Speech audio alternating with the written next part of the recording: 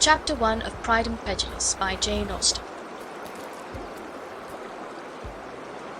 It is a truth universally acknowledged that a single man in possession of a good fortune must be in want of a wife. However little known the feelings or views of such a man may be on his first entering a neighbourhood, this truth is so well fixed in the minds of the surrounding families that he is considered the rightful property of some one or other of their daughters. "My dear Mr. Bennet," said his lady to him one day, "have you heard that Netherfield Park is let at last?" Mr. Bennet replied that he had not. "But it is," returned she, "for Mrs. Long has just been here, and she told me all about it." Mr. Bennet made no answer. "Do you not want to know who has taken it?" cried his wife impatiently. "You want to tell me, and I have no objection to hearing it." This was invitation enough. "Why, my dear, you must know. Mrs. Long says that Netherfield is taken by a young man of large fortune from the north of England, that he came down on Monday in a chaise and four to see the place, and was so much delighted with it that he agreed with Mr. Morris immediately, that he is to take possession before Michaelmas, and some of his servants are to be in the house by the end of next week." "And what is his name?" "Bingley." "Is he married or single?" "Oh, single, my dear, to be sure. A single man of large fortune, 4,000 or 5,000 a year. What a fine thing for our girls!" "How so? How can it affect them?" "My dear Mr. Bennet," replied his wife, "how can you be so tiresome? You must know that I am thinking of his marrying one of them." "Is that his design in settling here?" "Design? Nonsense! How can you talk so? But it is very likely that he may fall in love with one of them, and therefore you must visit him as soon as he comes." "I see no occasion for that. You and the girls may go, or you may send them by themselves, which perhaps will be still better, for as you are as handsome as any of them, Mr. Bingley may like you the best of the party." "My dear, you flatter me. I certainly have had my share of beauty, but I do not pretend to be anything extraordinary now. When a woman has 5 grown-up daughters, she ought to give over thinking of her own beauty." "In such cases a woman has not often much beauty to think of." "But, my dear, you must indeed go and see Mr. Bingley when he comes into the neighbourhood." "It is more than I engage for, I assure you." "But consider your daughters. Only think what an establishment it would be for one of them. Sir William and Lady Lucas are determined to go, merely on that account, for in general, you know, they visit no newcomers.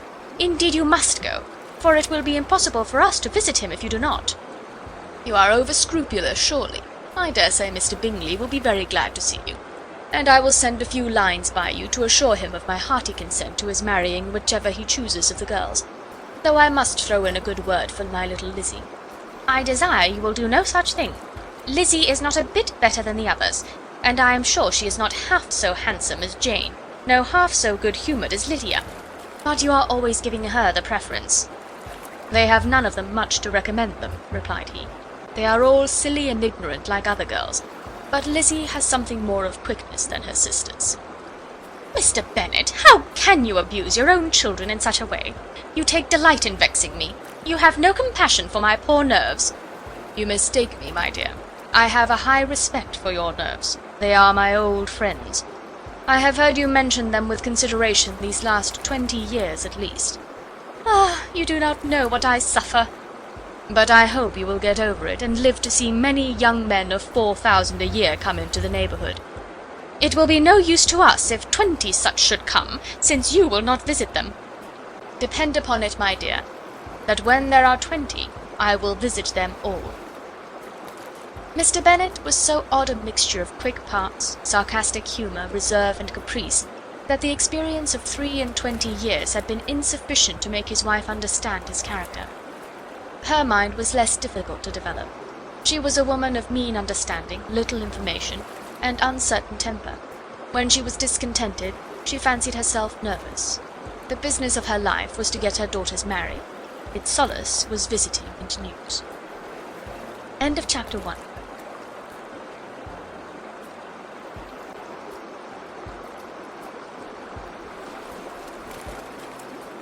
Chapter 2. Mr. Bennet was among the earliest of those who waited on Mr. Bingley. He had always intended to visit him, though to the last always assuring his wife that he should not go. Until the evening after the visit was paid, she had no knowledge of it. It was then disclosed in the following manner. Observing his second daughter employed in trimming a hat, he suddenly addressed her with, "I hope Mr. Bingley will like it, Lizzie." "We are not in a way to know what Mr. Bingley likes," said her mother resentfully, "since we are not to visit." "But you forget, mamma," said Elizabeth, "that we shall meet him at the assemblies, and that Mrs. Long promised to introduce him." "I do not believe Mrs. Long will do any such thing. She has 2 nieces of her own. She is a selfish, hypocritical woman, and I have no opinion of her." "No more have I," said Mr. Bennet, "and I am glad to find that you do not depend on her serving you." Mrs. Bennet deigned not to make any reply, but, unable to contain herself, began scolding one of her daughters. "Don't keep coughing so, Kitty, for heaven's sake! Have a little compassion on my nerves, you tear them to pieces." "Kitty has no discretion in her coughs," said her father. "She times them ill." "I do not cough for my own amusement," replied Kitty fretfully. "When is your next ball to be, Lizzie?" "Tomorrow fortnight." "Aye, so it is," cried her mother, "and Mrs. Long does not come back till the day before, so it will be impossible for her to introduce him, for she will not know him herself." "Then, my dear, you may have the advantage of your friend, and introduce Mr. Bingley to her." "Impossible, Mr. Bennet, impossible, when I am not acquainted with him myself. How can you be so teasing?" "I honour your circumspection. A fortnight's acquaintance is certainly very little. One cannot know what a man really is by the end of a fortnight. But if we do not venture, somebody else will, and after all Mrs. Long and her daughters must stand their chance. And therefore, as she would think it an act of kindness if you decline the office, I will take it on myself." The girls stared at their father. Mrs. Bennet said only, "Nonsense, nonsense!" "What can be the meaning of that emphatic exclamation?" cried he. "Do you consider the forms of introduction and the stress that is laid on them as nonsense? I cannot quite agree with you there. What say you, Mary? For you are a young lady of deep reflection, I know, and read great books and make extracts." Mary wished to say something sensible, but knew not how. "While Mary is adjusting her ideas," he continued, "let us return to Mr. Bingley." "I am sick of Mr. Bingley," cried his wife. "I am sorry to hear that. But why did you not tell me that before? If I had known as much this morning, I certainly would not have called on him. It is very unlucky, but as I have actually paid the visit, we cannot escape the acquaintance now." The astonishment of the ladies was just what he wished, that of Mrs. Bennet perhaps surpassing the rest, though, when the first tumult of joy was over, she began to declare that it was what she had expected all the while. "How good it was in you, my dear Mr. Bennet! But I knew I should persuade you at last. I was sure you loved your girls too well to neglect such an acquaintance. Well, how pleased I am! And it is such a good joke, too, that you should have gone this morning and never said a word about it till now." "Now, Kitty, you may cough as much as you choose," said Mr. Bennet, and as he spoke he left the room, fatigued with the raptures of his wife. "What an excellent father you have, girls," said she, when the door was shut. "I do not know how you will ever make him amends for his kindness, or me either, for that matter. At our time of life it is not so pleasant, I can tell you, to be making new acquaintances every day, but for your sakes we would do anything. Lydia, my love, though you are the youngest, I dare say Mr. Bingley will dance with you at the next ball." "Oh," said Lydia stoutly, "I'm not afraid, for though I am the youngest, I'm the tallest." The rest of the evening was spent in conjecturing how soon he would return Mr. Bennet's visit, and determining when they should ask him to dinner. End of Chapter 2.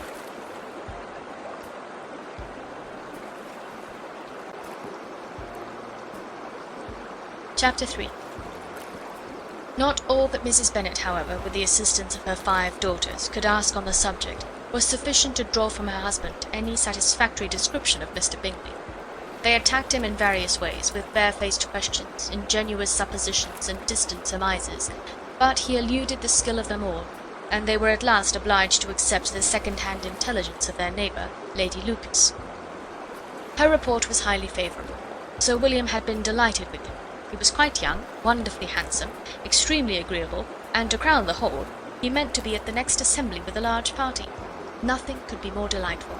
To be fond of dancing was a certain step towards falling in love, and very lively hopes of Mr. Bingley's heart were entertained. "If I can but see one of my daughters happily settled at Netherfield," said Mrs. Bennet to her husband, "and all the others equally well married, I shall have nothing to wish for." In a few days Mr. Bingley returned Mr. Bennet's visit, and sat about 10 minutes with him in his library. He had entertained hopes of being admitted to a sight of the young ladies, of whose beauty he had heard much, but he saw only the father. The ladies were somewhat more fortunate, for they had the advantage of ascertaining from an upper window that he wore a blue coat and rode a black horse. An invitation to dinner was soon afterwards dispatched, and already had Mrs. Bennet planned the courses that were to do credit to her housekeeping, when an answer arrived which deferred it all. Mr. Bingley was obliged to be in town the following day, and consequently unable to accept the honour of their invitation, etc. Mrs. Bennet was quite disconcerted. She could not imagine what business he could have in town so soon after his arrival in Hertfordshire, and she began to fear that he might be always flying about from one place to another, and never settled at Netherfield as he ought to be. Lady Lucas quieted her fears a little by stating the idea of his being gone to London only to get a large party for the ball, and a report soon followed that Mr. Bingley was to bring 12 ladies and 7 gentlemen with him to the assembly. The girls grieved over such a number of ladies, but were comforted the day before the ball by hearing that, instead of 12, he brought only 6 with him from London, his 5 sisters and a cousin. And when the party entered the assembly room, it consisted only of 5 altogether: Mr. Bingley, his 2 sisters, the husband of the eldest, and another young man. Mr. Bingley was good-looking and gentlemanlike. He had a pleasant countenance and easy, unaffected manners. His sisters were fine women, with an air of decided fashion. His brother-in-law, Mr. Hurst, merely looked the gentleman, but his friend Mr. Darcy soon drew the attention of the room by his fine, tall person, handsome features, noble mien, and the report which was in general circulation within 5 minutes after his entrance, of his having 10,000 a year.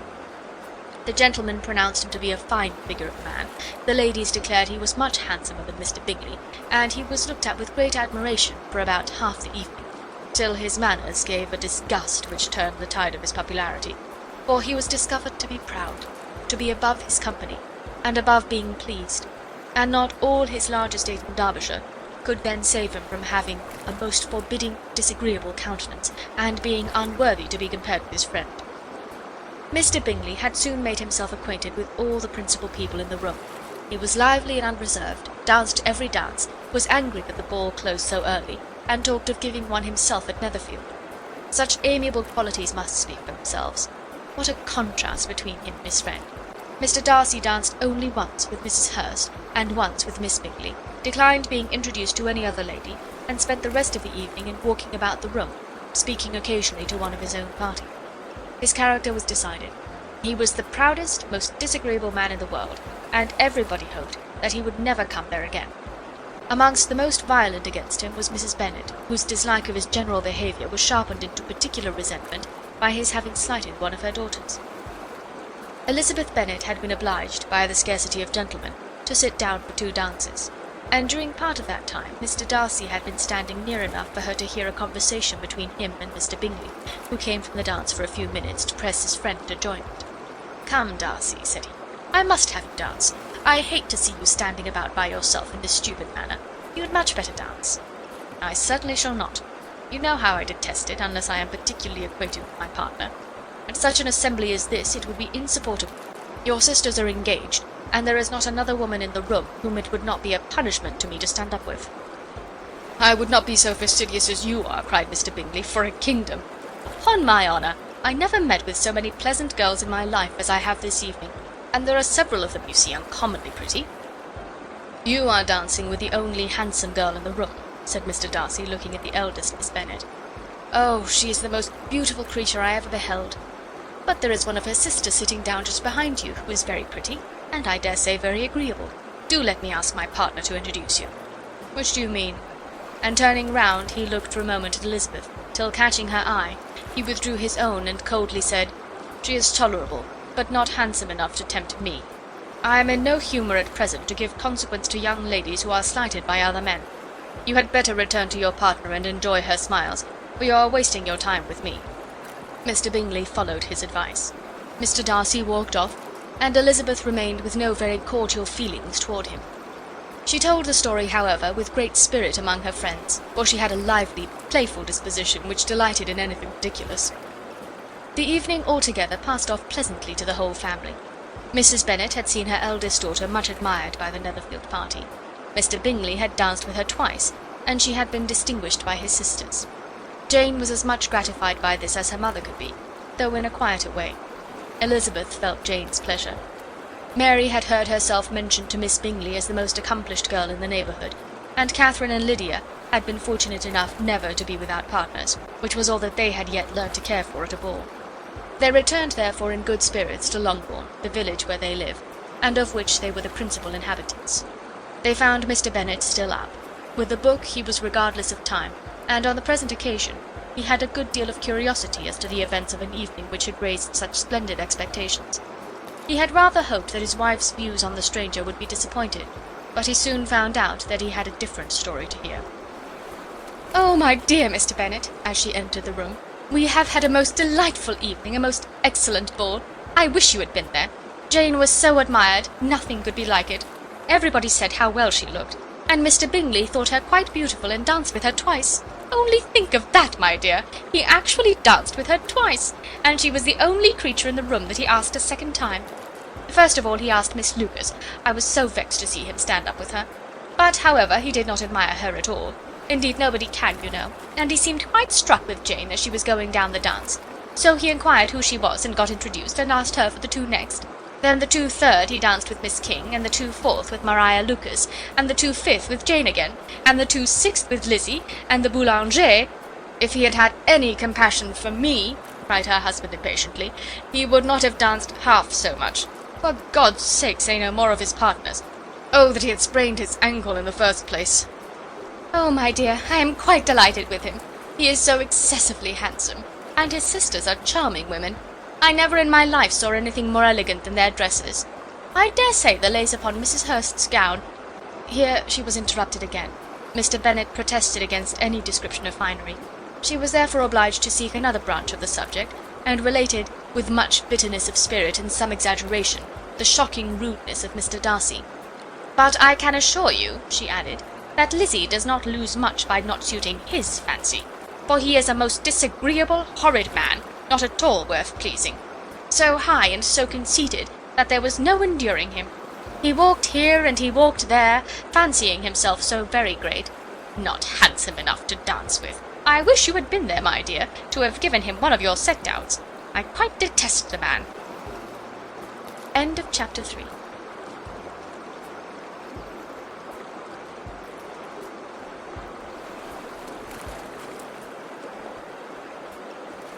Chapter 4. When Jane and Elizabeth were alone, the former, who had been cautious in her praise of Mr. Bingley before, expressed to her sister just how very much she admired him. "He is just what a young man ought to be," said she. "Sensible, good-humoured, lively, and I never saw such happy manners, so much ease, with such perfect good breeding." "He is also handsome," replied Elizabeth, "which a young man ought likewise to be, if he possibly can. His character is thereby complete. I was very much flattered by his asking me to dance a second time. I did not expect such a compliment." "Did not you? I did for you. But that is one great difference between us. Compliments always take you by surprise, and me never. What could be more natural than his asking you again? He could not help seeing that you were about 5 times as pretty as every other woman in the room. No thanks to his gallantry for that. Well, he certainly is very agreeable, and I give you leave to like him. You have liked many a stupider person." "Dear Lizzie." "Oh, you are a great deal too apt, you know, to like people in general. You never see a fault in anybody. All the world are good and agreeable in your eyes. I never heard you speak ill of a human being in your life." "I would not wish to be hasty in censuring anyone, but I always speak what I think." "I know you do, and it is that which makes the wonder. With your good sense, to be so honestly blind to the follies and nonsense of others. Affectation of candour is common enough, one meets with it everywhere, but to be candid without ostentation or design, to take the good of everybody's character and make it still better, and say nothing of the bad, belongs to you alone. And so you like this man's sisters too, do you? Their manners are not equal to his." "Certainly not, at first, but they are very pleasing women when you converse with them. Miss Bingley is to live with her brother and keep his house, and I am much mistaken if we shall not find a very charming neighbour in her." Elizabeth listened in silence, but was not convinced. Their behaviour at the assembly had not been calculated to please in general. and with more quickness of observation and less pliancy of temper than her sister, and with a judgment too unassailed by any attention to herself, she was very little disposed to approve of them. They were in fact very fine ladies, not deficient in good humour when they were pleased, nor in the power of making themselves agreeable when they chose it, but proud and conceited. They were rather handsome, had been educated in one of the first private seminaries in town, had a fortune of £20,000, were in the habit of spending more than they ought, and of associating with people of rank, and were therefore in every respect entitled to think well of themselves and meanly of others. They were of a respectable family in the north of England, a circumstance more deeply impressed on their memories than that their brother's fortune and their own had been acquired by trade. Mr. Bingley inherited property to the amount of nearly £100,000 from his father, who had intended to purchase an estate, but did not live to do it. Mr. Bingley intended it likewise, and sometimes made choice of his county, but as he was now provided with a good house and the liberty of a manor, it was doubtful to many of those who best knew the easiness of his temper, whether he might not spend the remainder of his days at Netherfield, and leave the next generation to purchase. His sisters were anxious for his having an estate of his own, but though he was now only established as a tenant, Miss Bingley was by no means unwilling to preside at his table, nor was Mrs. Hurst, who had married a man of more fashion than fortune, less disposed to consider his house as her home when it suited her. Mr. Bingley had not been of age 2 years when he was tempted by an accidental recommendation to look at Netherfield House. He did look at it, and into it, for almost half an hour, was pleased with the situation and the principal rooms, satisfied with what the owner said in its praise, and took it immediately. Between him and Darcy there was a very steady friendship, in spite of great opposition of character. Bingley was endeared to Darcy by the easiness, openness, and ductility of his temper, though no disposition could offer a greater contrast to his own, and though with his own he never appeared dissatisfied. On the strength of Darcy's regard Bingley had the firmest reliance, and of his judgment the highest opinion. In understanding, Darcy was the superior. Bingley was by no means deficient, but Darcy was clever. He was at the same time haughty, reserved, and fastidious, and his manners, though well bred, were not inviting. In that respect his friend had greatly the advantage. Bingley was sure of being liked wherever he appeared. Darcy was continually giving offence. The manner in which they spoke of the Meryton assembly was sufficiently characteristic. Bingley had never met with more pleasant people or prettier girls in his life. Everybody had been most kind and attentive to him. There had been no formality, no stiffness. He had soon felt acquainted with all the room, and as to Miss Bennet, he could not conceive an angel more beautiful. Darcy, on the contrary, had seen a collection of people in whom there was little beauty and no fashion, for none of whom he had felt the smallest interest, and from none received either attention or pleasure. Miss Bennet he acknowledged to be pretty, but she smiled too much. Mrs. Hurst and her sister allowed it to be so, but still they admired her and liked her, and pronounced her to be a sweet girl, and one whom they would not object to know more of. Miss Bennet was therefore established as a sweet girl, and their brother felt authorized by such commendation to think of her as he chose. End of chapter 4.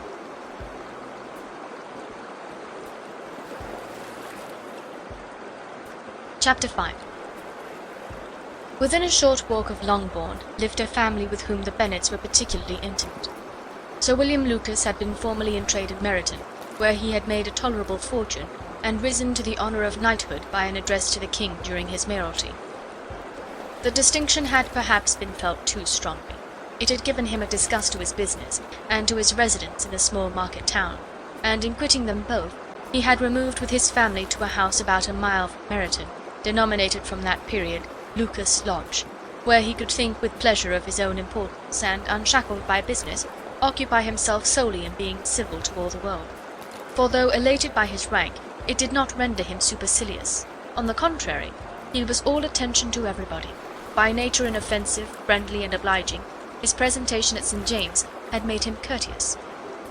Lady Lucas was a very good kind of woman, not too clever to be a valuable neighbour to Mrs. Bennet. They had several children. The eldest of them, a sensible, intelligent young woman about 27, was Elizabeth's intimate friend.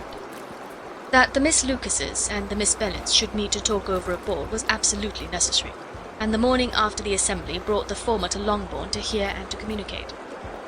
"You began the evening well, Charlotte," said Mrs. Bennet, with civil self-command, to Miss Lucas. "You were Mr. Bingley's first choice." "Yes, but he seemed to like his second better." "Oh, you mean Jane, I suppose, because he danced with her twice. To be sure, that did seem as if he admired her. Indeed, I rather believe he did. I heard something about it, but I hardly know what. Something about Mr. Robinson." "Perhaps you mean what I overheard between him and Mr. Robinson. Did not I mention it to you? Mr. Robinson's asking him how he liked our Meryton assemblies, and whether he did not think there were a great many pretty women in the room, and which he thought the prettiest, and his answering immediately to the last question, 'Oh, the eldest Miss Bennet, beyond a doubt. There cannot be two opinions on that point.'" "'Pon my word! Well, that is very decided indeed. That does seem as if... But, however, it may all come to nothing, you know." "My overhearings were more to the purpose than yours, Eliza," said Charlotte. "Mr. Darcy is not so well worth listening to as his friend, is he? Poor Eliza! To be only just tolerable! I beg you would not put it into Lizzie's head to be vexed by his ill treatment, for he is such a disagreeable man, that it would be quite a misfortune to be liked by him. Mrs. Long told me last night that he sat close to her for half an hour without once opening his lips." "Are you quite sure, ma'am? Is there not a little mistake?" said Jane. "I certainly saw Mr. Darcy speaking to her." "Aye, because she asked him at last how he liked Netherfield, and he could not help answering her. But she said he seemed quite angry at being spoke to." "Miss Bingley told me," said Jane, "that he never speaks much, unless among his intimate acquaintances. With them he is remarkably agreeable." "I do not believe a word of that, my dear. If he had been so very agreeable, he would have talked to Mrs. Long. But I can guess how it was. Everybody says that he is eat up with pride, and I dare say he had heard somehow that Mrs. Long does not keep a carriage, and had come to the ball in a hack chaise." "I do not mind his not talking to Mrs. Long," said Miss Lucas, "but I wish he had danced with Eliza." "Another time, Lizzie," said her mother, "I would not dance with him, if I were you." "I believe, ma'am, I may safely promise you never to dance with him." "His pride," said Miss Lucas, "does not offend me so much as pride often does, because there is an excuse for it. One cannot wonder that so very fine a young man, with family, fortune, everything in his favour, should think highly of himself. If I may so express it, he has a right to be proud." "That is very true," replied Elizabeth, "that I could easily forgive his pride if he had not mortified mine." "Pride," observed Mary, who piqued herself upon the solidity of her reflections, "is a very common failing, I believe. By all that I have ever read, I am convinced that it is very common indeed, that human nature is particularly prone to it, and that there are very few of us who do not cherish a feeling of self-complacency on the score of some quality or other, real or imaginary. Vanity and pride are different things, though the words are often used synonymously. A person may be proud without being vain. Pride relates more to our opinion of ourselves, vanity to what we would have others think of us." "If I were as rich as Mr. Darcy," cried a young Lucas, who came with his sisters, "I should not care how proud I was. I would keep a pack of foxhounds and drink a bottle of wine a day." "Then you would drink a great deal more than you ought," said Mrs. Bennet, "and if I were to see you at it, I should take away your bottle directly." The boy protested that she should not. She continued to declare that she would, and the argument ended only with the visit. End of chapter 5.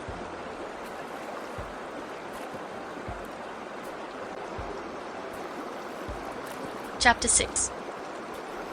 The ladies of Longbourn soon waited on those of Netherfield. The visit was soon returned in due form. Miss Bennet's pleasing manners grew on the goodwill of Mrs. Hurst and Miss Bingley, and though the mother was found to be intolerable, and the younger sisters not worth speaking to, a wish of being better acquainted with them was expressed towards the two eldest. By Jane this attention was received with the greatest pleasure, but Elizabeth still saw superciliousness in their treatment of everybody, hardly excepting even her sister, and could not like them, though their kindness to Jane, such as it was, had a value as arising in all probability from the influence of their brother's admiration. It was generally evident, whenever they met, that he did admire her, and to her it was equally evident that Jane was yielding to the preference which she had begun to entertain for him from the first, and was in a way to be very much in love. But she considered with pleasure that it was not likely to be discovered by the world in general, since Jane united, with great strength of feeling, a composure of temper and a uniform cheerfulness of manner, which would guard her from the suspicions of the impertinent. She mentioned this to her friend Miss Lucas. "It may perhaps be pleasant," replied Charlotte, "to be able to impose on the public in such a case, but it is sometimes a disadvantage to be so very guarded." If a woman conceals her affection with the same skill from the object of it, she may lose the opportunity of fixing him, and it will then be but poor consolation to believe the world equally in the dark. There is so much of gratitude or vanity in almost every attachment, that it is not safe to leave any to itself. We can all begin freely, a slight preference is natural enough, but there are very few of us who have heart enough to be really in love without encouragement. In 9 cases out of 10, a woman had better show more affection than she feels. Bingley likes your sister undoubtedly, but he may never do more than like her if she does not help him on. But she does help him on, as much as her nature will allow.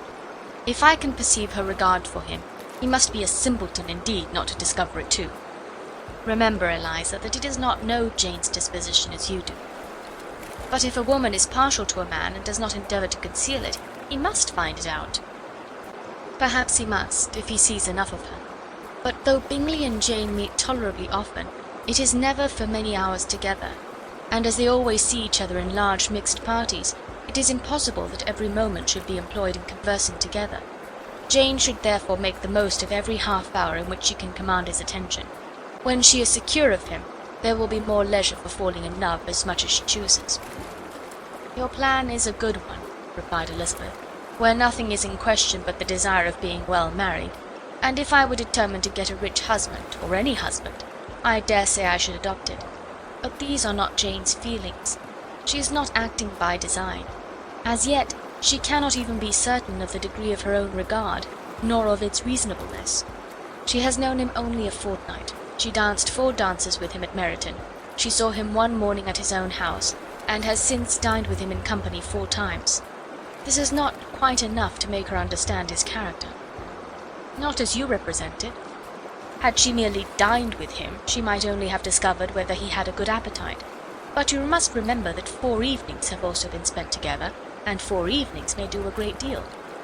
"Yes, these 4 evenings have enabled them to ascertain that they both like Vendôme better than commerce, but with respect to any other leading characteristic, I do not imagine that much has been unfolded."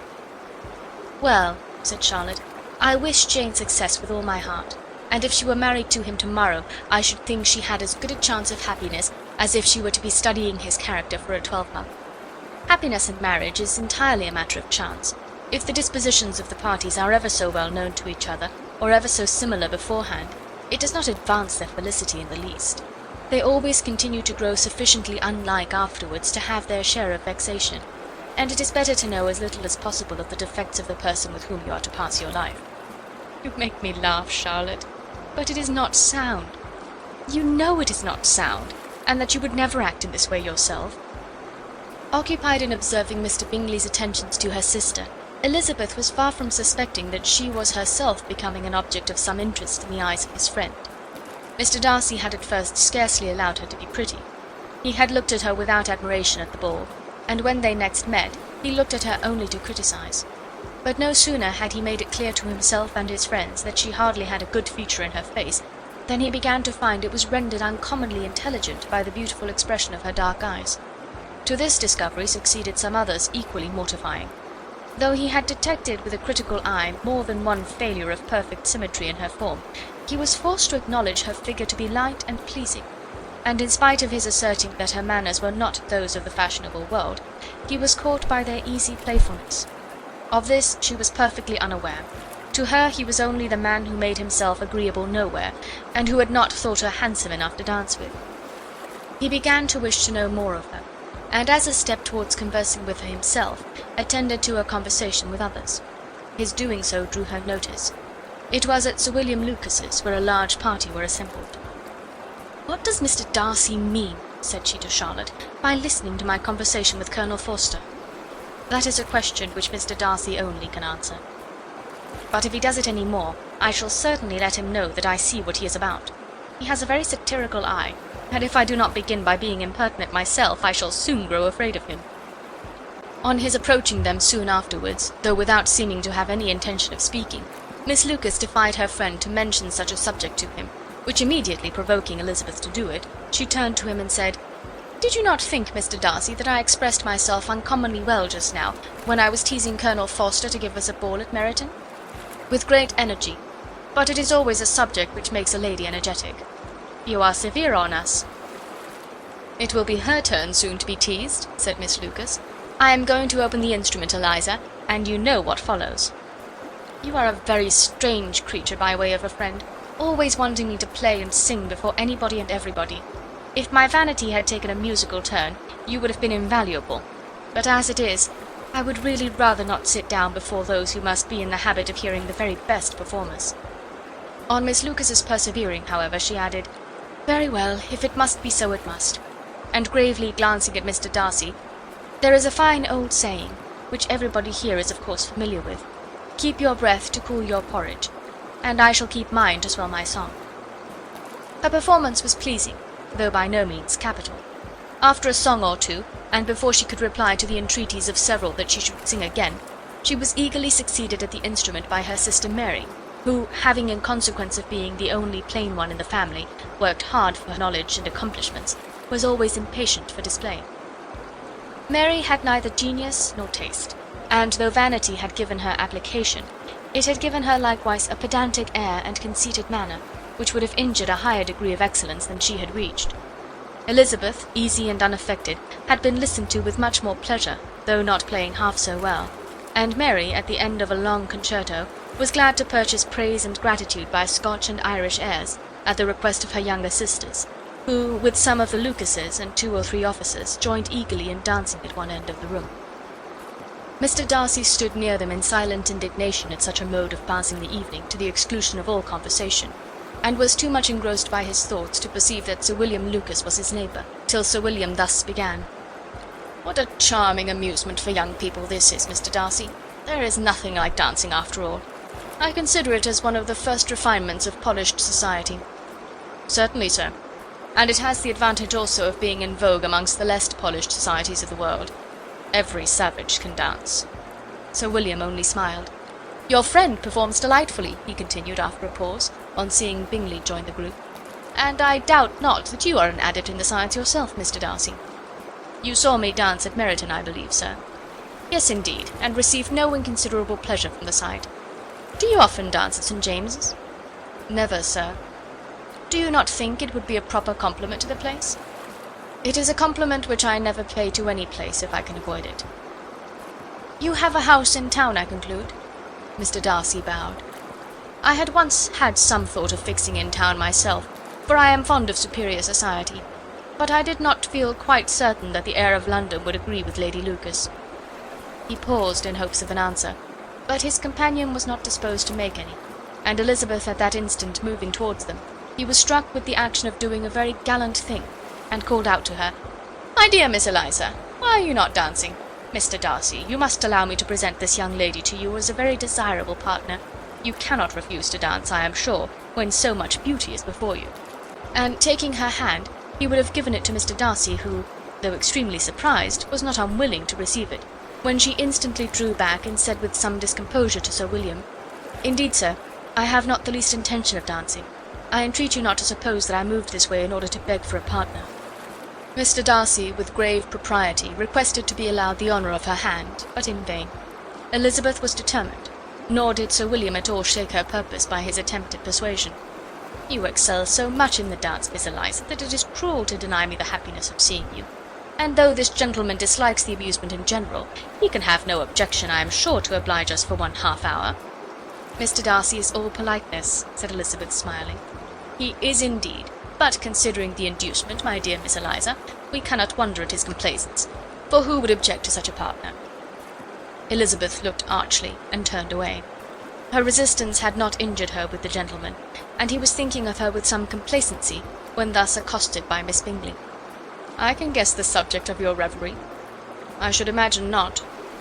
"You are considering how insupportable it would be to pass many evenings in this matter, in such society. And indeed I am quite sure of your opinion. I was never more annoyed. The insipidity, and yet the noise, the nothingness, and yet the self-importance of all these people. What would I give to hear your strictures on them? Your conjecture is totally wrong, I assure you. My mind was more agreeably engaged. I have been meditating on the very great pleasure which a pair of fine eyes in the face of a pretty woman can bestow." Miss Bingley immediately fixed her eyes on his face, and desired he would tell her what lady had the credit of inspiring such reflections. Mr. Darcy replied with great intrepidity, "Miss Elizabeth Bennet." "Miss Elizabeth Bennet?" repeated Miss Bingley. "I am all astonishment. How long has she been such a favourite? And pray, when am I to wish you joy?" "That is exactly the question which I expected you to ask. A lady's imagination is very rapid. It jumps from admiration to love, from love to matrimony in a moment. I knew you would be wishing me joy. Nay, if you are serious about it, I shall consider the matter as absolutely settled. You will be having a charming mother-in-law indeed, and of course she will always be at Pemberley with you." He listened to her with perfect indifference while she chose to entertain herself in this matter, and as his composure convinced her that all was safe, her wit flowed long. End of chapter 6.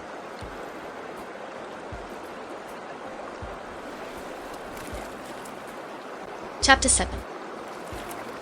Mr. Bennet's property consisted almost entirely in an estate of 2,000 a year, which, unfortunately for his daughters, was entailed, in default of heirs male, on a distant relation. And their mother's fortune, though ample for her situation in life, could but ill supply the deficiency of his. Her father had been an attorney in Meryton, and had left her £4,000. She had a sister married to a Mr. Phillips, who had been a clerk to their father and succeeded him in the business, and a brother settled in London in a respectable line of trade. The village of Longbourn was only 1 mile from Meryton, a most convenient distance for the young ladies, who were usually tempted thither 3 or 4 times a week to pay their duty to their aunt and to a milliner's shop just over the way. The 2 youngest of the family, Catherine and Lydia, were particularly frequent in these attentions. Their minds were more vacant than their sisters', and when nothing better offered, a walk to Meryton was necessary to amuse their morning hours and furnish conversation for the evening. And however bare of news the country in general might be, they always contrived to learn some from their aunt. At present, indeed, they were well supplied with both news and happiness by the recent arrival of a militia regiment in the neighbourhood. It was to remain the whole winter, and Meryton was the headquarters. Their visits to Mrs. Phillips were now productive of the most interesting intelligence.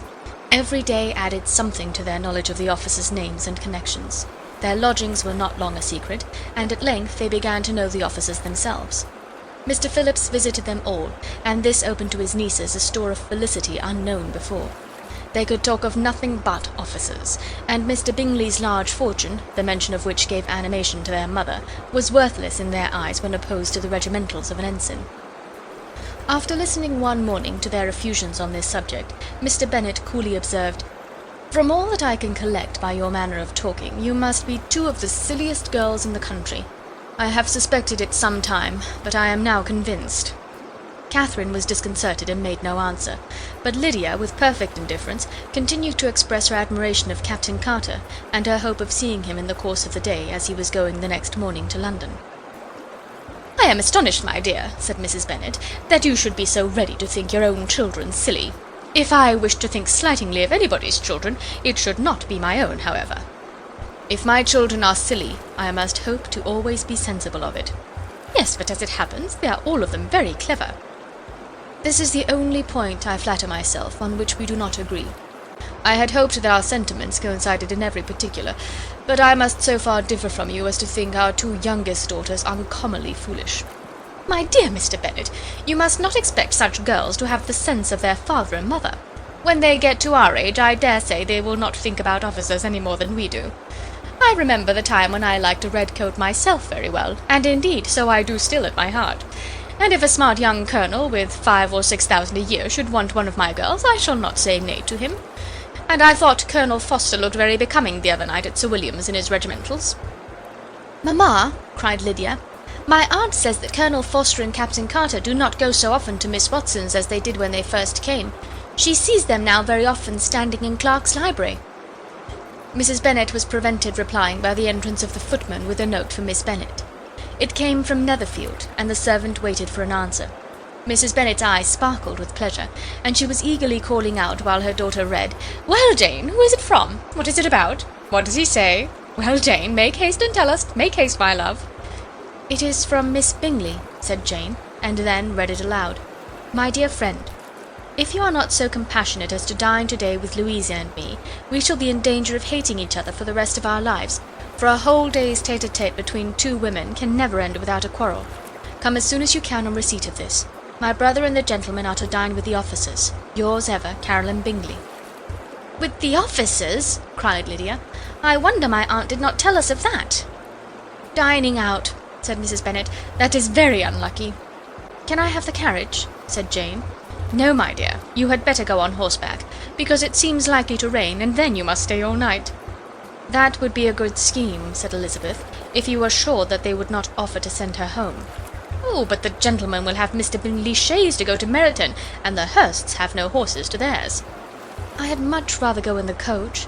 "But, my dear, your father cannot spare the horses, I am sure. They are wanted in the farm, Mr. Bennet, are they not?" "They are wanted in the farm much oftener than I can get them." "But if you have got them to-day," said Elizabeth, "my mother's purpose will be answered." She did at last extort from her father an acknowledgment that the horses were engaged.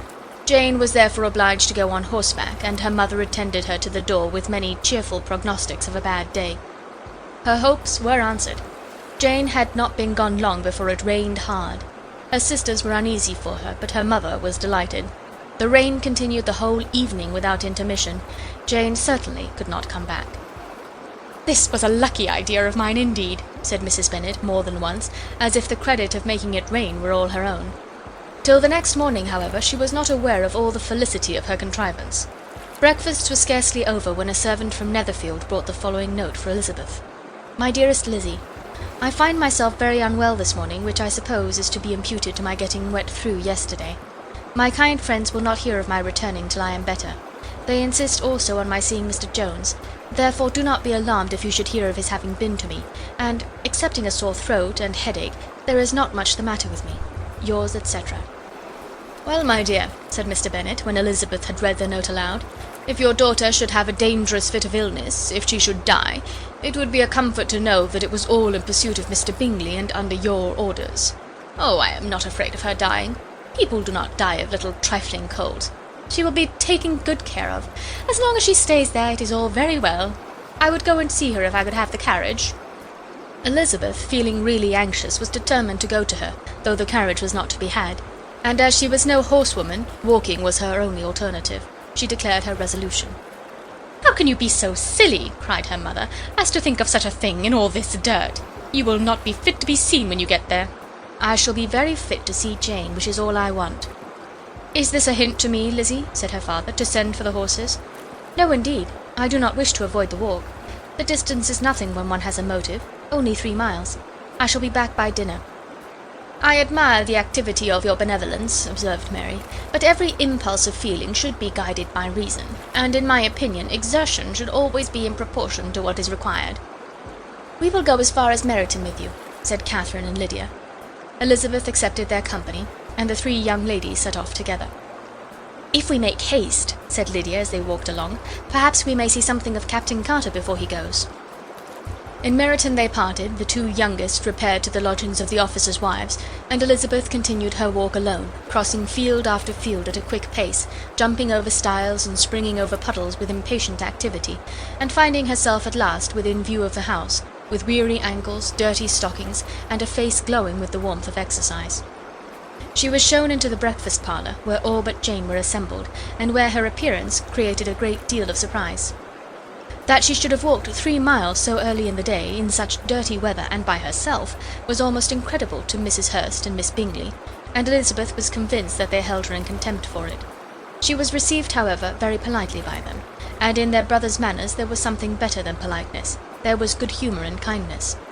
Mr. Darcy said very little, and Mr. Hurst nothing at all. The former was divided between admiration of the brilliancy which exercise had given to her complexion, and doubt as to the occasions justifying her coming so far alone. The latter was thinking only of his breakfast. Her inquiries after his sister were not very favourably answered. Miss Bennet had slept ill, and though up, was very feverish, and not well enough to leave her room.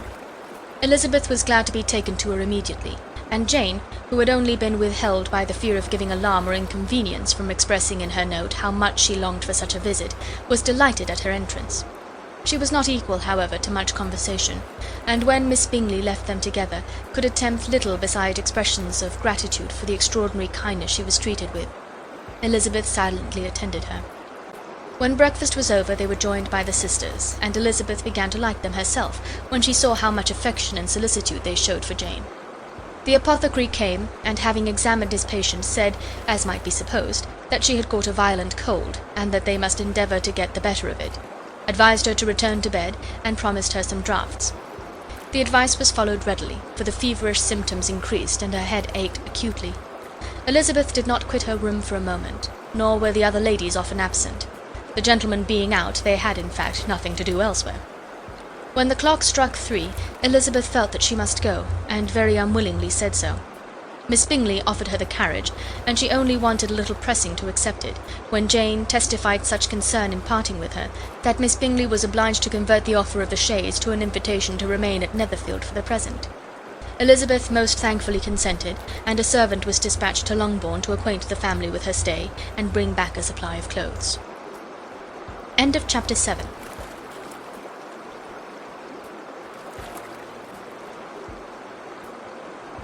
Chapter 8. At 5 o'clock the two ladies retired to dress, and at 6:30 Elizabeth was summoned to dinner. To the civil inquiries which then poured in, and amongst which she had the pleasure of distinguishing the much superior solicitude of Mr. Bingley's, she could not make a very favourable answer. Jane was by no means better. The sisters, on hearing this, repeated 3 or 4 times how much they were grieved, how shocking it was to have a bad cold, and how excessively they disliked being ill themselves, and then thought no more of the matter, and their indifference towards Jane, when not immediately before them, restored Elizabeth to the enjoyment of all her former dislike. Their brother, indeed, was the only one of the party whom she could regard with any complacency. His anxiety for Jane was evident, and his attentions to herself most pleasing, and they prevented her feeling herself so much an intruder as she believed she was considered by the others. She had very little notice from any but him. Miss Bingley was engrossed by Mr. Darcy, her sister scarcely less so, and as for Mr. Hurst, by whom Elizabeth sat, he was an indolent man, who lived only to eat, drink, and play at cards, who, when he found her to prefer a plain dish to a ragout, had nothing to say to her. When dinner was over, she returned directly to Jane, and Miss Bingley began abusing her as soon as she was out of the room. Her manners were pronounced to be very bad indeed, a mixture of pride and impertinence. She had no conversation, no style, no beauty. Mrs. Hurst thought the same, and added, "She has nothing, in short, to recommend her, but being an excellent walker. I shall never forget her appearance this morning. She really looked almost wild." "She did indeed, Louisa. I could hardly keep my countenance. Very nonsensical to come at all. Why must she be scampering about the country because her sister had a cold? Her hair, so untidy, so blousy. Yes, and her petticoat. I hope you saw her petticoat, 6 inches deep in mud, I am absolutely certain, and the gown which had been let down to hide it not doing its office." "Your picture may be very exact, Louisa," said Bingley, "but this was all lost upon me. I thought Miss Elizabeth Bennet looked remarkably well when she came into the room this morning. Her dirty petticoat quite escaped my notice." "You observed it, Mr. Darcy, I am sure," said Miss Bingley, "and I am inclined to think that you would not wish to see your sister make such an exhibition." "Certainly not. To walk 3 miles, or 4 miles, or 5 miles, or whatever it is, above her ankles in dirt, and alone, quite alone, what could she mean by it? It seems to me to show an abominable sort of conceited independence, a most country town indifference to decorum." "It shows an affection for her sister that is very pleasing," said Bingley. "I am afraid, Mr. Darcy," observed Miss Bingley in a half-whisper, "that this adventure has rather affected your admiration of her fine eyes." "Not at all," he replied. "They were brightened by the exercise." A short pause followed this speech, and Mrs. Hurst began again. "I have an excessive regard for Miss Jane Bennet. She is really a very sweet girl, and I wish with all my heart she were well settled. But with such a father and mother, and such low connections, I am afraid there is no chance of it." "I think I have heard you say that their uncle is an attorney on Meryton." "Yes, and they have another who lives somewhere near Cheapside." "That is capital," added her sister, and they both laughed heartily. "If they had uncles enough to fill all Cheapside," cried Bingley, "it would not make them one jot less agreeable." "But it must very materially lessen their chance of marrying men of any consideration in the world," replied Darcy. To this speech Bingley made no answer, but his sisters gave it their hearty assent, and indulged their mirth for some time at the expense of their dear friend's vulgar relations. With a renewal of tenderness, however, they returned to her room on leaving the dining-parlour, and sat with her till summoned to coffee. She was still very poorly, and Elizabeth would not quit her at all till late in the evening, when she had the comfort of seeing her sleep, and when it seemed to her rather right than pleasant that she should go downstairs herself. On entering the drawing-room, she found the whole party at loo, and was immediately invited to join them, but suspecting them to be playing high, she declined it, and making her sister the excuse, said she would amuse herself for the short time she could stay below with a book. Mr. Hurst looked at her with astonishment. "Do you prefer reading to cards?" said he. "That is rather singular." "Miss Eliza Bennet," said Miss Bingley, "despises cards. She is a great reader, and has no pleasure in anything else." "I deserve neither such praise nor such censure," cried Elizabeth. "I am not a great reader, and I have pleasure in many things." "In nursing your sister, I am sure you have pleasure," said Bingley, "and I hope it will soon be increased by seeing her quite well." Elizabeth thanked him from her heart, and then walked towards the table where a few books were lying. He immediately offered to fetch her others, all that his library afforded. "And I wish my collection were larger for your benefit and my own credit. But I am an idle fellow, and though I have not many, I have more than I have ever looked into." Elizabeth assured him that she could suit herself perfectly with those in the room. "I am astonished," said Miss Bingley, "that my father should have left so small a collection of books. What a delightful library you have at Pemberley, Mr. Darcy." "It ought to be good," he replied. "It has been the work of many generations." "And then you have added so many to it yourself. You are always buying books." "I cannot comprehend the neglect of a family library in such days as these." "Neglect? I am sure you neglect nothing that can add to the beauties of that noble place. Charles, when you build your house, I wish it may be half as delightful as Pemberley." "I wish it may." "But I would really advise you to make your purchase in that neighbourhood, and take Pemberley for a kind of model. There is not a finer county in England than Derbyshire." "With all my heart. I will buy Pemberley itself if Darcy will sell it." "I am talking of possibilities, Charles. Upon my word, Caroline, I should think it more possible to get Pemberley by purchase than by imitation." Elizabeth was so much caught with what passed as to leave her very little attention for her book, and soon laying it wholly aside, she drew near the card table, and stationed herself between Mr. Bingley and his eldest sister to observe the game. "Is Miss Darcy much grown since this spring?" said Miss Bingley. "Will she be as tall as I am?" "I think she will. She is now about Miss Elizabeth Bennet's height, or rather taller. How I long to see her again! I never met with anybody who delighted me so much. Such a countenance, such manners, and so extremely accomplished for her age. Her performance on the pianoforte is exquisite." "It is amazing to me," said Bingley, "how young ladies can have patience to be so very accomplished as they all are." "All young ladies accomplished? My dear Charles, what do you mean?" "Yes, all of them, I think. They all paint tables, cover screens, and net purses.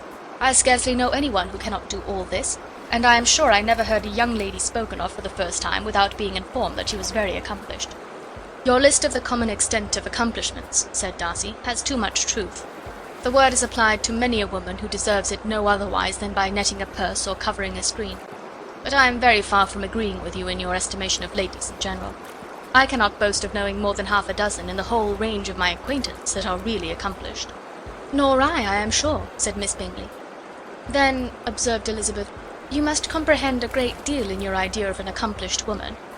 "Yes, I do comprehend a great deal in it." "Oh, certainly," cried his faithful assistant. "No one can be really esteemed accomplished who does not greatly surpass what is usually met with. A woman must have a thorough knowledge of music, singing, drawing, dancing, and the modern languages, to deserve the word. And besides all this, she must possess a certain something in her air and manner of walking, the tone of her voice, her address and expressions, or the word will be but half deserved." "All this she must possess," added Darcy, "and to all this she must yet add something more substantial in the improvement of her mind by extensive reading. I am no longer surprised at your knowing only 6 accomplished women. I rather wonder now at your knowing any. Are you so severe upon your own sex as to doubt the possibility of all this? I never saw such a woman. I never saw such capacity and taste and application and elegance as you describe, united." Mrs. Hurst and Miss Bingley both cried out against the injustice of her implied doubt, and both were protesting that they knew many women who answered this description, when Mr. Hurst called them to order with bitter complaints of their inattention to what was going forward. As all conversation was thereby at an end, Elizabeth soon afterwards left the room. "Elizabeth Bennet," said Miss Bingley, when the door was closed on her, "is one of those young ladies who seek to recommend themselves to the other sex by undervaluing their own, and with many men I dare say it succeeds. but, in my opinion, it is a paltry device, a very mean art." "Undoubtedly," replied Darcy, to whom this remark was chiefly addressed, "there is a meanness in all the arts which ladies sometimes condescend to employ for captivation. Whatever bears affinity to cunning is despicable." Miss Bingley was not so entirely satisfied with his reply as to continue the subject. Elizabeth joined them again only to say that her sister was worse, and that she could not leave her. Bingley urged Mr. Jones being sent for immediately, while his sisters, convinced that no country advice could be of any service, recommended an express to town for one of the most eminent physicians. This she would not hear of, but she was not so unwilling to comply with their brother's proposal, and it was settled that Mr. Jones should be sent for early in the morning, if Miss Bennet were not decidedly better. Bingley was quite uncomfortable. His sisters declared that they were miserable. They solaced their wretchedness, however, by duets after supper, while he could find no better relief to his feelings than by giving the housekeeper directions that every attention might be paid to the sick lady and her sister. End of chapter 8.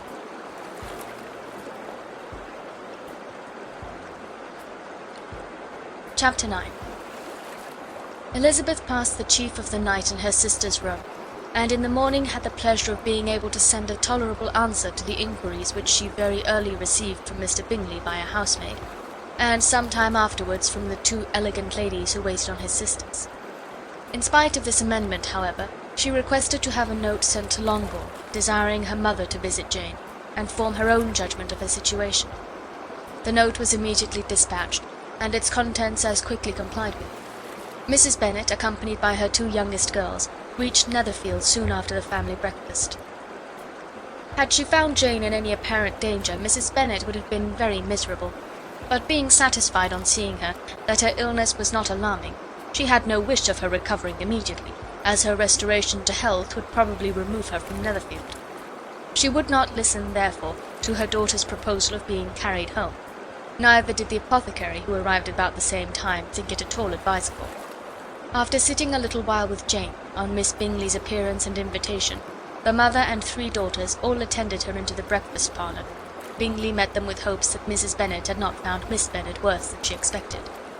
"Indeed I have, sir," was her answer. "She is a great deal too ill to be moved. Mr. Jones says we must not think of moving her. We must trespass a little longer on your kindness." "Removed?" cried Bingley. "It must not be thought of. My sister, I am sure, will not hear of her removal." "You may depend upon it, madam," said Miss Bingley with cold civility, "that Miss Bennet will receive every possible attention while she remains with us."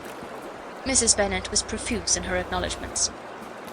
"I am sure," she added, "if it was not for such good friends, I do not know what would become of her, for she is very ill indeed, and suffers a vast deal, though with the greatest patience in the world, which is always the way with her, for she has, without exception, the sweetest temper I have ever met with. I often tell my other girls that they are nothing to her. You have a sweet room here, Mr. Bingley, and a charming prospect over the gravel walk. I do not know a place in the country that is equal to Netherfield. You will not think of quitting it in a hurry, I hope, though you have but a short lease." "Whatever I do is done in a hurry," replied he, "and therefore, if I should resolve to quit Netherfield, I should probably be off in 5 minutes. At present, however, I consider myself as quite fixed here." "That is exactly what I should have supposed of you," said Elizabeth. "You begin to comprehend me, do you?" cried he, turning towards her. "Oh, yes, I understand you perfectly." "I wish I might take this for a compliment, but to be so easily seen through I am afraid is pitiful. That is as it happens. It does not follow that a deep, intricate character is more or less estimable than such a one as yours." "Lizzie!" cried her mother, "remember where you are, and do not run on in the wild manner that you are suffered to do at home." "I did not know before," continued Bingley immediately, "that you were a studier of character. It must be an amusing study." "Yes, but the intricate characters are the most amusing. They have at least that advantage." "The country," said Darcy, "can in general supply but a few subjects for such a study. In a country neighbourhood you move in a very confined and unvarying society." "But people themselves alter so much that there is something new to be observed in them forever." "Yes, indeed!" cried Mrs. Bennet, offended by his manner of mentioning a country neighbourhood. "I assure you there is quite as much of that going on in the country as in town." Everybody was surprised, and Darcy, after looking at her for a moment, turned silently away. Mrs. Bennet, who fancied she had gained a complete victory over him, continued her triumph. I cannot see that London has any great advantage over the country, for my part, except the shops and public places. The country is a vast deal pleasanter, is it not, Mr. Bingley?" "When I am in the country," he replied, "I never wish to leave it, and when I am in town it is pretty much the same. They have each their advantages, and I can be equally happy in either." "Ay, that is because you have the right disposition, but that gentleman," looking at Darcy, "seemed to think the country was nothing at all." "Indeed, mamma, you are mistaken," said Elizabeth, blushing for her mother. "You quite mistook Mr. Darcy. He only meant that there was not such a variety of people to be met with in the country as in the town, which you must acknowledge to be true." "Certainly, my dear, nobody said there were. But as to not meeting with many people in this neighbourhood, I believe there are few neighbourhoods larger. I know we dine with 24 families." Nothing but concern for Elizabeth could enable Bingley to keep his countenance. His sister was less delicate, and directed her eyes towards Mr. Darcy with a very expressive smile. Elizabeth, for the sake of saying something that might turn her mother's thoughts, now asked her if Charlotte Lucas had been at Longbourn since her coming away. "Yes, she called yesterday with her father. What an agreeable man Sir William is, Mr. Bingley, is not he? So much the man of fashion, so genteel and easy. He had always something good to say to everybody. That is my idea of good breeding. And those persons who fancy themselves very important and never open their mouths quite mistake the matter." "Did Charlotte dine with you?" "No, she would go home. I fancy she was wanted about the mince pies. For my part, Mr. Bingley, I always keep servants that can do their own work. My daughters are brought up very differently, but everybody is to judge for themselves, and the Lucases are a very good sort of girls, I assure you. It is a pity they are not handsome. Not that I think Charlotte so very plain, but then she is our particular friend." "She seems a very pleasant young woman." "Oh dear, yes. But you must own she is very plain. Lady Lucas herself has often said so, and envied me Jane's beauty. I do not like to boast of my own child, but to be sure Jane, one does not often see anybody better looking." "It is what everybody says. I do not trust my own partiality. When she was only 15, there was a man at my brother Gardner's in town so much in love with her that my sister-in-law was sure he would make her an offer before we came away. But, however, he did not. Perhaps he thought her too young. However, he wrote some verses on her, and very pretty they were." "And so ended his affection," said Elizabeth impatiently. "There has been many a one, I fancy, overcome in the same way. I wonder who first discovered the efficacy of poetry in driving away love." "I have been used to consider poetry as the food of love," said Darcy. "Of a fine, stout, healthy love it may. Everything nourishes what is strong already. But if it be only a slight, thin sort of inclination, I am convinced that one good sonnet will starve it entirely away." Darcy only smiled, and the general pause which ensued made Elizabeth tremble lest her mother should be exposing herself again.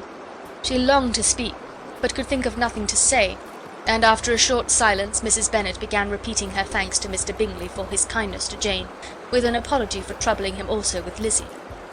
Mr. Bingley was unaffectedly civil in his answer, and forced his younger sister to be civil also, and say what the occasion required. She performed her part indeed without much graciousness, but Mrs. Bennet was satisfied, and soon afterwards ordered her carriage. Upon this signal the youngest of her daughters put herself forward. The two girls had been whispering to each other during the whole visit, and the result of it was that the youngest should tax Mr. Bingley with having promised on his first coming into the country to give a ball at Netherfield. Lydia was a stout, well-grown girl of 15, with a fine complexion and good-humoured countenance, a favourite with her mother, whose affection had brought her into public at an early age. She had high animal spirits, and a sort of natural self-consequence, which the attention of the officers, to whom her uncle's good dinners and her own easy manners recommended her, had increased into assurance. She was very equal, therefore, to address Mr. Bingley on the subject of the ball, and abruptly reminded him of his promise, adding that it would be the most shameful thing in the world if he did not keep it. His answer to this sudden attack was delightful to their mother's ear. "I am perfectly ready, I assure you, to keep my engagement, and when your sister is recovered, you shall, if you please, name the very day of the ball. But you would not wish to be dancing when she is ill." Lydia declared herself satisfied. "Oh, yes, it would be much better to wait till Jane was well, and by that time most likely Captain Carter would be at Meryton again. And when you have given your ball," she added, "I shall insist on their giving one also. I shall tell Colonel Forster that it will be quite a shame if he does not." Mrs. Bennet and her daughters then departed, and Elizabeth returned instantly to Jane, leaving her own and her relations' behaviour to the remarks of the two ladies and Mr. Darcy, the latter of whom, however, could not be prevailed on to join in their censure of her, in spite of all Miss Bingley's witticisms on fine eyes. End of Chapter 9.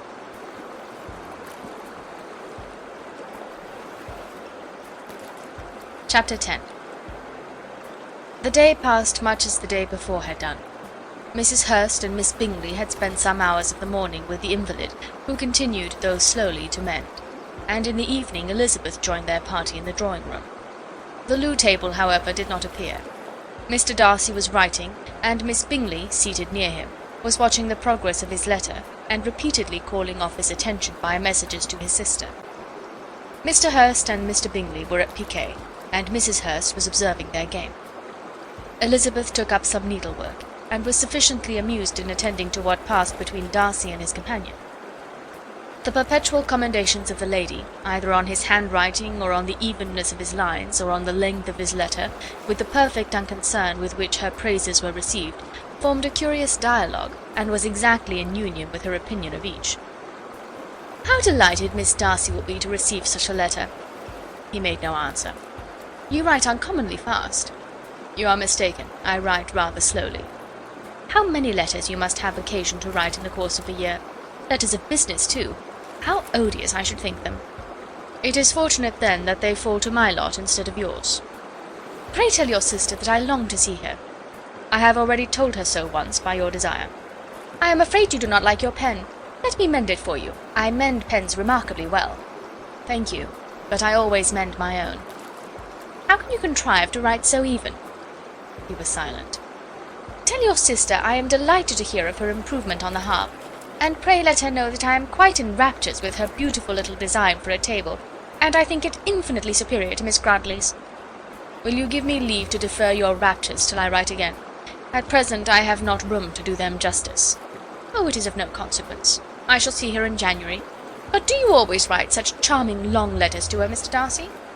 "They are generally long, but whether always charming it is not for me to determine." "It is a rule with me, that a person who can write a long letter with ease cannot write ill." "That will not do for a compliment to Darcy, Caroline," cried her brother, "because he does not write with ease. He studies too much for words of 4 syllables. Do not you, Darcy?" "My style of writing is very different from yours." "Oh," cried Miss Bingley, "Charles writes in the most careless way imaginable. He leaves out half his words and blots the rest." "My ideas flow so rapidly that I have not time to express them, by which means my letters sometimes convey no ideas at all to my correspondents." "Your humility, Mr. Bingley," said Elizabeth, "must disarm reproof." "Nothing is more deceitful," said Darcy, "than the appearance of humility. It is often only carelessness of opinion, and sometimes an indirect boast." "And which of the two do you call my little recent piece of modesty?" "The indirect boast. For you are really proud of your defects in writing, because you consider them as proceeding from a rapidity of thought and carelessness of execution, which, if not estimable, you think at least highly interesting. The power of doing anything with quickness is always prized much by the possessor, and often without any attention to the imperfection of the performance. When you told Mrs. Bennet this morning that if you ever resolved upon quitting Netherfield you should be gone in 5 minutes, you meant it to be a sort of panegyric, of compliment to yourself. And yet what is there so very laudable in the precipitance which must leave very necessary business undone, and can be of no real advantage to yourself or any one else?" "Nay," cried Bingley, "this is too much, to remember at night all the foolish things that were said in the morning. And yet, upon my honour, I believe what I said of myself to be true, and I believe it at this moment. At least, therefore, I did not assume the character of needless precipitance merely to show off before the ladies." "I dare say you believed it, but I am by no means convinced that you would have gone with such celerity. Your conduct would be quite as dependent on chance as that of any man I know, and if, as you were mounting your horse, a friend were to say, 'Bingley, you had better stay till next week,' you would probably do it. You would probably not go, and, at another word, might stay a month." "You have only proved by this," cried Elizabeth, "that Mr. Bingley did not do justice to his own disposition. You have shown him off now much more than he did himself." "I am exceedingly gratified," said Bingley, "by your converting what my friend says into a compliment on the sweetness of my temper." but I am afraid you are giving it a turn which that gentleman did by no means intend. For he would certainly think better of me if, under such a circumstance, I were to give a flat denial, and ride off as fast as I could. Would Mr. Darcy then consider the rashness of your original intentions as atoned for by your obstinacy in adhering to it? Upon my word, I cannot exactly explain the matter. Darcy must speak for himself. You expect me to account for opinions which you choose to call mine, but which I have never acknowledged. Allowing the case, however, to stand according to your representation, you must remember, Miss Bennet, that the friend who is supposed to desire his return to the house, and the delay of his plan, has merely desired it, asked it without offering one argument in favour of its propriety. To yield readily, easily to the persuasion of a friend is no merit with you. To yield without conviction is no compliment to the understanding of either. You appear to me, Mr. Darcy, to allow nothing for the influence of friendship and affection. A regard for the requester would often make one yield readily to a request without waiting for arguments to reason one into it. I am not particularly speaking of such a case as you have supposed about Mr. Bingley. We may as well wait, perhaps, till the circumstance occurs before we discuss the discretion of his behaviour thereupon. But in general and ordinary cases between friend and friend, where one of them is desired by the other to change a resolution of no very great moment, should you think ill of that person for complying with the desire without waiting to be argued into it? Will it not be advisable, before we proceed on this subject, to arrange with rather more precision the degree of importance which is to appertain to this request, as well as the degree of intimacy subsisting between the parties? By all means, cried Bingley. Let us hear all the particulars, not forgetting their comparative height and size, for that will have more weight in the argument, Miss Bennet, than you may be aware of. I assure you that if Darcy were not such a great tall fellow in comparison with myself, I should not pay him half so much deference. I declare I do not know a more awful object than Darcy on particular occasions, and in particular places. At his own house especially, and of a Sunday evening, when he has nothing to do. Mr. Darcy smiled, but Elizabeth thought she could perceive that he was rather offended, and therefore checked her laugh. Miss Bingley warmly resented the indignity he had received, in an expostulation with her brother for talking such nonsense. "I see your design, Bingley," said his friend. "You dislike an argument, and want to silence this. Perhaps I do. Arguments are too much like disputes. If you and Miss Bennet will defer yours till I am out of the room, I shall be very thankful, and then you may say whatever you like of me." "What you ask," said Elizabeth, "is no sacrifice on my side, and Mr. Darcy had much better finish his letter." Mr. Darcy took her advice, and did finish his letter. When that business was over, he applied to Miss Bingley and Elizabeth for an indulgence of some music. Miss Bingley moved with some alacrity to the pianoforte, and, after a polite request that Elizabeth would lead the way, which the other as politely and more earnestly negatived, she seated herself. Mrs. Hurst sang with her sister, and while they were thus employed, Elizabeth could not help observing, as she turned over some music books that lay on the instrument, how frequently Mr. Darcy's eyes were fixed on her. She hardly knew how to suppose that she could be an object of admiration to so great a man, and yet that he should look at her because he disliked her was still more strange. She could only imagine, however, at last, that she drew his notice because there was something more wrong and reprehensible, according to his ideas of right, than in any other person present. The supposition did not pain her. She liked him too little to care for his approbation. After playing some Italian songs, Miss Bingley varied the charm by a lively Scotch air, and soon afterwards Mr. Darcy, drawing near Elizabeth, said to her, "Do not you feel a great inclination, Miss Bennet, to seize such an opportunity of dancing a reel?" She smiled, but made no answer. He repeated the question with some surprise at her silence. "Oh," said she, "I heard you before, but I could not immediately determine what to say in reply. You wanted me, I know, to say yes, that you might have the pleasure of despising my taste, but I always delight in overthrowing those kind of schemes, and cheating a person of their premeditated contempt. I have therefore made up my mind to tell you that I do not want to dance a reel at all, and now despise me if you dare." "Indeed I do not dare."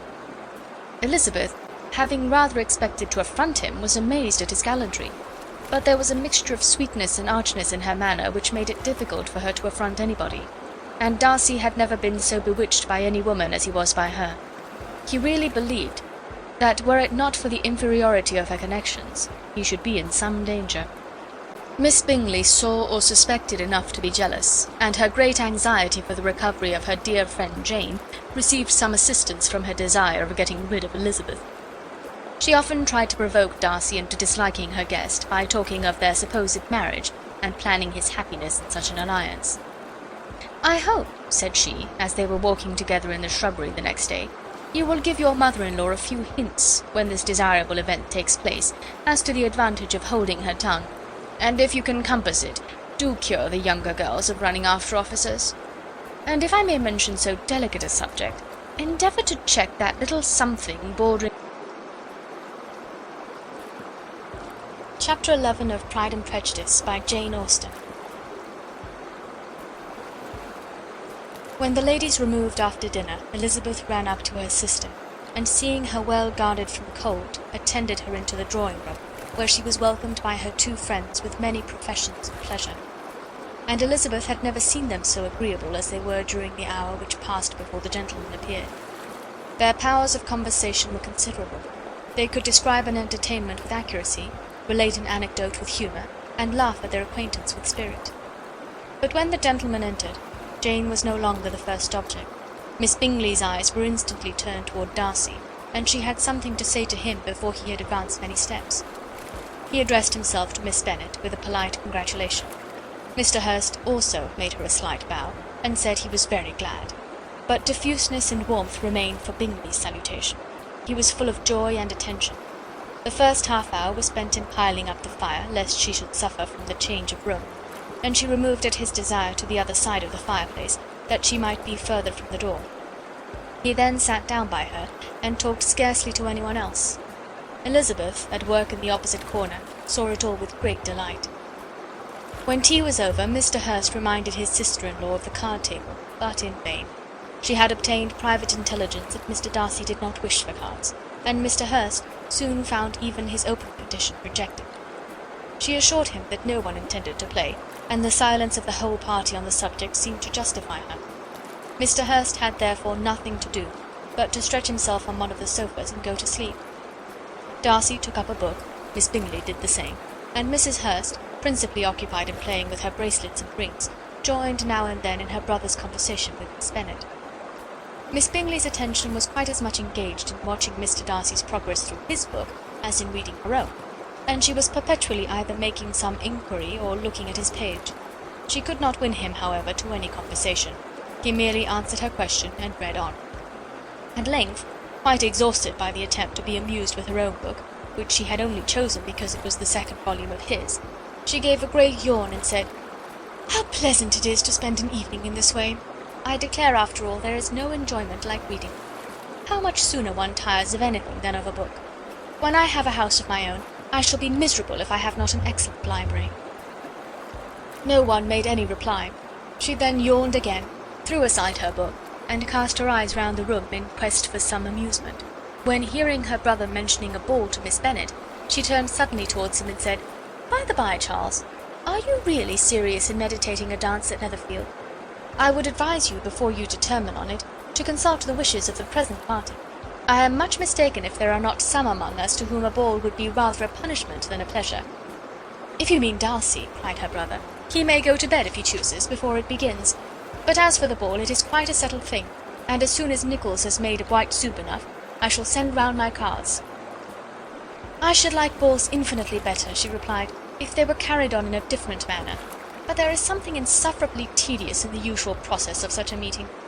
It would surely be much more rational if conversation instead of dancing were made the order of the day."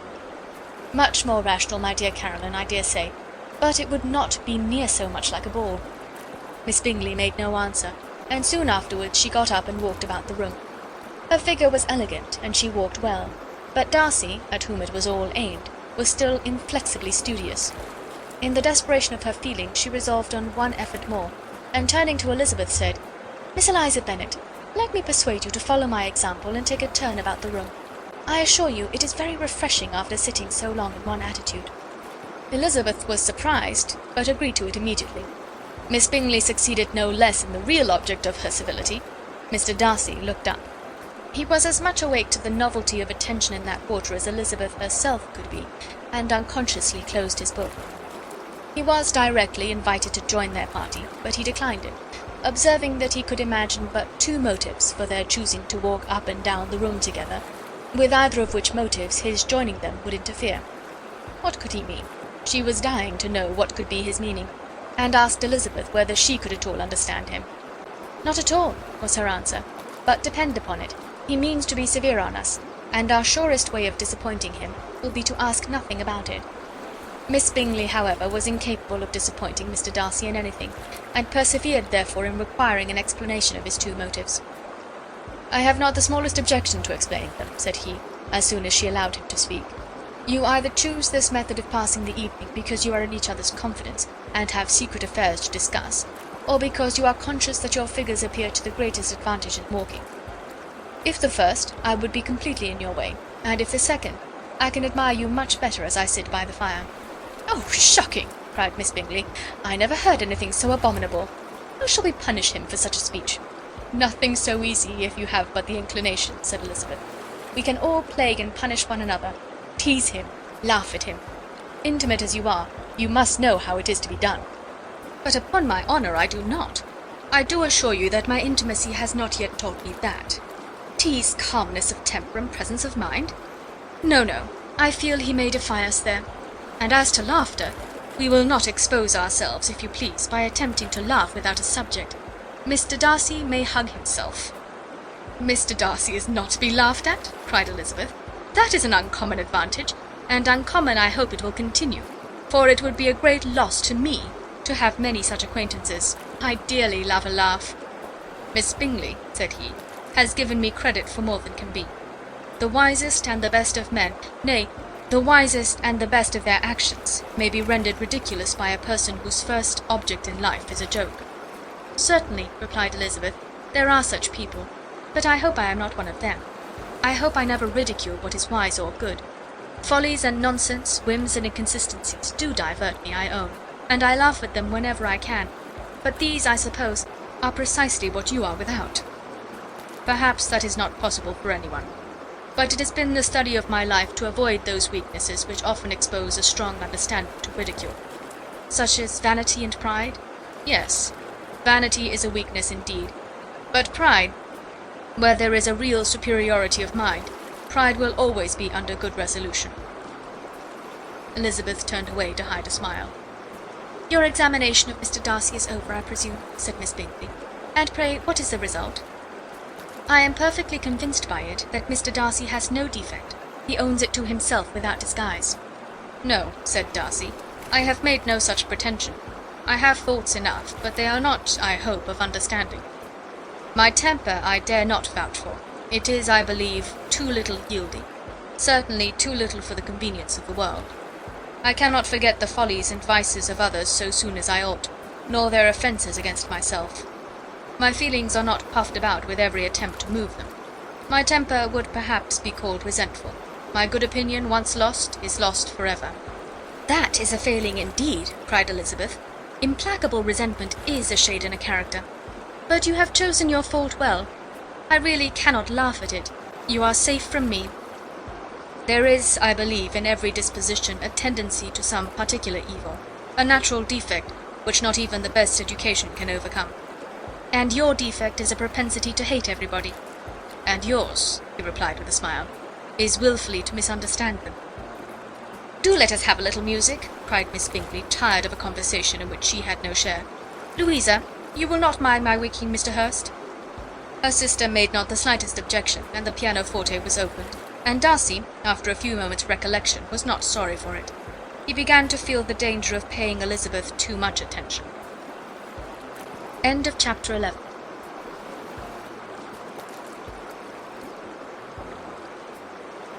Chapter 12.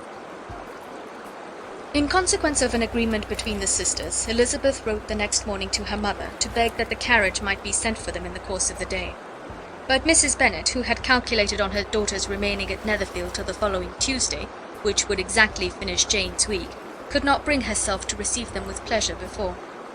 Her answer, therefore, was not propitious, at least not to Elizabeth's wishes, for she was impatient to get home. Mrs. Bennet sent them word that they could not possibly have the carriage before Tuesday, and in her postscript it was added that if Mr. Bingley and his sister pressed them to stay longer, she could spare them very well. Against staying longer, however, Elizabeth was positively resolved. nor did she much expect it would be asked, and fearful, on the contrary, as being considered as intruding themselves needlessly long, she urged Jane to borrow Mr. Bingley's carriage immediately, and at length it was settled that their original design of leaving Netherfield that morning should be mentioned, and the request made. The communication excited many professions of concern, and enough was said of wishing them to stay at least until the following day to work on Jane. Until the morrow their going was deferred. Miss Bingley was then sorry that she had proposed the delay, for her jealousy and dislike of one sister much exceeded her affection for the other. The master of the house heard with real sorrow that they were to go so soon, and repeatedly tried to persuade Miss Bennet that it would not be safe for her, that she was not enough recovered, but Jane was firm where she felt herself to be right. To Mr. Darcy it was welcome intelligence. Elizabeth had been at Netherfield long enough. She attracted him more than he liked, and Miss Bingley was uncivil to her, and more teasing than usual to himself. He wisely resolved to be particularly careful that no sign of admiration should now escape him, nothing that could elevate her with the hope of influencing his felicity, sensible that, if such an idea had been suggested, his behaviour during the last day must have material weight in confirming or crushing it. Steady to his purpose, he scarcely spoke 10 words to her through the whole of Saturday, and though they were at one time left by themselves for half an hour, he adhered most conscientiously to his book, and would not even look at her. On Sunday, after morning service, the separation so agreeable to almost all took place. Miss Bingley's civility to Elizabeth increased at last very rapidly, as well as her affection for Jane, and when they parted, after assuring the latter of the pleasure it would give her to see her either at Longbourn or Netherfield, and embracing her most tenderly, she even shook hands with the former. Elizabeth took leave of the whole party in the liveliest spirits. They were not welcomed home very cordially by their mother. Mrs. Bennet wondered at their coming, and thought them very wrong to give so much trouble, and was sure Jane would have caught cold again. But their father, though very laconic in his expressions of pleasure, was really glad to see them. He had felt their importance in the family circle. The evening conversation, when they were all assembled, had lost much of its animation, and almost all its sense, by the absence of Jane and Elizabeth. They found Mary, as usual, deep in the study of thorough base and human nature, and had some new extracts to admire, and some new observations of threadbare morality to consider. Catherine and Lydia had information for them of a different sort. Much had been done, and much had been said in the regiment since the preceding Wednesday. Several of the officers had dined lately with their uncle, a private had been flogged, and it had actually been hinted that Colonel Foster was going to be married. End of chapter 12.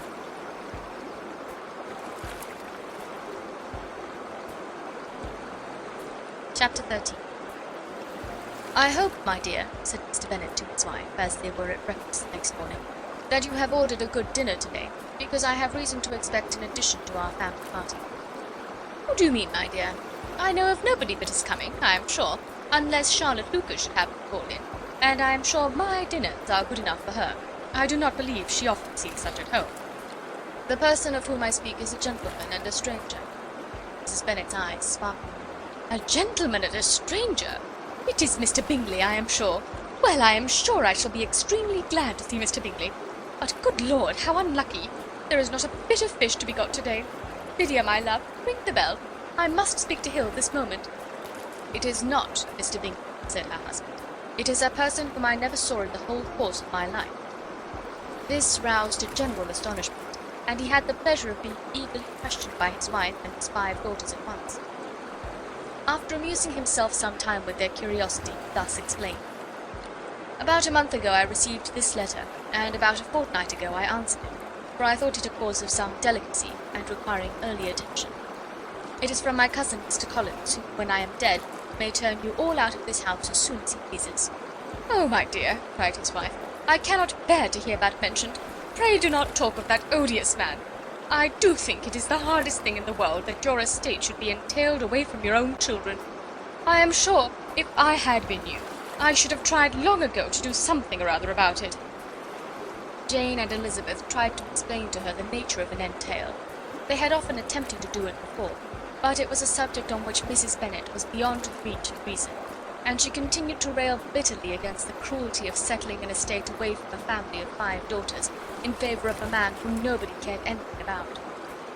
"It certainly is a most iniquitous affair," said Mr. Bennet, "and nothing can clear Mr. Collins from the guilt of inheriting Longbourn. But if you will listen to his letter, you may perhaps be a little softened by his manner of expressing it." "No, that I am sure I shall not, and I think it is very impertinent of him to write to you at all, and very hypocritical. I hate such false friends. Why could he not keep on quarrelling with you, as his father did before him?" "Why, indeed? He does seem to have had some filial scruples on that head, as you will hear." Hunsford, near Westerham, Kent, 15th October. Dear Sir, the disagreement subsisting between yourself and my late honoured father always gave me much uneasiness, and since I have had the misfortune to lose him, I have frequently wished to heal the breach, but for some time I was kept back by my own doubts, fearing lest it might seem disrespectful to his memory for me to be on good terms with anyone with whom it had always feasted at variance. There, Mrs. Bennet.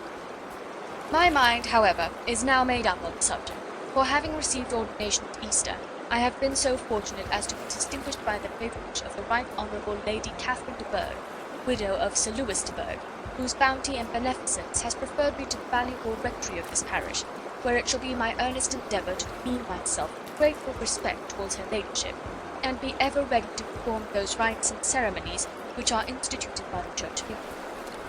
As a clergyman, moreover, I feel it my duty to promote and establish the blessing of peace in all families within the reach of my influence, and on these grounds I flatter myself that my present overtures I highly recommend, and that the circumstance of my being next in the entail of Longbourn estate will be kindly overlooked on your side, and not lead you to reject the offered olive branch. I cannot be otherwise than concerned at being the means of injuring your amiable daughters, and beg leave to apologize for it, as well as to assure you of my readiness to make them every possible amends, but of this hereafter. If you should have no objection to receive me into your house, I propose myself the satisfaction of waiting on you and your family Monday, November 18th, by 4 o'clock, and shall probably trespass on your hospitality till the Saturday sennight following, which I can do without any inconvenience, as Lady Catherine is far from objecting to my occasional absence on Sunday, provided that some other clergyman is engaged to do the duty of the day. I remain, dear sir, with respectful compliments to your lady and daughters, your well-wisher and friend, William Collins. At 4 o'clock, therefore, we may expect this peace-making gentleman, said Mr. Bennet, as he folded up the letter. He seems to be a most conscientious and polite young man, upon my word, and I doubt not will prove a valuable acquaintance, especially if Lady Catherine should be so indulgent as to let him come to us again. There is some sense in what he says about the girls, however, and if he is disposed to make them any amends, I shall not be the person to discourage him. Though it is difficult, said Jane, to guess in what way he can mean to make us the atonement he thinks our due, the wish is certainly to his credit. Elizabeth was chiefly struck by his extraordinary deference for Lady Catherine, and his kind intention of christening, marrying, and burying his parishioners whenever it were required. He must be an oddity, I think, said she. I cannot make him out. There is something very pompous in his style. And what can he mean by apologizing for being next in the entail? We cannot suppose he will, but he could. Could he be a sensible man, sir? No, my dear, I think not. I have great hopes of finding him quite the reverse. There is a mixture of servility and self-importance in his letter, which promises well. I am impatient to see him. In point of composition, said Mary, the letter does not seem defective. The idea of the olive branch, perhaps, is not wholly new, yet I think it is well expressed. To Catherine and Lydia neither the letter nor its writer were in any degree interesting. It was next to impossible that their cousin should come in a scarlet coat, and it was now some weeks since they had received pleasure from the society of man in any other colour. As for their mother, Mr. Collins's letter had done away with much of her ill will, and she was preparing to see him with a degree of composure which astonished her husband and daughters. Mr. Collins was punctual to his time, and was received with great politeness by the whole family. Mr. Bennet, indeed, said little, but the ladies were ready enough to talk, and Mr. Collins seemed neither in need of encouragement nor inclined to be silent himself. He was a tall, heavy-looking young man of 25. His air was grave and stately, and his manners were very formal. He had not been long seated before he complimented Mrs. Bennet on having so fine a family of daughters, said he had heard much of their beauty, but that in this instance fame had fallen short of the truth, and added that he did not doubt her seeing them all in due time disposed of in marriage. This gallantry was not much to the taste of some of his hearers, but Mrs. Bennet, who quarrelled with no compliments, answered most readily, "You are very kind, I am sure, and I wish with all my heart it may prove so, or else they will be destitute enough. Things are settled so oddly." "You allude, perhaps, to the entail of this estate?" "Ah, sir, I do indeed. It is a grievous affair to my poor girls, you must confess. Not that I mean to find fault with you, for such things I know are all chance in this world. There is no knowing how estates will go once they come to be entailed. I am very sensible, madam, to the hardship of my fair cousins, and could say much on the subject, but that I am cautious of appearing forward and precipitate. But I can assure the young ladies that I come prepared to admire them. At present I will not say more, but perhaps when we are better acquainted." He was interrupted by a summons to dinner, and the girls smiled on each other. They were not the only objects of Mr. Collins's admiration. The hall, the dining room, and all its furniture were examined and praised, and his commendation of everything would have touched Mrs. Bennet's heart, but for the mortifying supposition of his viewing it all as his own future property. The dinner, too, in its turn, was highly admired, and he begged to know to which of his fair cousins the excellency of its cooking was owing. But he was set right there by Mrs. Bennet, who assured him with some asperity that they were very well able to keep a cook, and that her daughters had nothing to do with the kitchen. He begged pardon for having displeased her. In a softened tone she declared herself not at all offended, but he continued to apologize for about a quarter of an hour. End of chapter 13.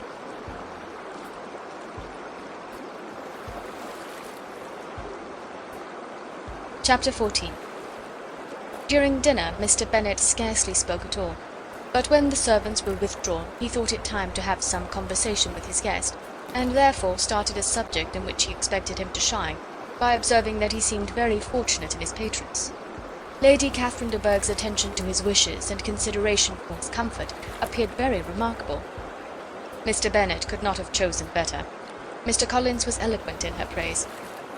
The subject elevated him to more than usual solemnity of manner, and with the most important aspect he protested that he had never in his life witnessed such behaviour in a person of rank, such affability and condescension as he had himself experienced from Lady Catherine. She had been graciously pleased to approve of both of the discourses which he had already had the honour of preaching before her. She had also asked him twice to dine at Rosings, and had sent for him only the Saturday before, to make up her pool of quadrille in the evening. Lady Catherine was reckoned proud by many people he knew, but he had never seen anything but affability in her. She had always spoken to him as she would to any other gentleman. She made not the smallest objection to his joining in the society of the neighbourhood, nor to his leaving the parish occasionally for a week or two to visit his relations. She had even condescended to advise him to marry as soon as he could, provided he chose with discretion, and had once paid him a visit in his humble parsonage, where she had perfectly approved all the alterations he had been making, and had even vouchsafed to suggest some herself, some shelves in the closet upstairs. "That is all very proper and civil, I am sure," said Mrs. Bennet, "and I dare say she is a very agreeable woman. It is a pity that great ladies in general are not more like her. Does she live near you, sir?" "The garden in which stands my humble abode is separated only by a lane from Rosings Park, her ladyship's residence." "I think you said she was a widow, sir. Has she any family?" "She has only one daughter, the heiress of Rosings, and a very extensive property." "Ah," said Mrs. Bennet, shaking her head, "then she is better off than many girls. And what sort of young lady is she? Is she handsome?" "She is a most charming young lady indeed. Lady Catherine herself says that, in point of true beauty, Miss de Bourgh is far superior to the handsomest of her sex, because there is that in her features which marks the young lady of distinguished birth. She is unfortunately of a sickly constitution, which has prevented her from making that progress in many accomplishments which she could not have otherwise failed of, as I am informed by the lady who superintended her education, and who still resides with them. But she is perfectly amiable, and often condescends to drive by my humble abode in her little phaeton and ponies." "Has she been presented? I do not remember her name among the ladies at court." "Her indifferent state of health unhappily prevents her being in town, and by that means, as I told Lady Catherine one day, has deprived the British court of its brightest ornaments. Her ladyship seemed pleased with the idea, and you may imagine that I am happy on every occasion to offer those little delicate compliments which are always acceptable to ladies. I have more than once observed to Lady Catherine that her charming daughter seemed born to be a duchess, and that the most elevated rank, instead of giving her consequence, would be adorned by her. These are the kind of little things which please her ladyship, and it is a sort of attention which I conceive myself peculiarly bound to pay." "You judge very properly," said Mr. Bennet, "and it is happy for you that you possess the talent of flattering with delicacy. May I ask whether these pleasing attentions proceed from the impulse of the moment, or are the result of previous study?" "They arise chiefly from what is passing at the time, and though I sometimes amuse myself with suggesting and arranging such little elegant compliments as may be adapted to ordinary occasions, I always wish to give them as unstudied an air as possible." Mr. Bennet's expectations were fully answered. His cousin was as absurd as he had hoped, and he listened to him with the keenest enjoyment, maintaining at the same time the most resolute composure of countenance, and, except in an occasional glance at Elizabeth, requiring no partner in its pleasure. By tea-time, however, the dose had been enough, and Mr. Bennet was glad to take his guest into the drawing-room again, and, when tea was over, glad to invite him to read aloud to the ladies. Mr. Collins readily assented, and a book was produced, but on beholding it, for everything announced it to be from a circulating library, he started back, and, begging pardon, protested that he never read novels. Kitty stared at him, and Lydia exclaimed. Other books were produced, and after some deliberation he chose Fordyce's Sermons. Lydia gaped as he opened the volume, and before he had, with very monotonous solemnity, read 3 pages, she interrupted him with, "Do you know, mamma, that my Uncle Phillips talks of turning away Richard, and if he does, Colonel Foster will hire him. My aunt told me so herself on Saturday. I shall walk to Meryton tomorrow to hear more about it, and to ask when Mr. Denny comes back from town." Lydia was bid by her 2 eldest sisters to hold her tongue, but Mr. Collins, much offended, laid aside his book and said, "I have often observed how little young ladies are interested by books of a serious stamp, though written solely for their benefit. It amazes me, I confess, for certainly there can be nothing so advantageous to them as instruction. But I will no longer importune my young cousin." Then, turning to Mr. Bennet, he offered himself as his antagonist at backgammon. Mr. Bennet accepted the challenge, observing that he acted very wisely in leaving the girls to their own trifling amusements. Mrs. Bennet and her daughters apologized most civilly for Lydia's interruption, and promised that it should not occur again, if he would resume his book. But Mr. Collins, after assuring them that he bore his young cousin no ill will, and should never resent her behaviour as any affront, seated himself at another table with Mr. Bennet, and prepared for backgammon. End of chapter 14.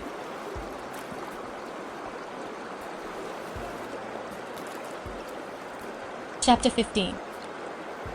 Mr. Collins was not a sensible man, and the deficiency of nature had been but little assisted by education or society, the greatest part of his life having been spent under the guidance of an illiterate and miserly father, and though he belonged to one of the universities, he had merely kept the necessary terms without forming at it any useful acquaintance. The subjection in which his father had brought him up had given him originally great humility of manner, but it was now a good deal counteracted by the self-conceit of a weak head, living in retirement, and the consequential feelings of early and unexpected prosperity. A fortunate chance had recommended him to Lady Catherine de Bourgh when the living of Hunsford was vacant, and the respect which he felt for her high rank, and his veneration for her as his patroness, mingling with a very good opinion of himself, of his authority as a clergyman, and his right as a rector, made him altogether a mixture of pride and obsequiousness, self-importance and humility. Having now a good house and a very sufficient income, he intended to marry, and in seeking a reconciliation with the Longbourn family, he had a wife in view, as he meant to choose one of the daughters if he found them as handsome and amiable as they were represented by common report. This was his plan of amends, of atonement, for inheriting their father's estate, and he thought it an excellent one, full of eligibility and suitableness, and excessively generous and disinterested on his own part. His plan did not vary on seeing them.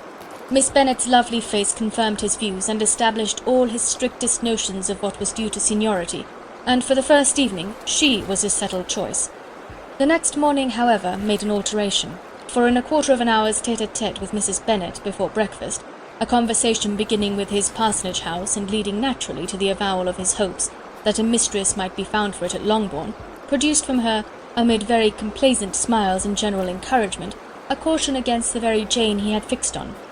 As to her younger daughters, she could not take upon her to say, she could not positively answer, but she did not know of any prepossession. Her eldest daughter, she must just mention, she felt it incumbent on her to hint, was likely to be very soon engaged.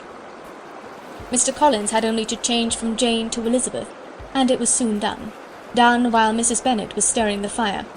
Elizabeth, equal next to Jane in birth and beauty, succeeded her, of course. Mrs. Bennet treasured up the hint, and trusted that she might soon have 2 daughters married, and the man whom she could not bear to speak of the day before was now high in her good graces. Lydia's intention of walking to Meryton was not forgotten. Every sister except Mary agreed to go with her, and Mr. Collins was to attend them, at the request of Mr. Bennet, who was most anxious to get rid of him, and have his library to himself. For thither Mr. Collins had followed him after breakfast, and there he would continue, nominally engaged with one of the largest folios in the collection, but really talking to Mr. Bennet with little cessation of his house and garden at Hunsford. Such doings discomposed Mr. Bennet exceedingly. In his library he had been always sure of leisure and tranquillity, and though prepared, as he told Elizabeth, to meet with folly and conceit in every other room of the house, he was used to be free from them there. His civility, therefore, was most prompt in inviting Mr. Collins to join his daughters in their walk, and Mr. Collins, being in fact much better fitted for a walker than a reader, was extremely pleased to close his large book and go. In pompous nothings on his side and civil assents on that of his cousins, their time passed till they entered Meryton. The attention of the younger ones was then no longer to be gained by him. Their eyes were immediately wandering up in the street in quest of the officers, and nothing less than a very smart bonnet indeed, or a really new muslin in a shop window, could recall them. But the attention of every lady was soon caught by a young man whom they had never seen before, of most gentlemanlike appearance, walking with another officer on the other side of the way. The officer was the very Mr. Denny concerning whose return from London Lydia came to inquire, and he bowed as they passed. All were struck with the stranger's air, all wondered who he could be, and Kitty and Lydia, determined if possible to find out, led the way across the street, under pretence of wanting something in an opposite shop, and fortunately had just gained the pavement when the 2 gentlemen, turning back, had reached the same spot. Mr. Denny addressed them directly, and entreated permission to introduce his friend Mr. Wickham, who had returned with him the day before from town, and he was happy to say had accepted a commission in their corps. This was exactly as it should be, for the young man wanted only regimentals to make him completely charming. His appearance was greatly in his favour. He had all the best part of beauty, a fine countenance, a good figure, and very pleasing address. The introduction was followed up on his side by a happy readiness of conversation, a readiness at the same time perfectly correct and unassuming, and the whole party was still standing and talking together very agreeably when the sound of horses drew their notice, and Darcy and Bingley were seen riding down the street. On distinguishing the ladies of the group, the 2 gentlemen came directly towards them, and began the usual civilities. Bingley was the principal spokesman, and Miss Bennet the principal object. He was then, he said, on his way to Longbourn on purpose to inquire after her. Mr. Darcy corroborated it with a bow, and was beginning to determine not to fix his eyes on Elizabeth, when they were suddenly arrested by the sight of the stranger, and Elizabeth, happening to see the countenance of both as they looked at each other, was all astonishment at the effect of the meeting. Both changed colour. One looked white, the other red. Mr. Wickham, after a few moments, touched his hat, a salutation which Mr. Darcy just deigned to return. What could be the meaning of it? It was impossible to imagine. It was impossible not to long to know. In another minute Mr. Bingley, but without seeming to have noticed what passed, took leave and rode on with his friend. Mr. Denny and Mr. Wickham walked with the young ladies to the door of Mr. Phillips's house, and then made their bows, in spite of Miss Lydia's pressing entreaties that they should come in, and even in spite of Mrs. Phillips throwing up the parlour window and loudly seconding the invitation. Mrs. Phillips was always glad to see her nieces, and the 2 eldest, from their recent absence, were particularly welcome, and she was eagerly expressing her surprise at their sudden return home, which, as their own carriage had not fetched them, she should have known nothing about, if she had not happened to see Mr. Jones' shop-boy in the street, who had told her that they were not to send any more drafts to Netherfield because the Miss Bennets were come away, when her civility was claimed towards Mr. Collins by Jane's introduction of him. She received him with her very best politeness, which he returned with as much more, apologizing for his intrusion without any previous acquaintance with her, which he could not help flattering himself, however, might be justified by his relationship to the young ladies who introduced him to her notice. Mrs. Phillips was quite awed by such an excess of good breeding, but her contemplation of one stranger was soon put to an end by exclamations and inquiries about the other, of whom, however, she could only tell her nieces what they already knew, that Mr. Denny had brought him from London, and that he was to have a lieutenant's commission in the shire. She had been watching him the last hour, she said, as he walked up and down the street, and had Mr. Wickham appeared, Kitty and Lydia would certainly have continued the occupation. But unluckily no one passed the windows now except a few of the officers who, in comparison with a stranger, were become stupid, disagreeable fellows. Some of them were to dine with the Phillipses the next day, and their aunt promised to make her husband call on Mr. Wickham and give him an invitation also, if the family from Longbourn would come in the evening. This was agreed to, and Mrs. Phillips protested that they would have a nice, comfortable, noisy game of lottery tickets and a little bit of hot supper afterwards. The prospect of such delights was very cheering, and they parted in mutual good spirits. Mr. Collins repeated his apologies in quitting the room, and was assured with unwearying civility that they were perfectly needless. As they walked home, Elizabeth related to Jane what she had seen pass between the two gentlemen, but though Jane would have defended either or both had they appeared to be in the wrong, she could no more explain such behaviour than her sister. Mr. Collins, on his return, highly gratified Mrs. Bennet by admiring Mrs. Phillips's manners and politeness. He protested that, except Lady Catherine and her daughter, he had never seen a more elegant woman, for she had not only received him with the utmost civility, but even pointedly included him in her invitation for the next evening, although utterly unknown to her before. Something, he supposed, might be attributed to his connection with them, but yet he had never met with so much attention in the whole course of his life. End of chapter 15.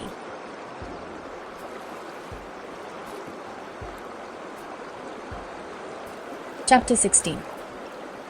As no objection was made to the young people's engagement with their aunt, and all Mr. Collins' scruples of leaving Mr. and Mrs. Bennet for a single evening during his visit were most steadily resisted, the coach conveyed him and his 5 cousins at a suitable hour to Meryton, and the girls had the pleasure of hearing, as they entered the drawing-room, that Mr. Wickham had accepted their uncle's invitation and was then in the house.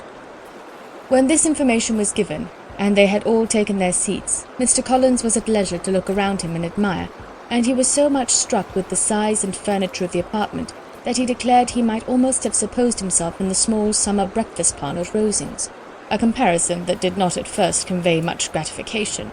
But when Mrs. Phillips understood from him what Rosings was, and who was its proprietor, when she had listened to the description of only one of Lady Catherine's drawing-rooms, and found that the chimney-piece alone had cost £800, she felt all the force of the compliment, and would hardly have resented a comparison with the housekeeper's room.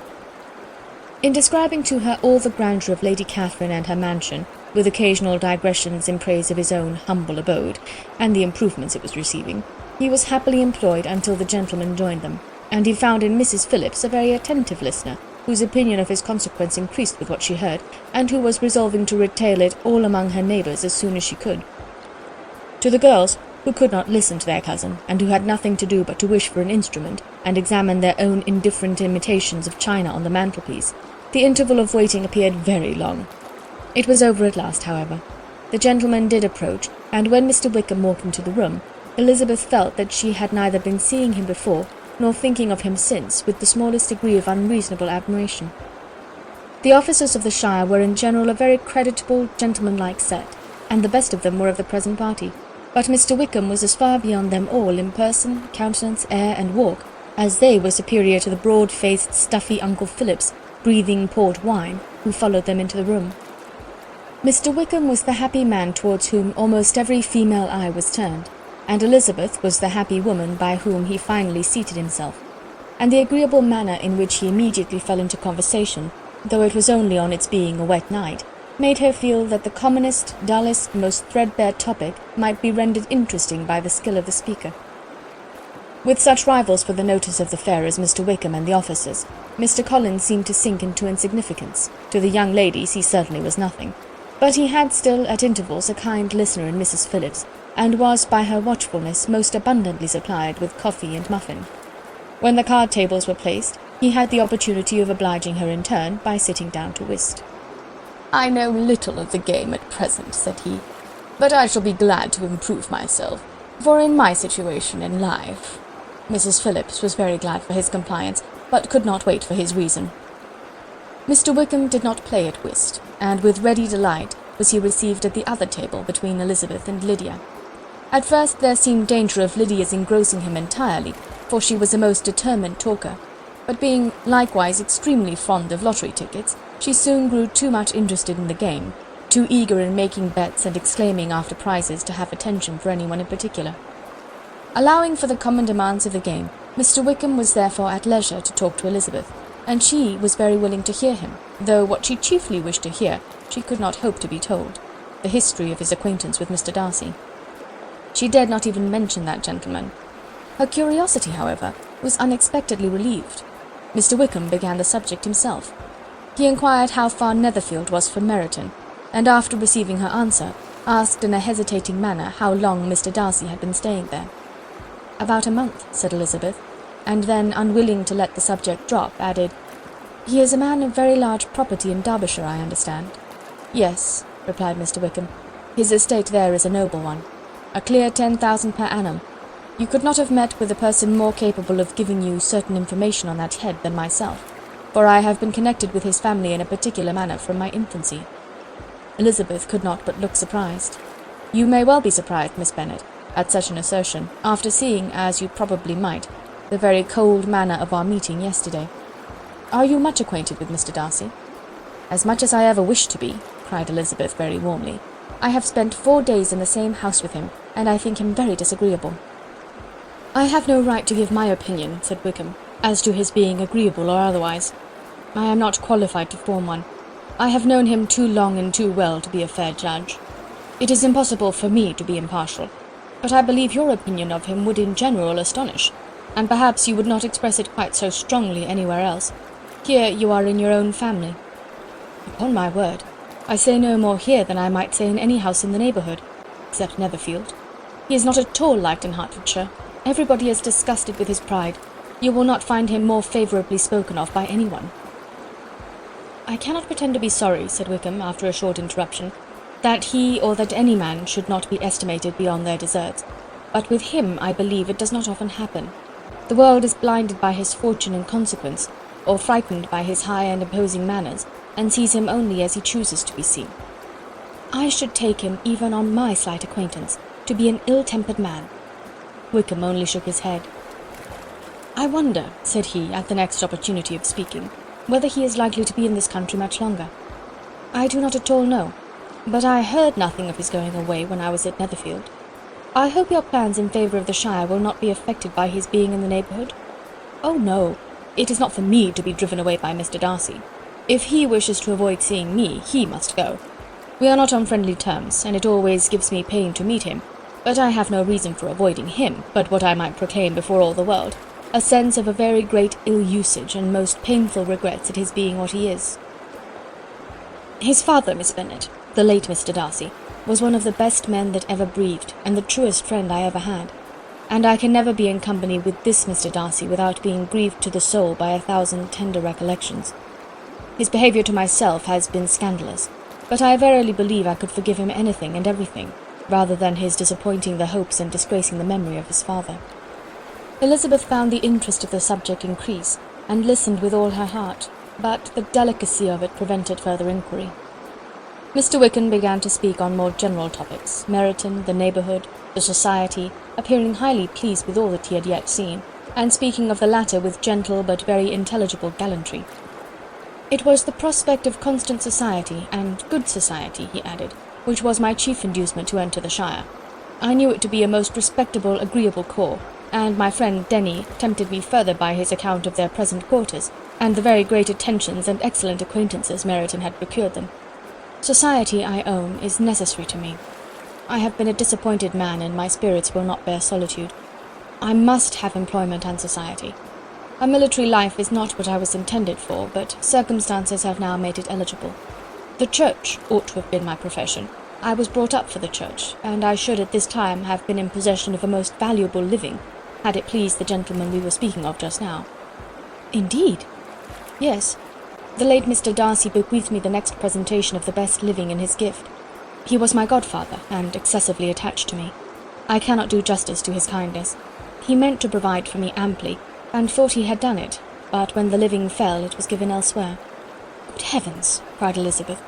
"But how could that be? How could his will be disregarded? Why did you not seek legal redress?"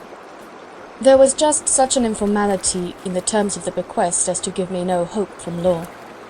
A man of honour could not have doubted the intention, but Mr. Darcy chose to doubt it, or to treat it as a merely conditional recommendation, and to assert that I had forfeited all claim to it by extravagance, imprudence, in short, anything or nothing. Certain it is that the living became vacant 2 years ago, exactly as I was of an age to hold it, and that it was given to another man, and no less certain is it that I cannot accuse myself of having really done anything to deserve to lose it. I have a warm, unguarded temper, and I may have spoken my opinion of him and to him too freely. I can recall nothing worse, but the fact is that we are very different sort of men, and that he hates me." "This is quite shocking. He deserves to be publicly disgraced." "Some time or other he will be, but it shall not be by me. Till I can forget his father, I can never defy or expose him." Elizabeth honoured him for such feelings, and thought him handsomer than ever as he expressed them. "But what," said she after a pause, "can have been his motive? What can have induced him to behave so cruelly?" "A thorough determined dislike of me, a dislike which I cannot but attribute in some measure to jealousy. Had the late Mr. Darcy liked me less, his son might have borne with me better, but his father's uncommon attachment to me irritated him, I believe, very early in life. He had not a temper to bear the sort of competition in which we stood, the sort of preference which was often given to me. I had not thought Mr. Darcy so bad as this, though I have never liked him. I had not thought so very ill of him. I had supposed him to be despising his fellow creatures in general, but did not suspect him of descending to such malicious revenge, such injustice, such inhumanity as this." After a few minutes' reflection, however, she continued, "I do remember his boasting one day at Netherfield of the implacability of his resentments, of his having an unforgiving temper. His disposition must be dreadful." "I will not trust myself on the subject," replied Wickham. "I can hardly be just to him." Elizabeth was again deep in thought, and after a time exclaimed, "To treat in such a manner the godson, the friend, the favourite of his father!" She could have added, "A young man, too, like you, whose very countenance may vouch for your being amiable," but she contented herself with, "and one, too, who had probably been his companion from childhood, connected together, as I think you said, in the closest manner. We were born in the same parish, within the same park. The greatest part of our youth was passed together, inmates of the same house, sharing the same amusements, objects of the same parental care.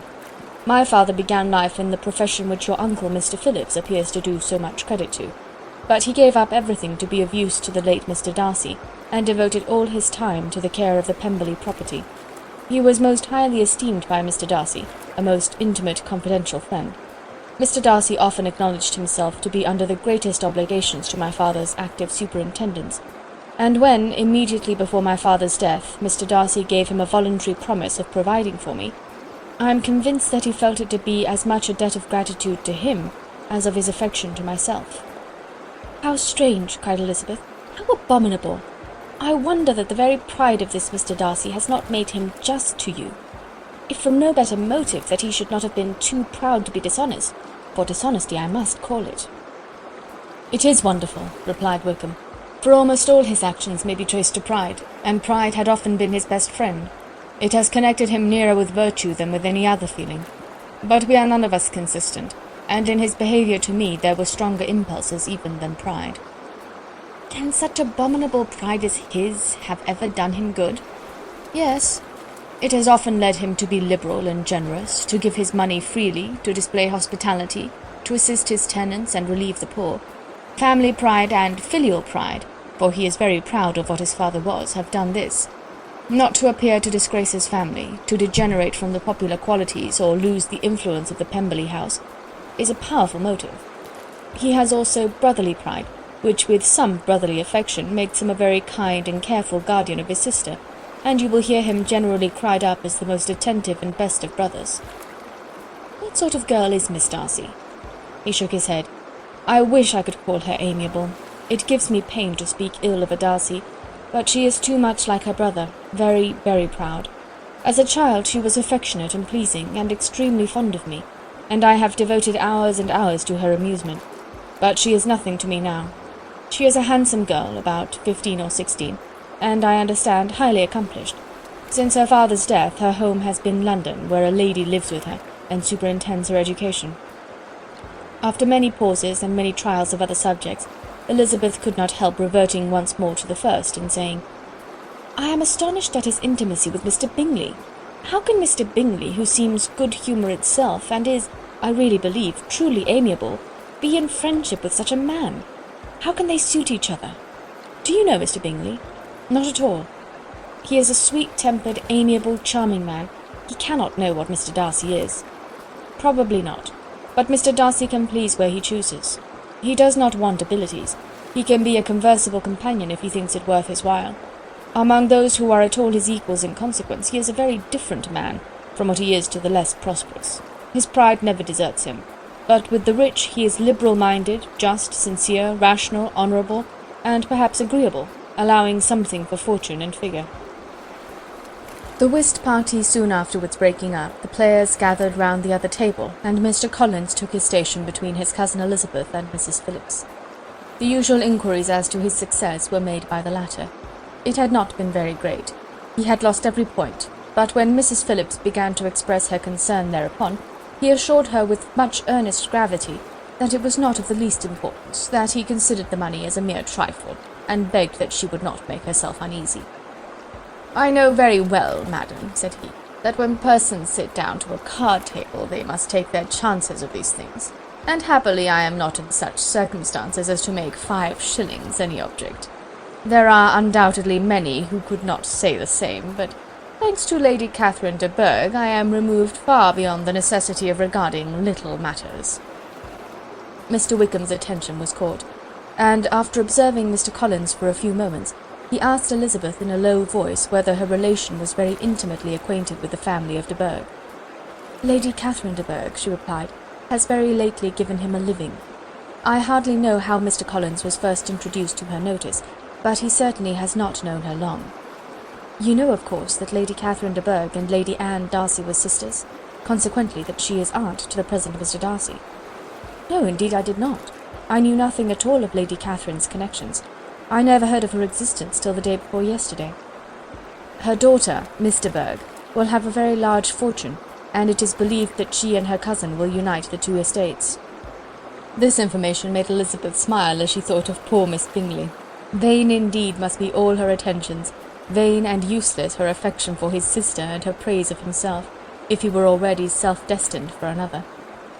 Mr. Collins, said she, speaks highly both of Lady Catherine and her daughter, but from some particulars that he has related of her ladyship, I suspect his gratitude misleads him, and that in spite of her being his patroness, she is an arrogant, conceited woman.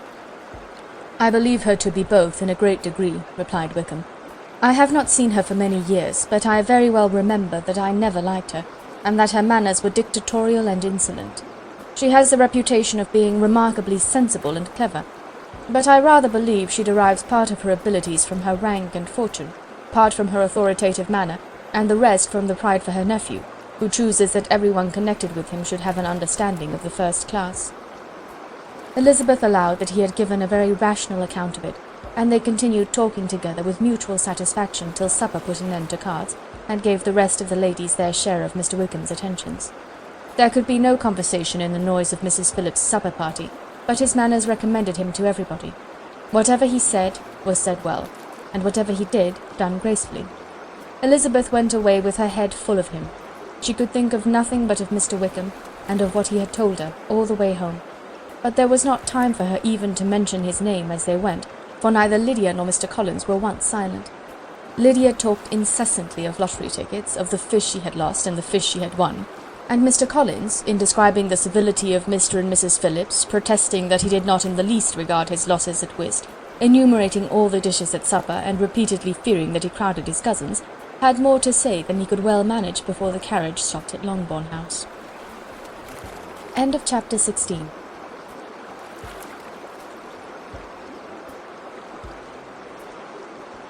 Chapter 17. Elizabeth related to Jane the next day what had passed between Mr. Wickham and herself. Jane listened with astonishment and concern. She knew not how to believe that Mr. Darcy could be so unworthy of Mr. Bingley's regard, and yet it was not in her nature to question the veracity of a young man of such amiable appearance as Wickham. The possibility of his having endured such unkindness was enough to interest all her tender feelings, and nothing remained therefore to be done but to think well of them both, to defend the conduct of each, and throw into the account of accident or mistake whatever could not be otherwise explained. "They have both," said she, "been deceived, I dare say, in some way or other, of which we can form no idea. Interested people have perhaps misrepresented each to the other. It is, in short, impossible for us to conjecture the causes or circumstances which may have alienated them, without actual blame on either side." "Very true indeed. And now, my dear Jane, what have you got to say on behalf of the interested people who have probably been concerned in the business? Do clear them too, or we shall be obliged to think ill of somebody." "Laugh as much as you choose, but you will not laugh me out of my opinion. My dearest Lizzie, do but consider in what a disgraceful light it places Mr. Darcy, to be treating his father's favourite in such a manner, one whom his father had promised to provide for. It is impossible. No man of common humanity, no man who had any value for his character, could be capable of it. Can his most intimate friends be so excessively deceived in him? Oh no. I can much more easily believe Mr. Bingley's being imposed on, than that Mr. Wickham should invent such a history of himself as he gave me last night. Names, facts, everything mentioned without ceremony. If it be not so, let Mr. Darcy contradict it. Besides, there was truth in his looks. It is difficult indeed. It is distressing. One does not know what to think." "I beg your pardon, one knows exactly what to think." But Jane could think with certainty on only one point, that Mr. Bingley, if he had been imposed on, would have much to suffer when the affair became public. The two young ladies were summoned from the shrubbery where this conversation passed, by the arrival of the very persons of whom they had been speaking. Mr. Bingley and his sisters came to give their personal invitation for the long-expected ball at Netherfield, which was fixed for the following Tuesday. The two ladies were delighted to see their dear friend again, called it an age since they had met, and repeatedly asked what she had been doing with herself since their separation. To the rest of the family they paid little attention, avoiding Mrs. Bennet as much as possible, saying not much to Elizabeth, and nothing at all to the others.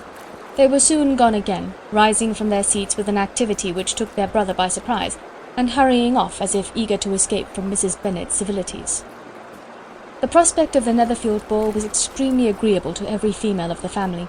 Mrs. Bennet chose to consider it as given in compliment to her eldest daughter, and was particularly flattered by receiving the invitation from Mr. Bingley himself, instead of a ceremonious card. Jane pictured to herself a happy evening in the society of her two friends, and the attentions of their brother, and Elizabeth thought with pleasure of dancing a great deal with Mr. Wickham, and of seeing a confirmation of everything in Mr. Darcy's look and behaviour. The happiness anticipated by Catherine and Lydia depended less on any single event or any particular person, for though they each, like Elizabeth, meant to dance half the evening with Mr. Wickham, he was by no means the only partner who could satisfy them, and a ball was, at any rate, a ball, and even Mary could assure her family that she had no disinclination for it. "While I can have my mornings to myself," said she, "it is enough. I think it is no sacrifice to join occasionally in evening engagements. Society has claims on us all, and I profess myself one of those who consider intervals of recreation and amusement as desirable for everybody." Elizabeth's spirits were so high on this occasion, that though she did not often speak unnecessarily to Mr. Collins, she could not help asking him whether he intended to accept Mr. Bingley's invitation, and if he did, whether he would think it proper to join in the evening's amusement. And she was rather surprised to find that he entertained no scruple whatever on that head, and was very far from dreading a rebuke either from the Archbishop or Lady Catherine de Bourgh by venturing to dance. "I am by no means of the opinion, I assure you," said he, "that a ball of this kind, given by a young man of character to respectable people, can have any evil tendency, and I am so far from objecting to dancing myself, that I shall hope to be honoured with the hands of all my fair cousins in the course of the evening. and I take this opportunity of soliciting yours, Miss Elizabeth, for the first 2 dances especially, a preference which I trust my cousin Jane will attribute to the right cause, and not to any disrespect for her." Elizabeth felt herself completely taken in. She had fully proposed being engaged by Mr. Wickham for those very dances, and to have Mr. Collins instead! Her liveliness had never been worse timed. There was no help for it, however. Mr. Wickham's happiness and her own were perforce delayed a little longer, and Mr. Collins' proposal accepted with as good a grace as she could. She was not the better pleased with his gallantry from the idea it suggested of something more. It now first struck her that she was selected from among her sisters as worthy of being mistress of Hunsford Parsonage, and of assisting to form a quadrille table at Rosings, in the absence of more eligible visitors. The idea soon reached a conviction, as she observed his increasing civilities toward herself, and heard his frequent attempt at a compliment on her wit and vivacity, and though more astonished than gratified herself by this effect of her charms, it was not long before her mother gave her to understand that the probability of their marriage was extremely agreeable to her. Elizabeth, however, did not choose to take the hint, being well aware that a serious dispute must be the consequence of any reply. Mr. Collins might never make the offer. Until he did, it was useless to quarrel about him. If there had not been a Netherfield ball to prepare for and talk of, the younger Miss Bennets would have been in a very pitiable state at this time, for from the day of the invitation to the day of the ball, there was such a succession of rain as prevented their walking to Meryton once. No aunt, no officers, no news could be sought after. The very shoe-roses for Netherfield were got by proxy. Even Elizabeth might have found some trial of her patience in weather which totally suspended the improvement of her acquaintance with Mr. Wickham, and nothing less than a dance on Tuesday could have made such a Friday, Saturday, Sunday, and Monday endurable to Kitty and Lydia. End of chapter 17.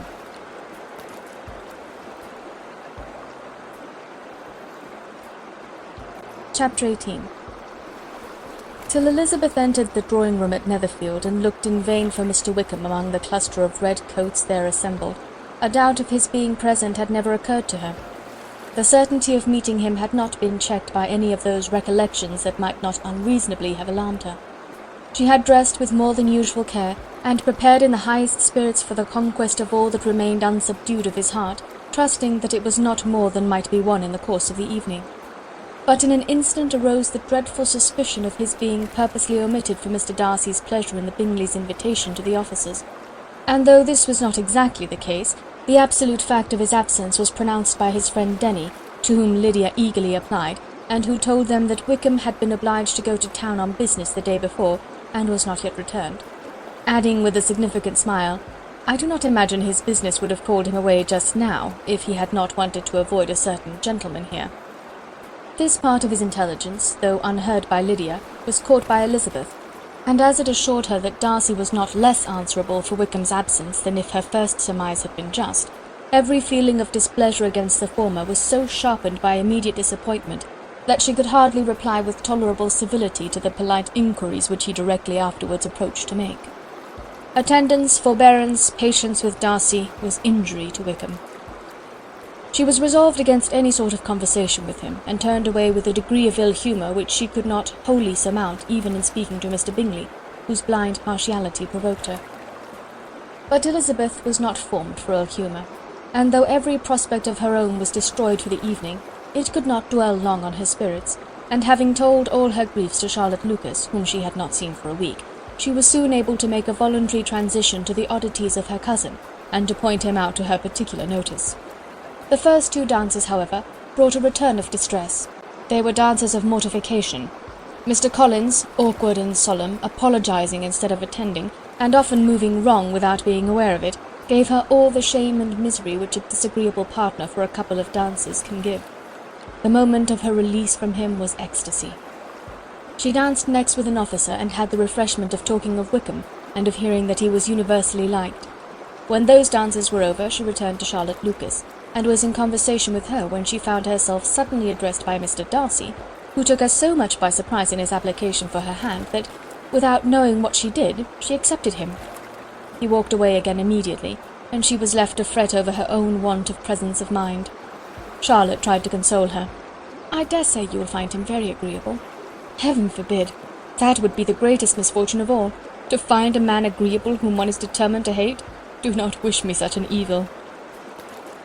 When the dancing recommenced, however, and Darcy approached to claim her hand, Charlotte could not help cautioning her in a whisper not to be a simpleton, and allow her fancy for Wickham to make her appear unpleasant in the eyes of a man 10 times his consequence. Elizabeth made no answer, and took her place in the set, amazed at the dignity to which she was arrived in being allowed to stand opposite Mr. Darcy, and reading in her neighbours' looks their equal amazement in beholding it. They stood for some time without speaking a word, and she began to imagine that their silence was to last through the 2 dances, and at first was resolved not to break it, till suddenly, fancying that it would make the greater punishment to her partner to oblige him to talk, she made some slight observation on the dance. He replied, and was again silent.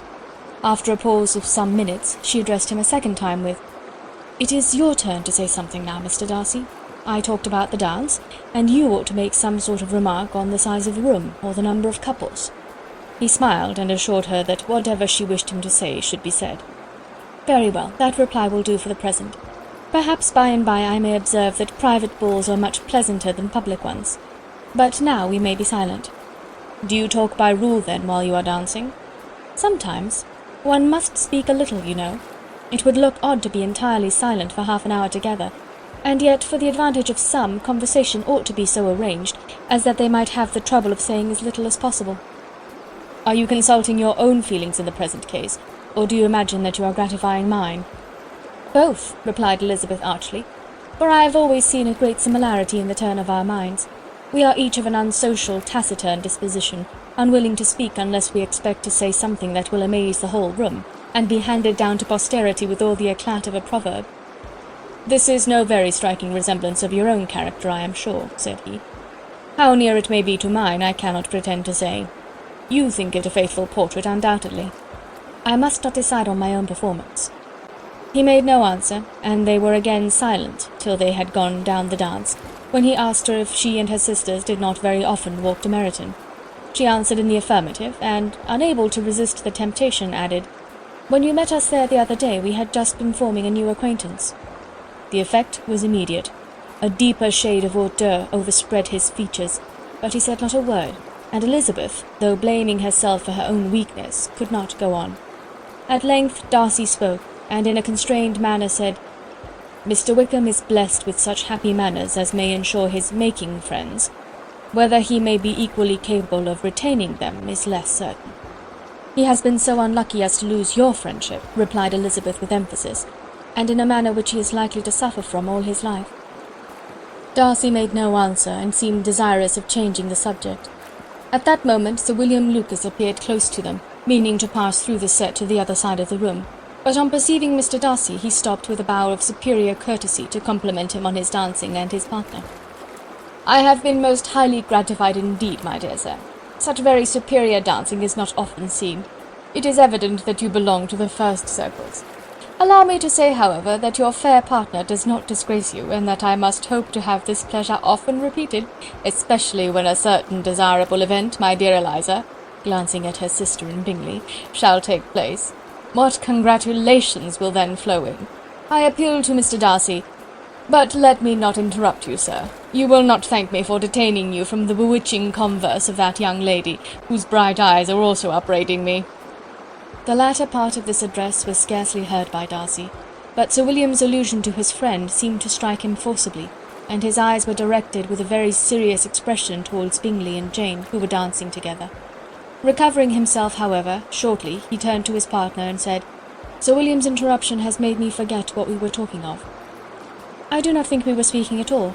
Sir William could not have interrupted 2 people in the room who had less to say for themselves.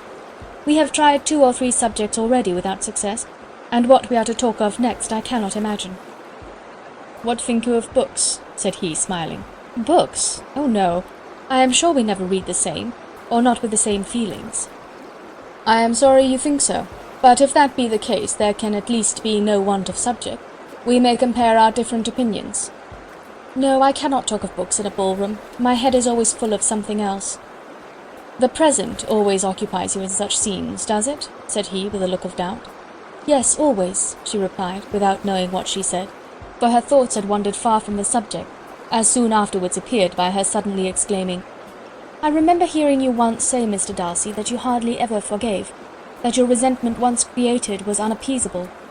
You are very cautious, I suppose, as to its being created?" "I am," said he with a firm voice.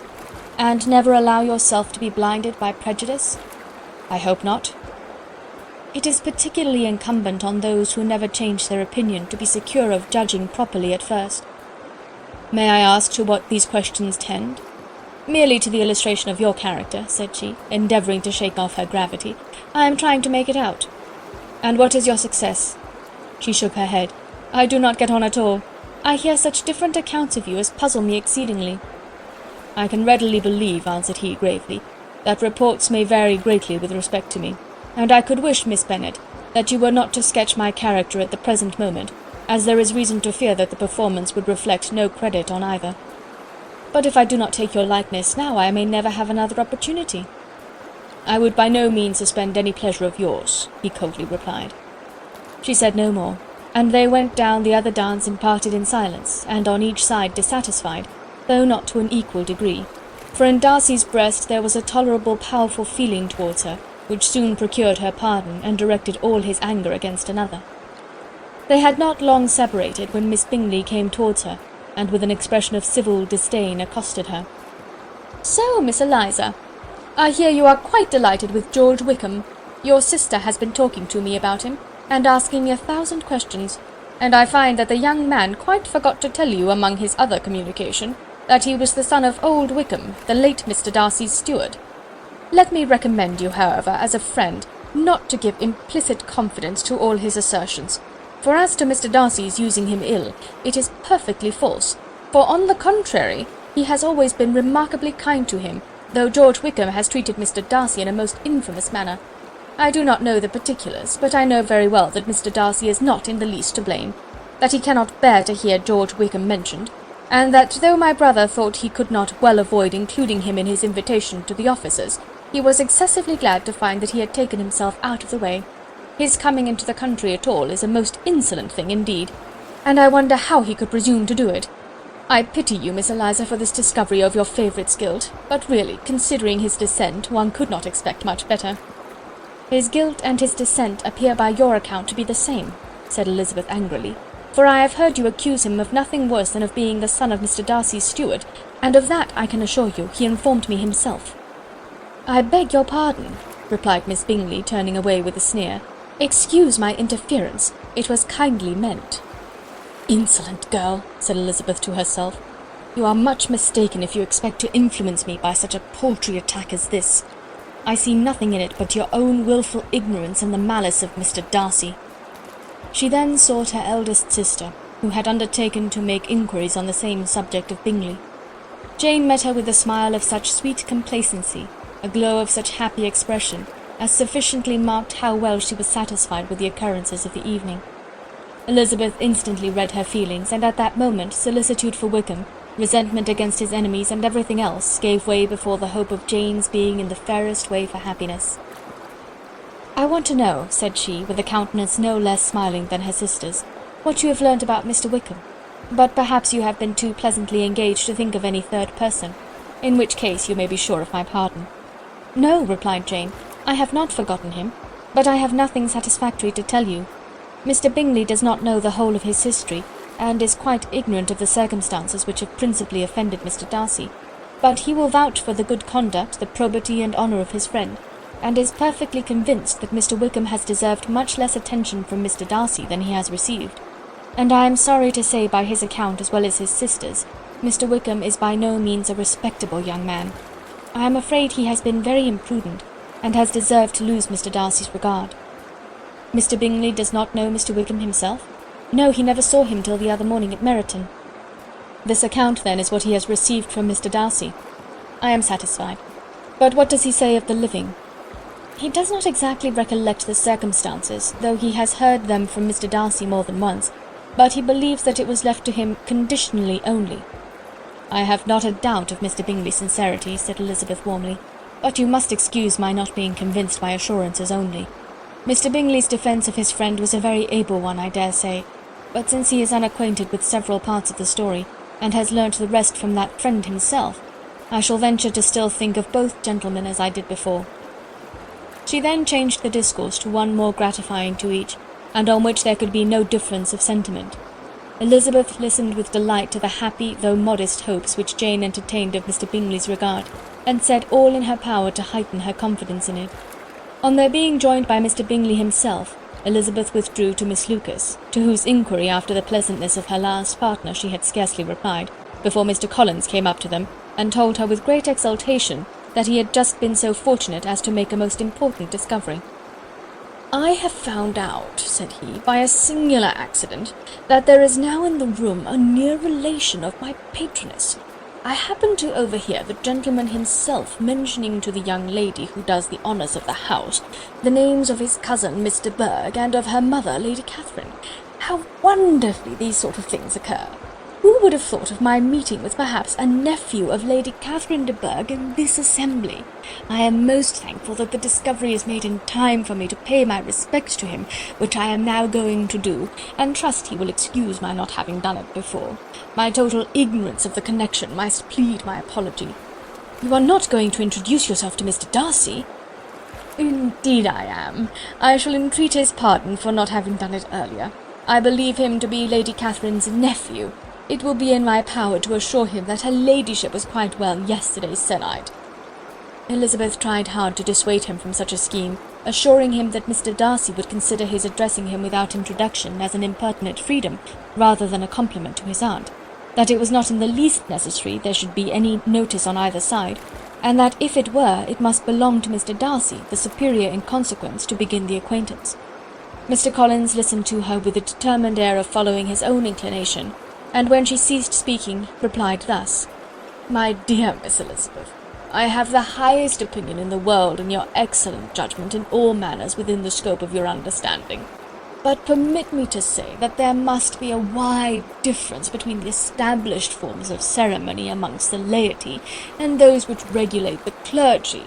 For give me leave to observe that I consider the clerical office as equal in point of dignity with the highest rank in the kingdom, provided that a proper humility of behaviour is at the same time maintained. You must therefore allow me to follow the dictates of my conscience on this occasion, which leads me to perform what I look on as a point of duty. Pardon me for neglecting to profit by your advice, which on every other subject shall be my constant guide, though in the case before us I consider myself more fitted by education and habitual study to decide on what is right than a young lady like yourself." And with a low bow he left her to attack Mr. Darcy, whose reception of his advances she eagerly watched, and whose astonishment at being so addressed was very evident. Her cousin prefaced his speech with a solemn bow, and though she could not hear a word of it, she felt as if hearing it all, and saw in the motion of his lips the words apology, Hunsford, and Lady Catherine de Bourgh. It vexed her to see him expose himself to such a man. Mr. Darcy was eyeing him with unrestrained wonder, and when at last Mr. Collins allowed him time to speak, replied with an air of distant civility. Mr. Collins, however, was not discouraged from speaking again, and Mr. Darcy's contempt seemed abundantly increasing with the length of his second speech, and at the end of it he only made him a slight bow and moved another way. Mr. Collins then returned to Elizabeth. "I have no reason, I assure you," said he, "to be dissatisfied with my reception. Mr. Darcy seemed much pleased with the attention. He answered me with the utmost civility, and even paid me the compliment of saying that he was so well convinced of Lady Catherine's discernment as to be certain she could never bestow a favour unworthily. It was really a very handsome thought. Upon the whole, I am much pleased with him." As Elizabeth had no longer any interest of her own to pursue, she turned her attention almost entirely on her sister and Mr. Bingley. The train of agreeable reflections which her observations gave birth to made her perhaps almost as happy as Jane. She saw her in idea settled in that very house, in all the felicity which a marriage of true affection could bestow, and she felt capable, under such circumstances, of endeavouring even to like Bingley's two sisters. Her mother's thoughts she plainly saw were bent the same way, and she determined not to venture near her, lest she might hear too much. When they sat down to supper, therefore, she considered it a most unlucky perverseness which placed them within one of each other, and deeply was she vexed to find that her mother was talking to that one person Lady Lucas, freely, openly, and of nothing else but her expectation that Jane would soon be married to Mr. Bingley. It was an animating subject, and Mrs. Bennet seemed incapable of fatigue while enumerating the advantages of the match. His being such a charming young man, and so rich, and living but 3 miles from them, were the first points of self-gratulation. And then it was such a comfort to think how fond the 2 sisters were of Jane, and to be certain that they must desire the connection as much as she could do. It was, moreover, such a promising thing for her younger daughters, as Jane's marrying so greatly must throw them in the way of other rich men. And lastly, it was so pleasant at her time of life to be able to consign her single daughters to the care of their sister, that she might not be obliged to go into company more than she liked. It was necessary to make this circumstance a matter of pleasure, because on such occasions it is the etiquette. But no one was less likely than Mrs. Bennet to find comfort in staying home at any period of her life. She concluded with many good wishes that Lady Lucas might soon be equally fortunate, though evidently and triumphantly believing there was no chance of it. In vain did Elizabeth endeavour to check the rapidity of her mother's words, or persuade her to describe her felicity in a less audible whisper, for to her inexpressible vexation she could perceive that the chief of it was overheard by Mr. Darcy, who sat opposite to them. Her mother only scolded her for being nonsensical. "What is Mr. Darcy to me, pray, that I should be afraid of him? I am sure we owe him no such particular civility as to be obliged to say nothing he may not like to hear." "For heaven's sake, madam, speak lower. What advantage can it be for you to offend Mr. Darcy? You will never recommend yourself to his friend by so doing." Nothing that she could say, however, had any influence. Her mother would talk of her views in the same intelligible tone. Elizabeth blushed and blushed again with shame and vexation. She could not help frequently glancing her eye at Mr. Darcy, though every glance convinced her of what she dreaded. For though he was not always looking at her mother, she was convinced that his attention was invariably fixed by her. The expression of his face changed gradually from indignant contempt to a composed and steady gravity. At length, however, Mrs. Bennet had no more to say, and Lady Lucas, who had long been yawning at the repetition of delights which she saw no likelihood of sharing, was left to the comforts of cold ham and chicken. Elizabeth now began to revive. But not long was the interval of tranquillity, for when supper was over, singing was talked of, and she had the mortification of seeing Mary, after very little entreaty, preparing to oblige the company. By many significant looks and silent entreaties did she endeavour to prevent such a proof of complaisance, but in vain. Mary would not understand them. Such an opportunity of exhibiting was delightful to her, and she began her song. Elizabeth's eyes were fixed on her with most painful sensations, and she watched her progress through the several stanzas with an impatience which was very ill rewarded at their close, for Mary, on receiving amongst the thanks of the table the hint of a hope that she might be prevailed on to favour them again, after the pause of half a minute began another. Mary's powers were by no means fitted for such a display. Her voice was weak, and her manner affected. Elizabeth was in agonies. She looked at Jane to see how she bore it, but Jane was very composedly talking to Bingley. She looked at his 2 sisters, and saw them making signs of derision at each other, and at Darcy, who continued, however, imperturbably grave. She looked at her father to entreat his interference, lest Mary should be singing all night. He took the hint, and when Mary had finished her second song, said aloud, "That will do extremely well, child. You have delighted us long enough. Let the other young ladies have time to exhibit." Mary, though pretending not to hear, was somewhat disconcerted, and Elizabeth, sorry for her, and sorry for her father's speech, was afraid her anxiety had done no good. Others of the party were now applied to. "If I," said Mr. Collins, "were so fortunate as to be able to sing, I should have great pleasure, I am sure, in obliging the company with an air, for I consider music as a very innocent diversion, and perfectly compatible with the profession of a clergyman. I do not mean, however, to assert that we can be justified in devoting too much of our time to music, for there are certainly other things to be attended to. The rector of a parish has much to do. In the first place, he must make such an agreement for tithes as may be beneficial to himself, and not offensive to his patron. He must write his own sermons, and the time that remains will not be too much for his parish duties, and the care and improvement of his dwelling, which he cannot be excused from making as comfortable as possible. And I do not think it of light importance that he should have attentive and conciliatory manner towards everybody, especially towards those to whom he owes his preferment.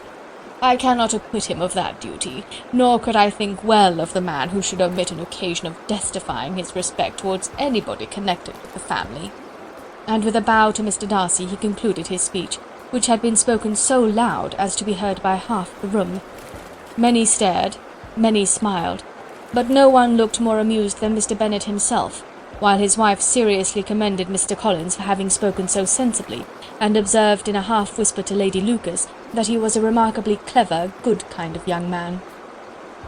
To Elizabeth it appeared that, had her family made an agreement to expose themselves as much as they could during the evening, it would have been impossible for them to play their parts with more spirit or finer success, and happy did she think it for Bingley and her sister that some of the exhibition had escaped his notice, and that his feelings were not of a sort to be much distressed by the folly which he must have witnessed. That his two sisters and Mr. Darcy, however, should have such an opportunity of ridiculing her relations was bad enough, and she could not determine whether the silent contempt of the gentlemen or the insolent smiles of the ladies were more intolerable.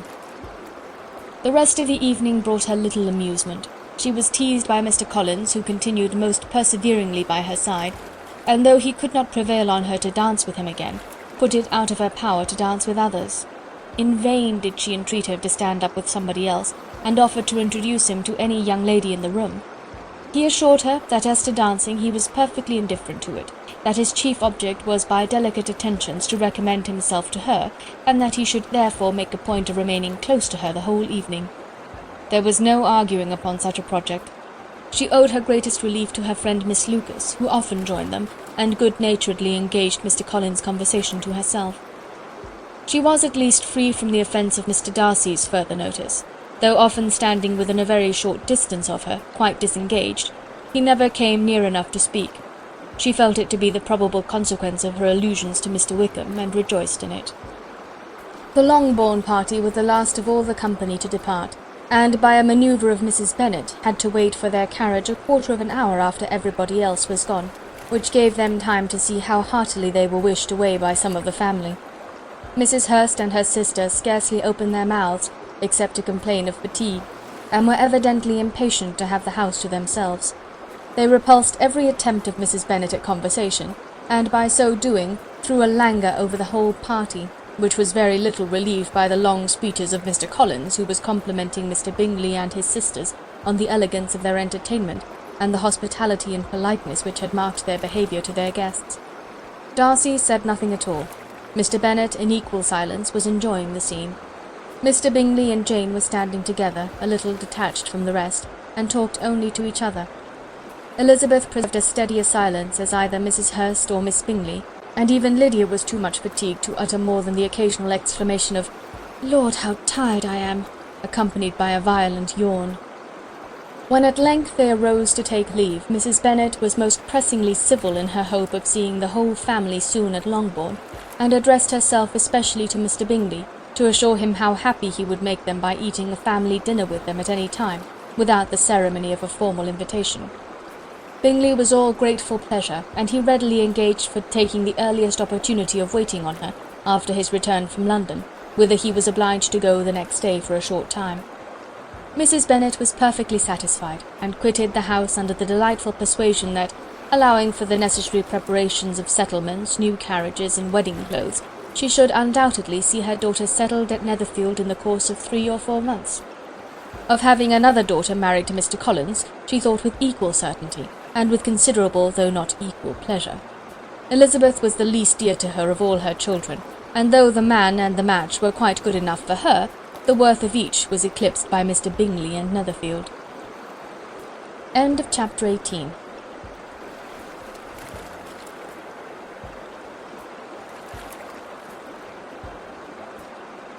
Chapter 19.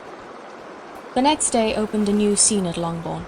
Mr. Collins made his declaration in form.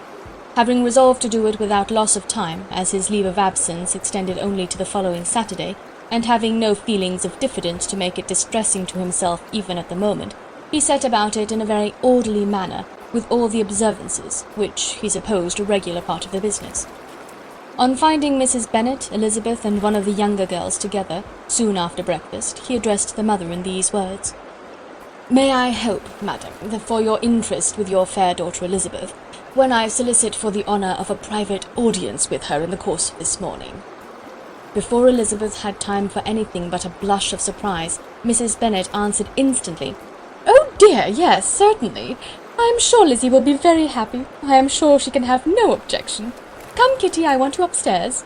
And gathering her work together, she was hastening away, when Elizabeth called out, "Dear madam, do not go. I beg you will not go. Mr. Collins must excuse me. He can have nothing to say to me that anybody need not hear. I am going away myself." "No, no, nonsense, Lizzie. I desire you to stay where you are." And upon Elizabeth seeming really, with vexed and embarrassed looks about to escape, she added, "Lizzie, I insist upon your staying and hearing Mr. Collins." Elizabeth would not oppose such an injunction, and a moment's consideration making her also sensible that it would be wisest to get it over as soon and as quietly as possible, she sat down again and tried to conceal by incessant employment the feelings which were divided between distress and diversion. Mrs. Bennet and Kitty walked off, and as soon as they were gone, Mr. Collins began. "Believe me, my dear Miss Elizabeth, that your modesty, so far from doing you any disservice, rather adds to your other perfections. You would have been less amiable in my eyes had there not been this little unwillingness, but allow me to assure you that I have your respected mother's permission for this address. You can hardly doubt the purport of my discourse, however your natural delicacy may lead you to dissemble. My attentions have been too marked to be mistaken. Almost as soon as I entered the house, I singled you out as the companion of my future life. But before I am run away with by my feelings on this subject, perhaps it would be advisable for me to state my reasons for marrying, and moreover for coming into Hertfordshire with the design of selecting a wife, as I certainly did." The idea of Mr. Collins, with all his solemn composure, being run away with by his feelings, made Elizabeth so near laughing that she could not use the short pause he allowed in any attempt to stop him further, and he continued. "My reasons for marrying are, first, that I think it a right thing for every clergyman in easy circumstances, like myself, to set the example of matrimony in his parish. Secondly, that I am convinced that it will add very greatly to my happiness. And thirdly, which perhaps I ought to have mentioned earlier, that it is the particular advice and recommendation of the very noble lady whom I have the honour of calling patroness. Twice has she condescended to give me her opinion, unasked too, on this subject, and it was but the very Saturday night before I left Hunsford, between our pools at quadrille, while Mrs. Jenkinson was arranging Mr. Berg's footstool, that she said, 'Mr. Collins, you must marry. A clergyman like you must marry. Choose properly. Choose a gentlewoman for my sake, and for your own, let her be an active, useful sort of person, not brought up high, but able to make a small income go a good way. This is my advice. Find such a woman as soon as you can, bring her to Hunsford, and I will visit her. Allow me, by the way, to observe, my fair cousin, that I do not reckon the notice and kindness of Lady Catherine de Bourgh as among the least of the advantages in my power to offer. You will find her manners beyond anything I can describe, and your wit and vivacity, I think, must be acceptable to her, especially when tempered with the silence and respect which her rank will inevitably excite. Thus much for my general intention in favour of matrimony. It remains to be told why my views were directed towards Longbourn instead of my own neighbourhood, where I can assure you there are many amiable young women. But the fact is that, being as I am to inherit this estate after the death of your honoured father, who, however, may live many years longer, I could not satisfy myself without resolving to choose a wife from among his daughters, that the loss to them might be as little as possible when the melancholy event takes place, which, however, as I have already said, may not be for several years. This has been my motive, fair cousin, and I flatter myself it will not sink me in your esteem. And now nothing remains for me but to assure you in the most animated language of the violence of my affection. To fortune I am perfectly indifferent, and shall make no demand of that nature on your father, since I am well aware that it could not be complied with, and that £1,000 in the 4%, which will not be yours till after your mother's decease, is all that you may ever be entitled to. On that head, therefore, I shall be uniformly silent, and you may assure yourself that no ungenerous reproach shall ever pass my lips when we are married." It was absolutely necessary to interrupt him now. "You are too hasty, sir," she cried. "You forget that I have made no answer. Let me do it without further loss of time. Accept my thanks for the compliment you are paying me. I am very sensible of the honour of your proposals, but it is impossible for me to do otherwise than to decline them." "I am not now to learn," replied Mr. Collins, with a formal wave of the hand, "that it is usual with young ladies to reject the addresses of the man whom they secretly mean to accept, when he first applies for their favour, and that sometimes the refusal is repeated a second or even a third time. I am therefore by no means discouraged by what you have just said, and shall hope to lead you to the altar ere long." "Upon my word, sir," cried Elizabeth, "your hope is a rather extraordinary one after my declaration. I do assure you that I am not one of those young ladies, if such young ladies there are, who are so daring as to risk their happiness on the chance of being asked a second time. I am perfectly serious in my refusal. You could not make me happy, and I am convinced that I am the last woman in the world who could make you so. Nay, were your friend Lady Catherine to know me, I am persuaded she would find me in every respect ill qualified for the situation." "Were it certain that Lady Catherine would think so," said Mr. Collins very gravely, "but I cannot imagine that her ladyship would at all disapprove of you, and you may be certain when I have the honour of seeing her again I shall speak in the very highest terms of your modesty, economy, and other amiable qualification." "Indeed, Mr. Collins, all praise of me will be unnecessary. You must give me leave to judge for myself, and pay me the compliment of believing what I say. I wish you very happy and very rich, and by refusing your hand, do all in my power to prevent your being otherwise. In making me the offer, you must have satisfied the delicacy of your feelings with regard to my family, and may take possession of Longbourn estate whenever it falls, without any self-reproach. This matter may be considered, therefore, as finally settled." And rising as she thus spoke, she would have quitted the room, had Mr. Collins not thus addressed her. "When I do myself the honour of speaking to you next on the subject, I shall hope to receive a more favourable answer than you have now given me, though I am far from accusing you of cruelty at present, because I know it to be the established custom of your sex to reject a man on the first application, and perhaps you have even now said as much to encourage my suit as would be consistent with the true delicacy of the female character." "Really, Mr. Collins," cried Elizabeth with some warmth, "you puzzle me exceedingly. If what I have hitherto said can appear to you in the form of encouragement, I know not how to express my refusal in such a way as to convince you of its being one." "You must give me leave to flatter myself, my dear cousin, that your refusal of my addresses is merely words of course. My reasons for believing it are briefly these. It does not appear to me that my hand is unworthy of your acceptance, or that the establishment I can offer would be any other than highly desirable. My situation in life, my connections with the family of de Bourgh, and my relationship to your own are circumstances highly in my favour, and you should take it into further consideration that in spite of your manifold attractions, it is by no means certain that another offer of marriage may ever be made you. Your portion is unhappily so small that it will in all likelihood undo the effects of your loveliness and amiable qualifications.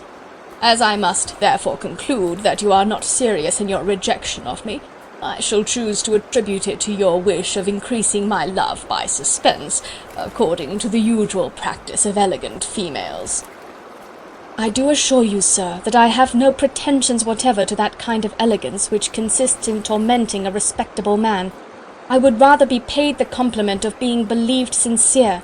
I thank you again and again for the honour you have done me in your proposals, but to accept them is absolutely impossible. My feelings in every respect forbid it. Can I speak plainer? Do not consider me now as an elegant female intending to plague you, but as a rational creature speaking the truth from her heart." "You are uniformly charming," cried he, with an air of awkward gallantry, "and I am persuaded that when sanctioned by the express authority of both your excellent parents, my proposals will not fail of being acceptable."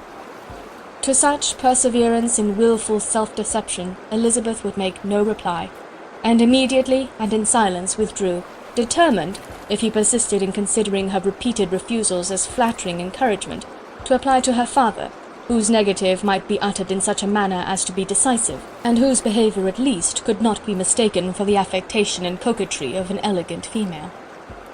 End of chapter 19.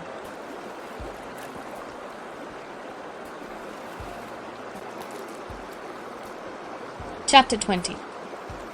Mr. Collins was not left long to the silent contemplation of his successful love, for Mrs. Bennet, having dawdled about in the vestibule to watch for the end of the conference, no sooner saw Elizabeth open the door and with quick step pass her towards the staircase, than she entered the breakfast-room, and congratulated both him and herself in warm terms on the happy prospect of their nearer connection. Mr. Collins received and returned these felicitations with equal pleasure, and then proceeded to relate the particulars of their interview, with the result of which he trusted he had every reason to be satisfied, since the refusal which his cousin had steadfastly given him would naturally flow from her bashful modesty and the genuine delicacy of her character. This information, however, startled Mrs. Bennet. She would have been glad to be equally satisfied that her daughter had meant to encourage him by protesting against his proposals, but she dared not believe it, and could not help saying so. "But depend upon it, Mr. Collins," she added, "that Lizzie shall be brought to reason. I will speak to her about it directly. She is a very headstrong, foolish girl, and does not know her own interest, but I will make her know it." "Pardon me for interrupting you, madam," cried Mr. Collins, "but if she is really headstrong and foolish, I know not whether she would altogether be a desirable wife to a man in my situation, who naturally looks for happiness in the marriage state. If therefore she actually persists in rejecting my suit, perhaps it were better not to force her into accepting me, because if liable to such defects of temper, she could not contribute much to my felicity." "Sir, you quite misunderstand me," said Mrs. Bennet, alarmed. "Lizzie is only headstrong in such matters as these. In everything else she is as good-natured a girl as ever lived. I will go directly to Mr. Bennet, and we shall very soon settle it with her, I am sure." She would not give him time to reply, but hurrying instantly to her husband, called out as she entered the library, "Oh, Mr. Bennet, you are wanted immediately. We are all in an uproar. You must come and make Lizzie marry Mr. Collins, for she vows she will not have him, and if you do not make haste, he will change his mind and not have her." Mr. Bennet raised his eyes from his book as she entered, and fixed them on her face with a calm unconcern which was not in the least altered by her communication. "I have not the pleasure of understanding you," said he, when she had finished her speech. "Of what are you talking?" "Of Mr. Collins and Lizzie. Lizzie declares she will not have Mr. Collins, and Mr. Collins begins to say that he will not have Lizzie." "And what am I to do on the occasion? It seems a hopeless business." "Speak to Lizzie about it yourself. Tell her that you insist upon her marrying him." "Let her be called down. She shall hear my opinion." Mrs. Bennet rang the bell, and Miss Elizabeth was summoned to the library. "Come here, child," cried her father as she appeared. "I have sent for you on an affair of importance. I understand that Mr. Collins has made you an offer of marriage. Is it true?" Elizabeth replied that it was. "Very well. And this offer of marriage you have refused?" "I have, sir." "Very well. We now come to the point. Your mother insists upon your accepting it. Is it not so, Mrs. Bennet?" "Yes, or I will never see her again." "An unhappy alternative is before you, Elizabeth. From this day you must be a stranger to one of your parents. Your mother will never see you again if you do not marry Mr. Collins, and I will never see you again if you do." Elizabeth could not but smile at such a conclusion of such a beginning, but Mrs. Bennet, who had persuaded herself that her husband regarded the affair as she wished, was excessively disappointed. "What do you mean, Mr. Bennet, in talking this way? You promised me to insist upon her marrying him." "My dear," replied her husband, "I have two small favours to request. First, that you will allow me the free use of my understanding on the present occasion, and secondly, of my room. I shall be glad to have the library to myself as soon as may be." Not yet, however, in spite of her disappointment in her husband, did Mrs. Bennet give up the point. She talked to Elizabeth again and again, coaxed and threatened her by turns. She endeavoured to secure Jane in her interest, but Jane, with all possible mildness, declined interfering, and Elizabeth, sometimes with real earnestness and sometimes with playful gaiety, replied to her attacks. Though her manner varied, however, her determination never did. Mr. Collins, meanwhile, was meditating in solitude on what had passed. He thought too well of himself to comprehend on what motives his cousin could refuse him, and though his pride was hurt, he suffered in no other way. His regard for her was quite imaginary, and the possibility of her deserving her mother's reproach prevented his feeling any regret. While the family were in this confusion, Charlotte Lucas came to spend the day with them. She was met in the vestibule by Lydia, who, flying to her, cried in a half-whisper, "I am glad you are come, for there is such fun here. What do you think has happened this morning? Mr. Collins has made an offer to Lizzie, and she will not have him." Charlotte hardly had time to answer before they were joined by Kitty, who came to tell the same news, and no sooner had they entered the breakfast-room, where Mrs. Bennet was alone, than she likewise began on the subject, calling on Miss Lucas for her compassion, and entreating her to persuade her friend Lizzie to comply with the wishes of all her family. "Pray do, my dear Miss Lucas," she added in a melancholy tone, "for nobody is on my side, nobody takes part with me. I am cruelly used, nobody feels for my poor nerves." Charlotte's reply was spared by the entrance of Jane and Elizabeth. "Ay, there she comes," continued Mrs. Bennet, "looking as unconcerned as may be, and caring no more for us than if we were at York, provided she can have her own way. But I tell you, Miss Lizzie, if you take it into your head to go on refusing every offer of marriage in this way, you will never get a husband at all, and I am sure I do not know who is to maintain you when your father is dead. I shall not be able to keep you, and so I warn you. I have done with you from this very day. I told you in the library, you know, that I should never speak to you again, and you will find me as good as my word. I have no pleasure in talking to undutiful children. Not that I have much pleasure indeed in talking to anybody. People who suffer as much as I do from nervous complaints can have no great inclination for talking. Nobody can tell what I suffer, but it is always so. Those who do not complain are never pitied." Her daughters listened in silence to this effusion, sensible that any attempt to reason with her or soothe her would only increase the irritation. She talked on, therefore, without interruption from any of them, till they were joined by Mr. Collins, who entered the room with an air more stately than usual, and on perceiving whom, she said to the girls, "Now I do insist upon it, that you, all of you, hold your tongues, and let me and Mr. Collins have a little conversation together." Elizabeth passed quietly out of the room. Jane and Kitty followed, but Lydia stood her ground, determined to hear all she could, and Charlotte, detained first by the civility of Mr. Collins, whose inquiries after herself and all her family were very minute, and then by a little curiosity, satisfied herself with walking to the window and pretending not to hear. In a doleful voice Mrs. Bennet began the projected conversation. "Oh, Mr. Collins!" "My dear madam," replied he, "let us be forever silent on this point. Far be it from me," he presently continued, in a voice that marked his displeasure, "to resent the behaviour of your daughter. Resignation to inevitable evils is the evil duty of us all, the peculiar duty of a young man who has been so fortunate as I have been in early preferment, and I trust I am resigned. Perhaps not the less so from feeling a doubt of my positive happiness had my fair cousin honoured me with her hand, for I have often observed that resignation is never so perfect as when the blessing denied begins to lose some." Chapter 21 of Pride and Prejudice by Jane Austen. The discussion of Mr. Collins's offer was now nearly at an end, and Elizabeth had only to suffer from the uncomfortable feelings necessarily attending it, and occasionally from some peevish allusions of her mother. As for the gentleman himself, his feelings were chiefly expressed, not by embarrassment or dejection, or by trying to avoid her, but by stiffness of manner and resentful silence. He scarcely ever spoke to her, and the assiduous attentions which he had been so sensible of himself were transferred for the rest of the day to Miss Lucas, whose civility in listening to him was a seasonable relief to them all, and especially to her friend. The morrow produced no abatement to Mrs. Bennet's ill humour or ill health. Mr. Collins was also in the same state of angry pride. Elizabeth had hoped that his resentment might shorten his visit, but his plan did not appear in the least affected by it. He was always to have gone on Saturday, and to Saturday he meant to stay. After breakfast the girls walked to Meryton to inquire if Mr. Wickham were returned, and to lament over his absence from the Netherfield ball. He joined them on their entering the town, and attended them to their aunt's, where his regret and vexation and the concern of everybody was well talked over. To Elizabeth, however, he voluntarily acknowledged that the necessity of his absence had been self-imposed.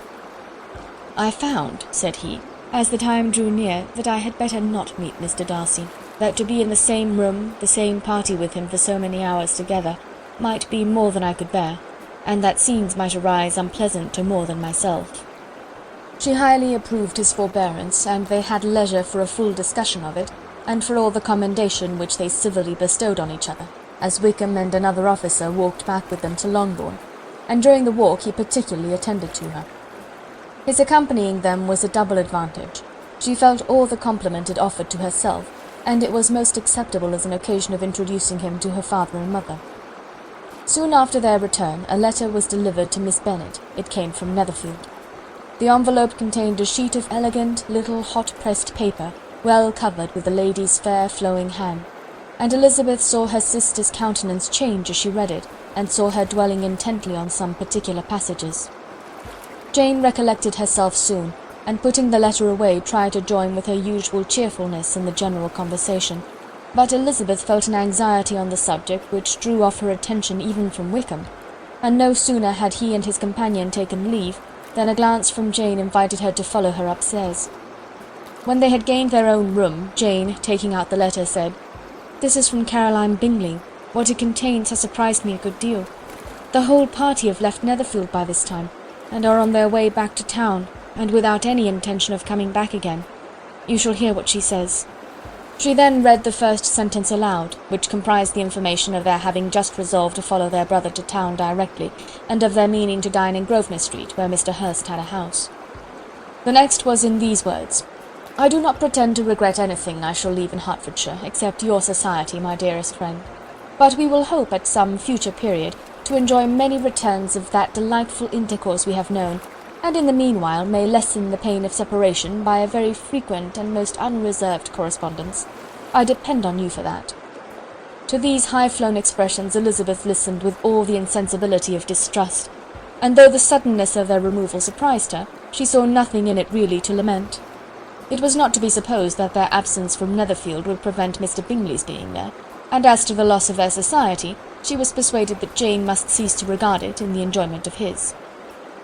"It is unlucky," said she, after a short pause, "that you should not be able to see your friends before they leave the country.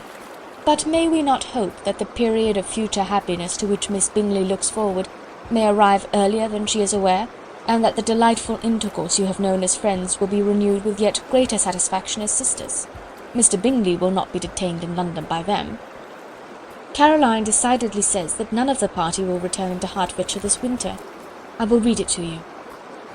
When my brother left us yesterday, he imagined that the business which took him to London might be concluded in 3 or 4 days, but as we are certain it cannot be so, and at the same time convinced that when Charles gets to town he will be in no hurry to leave it again, we have determined on following him thither, that he may not be obliged to spend his vacant hours in a comfortless hotel. Many of my acquaintances are already there for the winter. I wish that I could hear that you, my dearest friend, had any intention of making one of the crowd, but of that I despair. I sincerely hope your Christmas in Hertfordshire may abound in the gaieties which that season generally brings, and that your beaux will be so numerous as to prevent your feeling the loss of the 3 of whom we shall deprive you. It is evident by this," added Jane, "that he comes back no more this winter." "It is only evident that Miss Bingley does not mean that he should." "Why will you think so? It must be his own doing. He is his own master." "But you do not know all. I will read you the passage which particularly hurts me. I will have no reserves from you. Mr. Darcy is impatient to see his sister, and, to confess the truth, we are scarcely less eager to meet her again. I really do not think Georgiana Darcy has her equal for beauty, elegance, and accomplishments, and the affection she inspires in Louisa and myself is heightened into something still more interesting, from the hope we dare entertain of her being hereafter our sister. I do not know whether I ever before mentioned to you my feelings on this subject, but I will not leave the country without confiding them, and I trust you will not esteem them unreasonable. My brother admires her greatly already. He will have frequent opportunity now of seeing her on the most intimate footing. Her relations all wish the connection as much as his own, and a sister's partiality is not misleading me, I think, when I call Charles most capable of engaging any woman's heart. With all these circumstances to favour an attachment, and nothing to prevent it, am I wrong, my dearest Jane, in indulging the hope of an event which will secure the happiness of so many? What do you think of this sentence, my dear Lizzie? Said Jane as she finished it. Is it not clear enough? Does it not expressly declare that Caroline neither expects nor wishes me to be her sister, that she is perfectly convinced of her brother's indifference, and that, if she suspects the nature of my feelings for him, she means most kindly to put me on my guard? Can there be any other opinion on the subject? Yes, there can, for mine is totally different. Will you hear it? Most willingly. You shall have it in a few words. Miss Bingley sees that her brother is in love with you, and wants him to marry Miss Darcy. She follows him to town in hope of keeping him there, and tries to persuade you that he does not care about you. Jane shook her head. Indeed, Jane, you ought to believe me. No one who has ever seen you together can doubt his affection. Miss Bingley, I am sure, cannot. She is not such a simpleton. Could she have seen half as much love in Mr. Darcy for herself, she would have ordered her wedding clothes. But the case is this. We are not rich enough or grand enough for them, and she is the more anxious to get Miss Darcy for her brother, from the notion that when there has been one intermarriage, she may have less trouble in achieving a second, in which there is certainly more ingenuity, and I dare say it would succeed, if Mr. Berg were out of the way. But, my dearest Jane, you cannot seriously imagine that because Miss Bingley tells you her brother greatly admires Miss Darcy, he is in the smallest degree less sensible of your merit than when he took leave of you on Tuesday, or that it will be in her power to persuade him that, instead of being in love with you, he is very much in love with her friend. If we thought alike of Miss Bingley, replied Jane, your representation of all this might make me quite easy, but I know the foundation is unjust. Caroline is incapable of wilfully deceiving anyone, and all that I can hope in this case is that she is deceiving herself. That is right. You could not have started a more happy idea, since you will not take comfort in mine. Believe her to be deceived by all means. You have now done your duty by her, and must fret no longer. But, my dear sister, can I be happy, even supposing the best, in accepting a man whose sisters and friends are all wishing him to marry elsewhere? You must decide for yourself, said Elizabeth, and if upon mature deliberation you find that the misery of disobliging his two sisters is more than equivalent to the happiness of being his wife, I advise you by all means to refuse him. How can you talk so? Said Jane, faintly smiling. You must know that, though I should be exceedingly grieved at their disapprobation, I could not hesitate. I did not think you would, and that being the case, I cannot consider your situation with much compassion. But if he returns no more this winter, my choice will never be required. 1,000 things may arise in 6 months. The idea of his returning no more Elizabeth treated with the utmost contempt. It appeared to her merely the suggestion of Caroline's interested wishes, and she could not for a moment suppose that those wishes, however openly or artfully spoken, could influence a young man so totally independent of everyone. She represented to her sister as forcibly as possible what she felt on the subject, and had soon the pleasure of seeing its happy effect. Jane's temper was not desponding, and she was gradually led to hope, though the diffidence of affection sometimes overcame the hope, that Bingley would return to Netherfield and answer every wish of her heart. They agreed that Mrs. Bennet should only hear of the departure of the family without being alarmed on the score of the gentleman's conduct, but even this partial communication gave her a great deal of concern, and she bewailed it as exceedingly unlucky that the ladies should happen to go away just as they were all getting so intimate together. After lamenting it, however, at some length, she had the consolation that Mr. Bingley would soon be down again, and soon dining at Longbourn, and the conclusion of all was the comfortable declaration that, though he had been invited only to a family dinner, she would take care to have 2 full courses. End of chapter 21.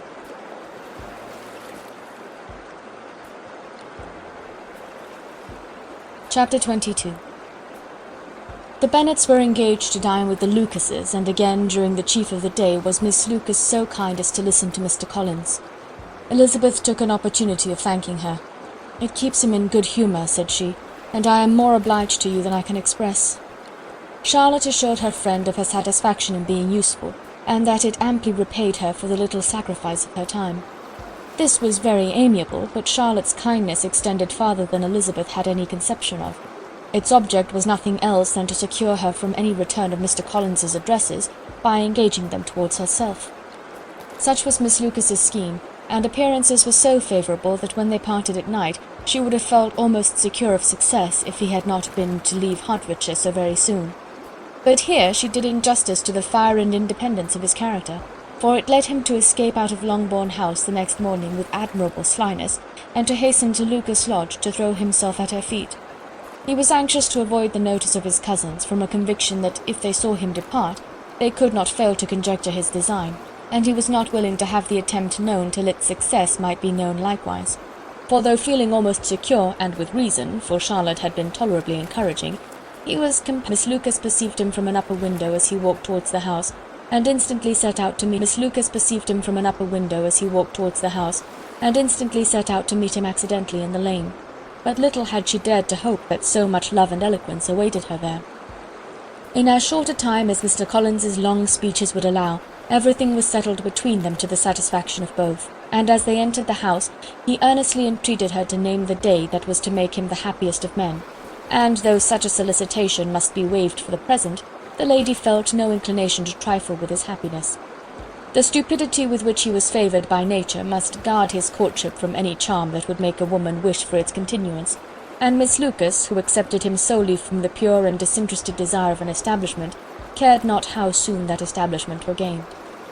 Sir William and Lady Lucas were speedily applied to for their consent, and it was bestowed with a most joyful alacrity. Mr. Collins's present circumstances made it a most eligible match for their daughter, to whom they could give little fortune, and his prospects of future wealth were exceedingly fair. Lady Lucas began directly to calculate, with more interest than the matter had ever excited before, how many years longer Mr. Bennet was likely to live, and Sir William gave it as his decided opinion that whenever Mr. Collins should be in possession of the Longbourn estate, it would be highly expedient that both he and his wife should make their appearance at St. James'. The whole family, in short, were properly overjoyed on the occasion. The younger girls formed hopes of coming out a year or two sooner than they might otherwise have done, and the boys were relieved from their apprehension of Charlotte's dying an old maid. Charlotte herself was tolerably composed. She had gained her point, and had time to consider of it. Her reflections were in general satisfactory. Mr. Collins, to be sure, was neither sensible nor agreeable. His society was irksome, and his attachment to her must be imaginary. But still, he would be her husband. Without thinking highly either of men or matrimony, marriage had always been her object. It was the only provision for well-educated young women of small fortune, and however uncertain of giving happiness, must be their pleasantest preservative from want.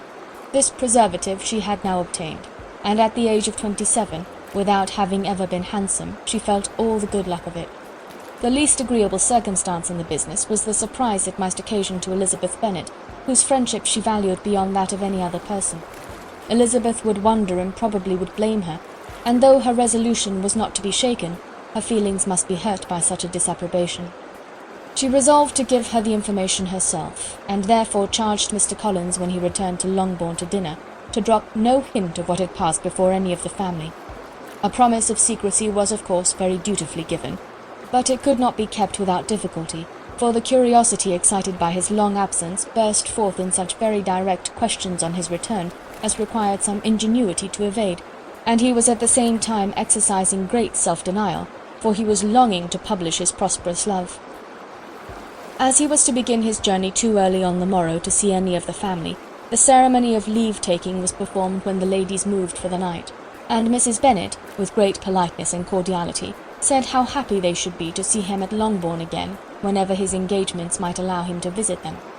"My dear madam," he replied, "this invitation is particularly gratifying, because it is what I have been hoping to receive, and you may be very certain that I shall avail myself of it as soon as possible."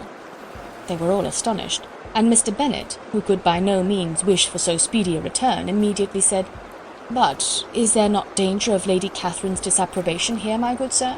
You had better neglect your relations than run the risk of offending your patroness." "My dear sir," replied Mr. Collins, "I am particularly obliged to you for this friendly caution, and you may depend upon my not taking so material a step without her ladyship's concurrence." "You cannot be too much upon your guard. Risk anything rather than her displeasure, and if you find it likely to be raised by your coming to us again, which I should think exceedingly probable, stay quietly at home, and be satisfied that we shall take no offence." "Believe me, my dear sir, my gratitude is warmly excited by such affectionate attention, and depend upon it, you will speedily receive from me a letter of thanks for this, and for every other mark of your regard during my stay in Hertfordshire. As for my fair cousins, though my absence may not be long enough to render it necessary, I shall now take the liberty of wishing them health and happiness, not excepting my cousin Elizabeth." With proper civilities the ladies then withdrew, all of them equally surprised that he meditated a quick return. Mrs. Bennet wished to understand by it that he thought of paying his addresses to one of her younger girls, and Mary might have been prevailed on to accept him. She rated his abilities much higher than any of the others. There was a solidity in his reflections which often struck her, and though by no means so clever as herself, she thought that if encouraged to read and improve himself by such an example as hers, he might become a very agreeable companion. But on the following morning every hope of this kind was done away. Miss Lucas called soon after breakfast, and in a private conference with Elizabeth related the event of the day before.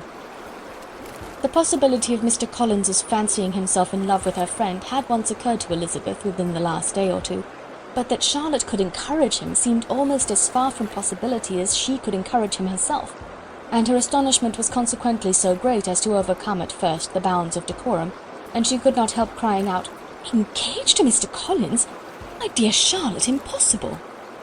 The steady countenance which Miss Lucas had commanded in telling her story gave way to a momentary confusion here on receiving so direct a reproach, though, as it was no more than she expected, she soon regained her composure and calmly replied, "Why should you be surprised, my dear Eliza? Do you think it incredible that Mr. Collins should be able to procure any woman's good opinion, because he was not so happy as to succeed with you?" But Elizabeth had now recollected herself, and making a strong effort for it, was able to assure with tolerable firmness that the prospect of their relationship was highly grateful to her, and that she wished her all imaginable happiness. "I see what you are feeling," replied Charlotte. "You must be surprised, very much surprised, so lately as Mr. Collins was wishing to marry you. But when you have had time to think it over, I hope you will be satisfied with what I have done. I am not romantic, you know, I never was. I ask only a comfortable home, and considering Mr. Collins's character, connection, and situation in life, I am convinced that my chance of happiness with him is as fair as most people can boast on entering the marriage state." Elizabeth quietly answered, "Undoubtedly," and after an awkward pause they returned to the rest of the family. Charlotte did not stay much longer, and Elizabeth was then left to reflect on what she had heard. It was a long time before she became at all reconciled to the idea of so unsuitable a match. The strangeness of Mr. Collins's making 2 offers of marriage within 3 days was nothing in comparison of his being now accepted. She had always felt that Charlotte's opinion of matrimony was not exactly like her own, but she had not supposed it to be possible that, when called into action, she would have sacrificed every better feeling to worldly advantage. Charlotte, the wife of Mr. Collins, was a most humiliating picture, and to the pang of a friend disgracing herself and sunk in her esteem, was added the distressing conviction that it was impossible for that friend to be tolerably happy in the lot she had chosen. End of chapter 22.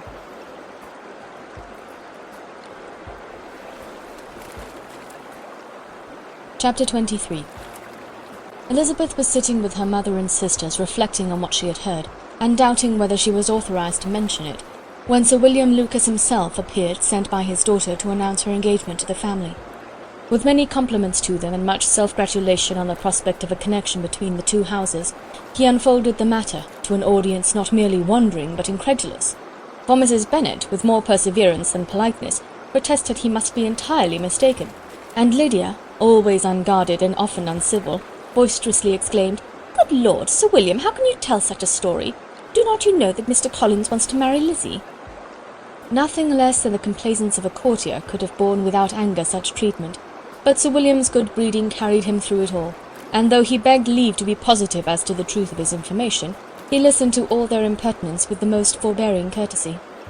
Elizabeth, feeling it incumbent on her to relieve him from so unpleasant a situation, now put herself forward to confirm his account by mentioning her prior knowledge of it from Charlotte herself, and endeavoured to put a stop to the exclamations of her mother and sisters by the earnestness of her congratulations to Sir William, in which she was readily joined by Jane, and by making a variety of remarks on the happiness that might be expected from the match, the excellent character of Mr. Collins, and the convenient distance of Hunsford from London. Mrs. Bennet was in fact too much overpowered to say a great deal while Sir William remained, but no sooner had he left them than her feelings found a rapid vent. In the first place, she persisted in disbelieving the whole of the matter. Secondly, she was very sure that Mr. Collins had been taken in. Thirdly, she trusted that they would never be happy together, and fourthly, that the match might be broken off. Two inferences, however, were plainly deduced from the whole.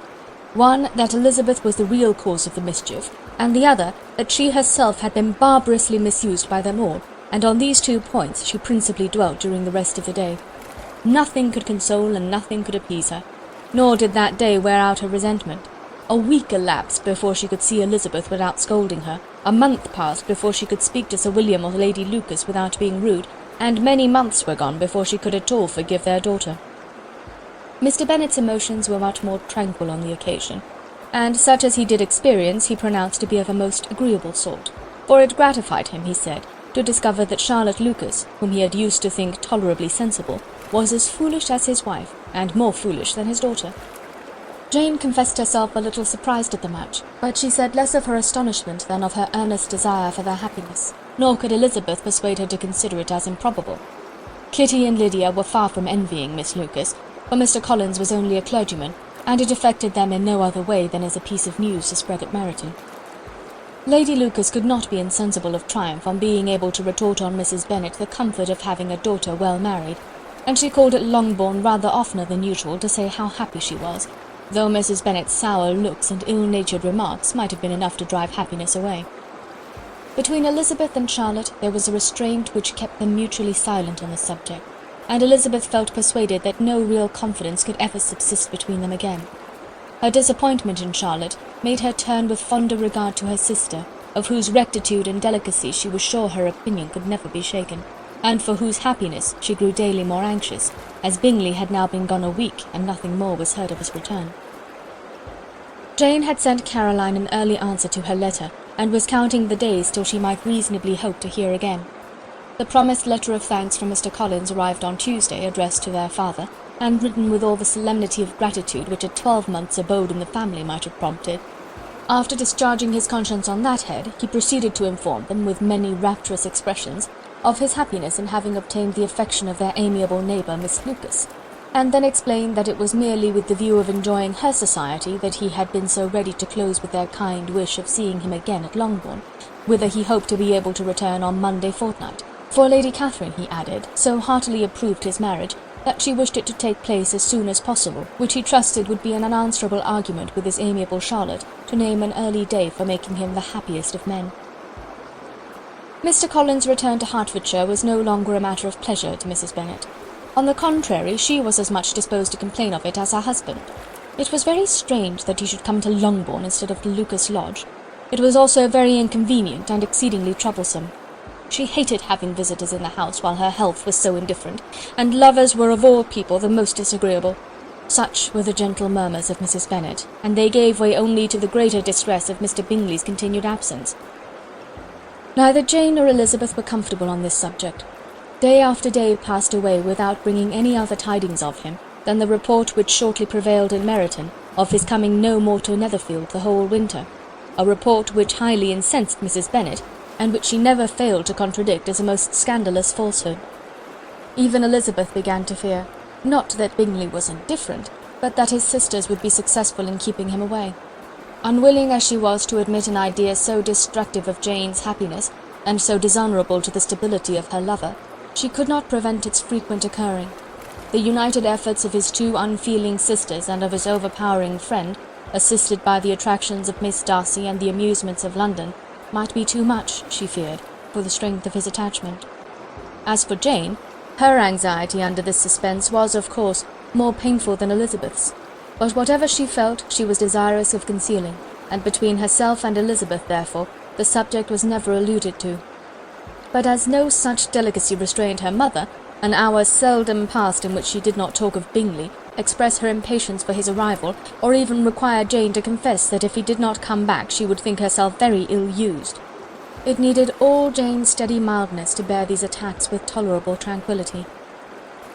Mr. Collins returned most punctually on Monday fortnight, but his reception at Longbourn was not quite so gracious as it had been on his first introduction. He was too happy, however, to need much attention, and luckily for the others, the business of love-making relieved them from a great deal of his company. The chief of every day was spent by him at Lucas Lodge, and he sometimes returned to Longbourn only in time to make an apology for his absence before the family went to bed. Mrs. Bennet was really in a most pitiable state. The very mention of anything concerning the match threw her into an agony of ill-humour, and wherever she went she was sure of hearing it talked of. The sight of Miss Lucas was odious to her. As her successor in that house, she regarded her with jealous abhorrence. Whenever Charlotte came to see them, she concluded her to be anticipating the hour of possession, and whenever she spoke in a low voice to Mr. Collins, was convinced that they were talking of the Longbourn estate, and resolving to turn herself and her daughters out of the house as soon as Mr. Bennet were dead. She complained bitterly of all this to her husband. "Indeed, Mr. Bennet," said she, "it is very hard to think that Charlotte Lucas should ever be mistress of this house, that I should be forced to make way for her, and live to see her take her place in it. My dear, do not give way to such gloomy thoughts. Let us hope for better things. Let us flatter ourselves that I may be the survivor." This was not very consoling to Mrs. Bennet, and therefore, instead of making any answer, she went on as before. "I cannot bear to think that they should have all this estate. If it was not for the entail, I should not mind it." "What should not you mind?" "I should not mind anything at all." "Let us be thankful that you are preserved from a state of such insensibility." "I never can be thankful, Mr. Bennet, for anything about the entail. How anyone could have the conscience to entail away an estate from one's own daughters, I cannot understand, and all for the sake of Mr. Collins, too. Why should he have it more than anybody else?" "I leave it to yourself to determine," said Mr. Bennet. End of chapter 23.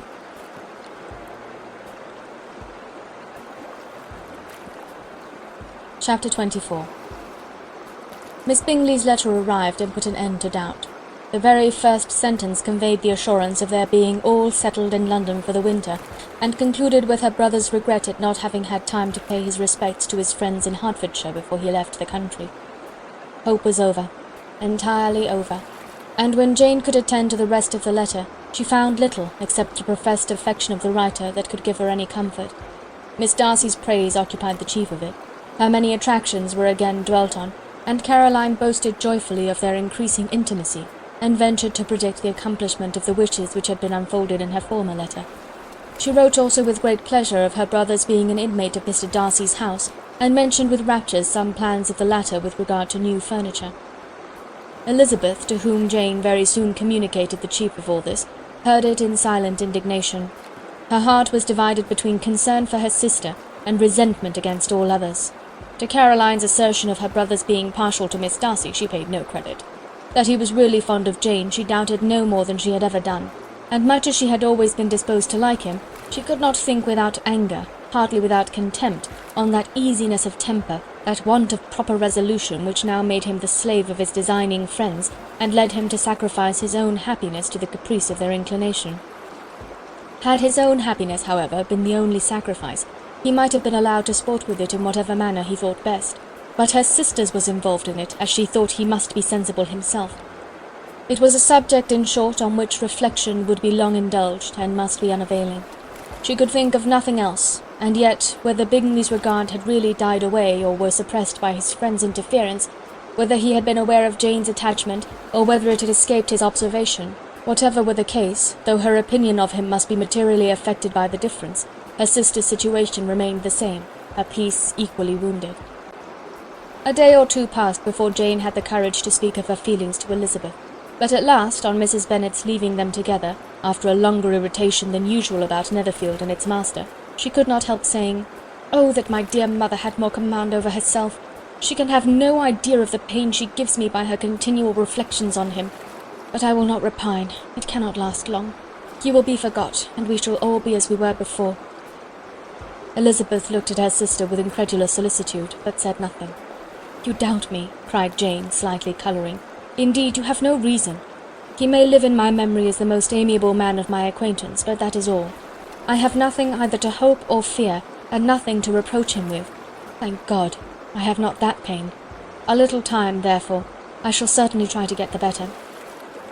With a stronger voice she soon added, "I have this comfort immediately, that it has not been more than an error of fancy on my side, and that it has done no harm to anyone but myself." "My dear Jane," exclaimed Elizabeth, "you are too good. Your sweetness and disinterestedness are really angelic. I do not know what to say to you. I feel as if I had never done you justice, or loved you as you deserve." Miss Bennet eagerly disclaimed all extraordinary merit, and threw back the praise on her sister's warm affection.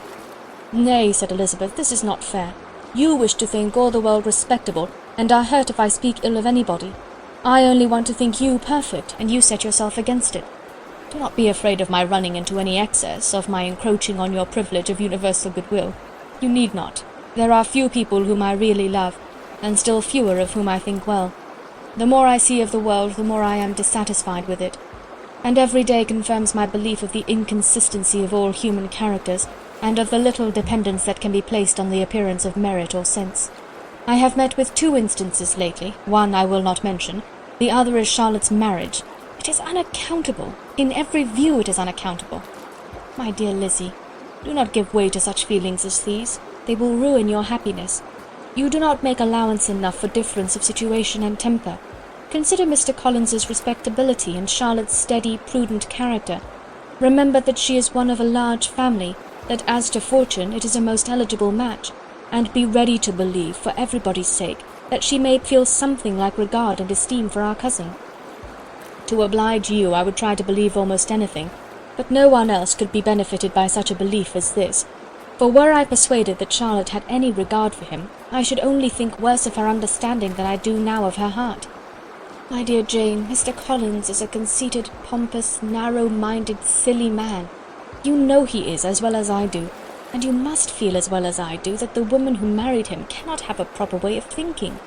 You shall not defend her, though it is Charlotte Lucas. You shall not, for the sake of one individual, change the meaning of principle and integrity, nor endeavour to persuade yourself or me that selfishness is prudence, and insensibility of danger security for happiness." "I must think your language too strong in speaking of both," replied Jane, "and I hope you will be convinced of it by seeing them happy together. But enough of this. You alluded to something else. You mentioned 2 instances. I cannot misunderstand you, but I entreat you, dear Lizzie, not to pain me by thinking that person to blame, and saying your opinion of him is sunk. We must not be so ready to fancy ourselves intentionally injured. We must not expect a lively young man to be always so guarded and circumspect. It is very often nothing but our own vanity that deceives us. Women fancy admiration means more than it does, and men take care that they should. If it is designedly done, they cannot be justified, but I have no idea of there being so much design in the world as some persons imagine." "I fear I am far from attributing any part of Mr. Bingley's conduct to design," said Elizabeth, "but without scheming to do wrong, or to make others unhappy, there may be error, and there may be misery. Thoughtlessness, want of attention to other people's feelings, and want of resolution will do the business." "And do you impute it to either of those?" "Yes, to the last.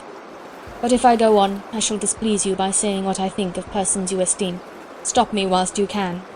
You persist, then, in supposing his sisters influence him?" "Yes, in conjunction with his friend." "I cannot believe it. Why should they try to influence him? They can only wish his happiness, and if he is attached to me, no other woman can secure it." "Your first position is false. They may wish many things besides his happiness. They may wish his increase of wealth and consequence. They may wish him to marry a girl who has all the importance of money, great connections, and pride." "Beyond a doubt, they do wish him to choose Miss Darcy," replied Jane, "but this may be from better feelings than you are supposing. They have known her much longer than they have known me. No wonder if they love her better. But whatever may be their own wishes, it is very unlikely they should have opposed their brothers. What sister would think herself at liberty to do it, unless there was something very objectionable? If they believed him attached to me, they would not try to part us. If he were so, they could not succeed. By supposing such an affection, you make everybody acting unnaturally and wrong, and me most unhappy. Do not distress me by the idea. I am not ashamed of having been mistaken, or at least, it is light. It is nothing in comparison of what I should feel in thinking ill of him or his sisters. Let me take it in the best light, in the light in which it may be understood. Elizabeth could not oppose such a wish, and from this time Mr. Bingley's name was scarcely ever mentioned between them. Mrs. Bennet still continued to wonder and repine at his returning no more, and though a day seldom passed in which Elizabeth did not account for it clearly, there was little chance of her ever considering it with less perplexity. Her daughter endeavoured to convince her of what she did not believe herself, that his attentions to Jane had been merely the effect of a common and transient liking, which ceased when he saw her no more. But though the probability of the statement was admitted at the time, she had the same story to repeat every day. Mrs. Bennet's best comfort was that Mr. Bingley must be down again in the summer. Mr. Bennet treated the matter differently. "So, Lizzie," said he one day, "your sister is crossed in love, I find. I congratulate her. Next to being married, a girl likes to be crossed a little in love now and then. It is something to think of, and it gives her a sort of distinction among her companions. When is your turn to come? You will hardly bear to be long outdone by Jane. Now is your time. Here are officers enough in Meryton to disappoint all the young ladies in the country. Let Wickham be your man. He is a pleasant fellow, and would jilt you creditably." "Thank you, sir, but a less agreeable man would satisfy me. We must not all expect Jane's good fortune." "True," said Mr. Bennet, "but it is a comfort to think that whatever of that kind may befall you, you have an affectionate mother who will make the most of it." Mr. Wickham's society was of material service in dispelling the gloom which the late perverse occurrences had thrown on many of the Longbourn family. They saw him often, and to his other recommendations was now added that of general unreserve. The whole of what Elizabeth had already heard, his claims on Mr. Darcy, and all that he had suffered from him, was now openly acknowledged and publicly canvassed, and everybody was pleased to know how much they had always disliked Mr. Darcy before they had known anything of the matter. Miss Bennet was the only creature who could suppose there might be any extenuating circumstances in the case, unknown to the society of Hertfordshire. Her mild and steady candour always pleaded for allowances, and urged the possibility of mistakes, but by everybody else Mr. Darcy was condemned as the worst of men. End of chapter 24.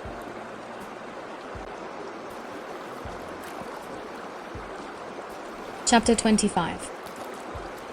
After a week spent in professions of love and schemes of felicity, Mr. Collins was called from his amiable Charlotte by the arrival of Saturday. The pain of separation, however, might be alleviated on his side by preparations for the reception of his bride, as he had reason to hope that shortly after his return into Hertfordshire the day would be fixed that was to make him the happiest of men. He took leave of his relations at Longbourn with as much solemnity as before, wished his fair cousins health and happiness again, and promised their father another letter of thanks. On the following Monday Mrs. Bennet had the pleasure of receiving her brother and his wife, who came as usual to spend the Christmas at Longbourn. Mr. Gardiner was a sensible, gentlemanlike man, greatly superior to his sister, as well by nature as education. The Netherfield ladies would have had difficulty in believing that a man who lived by trade and within view of his own warehouses could have been so well bred and agreeable. Mrs. Gardiner, who was several years younger than Mrs. Bennet and Mrs. Phillips, was an amiable, intelligent, elegant woman, and a great favourite with all her Longbourn nieces. Between the two eldest and herself especially, there subsisted a particular regard. They had frequently been staying with her in town. The first part of Mrs. Gardiner's business on her arrival was to distribute her presents and describe the newest fashions. When this was done, she had a less active part to play. It became her turn to listen. Mrs. Bennet had many grievances to relate, and much to complain of. They had all been very ill-used since she last saw her sister. 2 of her girls had been upon the point of marriage, and after all there was nothing in it. "I do not blame Jane," she continued, "for Jane would have got Mr. Bingley if she could.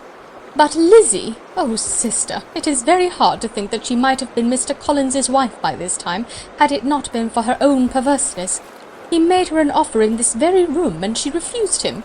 The consequence of it is that Lady Lucas will have a daughter married before I have, and that the Longbourn estate is just as much entailed as ever. The Lucases are very artful people indeed, sister. They are all for what they can get. I am very sorry to say it of them, but so it is. It makes me very nervous and poorly to be thwarted so in my own family, and to have neighbours who think of themselves before anybody else. However, Your coming just at this time is the greatest of comforts, and I am very glad to hear what you tell us of long sleeves." Mrs. Gardiner, to whom the chief of this news had been given before, in the course of Jane and Elizabeth's correspondence with her, made her sister a slight answer, and in compassion to her nieces turned the conversation. When alone with Elizabeth afterwards, she spoke more on the subject. "It seems likely to have been a desirable match for Jane," said she. "I am sorry it went off, but these things happen so often. A young man, such as you describe Mr. Bingley, so easily falls in love with a pretty girl for a few weeks, and when accident separates them, so easily forgets her, that these sorts of inconsistencies are very frequent." "An excellent consolation in its way," said Elizabeth, "but it will not do for us. We do not suffer by accident. It does not often happen that the interference of friends will persuade a young man of independent fortune to think no more of a girl whom he was violently in love with only a few days before." "But that expression of violently in love is so hackneyed, so doubtful, so indefinite, that it gives me very little idea. It is as often applied to feelings which arise from a half-hour's acquaintance as to a real strong attachment. Pray, how violent was Mr. Bingley's love?" "I never saw a more promising inclination. He was growing quite inattentive to other people, and wholly engrossed by her. Every time they met, it was more decided and remarkable. At his own ball he offended 2 or 3 young ladies by not asking them to dance, and I spoke to him twice myself without receiving an answer. Could there be finer symptoms? Is not general incivility the very essence of love?" "Oh yes, of that kind of love which I suppose him to have felt. Poor Jane! I am sorry for her, because with her disposition she may not get over it immediately. It had better have happened to you, Lizzie. You would have laughed yourself out of it sooner. But do you think she would be prevailed upon to go back with us? Change of scene might be of service, and perhaps a little relief from home may be as useful as anything." Elizabeth was exceedingly pleased with this proposal, and felt persuaded of her sister's ready acquiescence. "I hope," added Mrs. Gardiner, "that no consideration with regard to this young man will influence her. We live in so different a part of town, all our connections are so different, and as you well know, we go out so little, that it is very improbable that they should meet at all, unless he really comes to see her." "And that is quite impossible, for he is now in the custody of his friend, and Mr. Darcy would no more suffer him to call on Jane in such a part of London." "My dear aunt, how could you think of it? Mr. Darcy may perhaps have heard of such a place as Gracechurch Street, but he would hardly think a month's ablution enough to cleanse him from its impurities, were he once to enter it, and depend upon it, Mr. Bingley never stirs without him." "So much the better. I hope they will not meet at all. But does not Jane correspond with his sister? She will not be able to help calling." "She will drop the acquaintance entirely." But in spite of the certainty in which Elizabeth affected to place this point, as well as the still more interesting one of Bingley's being withheld from seeing Jane, she felt a solicitude on the subject which convinced her, on examination, that she did not consider it entirely hopeless. It was possible, and sometimes she thought it probable, that his affection might be reanimated, and the influence of his friend successfully combated by the more natural influence of Jane's attractions. Miss Bennet accepted her aunt's invitation with pleasure, and the Bingleys were no otherwise in her thoughts at the same time than as she hoped by Caroline's not living in the same house with her brother, she might occasionally spend a morning with her without any danger of seeing him. The Gardiners stayed a week at Longbourn, and what with the Phillipses, the Lucases, and the officers, there was not a day without its engagement. Mrs. Bennet had so carefully provided for the entertainment of her brother and sister that they did not once sit down to a family dinner. When the engagement was for home, some of the officers always made part of it, of which officers Mr. Wickham was sure to be one, and on these occasions Mrs. Gardiner, rendered suspicious by Elizabeth's warm commendation, narrowly observed them both. Without supposing them, from what she saw, to be very seriously in love, their preference of each other was plain enough to make her a little uneasy, and she resolved to speak to Elizabeth on the subject before she left Hertfordshire, and represent to her the imprudence of encouraging such an attachment. To Mrs. Gardiner, Wickham had one means of affording pleasure, unconnected with his general powers. About 10 or a dozen years ago, before her marriage, she had spent a considerable time in that very part of Derbyshire to which he belonged. They had, therefore, many acquaintances in common, and though Wickham had been little there since the death of Darcy's father, it was yet in his power to give her fresher intelligence of her former friends than she had been in the way of procuring. Mrs. Gardiner had seen Pemberley, and known the late Mr. Darcy by character perfectly well. Here, consequently, was an inexhaustible subject of discourse, in comparing her recollection of Pemberley with the minute description which Wickham could give, and in bestowing her tribute of praise on the character of its late possessor, She was delighting both him and herself. On being made acquainted with the present Mr. Darcy's treatment of him, she tried to remember some of that gentleman's reputed disposition when quite a lad, which might agree with it, and was confident at last that she recollected having heard Mr. Fitzwilliam Darcy formerly spoken of as a very proud, ill-natured boy. End of chapter 25.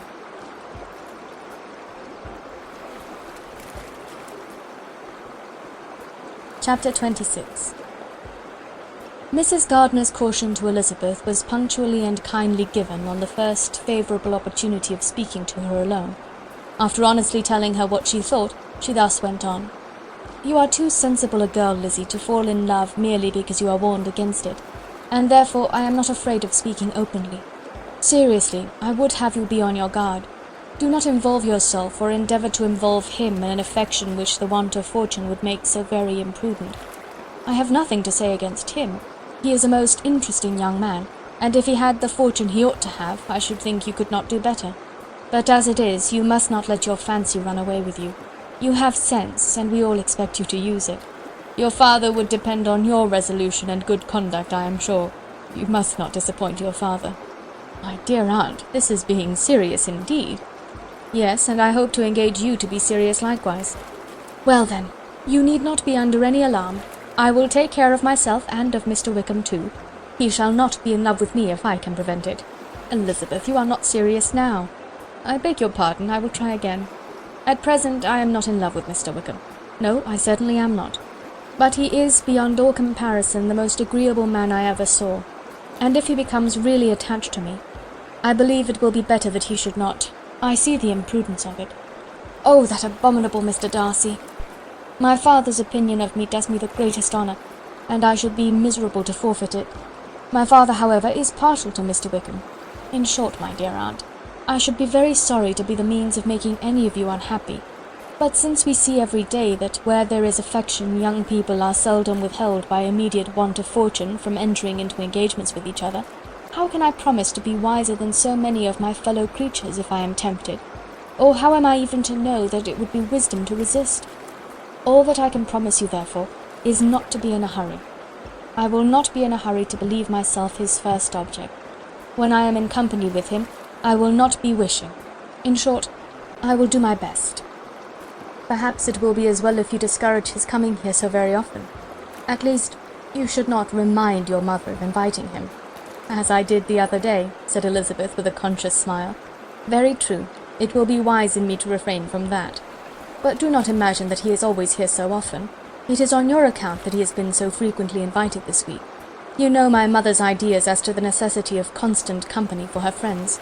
But really, and upon my honour, I will try to do what I think to be the wisest.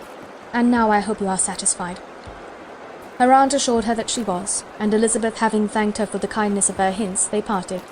A wonderful instance of advice being given on such a point without being resented. Mr. Collins returned to Hertfordshire soon after it had been quitted by the Gardiners and Jane, but as he took up his abode with the Lucases, his arrival was no great inconvenience to Mrs. Bennet. His marriage was now fast approaching, and she was at length so far resigned as to think it inevitable, and even repeatedly to say in an ill-natured tone that she wished they might be happy. Thursday was to be the wedding day, and on Wednesday Miss Lucas paid her farewell visit, and when she rose to take leave, Elizabeth, ashamed of her mother's ungracious and reluctant good wishes, and sincerely affected herself, accompanied her out of the room.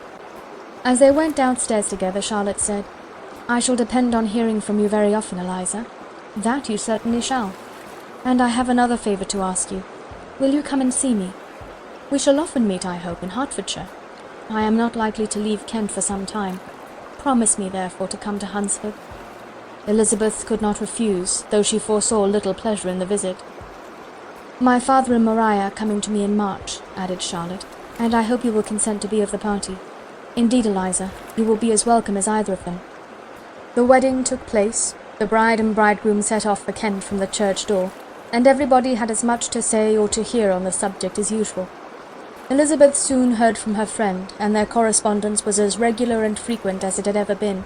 That it should be equally unreserved was impossible.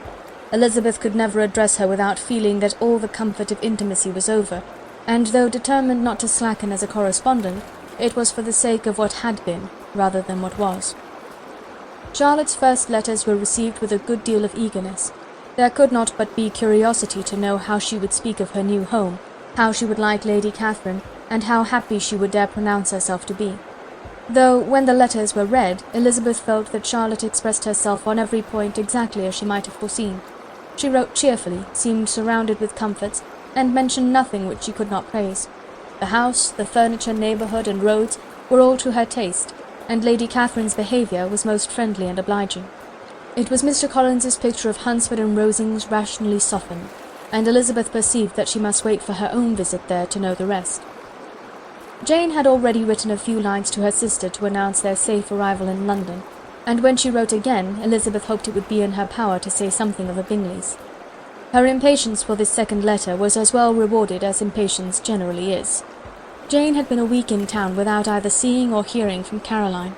She accounted for it, however, by supposing that her last letter to her friend from Longbourn had by some accident been lost. "My aunt," she continued, "is going tomorrow into that part of the town, and I shall take the opportunity of calling in Grosvenor Street." She wrote again when the visit was paid, and she had seen Miss Bingley. "I did not think Caroline in spirits," were her words, "but she was very glad to see me, and reproached me for giving her no notice of my coming to London. I was right, therefore, my last letter had never reached her. I inquired after their brother, of course. He was well, but so engaged with Mr. Darcy that they scarcely ever saw him. I found that Miss Darcy was expected to dinner. I wish I could see her. My visit was not long, as Caroline and Mrs. Hurst were going out. I dare say I shall see them soon here." Elizabeth shook her head over this letter. It convinced her that accident only could discover to Mr. Bingley her sister's being in town. 4 weeks passed away, and Jane saw nothing of him. She endeavoured to persuade herself that she did not regret it, but she could no longer be blind to Miss Bingley's inattention. After waiting at home every morning for a fortnight, and inventing every evening a fresh excuse for her, the visitor did at last appear, but the shortness of her stay, and yet more, the alteration of her manner, would allow Jane to deceive herself no longer. The letter which she wrote on this occasion to her sister will prove what she felt. "My dearest Lizzie will, I am sure, be incapable of triumphing in her better judgment at my expense, when I confess myself to have been entirely deceived in Miss Bingley's regard for me. But, my dear sister, though the event has proved you right, do not think me obstinate if I still assert that, considering what her behaviour was, my confidence was as natural as your suspicion. I do not at all comprehend her reason for wishing to be intimate with me, but if the same circumstances were to happen again, I am sure I should be deceived again. Caroline did not return my visit till yesterday, and not a note, not a line did I receive in the meantime. When she did come, it was very evident that she had no pleasure in it. She made a slight, formal apology for not calling before, said not a word of wishing to see me again, and was in every respect so altered a creature that when she went away I was perfectly resolved to continue the acquaintance no longer. I pity, though I cannot help blaming her. She was very wrong in singling me out as she did. I can safely say that every advance to intimacy began on her side. But I pity her because she must feel that she has been acting wrong, and because I am very sure that anxiety for her brother is the cause of it. I need not explain myself farther, though we know this anxiety to be quite needless, yet if she feels it, it will easily account for her behaviour to me, and so deservedly dear as he is to his sister, whatever anxiety she must feel on his behalf is natural and amiable. I cannot but wonder, however, at her having any such fears now, because, if he had at all cared about me, we must have met long ago. He knows of my being in town, I am certain, from something she said herself, and yet it would seem, by her manner of talking, as if she wanted to persuade herself that he is really partial to Miss Darcy. I cannot understand it. If I were not afraid of judging harshly, I should be almost tempted to say that there is a strong appearance of duplicity in all this, but I will endeavour to banish every painful thought, and think only of what will make me happy, your affection, and the invariable kindness of my dear uncle and aunt. Let me hear from you very soon. Miss Bingley said something of his never returning to Netherfield again, of giving up the house, but not with any certainty. We had better not mention it. I am extremely glad that you have such pleasant accounts from our friends at Hunsford. Pray go to see them with Sir William and Maria. I am sure you will be very comfortable there. Yours, etc. This letter gave Elizabeth some pain, but her spirits returned as she considered that Jane would no longer be duped, by the sister at least. All expectation from the brother was now absolutely over. She could not even wish for a renewal of his attentions. His character sunk on every review of it, and as a punishment for him, as well as a possible advantage to Jane, she seriously hoped that he might really soon marry Mr. Darcy's sister, as by Wickham's account she would make him abundantly regret what he had thrown away. Mrs. Gardiner about this time reminded Elizabeth of her promise concerning that gentleman, and required information, and Elizabeth had such to send as might rather give contentment to her aunt than to herself. His apparent partiality had subsided, his attentions were over, he was the admirer of someone else. Elizabeth was watchful enough to see it all, but she could see it and write of it without material pain. Her heart had been but slightly touched, and her vanity was satisfied with believing that she would have been his only choice, had fortune permitted it. The sudden acquisition of £10,000 was the most remarkable charm of the young lady to whom he was now rendering himself agreeable, but Elizabeth, less clear-sighted perhaps in this case than in Charlotte's, did not quarrel with him for his wish of independence. Nothing, on the contrary, could be more natural, and while able to suppose that it cost him a few struggles to relinquish her, she was ready to allow it a wise and desirable measure for both, and could very sincerely wish him happy. All this was acknowledged to Mrs. Gardiner, and after relating the circumstances she thus went on. "I am now convinced, my dear aunt, that I have never been much in love, for had I really experienced that pure and elevating passion, I should at present detest his very name, and wish him all manner of evil. But my feelings are not only cordial towards him, they are even impartial towards Miss King. I cannot find out that I hate her at all, or that I am in the least unwilling to think her a very good sort of girl. There can be no love in all this. My watchfulness has been effectual, and though I certainly should be a more interesting object to all my acquaintances were I distractedly in love with him, I cannot say that I regret my comparative insignificance. Importance may sometimes be purchased too dearly. Kitty and Lydia take his defection much more to heart than I do. They are young in the ways of the world, and not yet open to the mortifying conviction that handsome young men must have something to live on as well as the plain." End of chapter 26.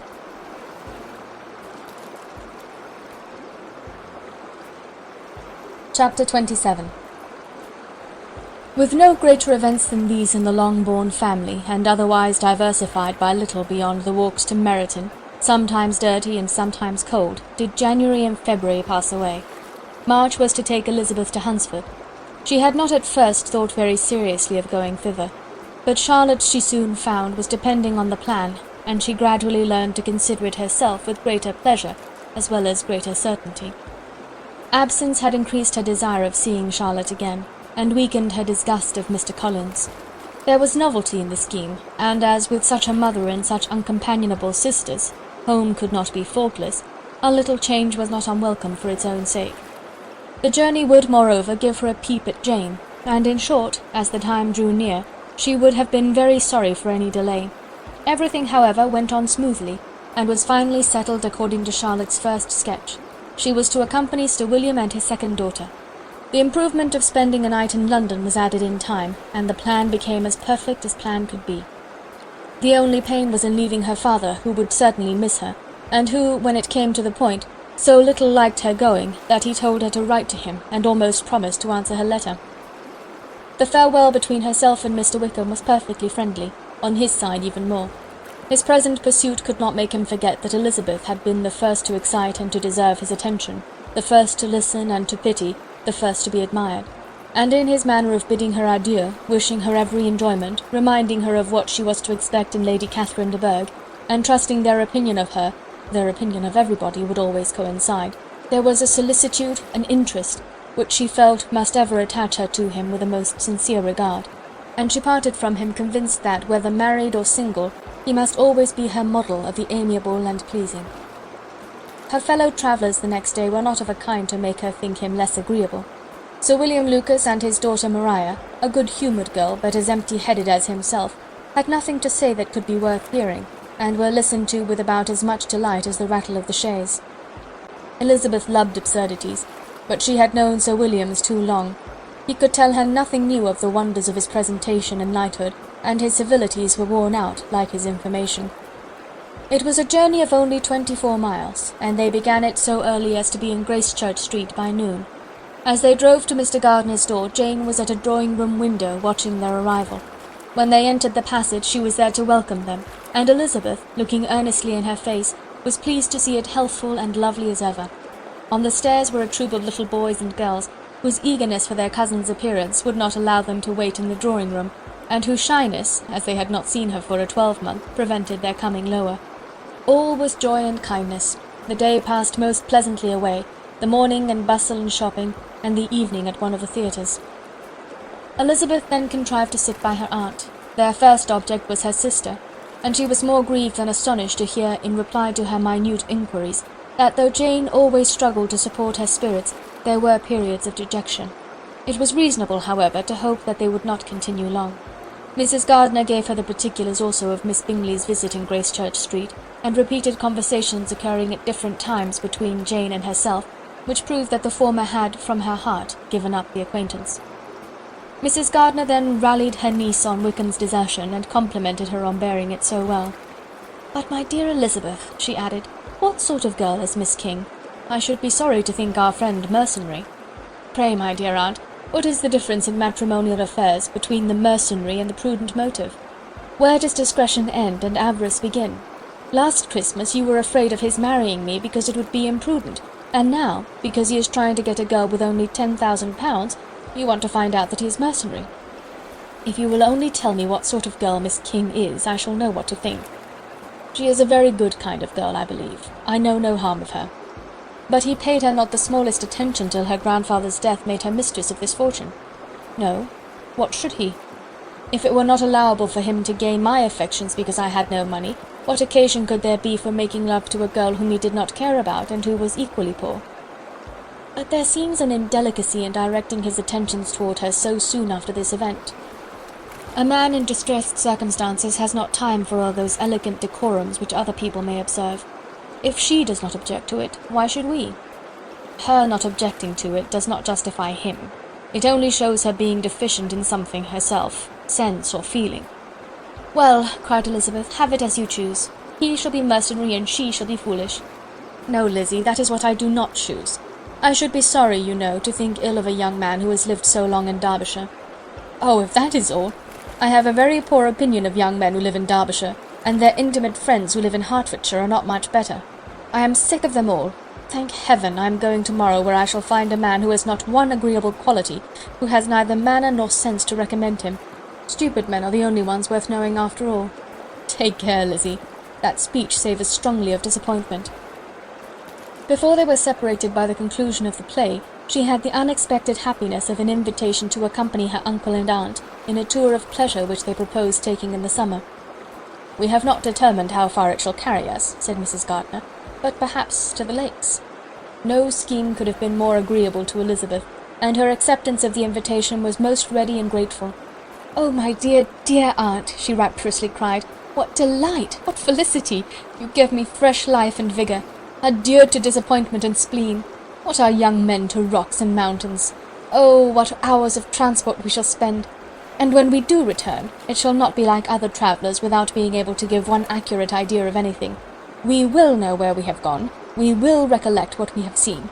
Lakes, mountains, and rivers shall not be jumbled together in our imaginations, nor when we attempt to describe any particular scene, will we begin quarrelling about its relative situation. Let our first effusions be less insupportable than those of the generality of travellers." End of chapter 27.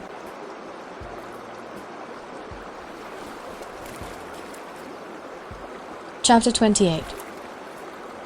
Every object in the next day's journey was new and interesting to Elizabeth, and her spirits were in a state of enjoyment, for she had seen her sister looking so well as to banish all fear for her health, and the prospect of her northern tour was a constant source of delight. When they left the high road for the lane to Hunsford, every eye was in search of the parsonage, and every turning expected to bring it in view. The palings of Rosings Park was their boundary on one side. Elizabeth smiled at the recollection of all that she had heard of its inhabitants. At length the parsonage was discernible. The garden sloping to the road, the house standing in it, the green pales and the laurel hedge, everything declared they were arriving. Mr. Collins and Charlotte appeared at the door, and the carriage stopped at the small gate which led by a short gravel walk to the house, amidst the nods and smiles of the whole party. In a moment they were all out of the chaise, rejoicing at the sight of each other.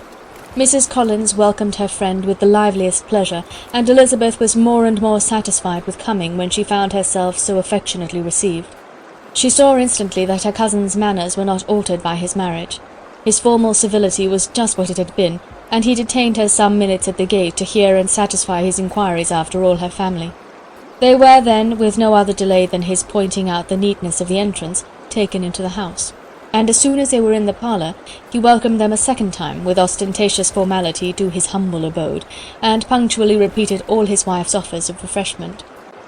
Elizabeth was prepared to see him in his glory, and she could not help fancying that in displaying the good proportion of the room, its aspect and its furniture, he addressed himself particularly to her, as if wishing to make her feel what she had lost in refusing him. But though everything seemed neat and comfortable, she was not able to gratify him by any sigh of repentance, and rather looked with wonder at her friend that she could have so cheerful an air with such a companion. When Mr. Collins said anything of which his wife might reasonably be ashamed, which certainly was not unseldom, she involuntarily turned her eye on Charlotte. Once or twice she could discern a faint blush, but in general Charlotte wisely did not hear. After sitting long enough to admire every article of furniture in the room, from the sideboard to the fender, to give an account of their journey and of all that had happened in London, Mr. Collins invited them to take a stroll in the garden, which was large and well laid out, and to the cultivation of which he attended himself. To work in this garden was one of his most respectable pleasures, and Elizabeth admired the command of countenance with which Charlotte talked of the healthfulness of the exercise, and owned she encouraged it as much as possible.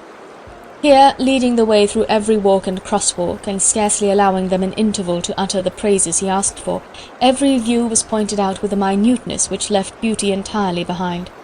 He could number the fields in every direction, and could tell how many trees there were in the most distant clump. But of all the views which his garden, or which the country or kingdom could boast, none were to be compared with the prospect of rosings, afforded by an opening in the trees that bordered the park nearly opposite the front of his house. It was a handsome modern building, well situated on rising ground. From his garden Mr. Collins would have led them round his 2 meadows, but the ladies, not having shoes to encounter the remains of a white frost, turned back, and while Sir William accompanied him, Charlotte took her sister and friend over the house, extremely well pleased probably to have the opportunity of showing it without her husband's help.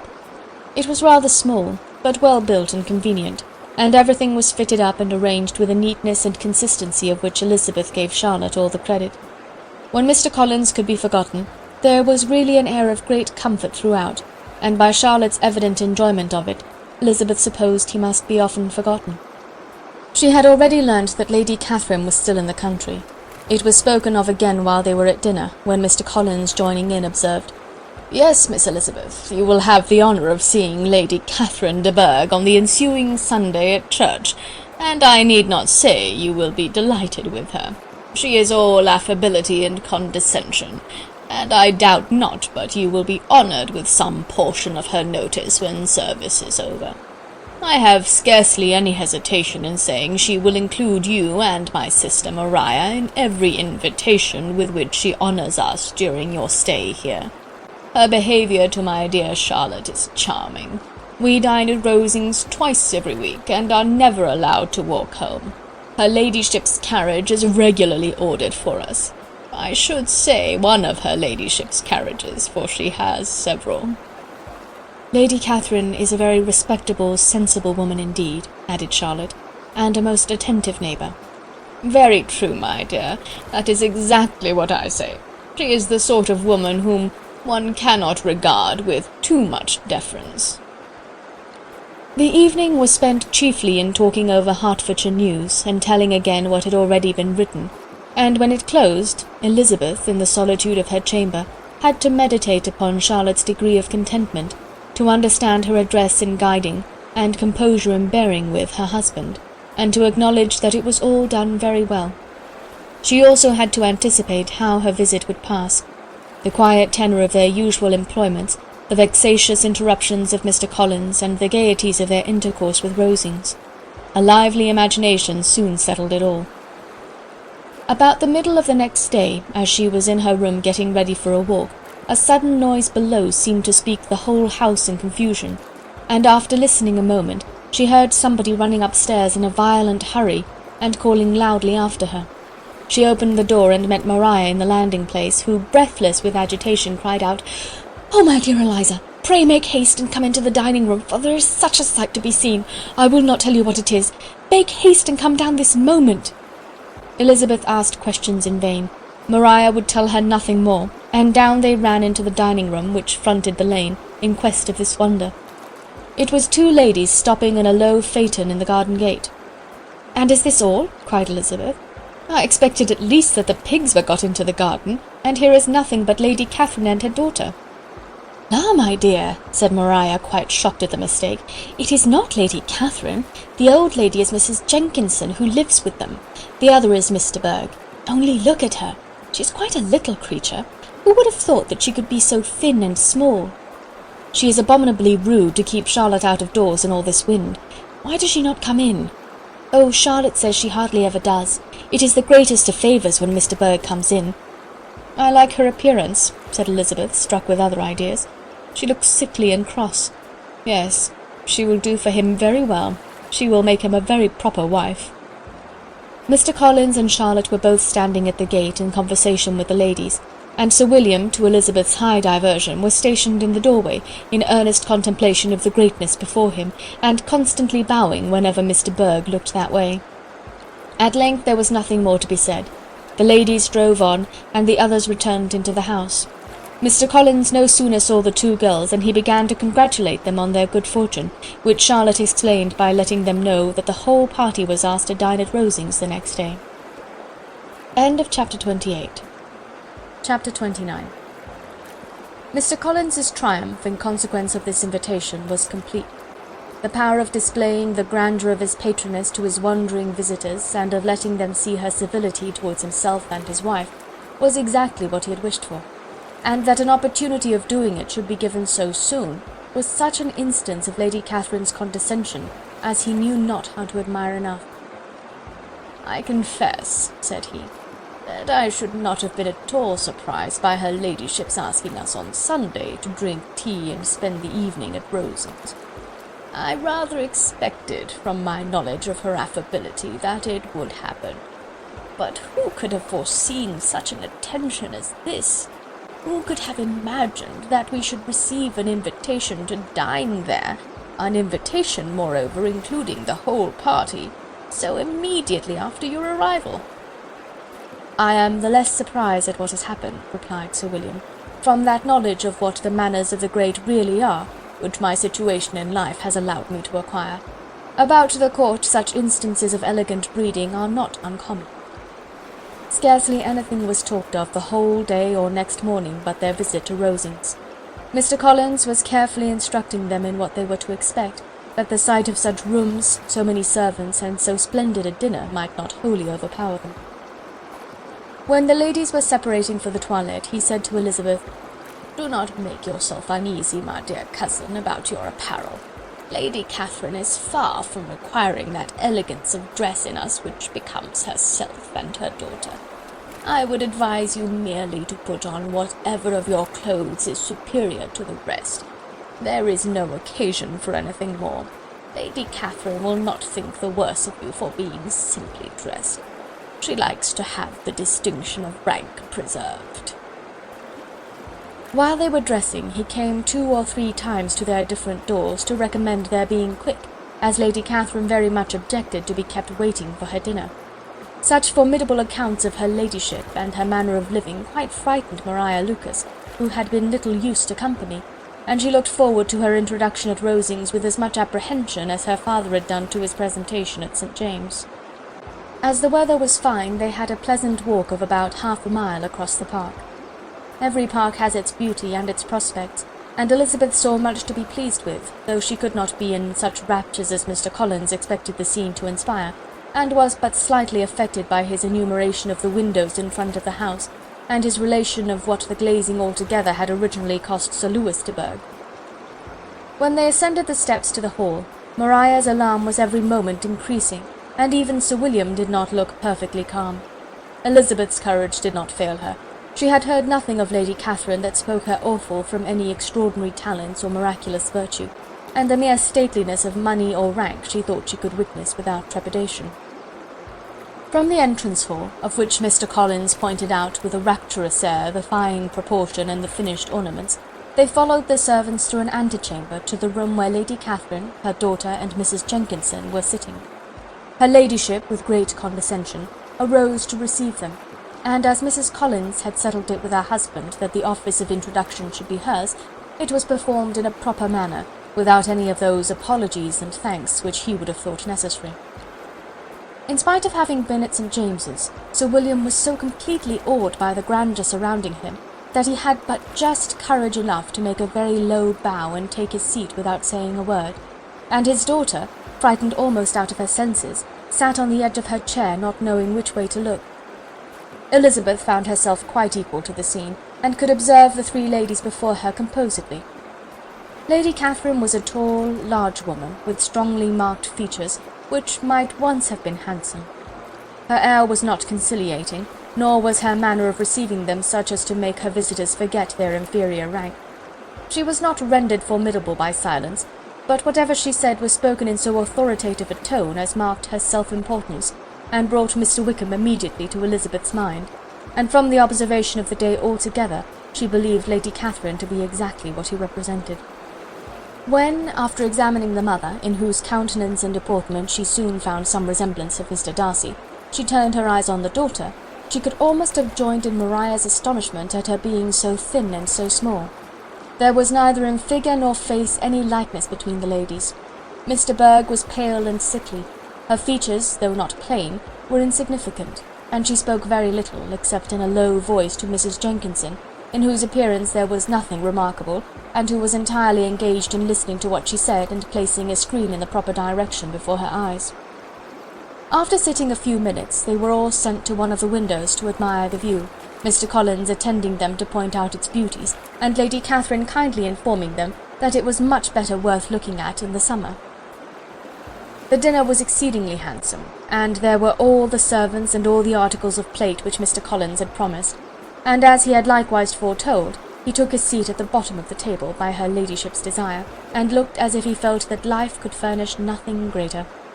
He carved and ate and praised with delighted alacrity, and every dish was commended, first by him and then by Sir William, who was now enough recovered to echo whatever his son-in-law said, in a manner which Elizabeth wondered Lady Catherine could bear.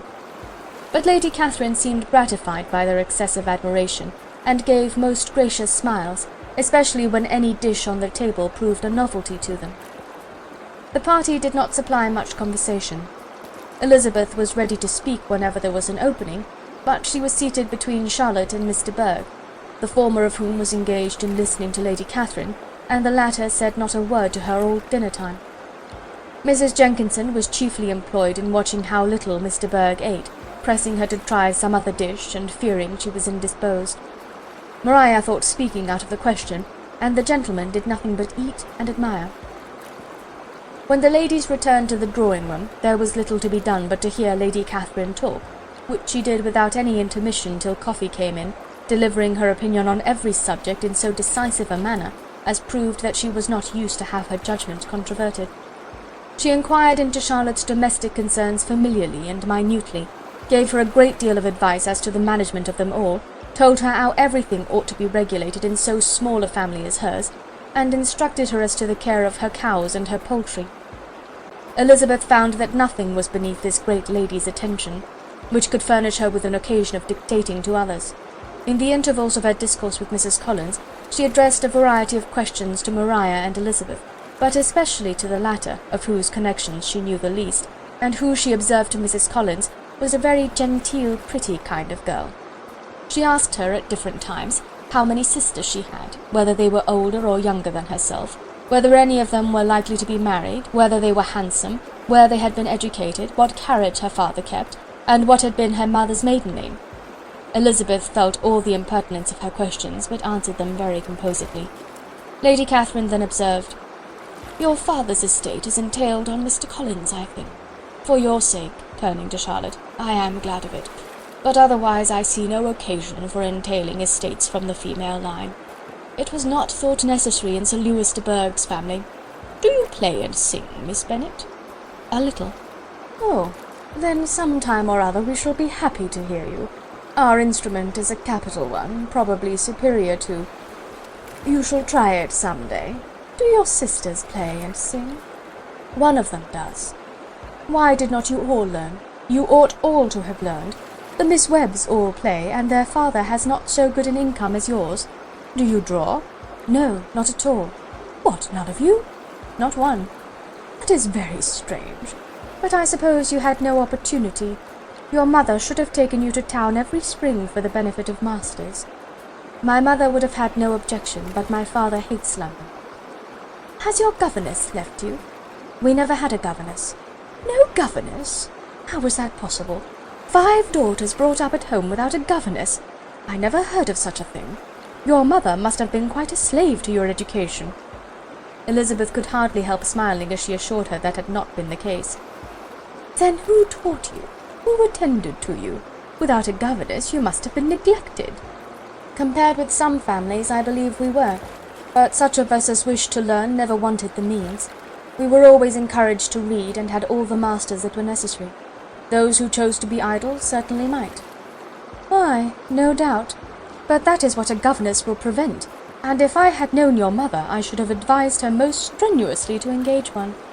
I always say that nothing is to be done in education without steady and regular instruction, and nobody but a governess can give it. It is wonderful how many families I have been the means of supplying in that way. I am always glad to get a young person well placed out.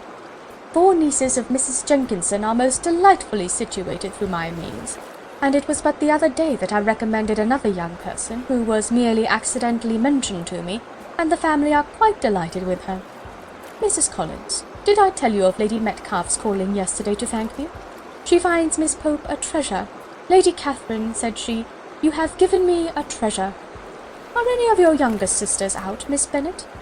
Yes, ma'am, all. All? What, all 5 out at once? Very odd. And you only the second? The younger ones out before the elder ones are married? Your younger sisters must be very young. Yes, my youngest is not 16.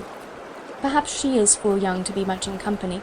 But really, ma'am, I think it would be very hard upon younger sisters that they should not have their share of society and amusement, because the elder have not the means or inclination to marry early.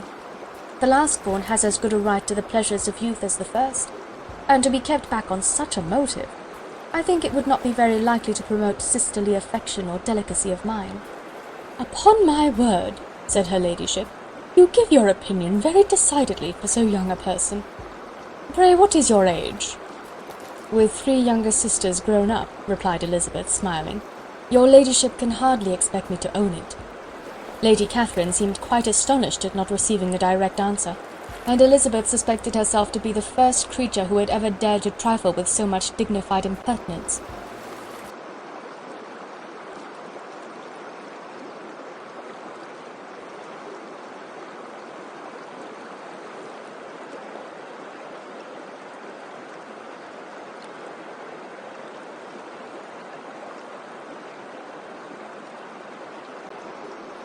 Chapter 31 of Pride and Prejudice by Jane Austen.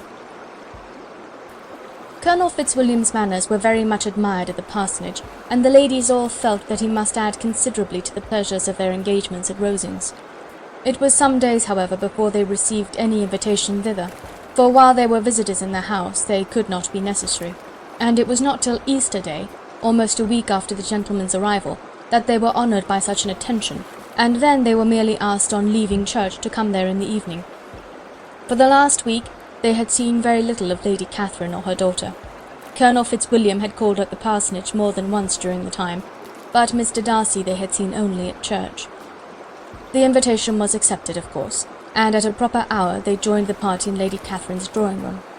Her ladyship received them civilly, but it was plain that their company was by no means so acceptable as when she could get nobody else, and she was, in fact, almost engrossed by her nephews, speaking to them, especially to Darcy, much more than any other person in the room.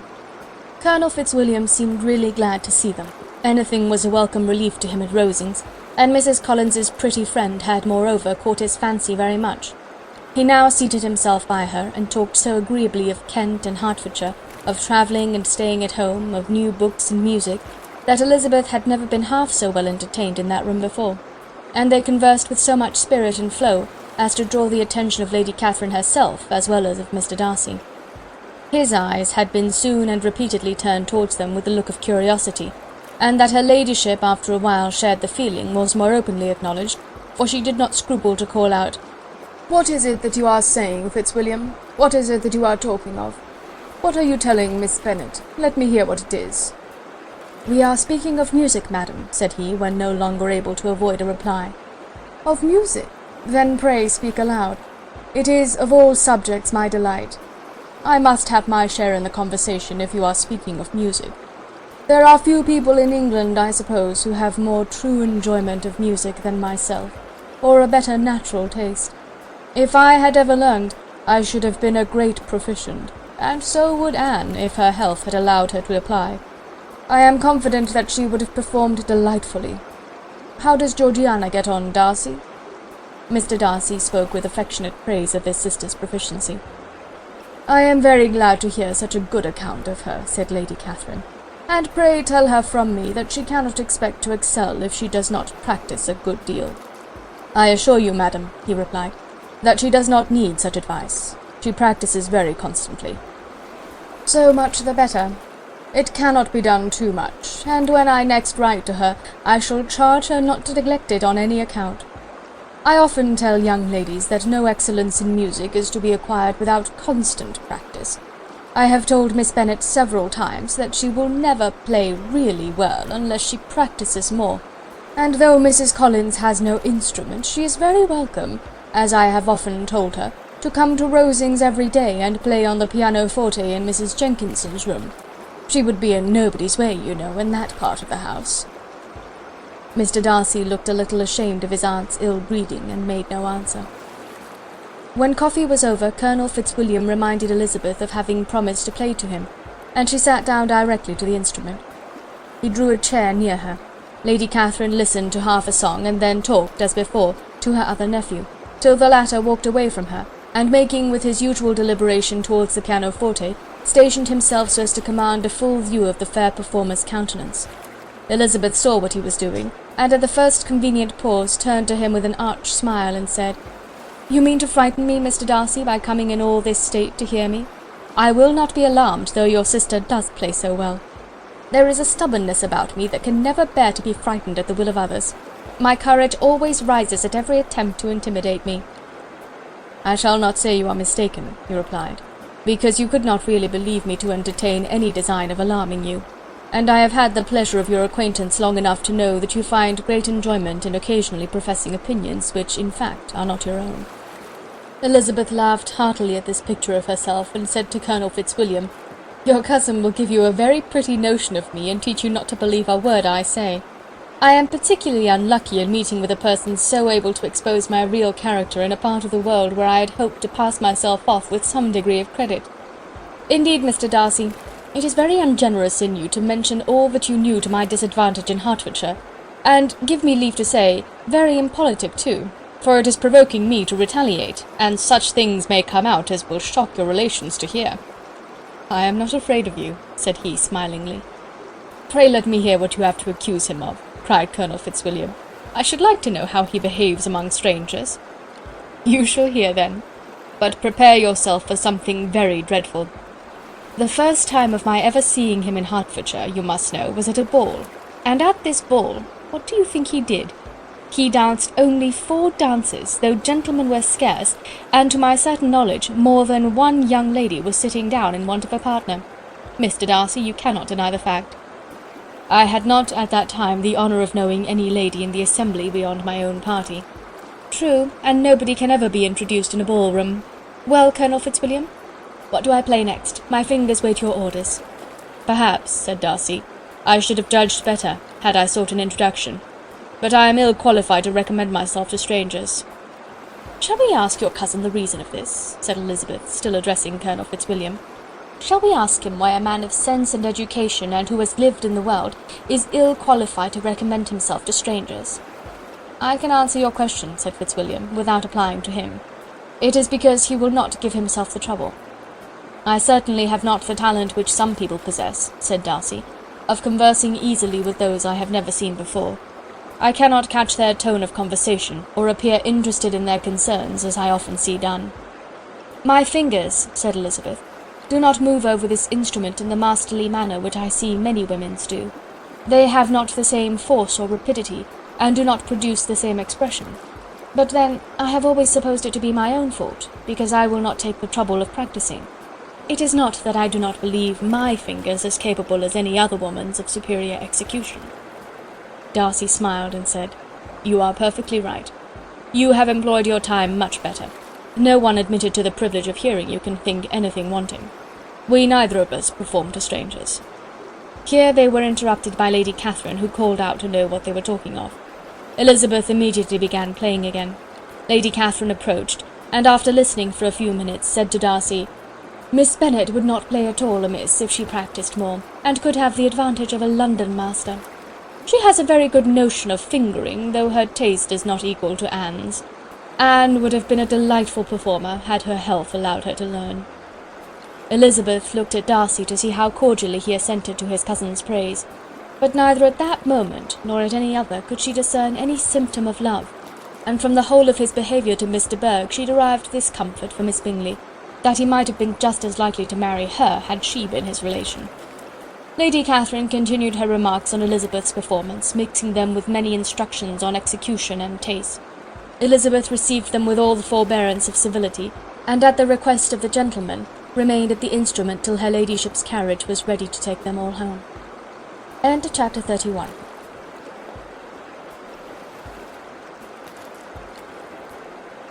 Chapter 32. Elizabeth was sitting by herself the next morning and writing to Jane, while Mrs. Collins and Maria were gone on business into the village, when she was startled by a ring at the door, the certain signal of a visitor. As she had heard no carriage, she thought it not unlikely to be Lady Catherine, and under that apprehension was putting away her half-finished letter, that she might escape all impertinent questions, when the door opened, and to her very great surprise Mr. Darcy, and Mr. Darcy only, entered the room. He seemed astonished too on finding her alone, and apologized for his intrusion by letting her know that he had understood all the ladies were to be within. They then sat down, and when her inquiries after Rosings were made, seemed in danger of sinking into total silence.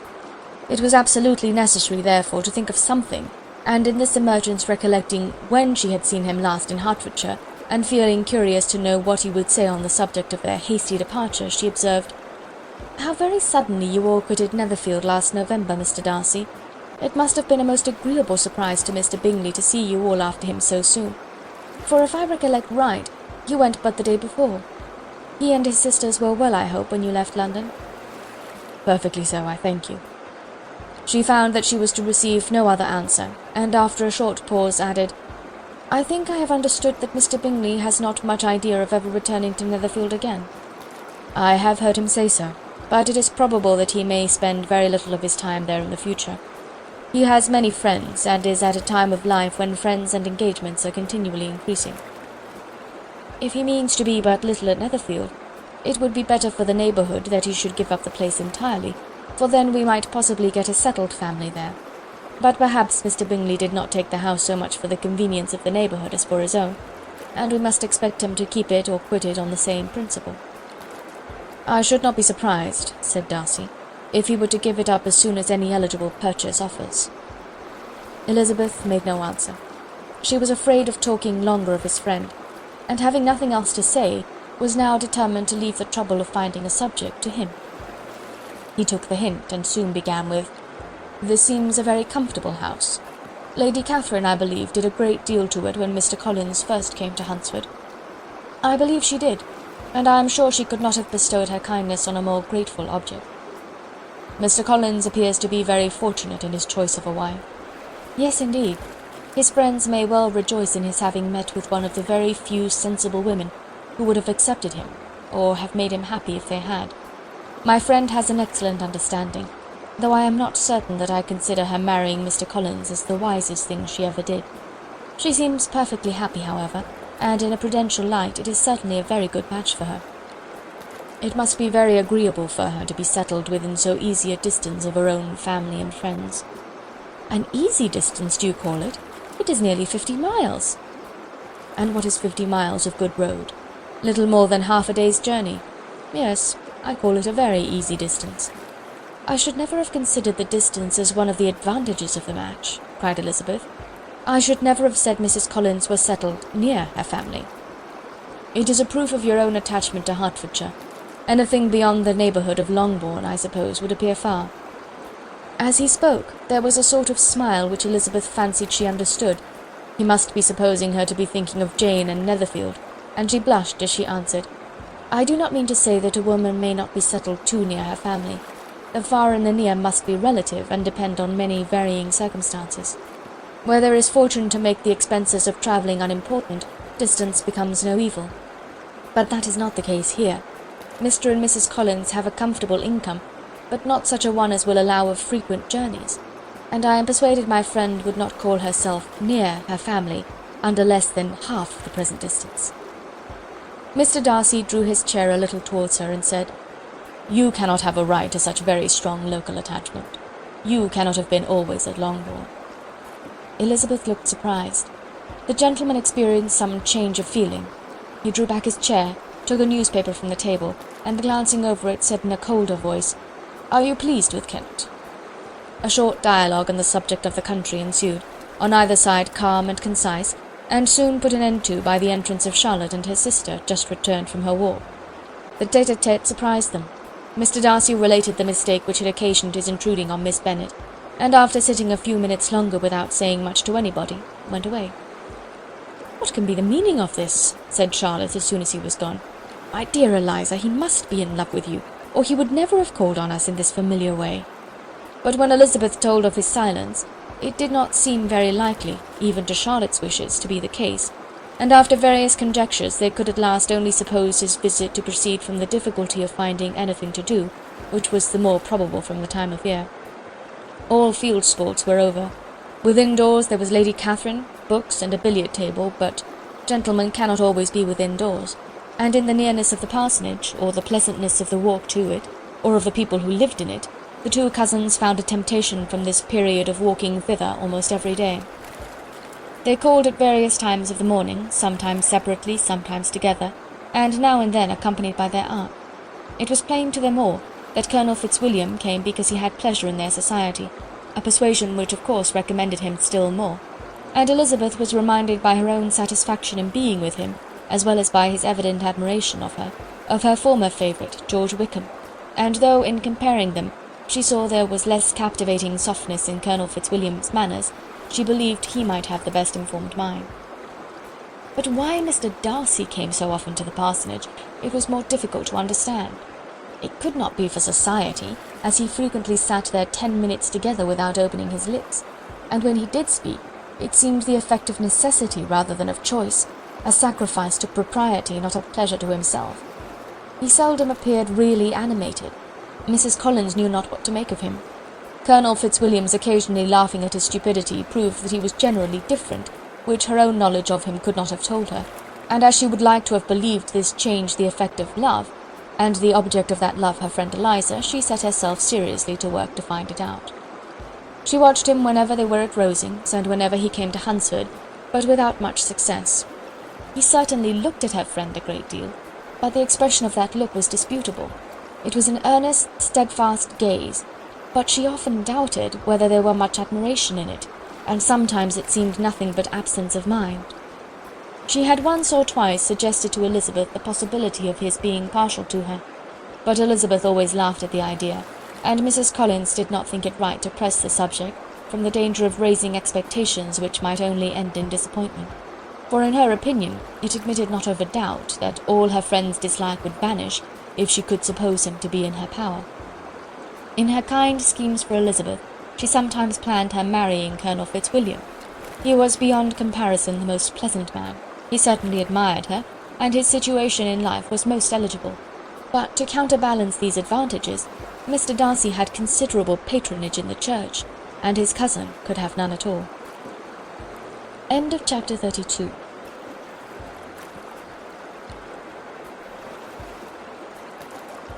Chapter 33. More than once did Elizabeth, in her rambles within the park, unexpectedly meet Mr. Darcy. She felt all the perverseness of the mischance that should bring him where no one else was brought, and, to prevent its ever happening again, took care to inform him at first that it was a favourite haunt of hers. How it could occur a second time, therefore, was very odd. Yet it did, and even a third. It seemed like wilful ill-nature, or a voluntary penance, for on these occasions it was not merely a few formal inquiries and an awkward pause and then away, but he actually thought it necessary to turn back and walk with her. He never said a great deal, nor did she give herself the trouble of talking or of listening much, but it struck her in the course of their third rencontre that he was asking some odd, unconnected questions about her pleasure in being at Hunsford, her love of solitary walks, and her opinion of Mr. and Mrs. Collins's happiness, and that in speaking of Rosings and her not perfectly understanding the house, he seemed to expect that whenever she came into Kent again she would be staying there too. His words seemed to imply it. Could he have Colonel Fitzwilliam in his thoughts? She supposed, if he meant anything, he must mean an allusion to what might arise in that quarter. It distressed her a little, and she was quite glad to find herself at the gate in the pales opposite the parsonage.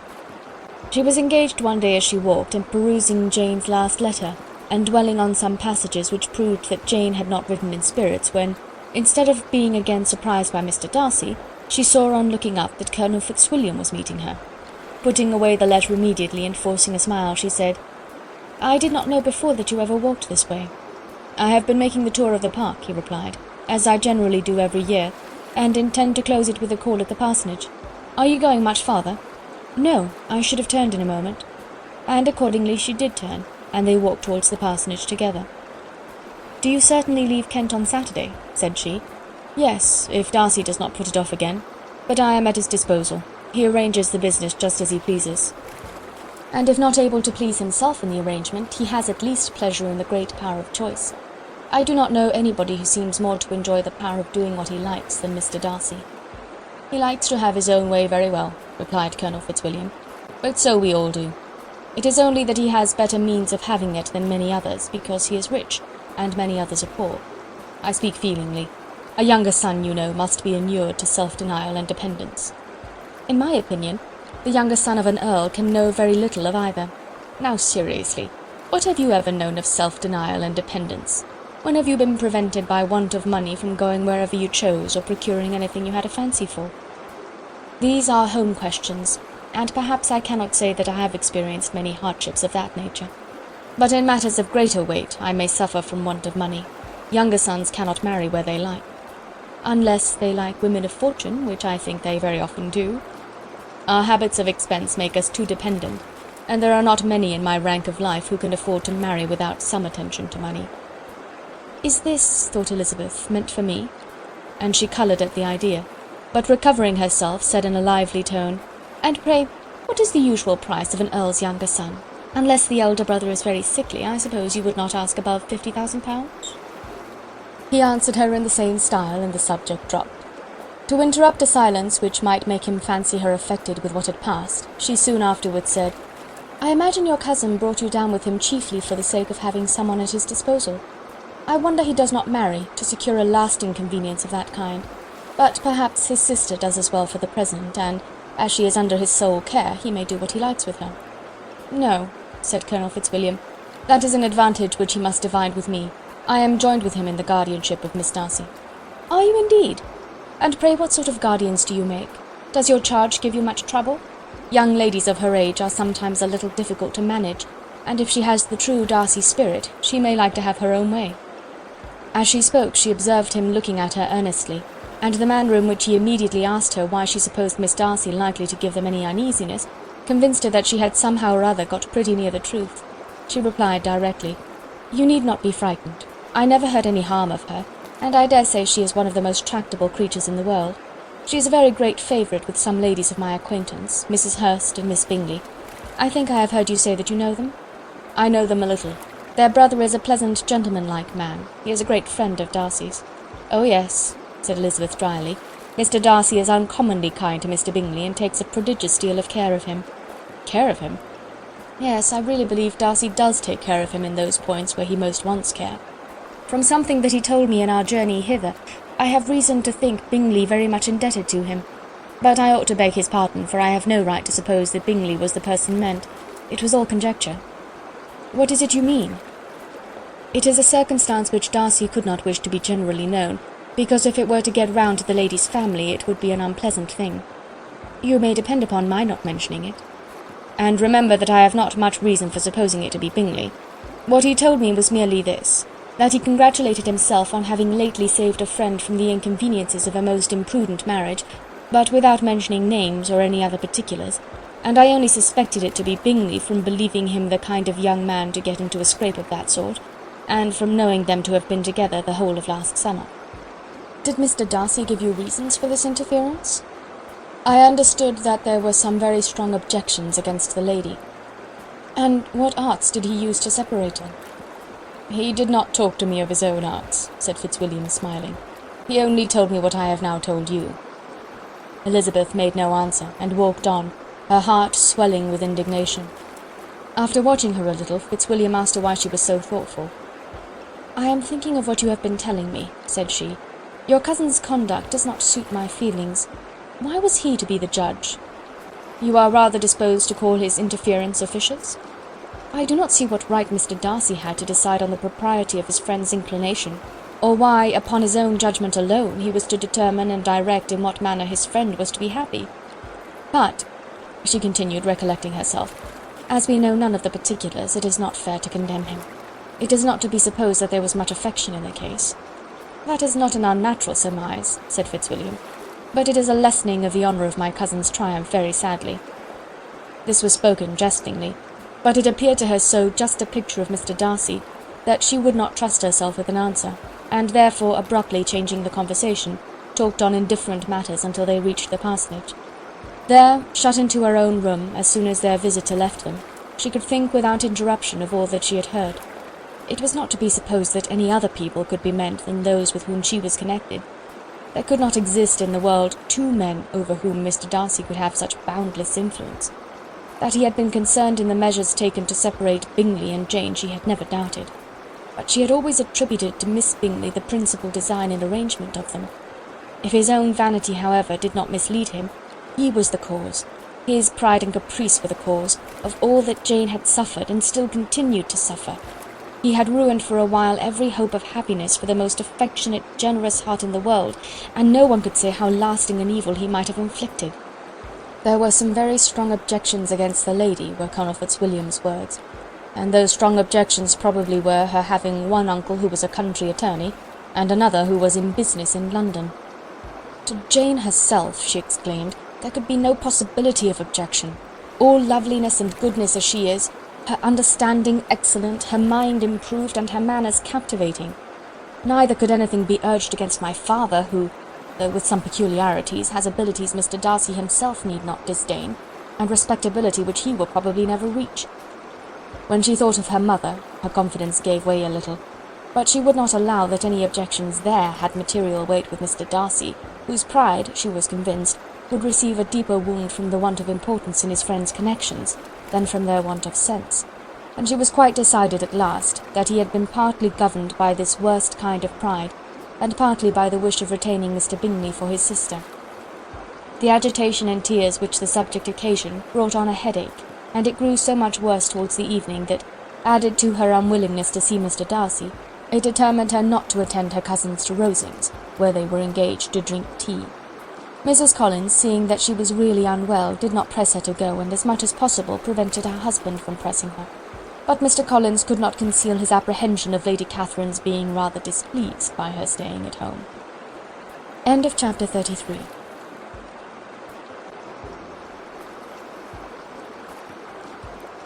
Chapter 34.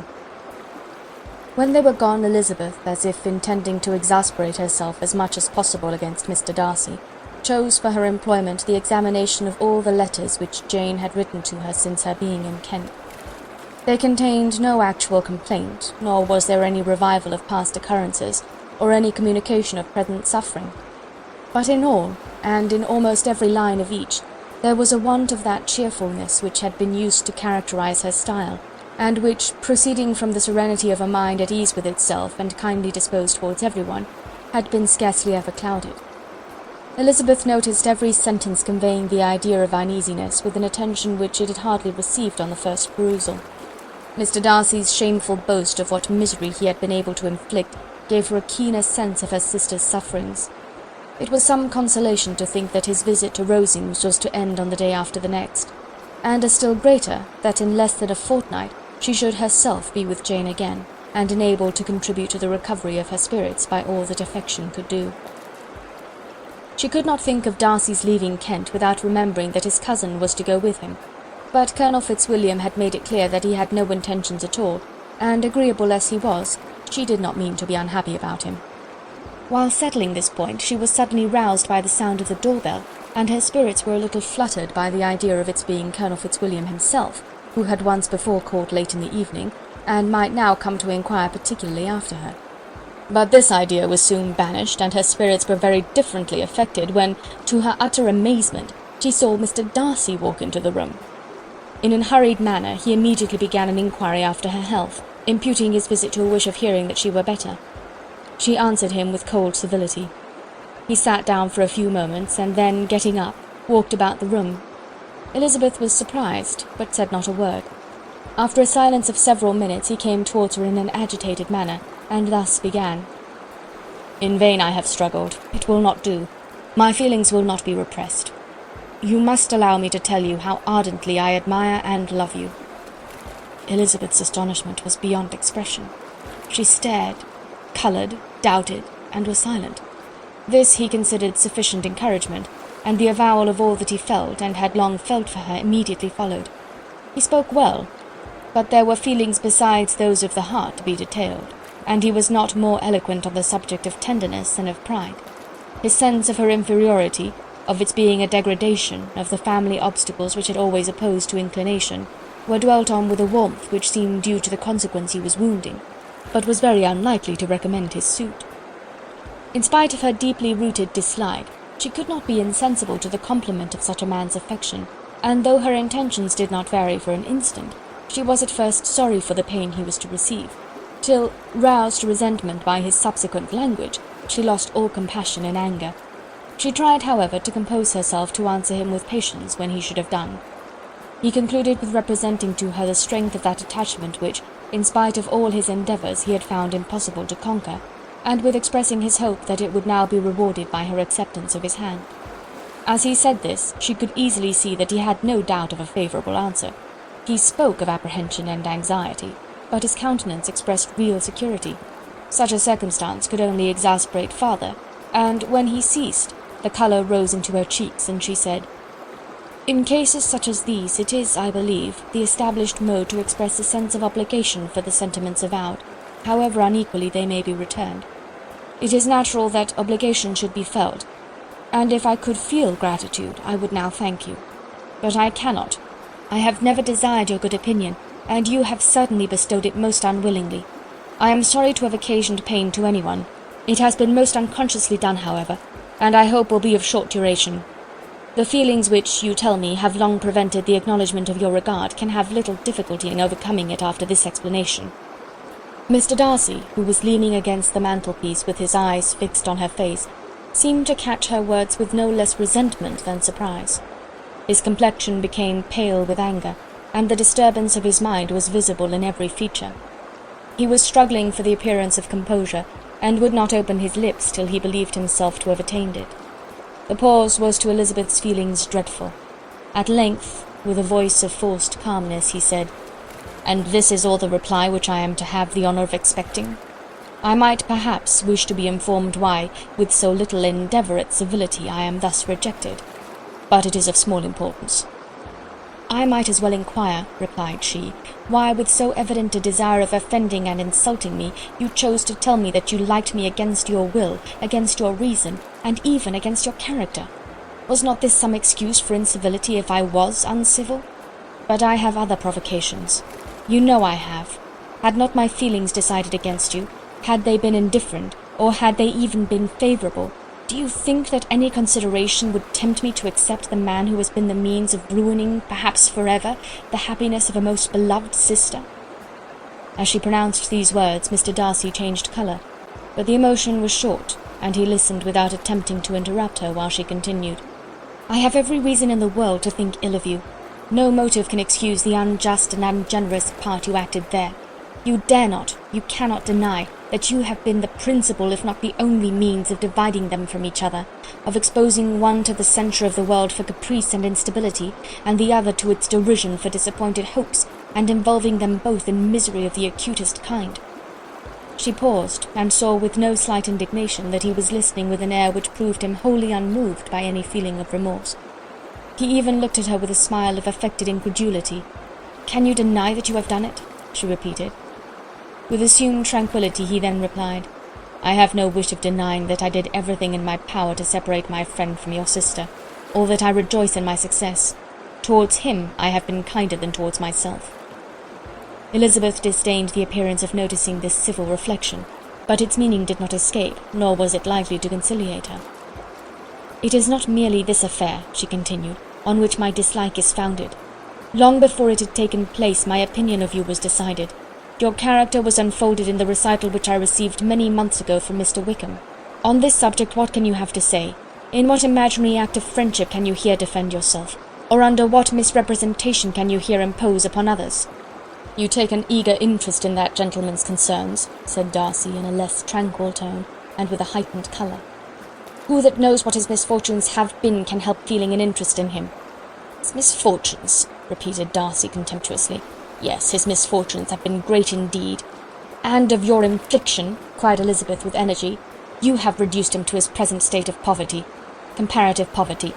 You have withheld the advantages which you must know to have been designed for him. You have deprived the best years of his life of that independence which was no less his due than his desert. You have done all this, and yet you can treat the mention of his misfortune with contempt and ridicule." "And this," cried Darcy as he walked with quick steps across the room, "is your opinion of me? This is the estimation in which you hold me? I thank you for explaining it so fully. My faults, according to this calculation, are heavy indeed. But perhaps," added he, stopping in his walk and turning towards her, "these offences might have been overlooked, had not your pride been hurt by my honest confession of the scruples that had long prevented my forming any serious design. These bitter accusations might have been suppressed, had I, with greater policy, concealed my struggles, and flattered you into the belief of my being impelled by unqualified, unalloyed inclination. By reason, by reflection, by everything. But disguise of every sort is my abhorrence. Nor am I ashamed of the feelings I related. They were natural and just.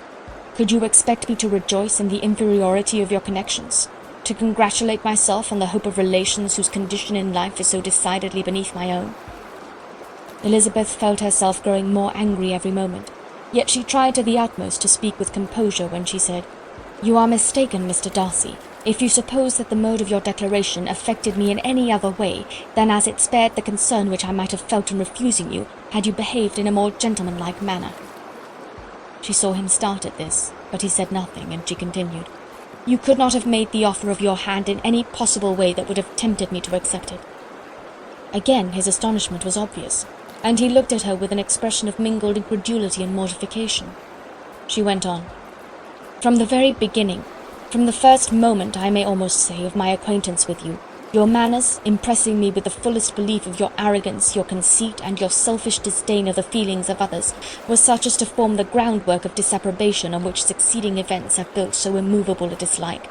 And I had not known you a month before I felt that you were the last man in the world whom I could ever be prevailed on to marry." "You have said quite enough, madam. I perfectly comprehend your feelings, and have now only to be ashamed of what my own have been. Forgive me for having taken up so much of your time, and accept my best wishes for your health and happiness." And with these words he hastily left the room, and Elizabeth heard him the next moment open the front door and quit the house. The tumult of her mind was now painfully great. She knew not how to support herself, and from actual weakness sat down and cried for half an hour. Her astonishment, as she reflected on what had passed, was increased by every review of it. That she should receive an offer of marriage from Mr. Darcy! That he should have been in love with her for so many months! So much in love as to wish to marry her in spite of all the objections which had made him prevent his friends marrying her sister, and which must appear at least with equal force in his own case, was almost incredible. It was gratifying to have inspired unconsciously so strong an affection, but his pride, his abominable pride, his shameless avowal of what he had done with respect to Jane, his unpardonable assurance in acknowledging, though he could not justify it, and the unfeeling manner in which he had mentioned Mr. Wickham, his cruelty towards whom he had not attempted to deny, soon overcame the pity which the consideration of his attachment had for a moment excited. She continued in very agitated reflections till the sound of Lady Catherine's carriage made her feel how unequal she was to encounter Charlotte's observation, and hurried her away to her room. End of chapter 34.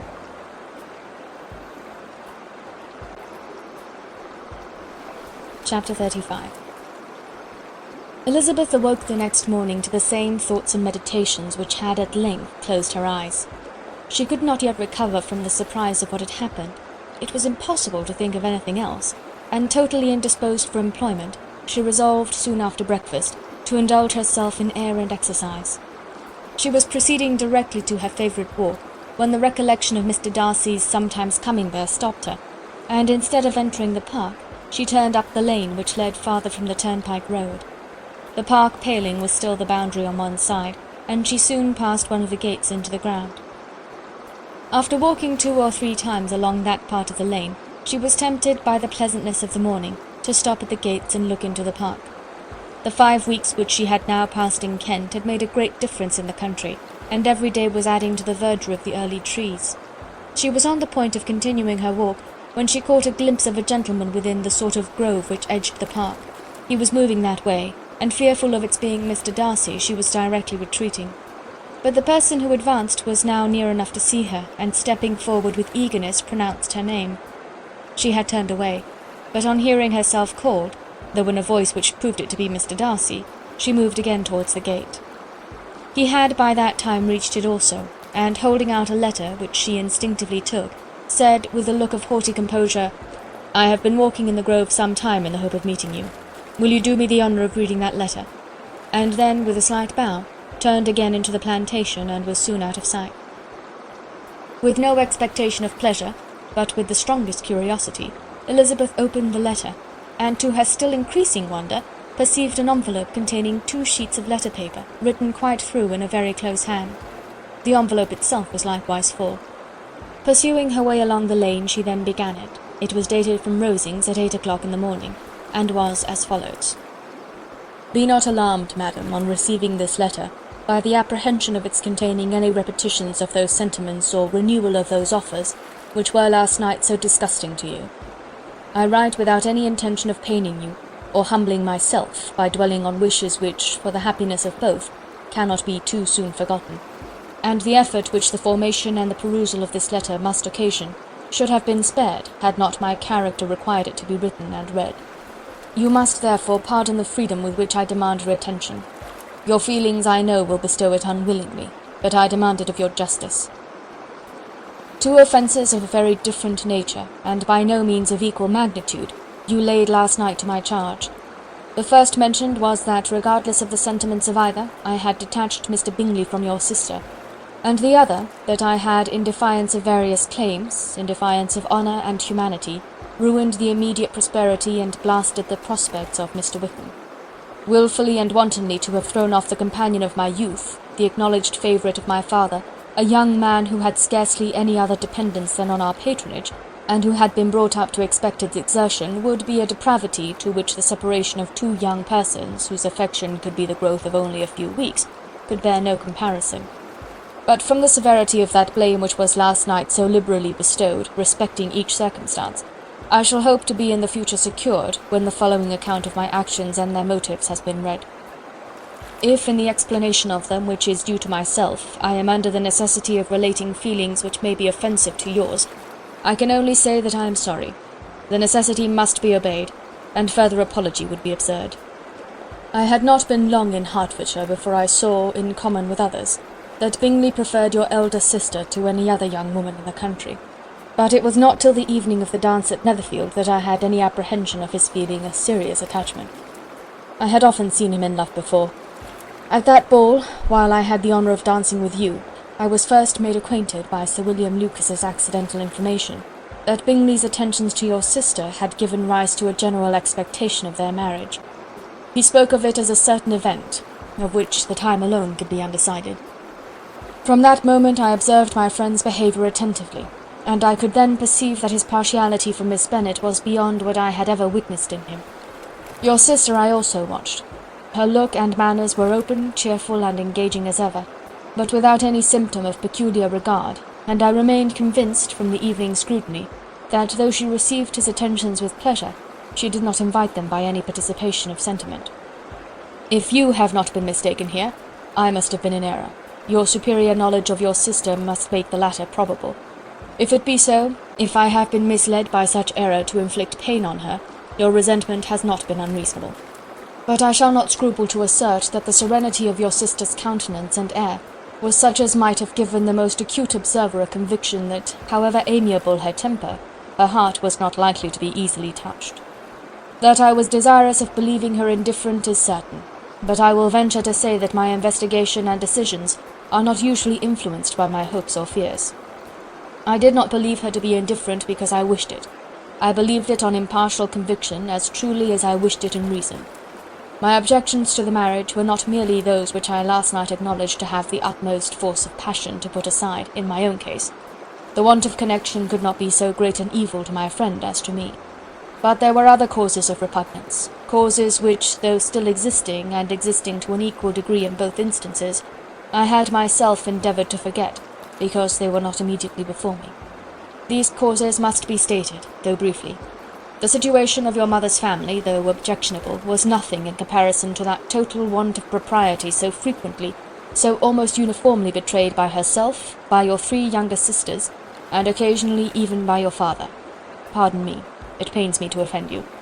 But amidst your concern for the defects of your nearest relations, and your displeasure at this representation of them, let it give you consolation to consider that to have conducted yourselves so as to avoid any share of the like censure is praise no less generally bestowed on you and your elder sister than it is honourable to the sense and disposition of both. I will only say, Father, that from what passed that evening, my opinion of all parties was confirmed, and every inducement heightened which could have led me before to preserve my friend from what I esteemed a most unhappy connection. He left Netherfield for London on the day following, as you, I am certain, remember, with the design of soon returning. The part which I acted is now to be explained. His sister's uneasiness had been equally excited with my own. Our coincidence of feeling was soon discovered, and, alike sensible that no time was to be lost in detaching their brother, we shortly resolved on joining him directly in London. We accordingly went, and there I readily engaged in the office of pointing out to my friend the certain evils of such a choice. I described and enforced them earnestly. But however this remonstrance might have staggered or delayed his determination, I do not suppose that it would ultimately have prevented the marriage, had it not been seconded by the assurance that I hesitated not in giving, of your sister's indifference. He had before believed her to return his affection with sincere, if not with equal, regard. But Bingley has great natural modesty, with a stronger dependence on my judgment than on his own. To convince him, therefore, that he had deceived himself was no very difficult point. To persuade him against returning to Hertfordshire, when that conviction had been given, was scarcely the work of a moment. I cannot blame myself for having done thus much. There is but one part of my conduct in the whole affair on which I do not reflect with satisfaction. It is that I condescended to adopt the measures of art so far as to conceal from him your sister's being in town. I knew it myself, as it was known to Miss Bingley, but her brother is even yet ignorant of it. That they might have met without ill consequence is perhaps probable, but his regard did not appear to me enough extinguished for him to see her without some danger. Perhaps this concealment, this disguise, was beneath me. It is done, however, and it was done for the best. On this subject I have nothing more to say, no other apology to offer. If I have wounded your sister's feelings, it was unknowingly done, and though the motives which governed me may to you very naturally appear insufficient, I have not yet learned to condemn them. With respect to that other more weighty accusation, of having injured Mr. Wickham, I can only refute it by laying before you the whole of his connection with my family. Of what he has particularly accused me I am ignorant, but of the truth of what I shall relate I can summon more than one witness of undoubted veracity. Mr. Wickham is the son of a very respectable man, who had for many years the management of all the Pemberley estates, and whose good conduct in the discharge of his trust naturally inclined my father to be of service to him. And on George Wickham, who was his godson, His kindness was therefore liberally bestowed. My father supported him at school, and afterwards at Cambridge, most important assistance, as his own father, always poor from the extravagance of his wife, would have been unable to give him a gentleman's education. My father was not only fond of this young man's society, whose manners were always engaging, he had also the highest opinion of him, and hoping the church would be his profession, intended to provide for him in it. As for myself, it is many, many years since I first began to think of him in a very different manner. The vicious propensities, the want of principle which he was careful to guard from the knowledge of his best friend, could not escape the observation of a young man of nearly the same age with himself, and who had opportunities of seeing him in unguarded moments which Mr. Darcy could not have. Here again I shall give you pain, to what degree you only can tell. But whatever may be the sentiments which Mr. Wickham has created, a suspicion of their nature shall not prevent me from unfolding his real character. It adds even another motive. My excellent father died about 5 years ago, and his attachment to Mr. Wickham was to the last so steady that in his will he particularly recommended it to me to promote his advancement in the best manner that his profession might allow, and if he took orders, desired that a valuable family living might be his as soon as it became vacant. There was also a legacy of £1,000. His own father did not long survive mine, and within half a year from these events Mr. Wickham wrote to inform me that, having finally resolved against taking orders, he hoped I should not think it unreasonable for him to expect some more immediate pecuniary advantage in lieu of the preferment by which he could not be benefited. He had some intention, he added, of studying law, and I must be aware that the interest of £1,000 would be a very insufficient support therein. I rather wished than believed him to be sincere, but at any rate was perfectly ready to accede to his proposal. I knew that Mr. Wickham ought not to be a clergyman. The business was therefore soon settled. He resigned all claim to assistance in the church, were it possible that he could ever be in a situation to receive it, and accepted in return £3,000. All connection between us seemed now dissolved. I thought too ill of him to invite him to Pemberley or admit his society in town. In town I believe he chiefly lived, but his studying the law was a mere pretence, and being now free from all restraint, his life was a life of idleness and dissipation. For about 3 years I heard little of him, but on the decease of the incumbent of the living which had been designed for him, he applied to me again by letter for the presentation. His circumstances, he assured me, and I had no difficulty in believing it, were exceedingly bad. He had found the law a most unprofitable study, and was now absolutely resolved on being ordained, if I would present him to the living in question, of which he trusted there could be little doubt, as he was well assured that I had no other person to provide for, and I could not have forgotten my revered father's intentions. You will hardly blame me for refusing to comply with this entreaty, or for resisting every repetition of it. His resentment was in proportion to the distress of his circumstances, and he was doubtless as violent in his abuse of me to others as in his reproaches to myself. After this period every appearance of acquaintance was dropped. How he lived I know not, but last summer he was again most painfully obtruded on my notice. I must now mention a circumstance which I would wish to forget myself, and which no obligation less than the present should induce me to unfold to any human being. Having said thus much, I feel no doubt of your secrecy. My sister, who is more than 10 years my junior, was left to the guardianship of my mother's nephew, Colonel Fitzwilliam, and myself. About a year ago she was taken from school, and an establishment formed for her in London, and last summer she went with the lady who presided over it to Ramsgate, and thither also went Mr. Wickham, undoubtedly by design, for there proved to have been a prior acquaintance between him and Mrs. Young, in whose character we were most unhappily deceived. And by her connivance and aid, he so far recommended himself to Georgiana, whose affectionate heart retained a strong impression of his kindness to her as a child, that she was persuaded to believe herself in love, and to consent to an elopement. She was then but 15, which must be her excuse, and after stating her imprudence, I am happy to add that I owed the knowledge of it to herself. I joined them unexpectedly a day or two before the intended elopement, and then Georgiana, unable to support the idea of grieving and offending a brother whom she almost looked up to as a father, acknowledged the whole to me. You may imagine what I felt and how I acted. Regard for my sister's credit and feelings prevented any public exposure, but I wrote to Mr. Wickham, who left the place immediately, and Mrs. Young was of course removed from her charge.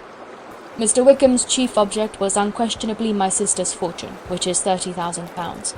But I cannot help supposing that the hope of revenging himself on me was a strong inducement.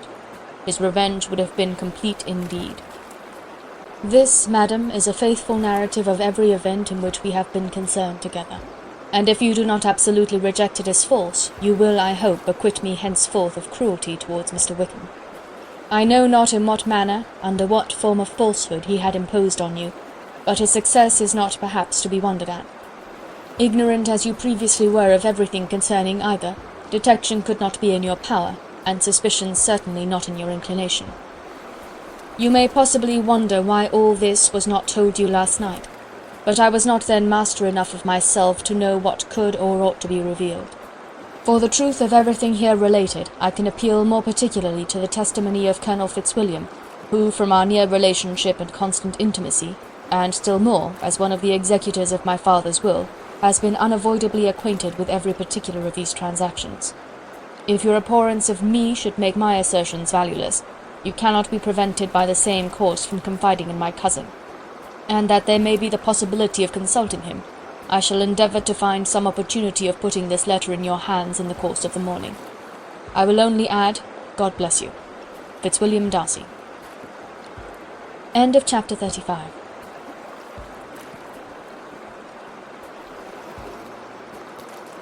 Chapter 36. If Elizabeth, when Mr. Darcy gave her the letter, did not expect it to contain a renewal of his offers, she had formed no expectation at all of its contents. But such as they were, it may well be supposed how eagerly she went through them, and what a contrariety of emotion they excited. Her feelings as she read were scarcely to be defined. With amazement did she first understand that he believed any apology to be in his power, and steadfastly was she persuaded that he could have no explanation to give, which a just sense of shame would not conceal. With a strong prejudice against everything he might say, she began his account of what had happened at Netherfield. She read with an eagerness which hardly left her power of comprehension, and from impatience of knowing what the next sentence might bring, was incapable of attending to the sense of the one before her eyes. His belief of her sister's insensibility she instantly resolved to be false, and his account of the real, the worst objections to the match, made her too angry to have any wish of doing him justice. He expressed no regret for what he had done, which satisfied her. His style was not penitent, but haughty. It was all pride and insolence. But when this subject was succeeded by his account of Mr. Wickham, when she read with somewhat clearer attention a relation of events which, if true, must overthrow every cherished opinion of his worth, and which bore so alarming an affinity to his own history of himself, her feelings were yet more acutely painful and more difficult of definition. Astonishment, apprehension, and even horror oppressed her. She wished to discredit it entirely, repeatedly exclaiming, "This must be false, this cannot be, this must be the grossest falsehood." And when she had gone through the whole letter, though scarcely knowing anything of the last page or two, put it hastily away, protesting that she would not regard it, that she would never look in it again. In this perturbed state of mind, with thoughts that could rest on nothing, she walked on. But it would not do. In half a minute the letter was unfolded again, and collecting herself as well as she could, she again began the mortifying perusal of all that related to Wickham, and commanded herself so far as to examine the meaning of every sentence. The account of his connection with the Pemberley family was exactly what he had related himself, and the kindness of the late Mr. Darcy, though she had not before known its extent, agreed equally well with his own words. So far each recital confirmed the other. But when she came to the will, the difference was great. What Wickham had said of the living was fresh in her memory, and as she recalled his very words, it was impossible not to feel that there was gross duplicity on one side or the other, and for a few moments she flattered herself that her wishes did not err. But when she read and re-read with the closest attention the particulars immediately following, of Wickham's resigning all pretensions to the living, of his receiving in lieu so considerable a sum as £3,000, again she was forced to hesitate. She put down the letter, weighed every circumstance with what she meant to be impartiality, deliberated on the probability of each statement, but with little success. On both sides it was only assertion. Again she read on, but every line proved more clearly that the affair, which she had believed it impossible that any contrivance could so represent as to render Mr. Darcy's conduct in it less than infamous, was capable of a turn which must make him entirely blameless throughout the whole. The extravagance and general profligacy which he scrupled not to lay at Mr. Wickham's charge exceedingly shocked her, the more so as she could bring no proof of its injustice. She had never heard of him before his entrance into the Shire militia, in which he had engaged at the persuasion of the young man who, on meeting him accidentally in town, had there renewed a slight acquaintance. Of his former way of life nothing had been known in Hertfordshire but what he told himself. As to his real character, had information been in her power, she had never felt a wish of inquiring. His countenance, voice, and manner had established him at once in the possession of every virtue. She tried to recollect some instance of goodness, some distinguished trait of integrity or benevolence that might rescue him from the attacks of Mr. Darcy, or at least by the predominance of virtue atone for those casual errors under which she would endeavour to class what Mr. Darcy had described as the idleness and vice of many years' continuance. But no such recollection befriended her. She could see him instantly before her, in every charm of air and address, but she could remember no more substantial good than the general approbation of the neighbourhood, and the regard which his social powers had gained him in the mess. After pausing on this point a considerable while, she once more continued to read. But alas! The story which followed of his designs on Miss Darcy received some confirmation from what had passed between Colonel Fitzwilliam and herself only the morning before, and at last she was referred for the truth of every particular to Colonel Fitzwilliam himself, from whom she had previously received the information of his near concern in all his cousin's affairs, and whose character she had no reason to question. At one time she had almost resolved on applying to him, but the idea was checked by the awkwardness of the application, and at length wholly banished by the conviction that Mr. Darcy would never have hazarded such a proposal if he had not been well assured of his cousin's corroboration. She perfectly remembered everything that had passed in conversation between Wickham and herself in their first evening at Mr. Phillips's. Many of his expressions were still fresh in her memory. She was now struck with the impropriety of such communications to a stranger, and wondered it had escaped her before. She saw the indelicacy of putting himself forward as he had done, and the inconsistency of his professions with his conduct. She remembered that he had boasted of having no fear of seeing Mr. Darcy, that Mr. Darcy might leave the country, but that he should stand his ground, yet he had avoided the Netherfield ball the very next week.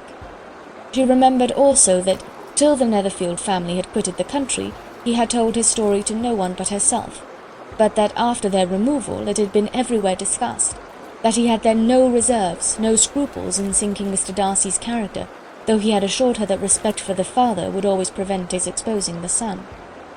How differently did everything now appear in which he was concerned! His attentions to Miss King were now the consequence of views solely and hatefully mercenary, and the mediocrity of her fortune proved no longer the moderation of his wishes, but his eagerness to grasp at anything. His behaviour to herself could now have had no tolerable motive. He had either been deceived with regard to her fortune, or had been gratifying his vanity by encouraging the preference which she believed she had most incautiously shown. Every lingering struggle in his favour grew fainter and fainter, and in farther justification of Mr. Darcy, she could not but allow Mr. Bingley, when questioned by Jane, had long ago asserted his blamelessness in the affair, that proud and repulsive as were his manners, she had never, in the whole course of their acquaintance, an acquaintance which had latterly brought them much together, and given her a sort of intimacy with his ways, seen anything that betrayed him to be unprincipled or unjust, anything that spoke him of irreligious or immoral habits, that among his own connections he was esteemed and valued, that even Wickham had allowed him merit as a brother, and that she had often heard him speak so affectionately of his sister as to prove him capable of some amiable feeling, that had his actions been what Mr. Wickham represented them, so gross a violation of everything right could hardly have been concealed from the world, and that friendship between a person capable of it and such an amiable man as Mr. Bingley was incomprehensible. She grew absolutely ashamed of herself. Of neither Darcy nor Wickham could she think without feeling she had been blind, partial, prejudiced, absurd. "How despicably I have acted!" she cried. "I, who have prided myself on my discernment, I, who have valued myself on my abilities, who have often disdained the generous candour of my sister, and gratified my vanity in useless or blameable mistrust. How humiliating is this discovery! Yet how just a humiliation! Had I been in love, I could not have been more wretchedly blind. But vanity, not love, has been my folly. Pleased with the preference of one, and offended by the neglect of the other on the very beginning of our acquaintance, I have courted prepossession and ignorance, and driven reason away where either were concerned. Till this moment I never knew myself."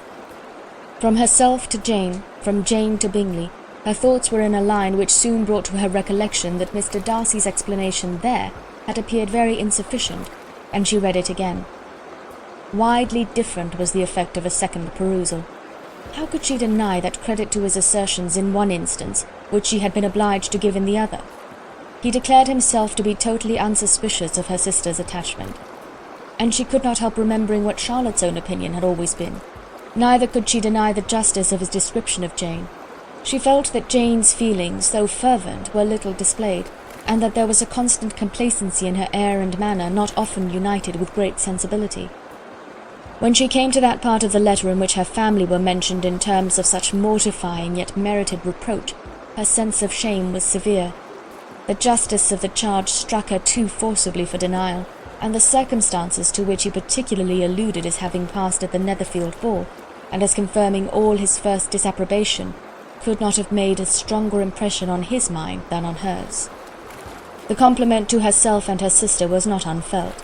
It soothed, but it could not console her for the contempt which had thus been self-attracted by the rest of her family, and as she considered that Jane's disappointment had in fact been the work of her nearest relations, and reflected how materially the credit of both must be hurt by such impropriety of conduct, she felt depressed beyond anything she had ever known before.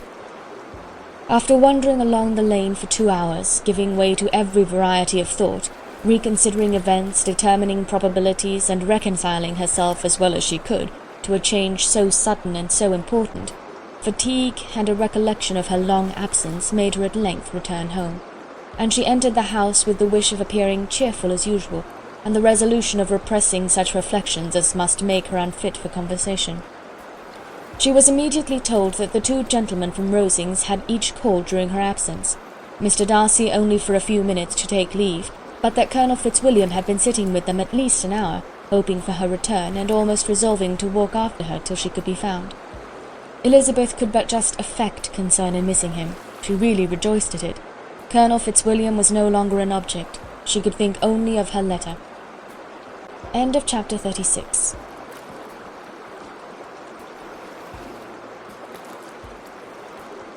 Chapter 37. The 2 gentlemen left Rosings the next morning, and Mr. Collins, having been in waiting near the lodges to make them his parting obeisance, was able to bring home the pleasing intelligence of their appearing in very good health, and in as tolerable spirits as could be expected, after the melancholy scene so lately gone through at Rosings. To Rosings he then hastened to console Lady Catherine and her daughter, and on his return brought back, with great satisfaction, a message from her ladyship importing that she felt herself so dull as to make her very desirous of having them all to dine with her. Elizabeth could not see Lady Catherine without recollecting that, had she chosen it, she might by this time have been presented to her as her future niece, nor could she think without a smile of what her ladyship's indignation would have been. What would she have said, how would she have behaved, were questions with which she amused herself. Their first subject was the diminution of the Rosings party. "I assure you I feel it exceedingly," said Lady Catherine. "I believe no one feels the loss of friends so much as I do, but I am particularly attached to these young men, and know them to be so attached to me. They were excessively sorry to go, but so they always are. The dear Colonel rallied his spirits tolerably till just at last, but Darcy seemed to feel it most acutely, more, I think, than last year. His attachment to Rosings certainly increases." Mr. Collins had a compliment and an allusion to throw in here, which were kindly smiled on by the mother and daughter.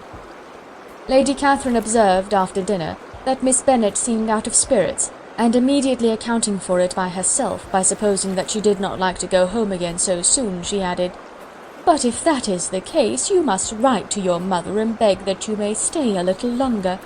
Mrs. Collins will be very glad of your company, I am sure." "I am very obliged to your ladyship for your kind invitation," replied Elizabeth, "but it is not in my power to accept it.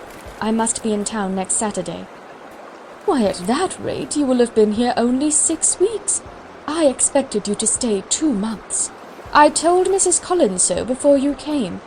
There can be no occasion for your going so soon. Mrs. Bennet could certainly spare you for another fortnight. But my father cannot. He wrote last week to hurry my return. Oh, your father, of course, may spare you, if your mother can.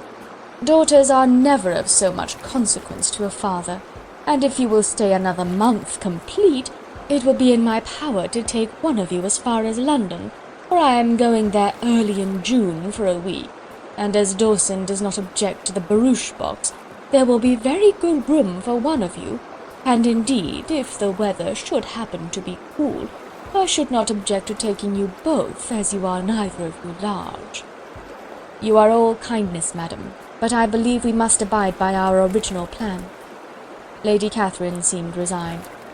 Mrs. Collins, you must send a servant with them. You know I always speak my mind, and I cannot bear the idea of two young women travelling post by themselves. It is highly improper. You must contrive to send somebody. I have the greatest dislike in the world to that sort of thing. Young women should always be properly guarded and attended according to their situation in life. When my niece Georgiana went to Ramsgate last summer, I made a point of her having 2 men-servants go with her. Miss Darcy, the daughter of Mr. Darcy of Pemberley, and Lady Anne, could not have appeared with propriety in a different manner. I am excessively attentive to all those things. You must send John with the young ladies, Mrs. Collins. I am glad it occurred to me to mention it, for it would really be discreditable to you to let them go alone. My uncle is to send a servant for us. Oh, your uncle? He keeps a manservant, does he? I am very glad you have somebody who thinks of these things. Where shall you change horses? Oh, Bromley, of course. If you mention my name at the bell, you will be attended to. Lady Catherine had many other questions to ask respecting their journey, and as she did not answer them all herself, attention was necessary, which Elizabeth believed to be lucky for her, or with a mind so occupied she might have forgotten where she was.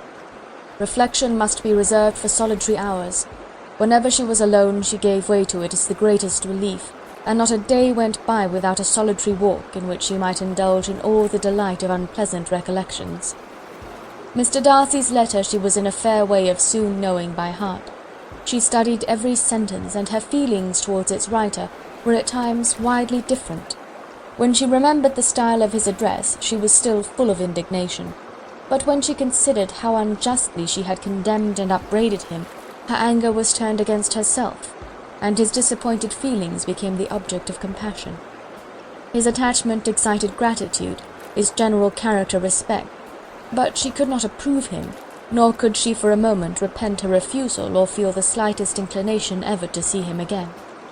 In her own past behaviour there was a constant source of vexation and regret, and in the unhappy defects of her family a subject of yet heavier chagrin. They were hopeless of remedy.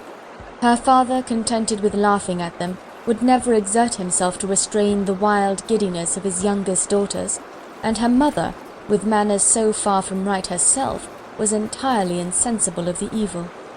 Elizabeth had frequently united with Jane in an endeavour to check the imprudence of Catherine and Lydia, but while they were supported by their mother's indulgence, what chance could there be of improvement? Catherine, weak-spirited, irritable, and completely under Lydia's guidance, had always been affronted by their advice, and Lydia, self-willed and careless, would scarcely give them a hearing. They were ignorant, idle, and vain. While there was an officer in Meryton, they would flirt with him, and while Meryton was within a walk of Longbourn, they would be going there forever. Anxiety on Jane's behalf was another prevailing concern, and Mr. Darcy's explanation, by restoring Bingley to all her former good opinion, heightened the sense of what Jane had lost.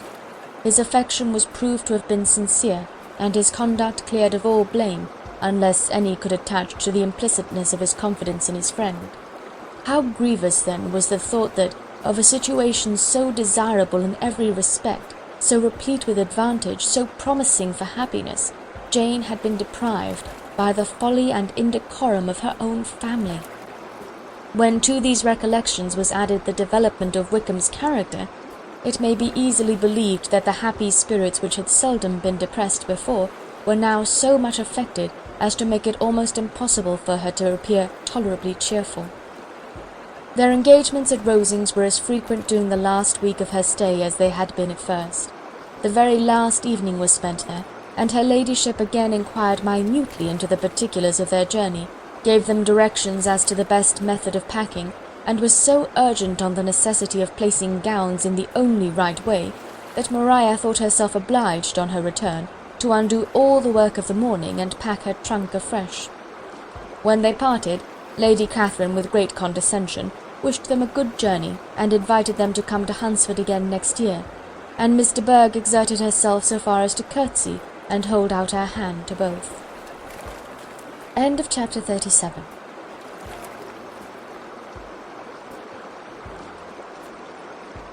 Chapter 38. On Saturday morning, Elizabeth and Mr. Collins met for breakfast a few minutes before the others appeared, and he took the opportunity of paying the parting civilities which he deemed indispensably necessary. "I know not, Miss Elizabeth," said he, "whether Mrs. Collins has yet expressed her sense of your kindness in coming to us, but I am very certain you will not leave the house without receiving her thanks for it. The favour of your company has been much felt, I assure you. We know how little there is to tempt anyone to our humble abode. Our plain manner of living, our small rooms and few domestics, and the little we see of the world, must make Hunsford extremely dull to a young lady like yourself. But I hope you will believe us grateful for the condescension, and that we have done everything in our power to prevent your spending your time unpleasantly." Elizabeth was eager with her thanks and assurances of happiness. She had spent 6 weeks with great enjoyment, and the pleasure of being with Charlotte, and the kind attentions she had received, must make her feel the obliged. Mr. Collins was gratified, and with a more smiling solemnity replied, "It gives me great pleasure to hear that you have passed your time not disagreeably. We have certainly done our best, and most fortunately having it in our power to introduce you to very superior society, and from our connection with Rosings, the frequent means of varying the humble home scene, I think we may flatter ourselves that your Hunsford visit cannot have been entirely irksome. Our situation with regard to Lady Catherine's family is indeed the sort of extraordinary advantage and blessing which few can boast. You see on what a footing we are. You see how continually we are engaged there. In truth, I must acknowledge that, with all the disadvantages of this humble parsonage, I should not think anyone abiding in it an object of compassion while they are the sharers of our intimacy at Rosings." Words were insufficient for the elevation of his feelings, and he was obliged to walk about the room, while Elizabeth tried to unite civility and truth in a few short sentences. "You may, in fact, carry a very favourable report of us into Hertfordshire, my dear cousin. I flatter myself, at least, that you will be able to do so. Lady Catherine's great attentions to Mrs. Collins have been a daily witness of, and altogether, I trust, it does not appear that your friend has drawn an unfortunate, but on this point it will be as well to be silent. Only let me assure you, my dear Miss Elizabeth, that I can from my heart most cordially wish you equal felicity in marriage. My dear Charlotte and I have but one mind and one way of thinking. There is in everything a most remarkable resemblance of character and ideas between us. We seem to have been designed for each other." Elizabeth could safely say that it was a great happiness where that was the case, and with equal sincerity could add that she firmly believed and rejoiced in his domestic comforts. She was not sorry, however, to have the recital of them interrupted by the lady from whom they sprang.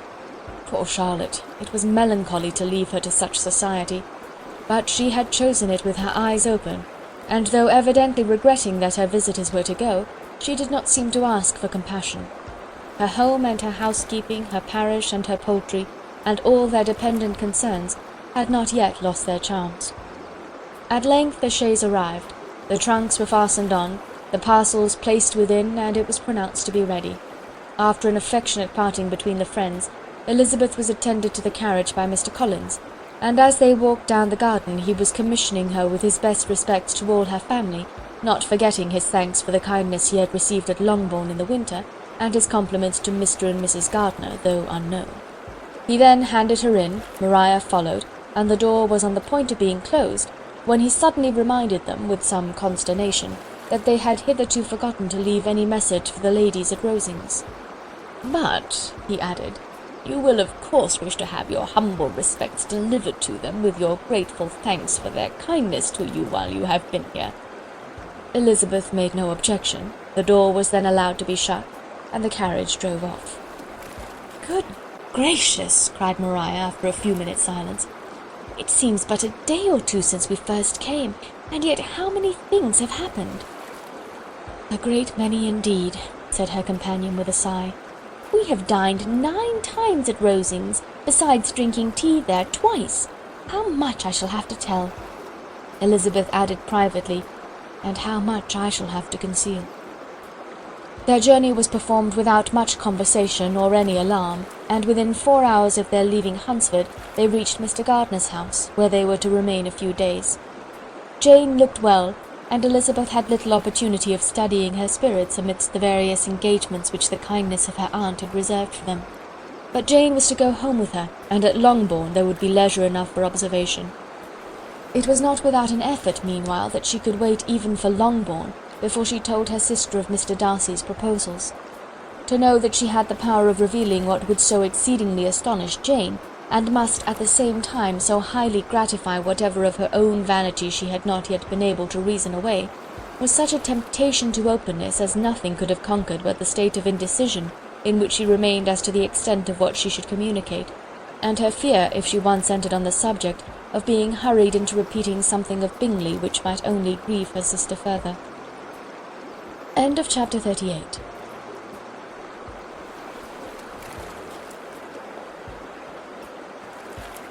Chapter 39. It was the second week in May in which the 3 young ladies set out together from Gracechurch Street for the town of in Hertfordshire, and as they drew near the appointed inn where Mr. Bennet's carriage was to meet them, they quickly perceived, in token of the coachman's punctuality, both Kitty and Lydia looking out of a dining-room upstairs. These 2 girls had been above an hour in the place, happily employed in visiting an opposite milliner, watching the sentinel on guard, and dressing a salad and cucumber. After welcoming their sisters, they triumphantly displayed a table set out with such cold meat as an inn larder usually affords, exclaiming, "Is not this nice? Is not this an agreeable surprise? And we mean to treat you all," added Lydia, "but you must lend us the money, for we have just spent ours at the shop out there." Then, showing her purchases, "Look here, I have bought this bonnet. I do not think it is very pretty, but I thought I might as well buy it as not. I shall pull it to pieces as soon as I get home, and see if I can make it up any better." And when her sisters abused it as ugly, she added with perfect unconcern, "Oh, but there were 2 or 3 much uglier in the shop, and when I have bought some prettier coloured satin to trim it with fresh, I think it will be very tolerable. Besides, it will not much signify what one wears this summer, after the Shire have left Meryton, and they are going in a fortnight." "Are they indeed?" cried Elizabeth with the greatest satisfaction. "They are going to be encamped near Brighton, and I do so want papa to take us all there for the summer. It would be such a delicious scheme, and I dare say would hardly cost anything at all. Mamma would like to go too, of all things. Only think what a miserable summer else we shall have." Yes, thought Elizabeth, that would be a delightful scheme indeed, and completely do for us at once. Good heaven! Brighton and a whole campful of soldiers to us who have been overset already by one poor regiment of militia and the monthly balls of Meryton. "Now I have got some news for you," said Lydia, as they sat down at table. "What do you think? It is excellent news, capital news, and about a certain person we all like." Jane and Elizabeth looked at each other, and the waiter was told he need not stay. Lydia laughed and said, "Aye, that is just like your formality and discretion. You thought the waiter must not hear, as if he cared. I dare say he often hears worse things said than I am going to say, but he is an ugly fellow. I am glad he is gone. I never saw such a long chin in my life. Well, but now for my news. It is about dear Wickham, too good for the waiter, is it not? There is no danger of Wickham's marrying Mary King. That's for you. She is gone down to her uncle at Liverpool, gone to stay. Wickham is safe." "And Mary King is safe," added Elizabeth, "safe from a connection imprudent as to fortune." "She's a great fool for going away if she liked him." "But I hope there is no strong attachment on either side," said Jane. "I'm sure there is not on his. I will answer for it, he never cared 3 straws about her. Who could about such a nasty little freckled thing?" Elizabeth was shocked to think that, however incapable of such coarseness of expression herself, the coarseness of the sentiment was little other than her own breast had harboured and fancied liberal. As soon as all had ate and the elder ones paid, the carriage was ordered, and after some contrivance the whole party, with all their boxes, work-bags and parcels, and the unwelcome addition of Kitty's and Lydia's purchases, were seated in it. "How nicely we are all crammed in," cried Lydia. "I am glad I bought my bonnet, if it is only for the fun of having another bandbox. Well, now let us be quite comfortable and snug, and talk and laugh all the way home. And in the first place, let us hear what has happened to you all since you went away. Have you seen any pleasant men? Have you had any flirting? I was in great hopes that one of you would have got a husband before you came back. Jane will be quite an old maid soon, I declare. She is almost 23. Lord, how ashamed I should be of not being married before 23. My Aunt Phillips wants you so to get husbands you can't think. She says Lizzie had better have taken Mr. Collins, but I do not think there would have been any fun in it. Lord, how I should like to be married before any of you, and then I would chaperone you about to all the balls. Dear me, we had such a good piece of fun the other day at Colonel Foster's. Kitty and me were to spend the day there, and Mrs. Forster promised to have a little dance in the evening. By the by, Mrs. Forster and me are such friends, and so she asked the 2 Harringtons to come, but Harriet was ill, and so Pen was forced to come by herself. And then, what do you think we did? We dressed up Chamberlain in women's clothes on purpose to pass for a lady. Only think what fun! Not a soul knew of it but Colonel and Mrs. Foster and Kitty and me, except my aunt, for we were forced to borrow one of her gowns, and you cannot imagine how well he looked. When Denny and Wickham and Pratt and 2 or 3 more of the men came in, they did not know him in the least. Lord, how I laughed, and so did Mrs. Forster. I thought I should have died, and that made the men suspect something, and they soon found out what was the matter. With such kinds of histories of their parties and good jokes did Lydia, assisted by Kitty's hints and additions, endeavour to amuse her companions all the way to Longbourn. Elizabeth listened as little as she could, but there was no escaping the frequent mention of Wickham's name. Their reception at home was most kind. Mrs. Bennet rejoiced to see Jane in undiminished beauty, and more than once during dinner did Mr. Bennet say voluntarily to Elizabeth, "I am glad you are come back, Lizzie." Their party in the dining-room was large, for almost all the Lucases came to meet Maria and hear the news, and various were the subjects that occupied them. Lady Lucas was inquiring of Maria after the welfare and poultry of her eldest daughter.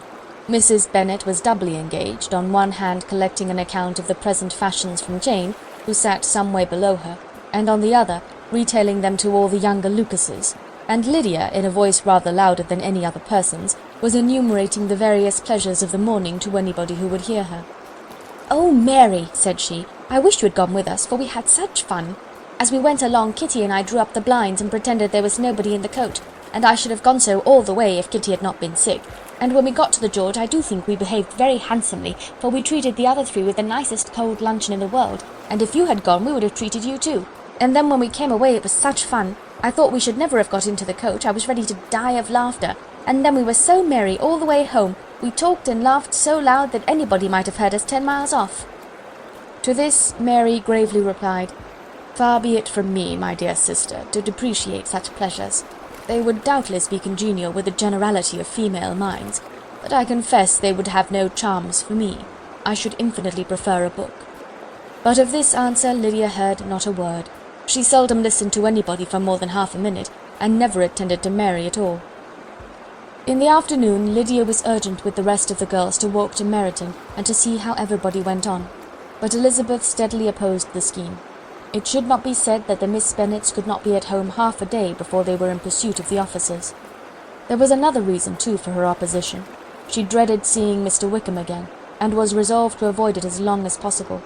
The comfort to her of the regiment's approaching removal was indeed beyond expression. In a fortnight they were to go, and once gone, she hoped there could be nothing more to plague her on his account. She had not been many hours at home before she found that the Brighton scheme, of which Lydia had given them a hint at the inn, was under frequent discussion between her parents. Elizabeth saw directly that her father had not the smallest intention of yielding, but his answers were at the same time so vague and equivocal that her mother, though often disheartened, had never yet despaired of succeeding at last. End of chapter 39.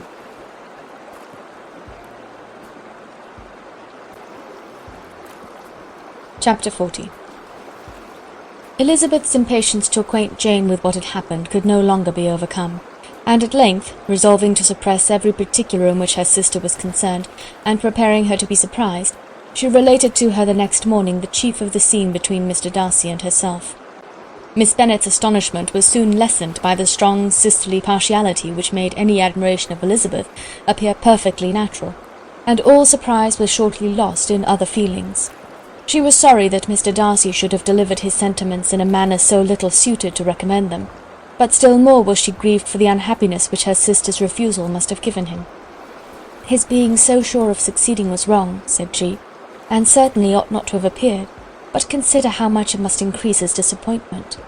"Indeed," replied Elizabeth, "I am heartily sorry for him, but he has other feelings, which will probably soon drive away his regard for me. You do not blame me, however, for refusing him?" "Blame you? Oh, no." "But you blame me for having spoken so warmly of Wickham?" "No, I do not know that you were wrong in saying what you did." "But you will know it when I tell you what happened the very next day." She then spoke of the letter, repeating the whole of its contents as far as they concerned George Wickham. What a stroke was this for poor Jane, who would willingly have gone through the world without believing that so much wickedness existed in the whole race of mankind as were here collected in one individual. Nor was Darcy's vindication, though grateful to her feelings, capable of consoling her for such discovery. Most earnestly did she labour to prove the probability of error, and seek to clear the one without involving the other. "This will not do," said Elizabeth. "You will never be able to make both of them good for anything. Take your choice, but you must be satisfied with only one. There is but such a quantity of merit between them, just enough to make one good sort of man, and of late it has been shifting about pretty much. For my part, I am inclined to believe it all Darcy's, but you shall do as you choose." It was some time, however, before a smile could be extorted from Jane. "I do not know when I have been more shocked," said she. "Wickham so very bad? It is almost past belief. And poor Mr. Darcy! Dear Lizzie, only consider what he must have suffered. Such a disappointment, and with the knowledge of your ill opinion too, and having to relate such a thing of his sister. It is really too distressing. I am sure you must feel it so." "Oh, no, my regret and compassion are all done away by seeing you so full of both. I know you will do him such ample justice, that I am growing every moment more unconcerned and indifferent. Your profusion makes me saving, and if you lament over him much longer, my heart will be as light as a feather." "Poor Wickham! There is such an expression of goodness in his countenance, such an openness and gentleness in his manner." "There certainly was some great mismanagement in the education of those two young men. One has got all the goodness, and the other all the appearance of it." "I never thought Mr. Darcy so deficient in the appearance of it as you used to do. And yet I meant to be uncommonly clever in taking so decided a dislike to him without any reason. It is such a spur to one's genius, such an opening for wit, to have a dislike of that kind. One may be continually abusive without saying anything just, but one cannot always be laughing at a man without now and then stumbling on something witty. Lizzie, when you first read that letter, I am sure you could not treat the matter as you do now." "Indeed I could not. I was uncomfortable enough, I may say unhappy, and with no one to speak to about what I felt, no Jane to comfort me and say that I had not been so very weak and vain and nonsensical as I knew I had. Oh, how I wanted you! How unfortunate that you should have used such very strong expressions in speaking of Wickham to Mr. Darcy, for now they do appear wholly undeserved." "Certainly, but the misfortune of speaking with bitterness is a most natural consequence of the prejudices I have been encouraging. There is one point on which I want your advice. I want to be told whether I ought, or ought not, to make our acquaintances in general understand Wickham's character." Miss Bennet paused a little, and then replied, "Surely there can be no occasion for exposing him so dreadfully. What is your opinion?" "That it ought not to be attempted. Mr. Darcy has not authorized me to make his communication public. On the contrary, every particular relative to his sister was meant to be kept as much as possible to myself, and if I endeavour to undeceive people as to the rest of his conduct, who will believe me? The general prejudice against Mr. Darcy is so violent that it would be the death of half the good people in Meryton to attempt to place him in an amiable light. I am not equal to it. Wickham will soon be gone, and therefore it will not signify to anyone here what he really is. Some time hence it will all be found out, and then we may laugh at their stupidity in not knowing it before. At present I will say nothing about it. You are quite right. To have his errors made public might ruin him forever. He is now, perhaps, sorry for what he has done, and anxious to re-establish a character. We must not make him desperate. The tumult of Elizabeth's mind was allayed by this conversation.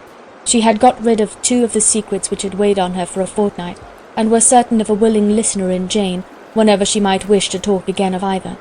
But there was still something lurking behind, of which prudence forbade the disclosure. She dared not relate the other half of Mr. Darcy's letter, nor explain to her sister how sincerely she had been valued by her friend. Here was knowledge in which no one could partake, and she was sensible that nothing less than a perfect understanding between the parties could justify her in throwing off this last encumbrance of mystery. "And then," said she, "if that very improbable event should ever take place, I shall merely be able to tell what Bingley may tell in a much more agreeable manner himself. The liberty of communication cannot be mine till it has lost all its value." She was now, on being settled at home, at leisure to observe the real state of her sister's spirits. Jane was not happy. She still cherished a very tender affection for Bingley. Having never even fancied herself in love before, her regard had all the warmth of first attachment, and from her age and disposition, greater steadiness than most first attachments often boast. And so fervently did she value his remembrance and prefer him to every other man, that all her good sense and all her attention to the feelings of her friends were requisite to check the indulgence of those regrets which must have been injurious to her own health and their tranquillity. "Well, Lizzie," said Mrs. Bennet one day, "what is your opinion now of this sad business of Jane's? For my part, I am determined never to speak of it again to anybody. I told my sister Philip so the other day, but I cannot find out that Jane saw anything of him in London. Well, he is a very undeserving young man, and I do not suppose there's the least chance in the world of her ever getting him now. There is no talk of his coming to Netherfield again in the summer, and I have inquired of everybody, too, who is likely to know." "I do not believe he will ever live at Netherfield any more." "Oh, well, it is just as he chooses. Nobody wants him to come, though I shall always say he used my daughter extremely ill, and if I was her, I would not have put up with it. Well, my comfort is, I am sure Jane will die of a broken heart, and then he will be sorry for what he has done." But as Elizabeth should not receive comfort from any such expectation, she made no answer. "Well, Lizzie," continued her mother soon afterwards, "and so the Collinses live very comfortable, do they?" "Well, well, I only hope it will last." "And what sort of table do they keep? Charlotte is an excellent manager, I dare say. If she is half as sharp as her mother, she is saving enough. There is nothing extravagant in their housekeeping, I dare say." "No, nothing at all." "A great deal of good management, depend upon it. Yes, yes, they will take care not to outrun their income. They will never be distressed for money. Well, much good may it do them. And so I suppose they often talk of having Longbourn when your father is dead. They look upon it as quite their own, I dare say, whenever that happens." "It was a subject which they could not mention before me." "No, it would have been strange if they had, but I make no doubt they often talk of it between themselves. Well, if they can be easy with an estate that is not lawfully their own, so much the better. I should be ashamed of having one that was only entailed on me." End of chapter 40.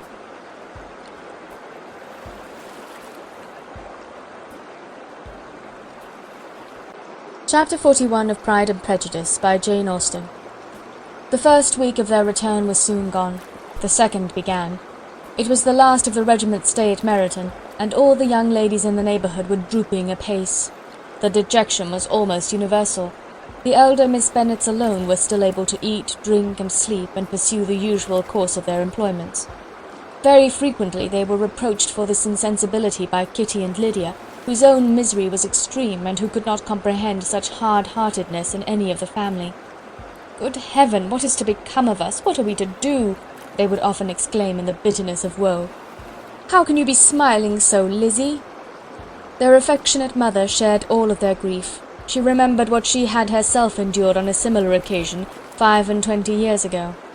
"I am sure," said she, "I cried for 2 days together when Colonel Miller's regiment went away. I thought I should have broken my heart." "I am sure I shall break mine," said Lydia.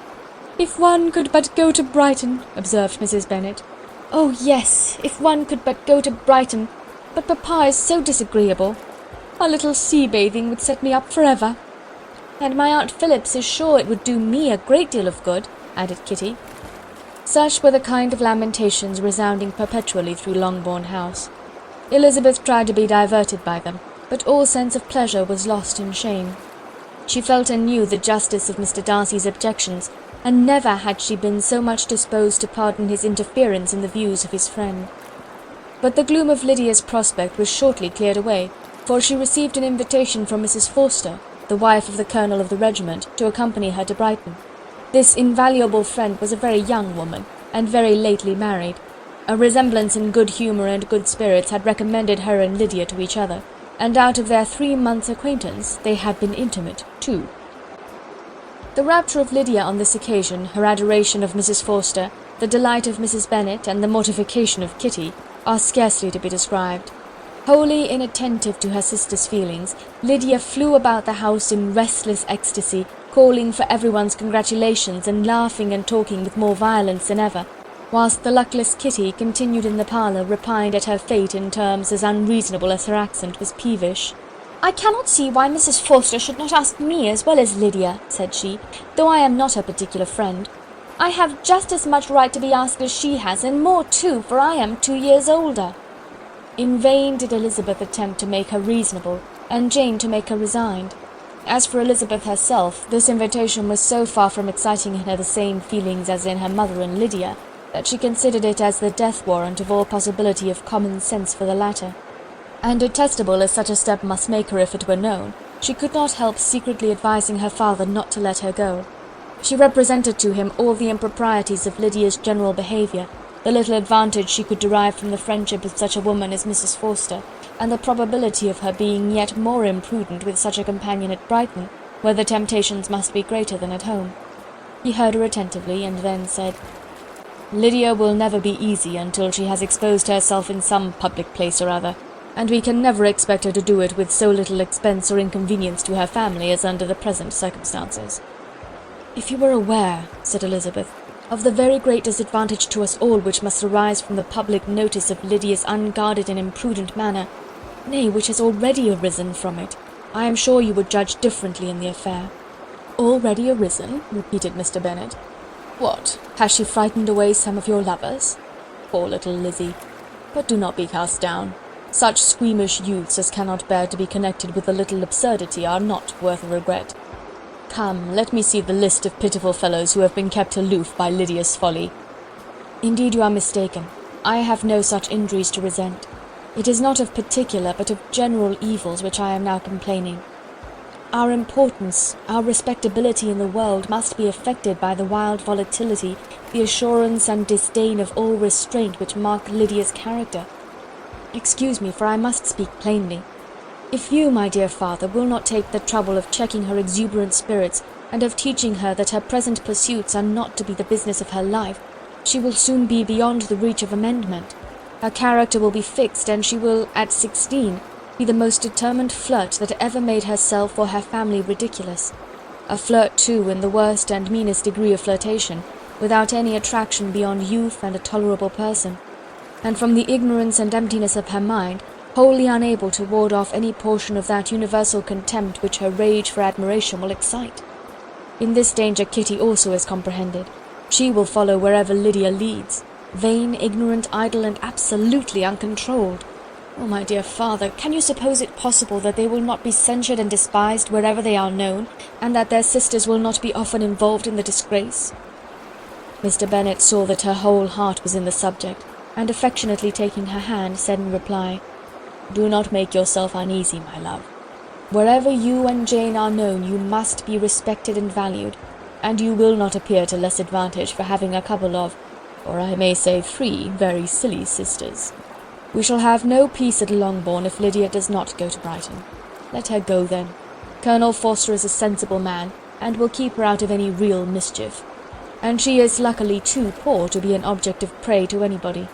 At Brighton she will be of less importance even as a common flirt than she has been here. The officers will find women better worth their notice. Let us hope, therefore, that her being there may teach her her own insignificance. At any rate, she cannot grow many degrees worse without authorizing us to lock her up for the rest of her life." With this answer Elizabeth was forced to be content, but her own opinion continued the same, and she left him disappointed and sorry. It was not in her nature, however, to increase her vexations by dwelling on them.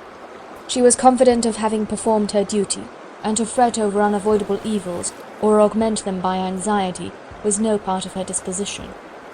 Had Lydia and her mother known the substance of her conference with her father, their indignation would hardly have found expression in their united volubility.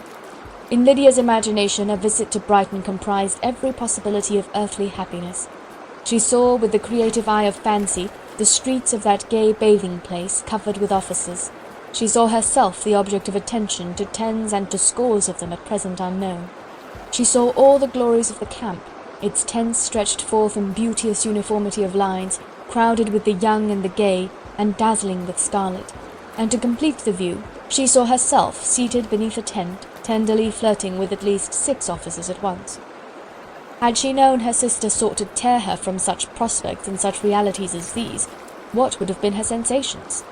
They could have been understood only by her mother, who might have felt nearly the same. Lydia's going to Brighton was all that consoled her for her melancholy conviction of her husband's never intending to go there himself. But they were entirely ignorant of what had passed, and their raptures continued with little intermission to the very day of Lydia's leaving home. Elizabeth was now to see Mr. Wickham for the last time. Having been frequently in company with him since her return, agitation was pretty well over, the agitations of formal partiality entirely so. She had even learnt to detect, in the very gentleness which had at first delighted her, an affectation and a sameness to disgust and weary. In his present behaviour to herself, moreover, she had a fresh source of displeasure, for the inclination he soon testified of renewing those attentions which had marked the early part of their acquaintance could only serve, after what had since passed, to provoke her. She lost all concern for him in finding herself thus selected as the object of such idle and frivolous gallantry, and while she steadily repressed it, could not but feel the reproof contained in his believing that, however long and for whatever cause his attentions had been withdrawn, her vanity would be gratified, and her preference secured at any time by their renewal. On the very last day of the regiment's remaining at Meryton, he dined, with other of the officers, at Longbourn, and so little was Elizabeth disposed to part from him in good humour, that on his making some inquiry as to the manner in which her time had passed at Hunsford, she mentioned Colonel Fitzwilliam's and Mr. Darcy's having both spent 3 weeks at Rosings, and asked him if he was acquainted with the former. He looked surprised, displeased, alarmed, but with a moment's recollection and a returning smile replied that he had formerly seen him often, and after observing that he was a very gentlemanlike man, asked her how she liked him. Her answer was warmly in his favour. With an air of indifference he soon afterwards added, "How long did you say he was at Rosings?" "Nearly 3 weeks." "And you saw him frequently?" "Yes, almost every day." "His manners are very different from his cousin's." "Yes, very different. But I think Mr. Darcy improves upon acquaintance." "Indeed?" cried Mr. Wickham, with a look which did not escape her. "And pray, may I ask—" But checking himself, he added in a gayer tone, "Is it in address that he improves? Has he deigned to add aught of civility to his ordinary style? For I dare not hope," he continued in a lower and more serious tone, "that he is improved in essentials." "Oh no," said Elizabeth. "In essentials, I believe, he is very much what he ever was." While she spoke, Wickham looked as if scarcely knowing whether to rejoice over her words, or to distrust their meaning. There was a something in her countenance which made him listen with an apprehensive and anxious attention, while she added, "When I said that he improved on acquaintance, I did not mean that his mind or his manners were in a state of improvement, but that, from knowing him better, his disposition was better understood." Wickham's alarm now appeared in a heightened complexion and agitated look. For a few minutes he was silent, till, shaking off his embarrassment, he turned to her again and said in the gentlest of accents, "You, who so well know my feelings towards Mr. Darcy, will readily comprehend how sincerely I must rejoice that he is wise enough to assume even the appearance of what is right. His pride in that direction may be of service, if not to himself, to many others. for it must only deter him from such foul misconduct as I have suffered by. I only fear that the sort of cautiousness to which you, I imagine, have been alluding, is merely adopted on his visits to his aunt, of whose good opinion and judgment he stands much in awe.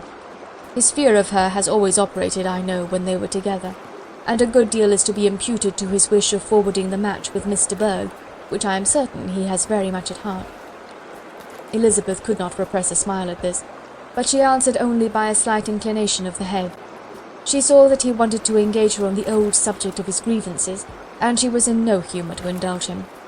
The rest of the evening passed with the appearance, on his side, of usual cheerfulness, but with no further attempt to distinguish Elizabeth, and they parted at last with mutual civility, and possibly a mutual desire of never meeting again. When the party broke up, Lydia returned with Mrs. Forster to Meryton, from whence they were to set out early the next morning. The separation between her and her family was rather noisy than pathetic. Kitty was the only one who shed tears, but she did weep from vexation and envy. Mrs. Bennet was diffuse in her good wishes for the felicity of her daughter, and impressive in her injunctions that she should not miss the opportunity of enjoying herself as much as possible, advice which there was every reason to believe would be well attended to, and in the clamorous happiness of Lydia herself in bidding farewell, the more gentle adieus of her sisters were uttered without being heard. End of chapter 41.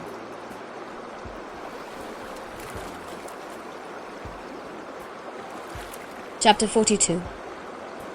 Had Elizabeth's opinion been all drawn from her own family, she could not have formed a very pleasing opinion of conjugal felicity or domestic comfort.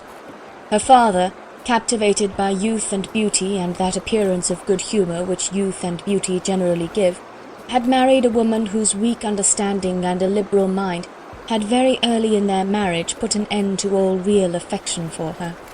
Respect, esteem, and confidence had vanished forever, and all his views of domestic happiness were overthrown. But Mr. Bennet was not of the disposition to seek comfort for the disappointment which his own imprudence had brought on, in any of those pleasures which too often console the unfortunate for their folly or their vice. He was fond of the country and of books, and from these tastes had arisen his principal enjoyments. To his wife he was very little otherwise indebted than as her ignorance and folly had contributed to his amusement. This is not the sort of happiness which a man would in general wish to owe to his wife, but where other powers of entertainment are wanting, the true philosopher will derive benefit from such as are given. Elizabeth, however, had never been blind to the impropriety of her father's behaviour as a husband.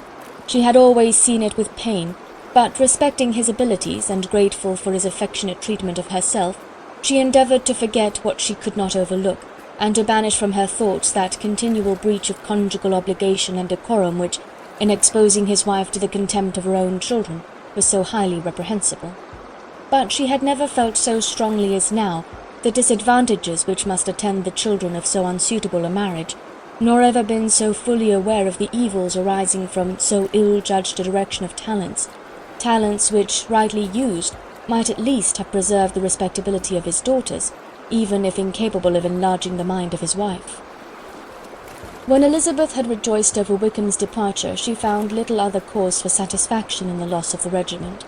Their parties abroad were less varied than before, and at home she had a mother and sister whose constant repinings at the dullness of everything around them threw a real gloom over their domestic circle, and though Kitty might in time regain her natural degree of sense, since the disturbers of her brain were removed, her other sister, from whose disposition greater evil might be apprehended, was likely to be hardened in all her folly and assurance by a situation of such double danger as a watering-place and a camp. Upon the whole, therefore, she found what has been sometimes found before, that an event to which she had been looking with impatient desire did not, in taking place, bring all the satisfaction she had promised herself. It was consequently necessary to name some other period for the commencement of actual felicity, to have some other point on which her wishes and hopes might be fixed, and by again enjoying the pleasure of anticipation, console herself for the present, and prepare for another disappointment. Her tour to the lakes was now the object of her happiest thoughts. It was her best consolation for all the uncomfortable hours which the discontentedness of her mother and Kitty made inevitable, and could she have included Jane in the scheme, every part of it would have been perfect. But it is fortunate, thought she, that I have something to wish for. Were the whole arrangement complete, my disappointment would be certain. But here, by carrying with me one ceaseless source of regret in my sister's absence, I may reasonably hope to have all my expectations of pleasure realized. A scheme of which every part promises delight can never be successful, and general disappointment is only warded off by the defence of some little peculiar vexation. When Lydia went away, she promised to write very often, and very minutely, to her mother and Kitty, but her letters were always long expected and always very short. Those to her mother contained little else than that they were just returned from the library, where such and such officers had attended them, and where she had seen such beautiful ornaments as made her quite wild, that she had a new gown or a new parasol, which she would have described more fully, but was obliged to leave off in a violent hurry, as Mrs. Forster called her, and they were going off to the camp. And from her correspondence with her sister, there was still less to be learnt, for her letters to Kitty, though rather longer, were much too full of lines under the words to be made public. After the first fortnight or 3 weeks of her absence, health, good humour, and cheerfulness began to reappear at Longbourn. Everything wore a happier aspect. The families who had been in town for the winter came back again, and summer finery and summer engagements arose. Mrs. Bennet was restored to her usual querulous serenity, and by the middle of June Kitty was so much recovered as to be able to enter Meryton without tears, an event of such happy promise as to make Elizabeth hope that by the following Christmas she might be so tolerably reasonable as not to mention an officer above once a day, unless, by some cruel and malicious arrangement at the War Office, another regiment should be quartered in Meryton. The time fixed for the beginning of their northern tour was now fast approaching, and a fortnight only was wanting of it, when a letter arrived from Mrs. Gardiner which at once delayed its commencement and curtailed its extent. Mr. Gardiner would be prevented by business from setting out till a fortnight later in July, and must be in London again within a month, and as that left too short a period for them to go so far and see so much as they had proposed, or at least to see it with the leisure and comfort they had built on, they were obliged to give up the lakes and substitute a more contracted tour, and according to the present plan were to go no farther northwards than Derbyshire. In that county there was enough to be seen to occupy the chief of their 3 weeks, and to Mrs. Gardiner it had a peculiarly strong attraction. The town where she had formerly passed some years of her life, and where they were now to spend a few days, was probably as great an object of her curiosity as all the celebrated beauties of Matlock, Chatsworth, Dovedale, or the Peak. Elizabeth was excessively disappointed. She had set her heart on seeing the lakes, and still thought there might have been time enough. But it was her business to be satisfied, and certainly her temper to be happy, and all was soon right again. With the mention of Derbyshire, there were many ideas connected. It was impossible for her to see the word without thinking of Pemberley and its owner. But surely, said she, I may enter his county without impunity, and rob it of a few petrified spars without his perceiving me. The period of expectation was now doubled. 4 weeks were to pass away before her uncle and aunt's arrival. But they did pass away, and Mr. and Mrs. Gardiner with their 4 children did at length appear at Longbourn. The children, 2 girls of 6 and 8 years old, and 2 younger boys, were to be left under the particular care of their cousin Jane, who was the general favourite, and whose steady sense and sweetness of temper exactly adapted her for attending to them in every way, teaching them, playing with them, and loving them. The Gardiner stayed only 1 night at Longbourn, and set off the next morning with Elizabeth in pursuit of novelty and amusement. One enjoyment was certain, that of suitableness of companions, a suitableness which comprehended health and temper to bear inconveniences, cheerfulness to enhance every pleasure, and affection and intelligence, which might supply it among themselves if there were disappointments abroad. It is not the object of this work to give a description of Derbyshire, nor of any of the remarkable places through which their route thither lay. Oxford, Blenheim, Warwick, Kenilworth, Birmingham, etc., are sufficiently known. A small part of Derbyshire is all the present concern. To the little town of Lambton, the scene of Mrs. Gardiner's former residence, and where she had lately learned some acquaintance still remained, they bent their steps, after having seen all the principal wonders of the country, and within 5 miles of Lambton, Elizabeth found from her aunt that Pemberley was situated. It was not in their direct road, nor more than a mile or 2 out of it. In talking over their route the evening before, Mrs. Gardiner expressed an inclination to see the place again. Mr. Gardiner declared his willingness, and Elizabeth was applied to for her approbation. "My love, should you not like to see a place of which you have heard so much?" said her aunt. "A place, too, with which so many of your acquaintances are connected. Wickham passed all his youth there, you know." Elizabeth was distressed. She felt that she had no business at Pemberley, and was obliged to assume a disinclination for seeing it. She must own that she was tired of seeing great houses. After going over so many, she really had no pleasure in fine carpets or satin curtains. Mrs. Gardiner abused her stupidity. "If it were merely a fine house, richly furnished," said she, "I should not care about it myself, but the grounds are delightful. They have some of the finest woods in the country." Elizabeth said no more, but her mind could not acquiesce. The possibility of meeting Mr. Darcy while viewing the place instantly occurred. It would be dreadful. She blushed at the very idea, and thought it would be better to speak openly to her aunt than to run such a risk. But against this there were objections, and she finally resolved that it could be the last resource if her private inquiries to the absence of the family were unfavourably answered.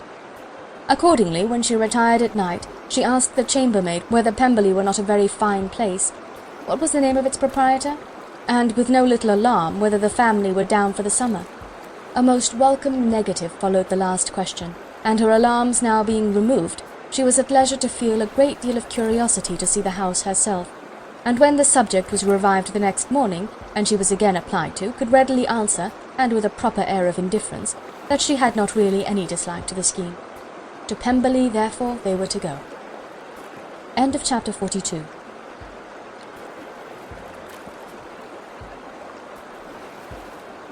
Chapter 43. Elizabeth, as they drove along, watched for the first appearance of Pemberley Woods with some perturbation, and when at length they turned in at the lodge, her spirits were in a high flutter. The park was very large, and contained great variety of ground. They entered it in one of its lowest points, and drove for some time through a beautiful wood, stretching over a wide extent. Elizabeth's mind was too full for conversation, but she saw and admired every remarkable spot and point of view. They gradually ascended for half a mile, and then found themselves at the top of a considerable eminence, where the wood ceased, and the eye was instantly caught by Pemberley House, situated on the opposite side of a valley, into which the road with some abruptness wound.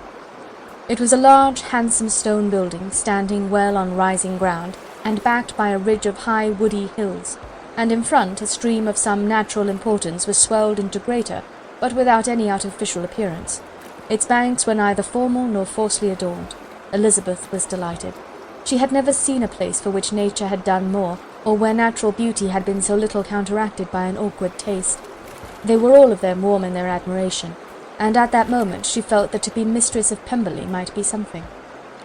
They descended the hill, crossed the bridge, and drove to the door, and while examining the nearer aspect of the house, all her apprehension of meeting its owner returned. She dreaded lest the chambermaid had been mistaken. On applying to see the place, they were admitted into the hall, and Elizabeth, as they waited for the housekeeper, had leisure to wonder at her being where she was. The housekeeper came, a respectable-looking elderly woman, much less fine and more civil than she had any notion of finding her. They followed her into the dining-parlour. It was a large, well-proportioned room, handsomely fitted up. Elizabeth, after slightly surveying it, went to a window to enjoy its prospect. The hill, crowned with wood, which they had descended, receiving increased abruptness from the distance, was a beautiful object. Every disposition of the ground was good, and she looked on the whole scene, the river, the trees scattered on its banks, and the winding of the valley, as far as she could trace it, with delight. As they passed into other rooms, these objects were taking different positions, but from every window there were beauties to be seen. The rooms were lofty and handsome, and their furniture suitable to the fortune of its proprietor. But Elizabeth saw, with admiration of his taste, that it was neither gaudy nor uselessly fine, with less splendour and more real elegance than the furniture of Rosings.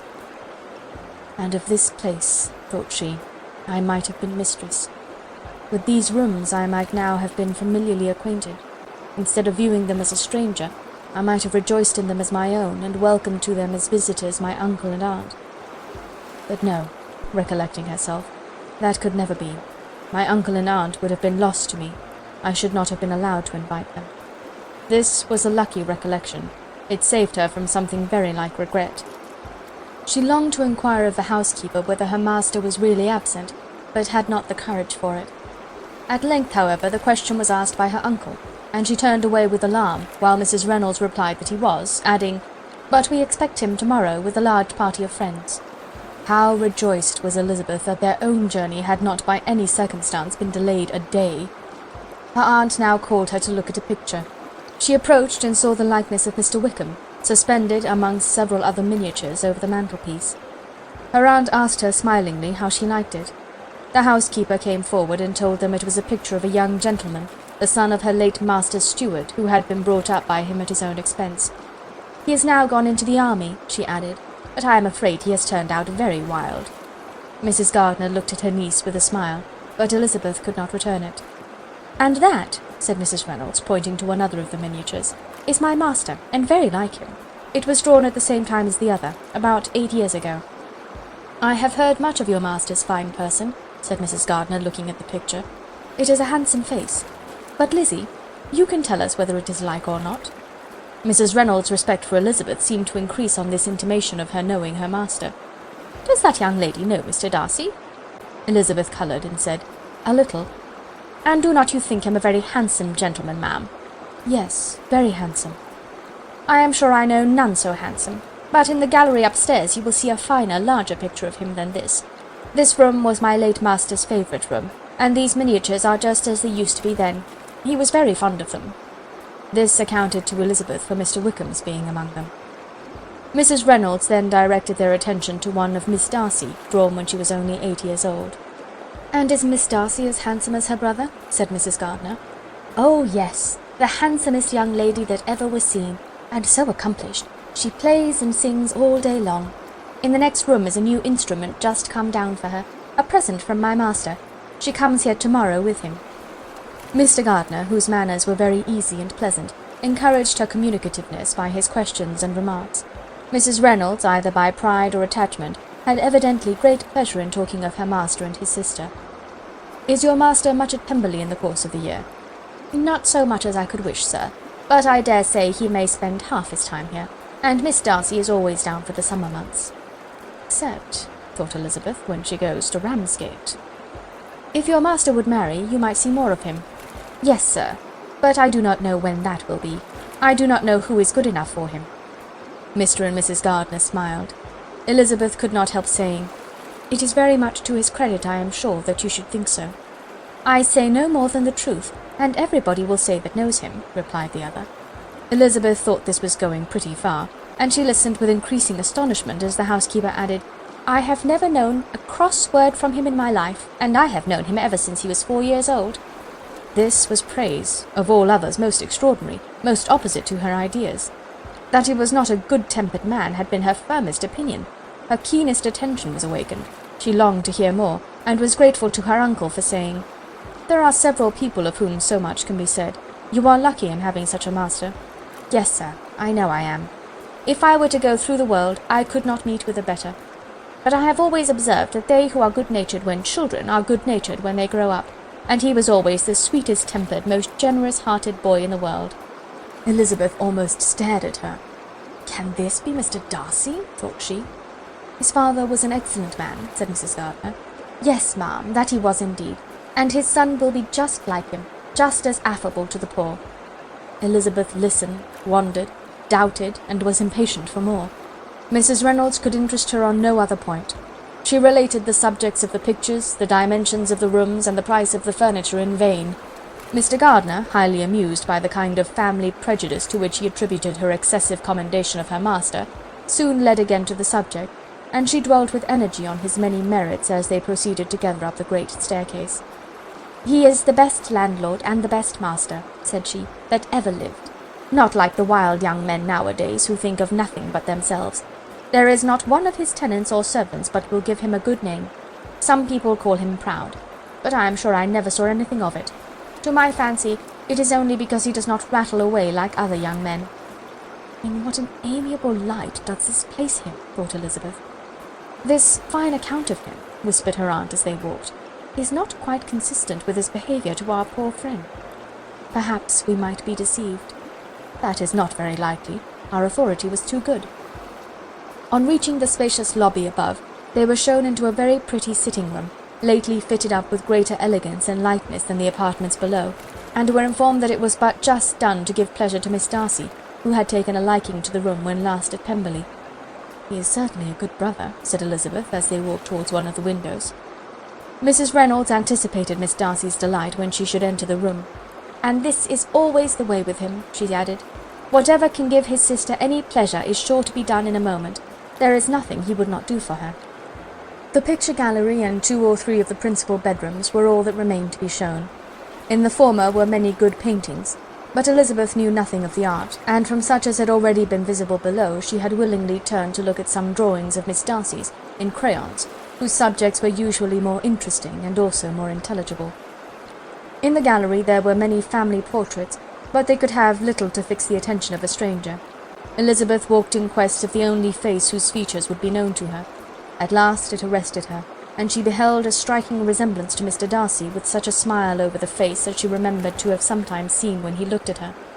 She stood several minutes before the picture in earnest contemplation, and returned to it again before they quitted the gallery.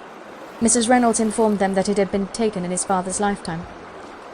There was certainly at this moment, in Elizabeth's mind, a more gentle sensation towards the original than she had ever felt at the height of their acquaintance. The commendation bestowed on him by Mrs. Reynolds was of no trifling nature. What praise is more valuable than the praise of an intelligent servant? As a brother, a landlord, a master, she considered how many people's happiness were in his guardianship. How much of pleasure or pain was it in his power to bestow? How much of good or evil must be done by him? Every idea that had been brought forward by the housekeeper was favourable to his character, and as she stood before the canvas on which he was represented, and fixed his eyes upon herself, she thought of his regard with a deeper sentiment of gratitude than it had ever raised before. She remembered its warmth, and softened its impropriety of expression. When all of the house that was open to general inspection had been seen, they returned downstairs, and taking leave of the housekeeper, were consigned over to the gardener, who met them at the hall door. As they walked across the hall towards the river, Elizabeth turned back to look again. Her uncle and aunt stopped also, and while the former was conjecturing as to the date of the building, the owner of it himself suddenly came forward from the road which led behind it to the stables. They were within 20 yards of each other, and so abrupt was his appearance that it was impossible to avoid his sight. Their eyes instantly met, and the cheeks of both were overspread with the deepest blush. He absolutely started, and for a moment seemed immovable from surprise, but shortly recovering himself, advanced towards the party and spoke to Elizabeth, if not in terms of perfect composure, at least of perfect civility. She had instinctively turned away, but stopping on his approach received his compliments with an embarrassment impossible to be overcome. Had his first appearance, or his resemblance to the picture they had just been examining, been insufficient to assure the other two that they now saw Mr. Darcy, the gardener's expression of surprise on beholding his master must immediately have told it. They stood a little aloof while he was talking to their niece, who, astonished and confused, scarcely dared lift her eyes to his face, and knew not what answer she returned to his civil inquiries after her family. Amazed at the alteration of his manner since they last parted, every sentence that he uttered was increasing her embarrassment, and every idea of the impropriety of her being found there recurring to her mind, the few minutes in which they continued were some of the most uncomfortable in her life. Nor did he seem much more at ease. When he spoke, his accent had none of its usual sedateness, and he repeated his inquiries as to the time of her having left Longbourn, and of her having stayed in Derbyshire so often, and in so hurried a way, as plainly spoke the distraction of his thoughts. At length every idea seemed to fail him, and after standing a few moments without saying a word, he suddenly recollected himself and took leave. The others then joined her, and expressed admiration of his figure, but Elizabeth heard not a word, and wholly engrossed by her own feelings followed them in silence. She was overpowered by shame and vexation. Her coming there was the most unfortunate, the most ill-judged thing in the world. How strange it must appear to him! What a disgraceful light might it not strike so vain a man! It might seem as if she had purposely thrown herself in his way again. Oh, why did she come? Or why did he thus come a day before he was expected? Had they been only 10 minutes sooner, they could have been beyond the reach of his discrimination, for it was plain that he was that moment arrived, that moment alighted from his horse or his carriage. She blushed again and again over the perverseness of the meeting, and his behaviour, so strikingly altered, what could it mean? That he should even speak to her was amazing, but to speak with such civility, to inquire after her family. Never in her life had she seen his manners so little dignified, never had he spoken with such gentleness as on this unexpected meeting. What a contrast did it offer to his last address in Rosings Park, when he put his letter into her hand. She knew not what to think, or how to account for it. They had now entered a beautiful walk by the side of the water, and every step was bringing forward a nobler fall of ground, or a finer reach of the woods to which they were approaching. but it was some time before Elizabeth was sensible of any of it, and though she answered mechanically to the repeated appeals of her uncle and aunt, and seemed to direct her eyes to such objects as they pointed out, she distinguished no part of the scene. Her thoughts were all fixed on that one spot of Pemberley House, whichever it might be, where Mr. Darcy then was. She longed to know what at the moment was passing in his mind, in what manner he thought of her, and whether, in defiance of everything, she was still dear to him. Perhaps he had been civil only because he felt himself at ease, yet there had been that in his voice which was not like ease. Whether he had felt more of pain or of pleasure in seeing her she could not tell, but he certainly had not seen her with composure. At length, however, the remarks of her companions on her absence of mind aroused her, and she felt the necessity of appearing more like herself. They entered the woods, and bidding adieu to the river for a while, ascended some of the higher grounds. When in spots where the opening of the trees gave the eye power to wander, were many charming views of the valley, the opposite hills with the long range of woods overspreading many, and occasionally part of the stream. Mr. Gardiner expressed a wish of going round the whole park, but feared it might be beyond a walk. With a triumphant smile they were told that it was 10 miles round. It settled the matter, and they pursued the accustomed circuit, which brought them again, after some time, in a descent among hanging woods to the edge of the water, and one of its narrowest parts. They crossed it by a simple bridge, in character with the general air of the scene. It was a spot less adorned than any they had yet visited, and the valley, here contracted into a glen, allowed room only for the stream, and a narrow walk amidst the rough coppice wood which bordered it. Elizabeth longed to explore its windings, but when they had crossed the bridge and perceived their distance from the house, Mrs. Gardiner, who was not a great walker, could go no farther, and thought only of returning to the carriage as quickly as possible.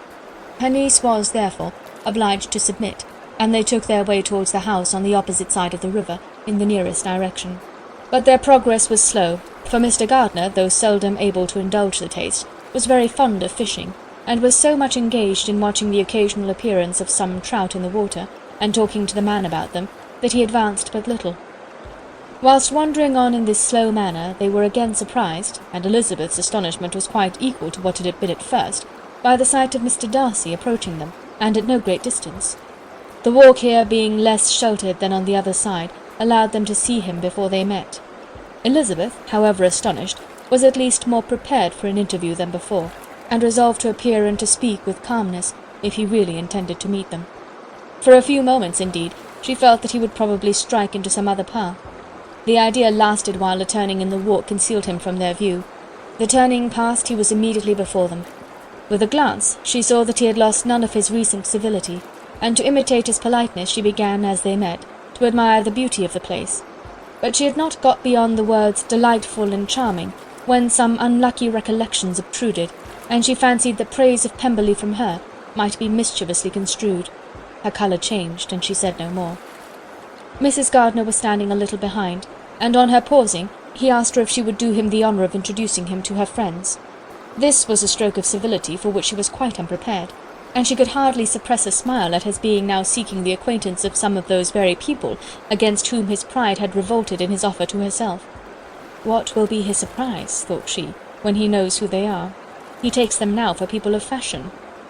The introduction, however, was immediately made, and as she named their relationship to herself, she stole a sly look at him to see how he bore it, and was not without the expectation of his decamping as fast as he could from such disgraceful companions.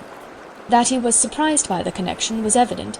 He sustained it, however, with fortitude, and so far from going away, turned his back with them, and entered into conversation with Mr. Gardiner. Elizabeth could not but be pleased, could not but triumph. It was consoling that he should know she had some relations for whom there was no need to blush.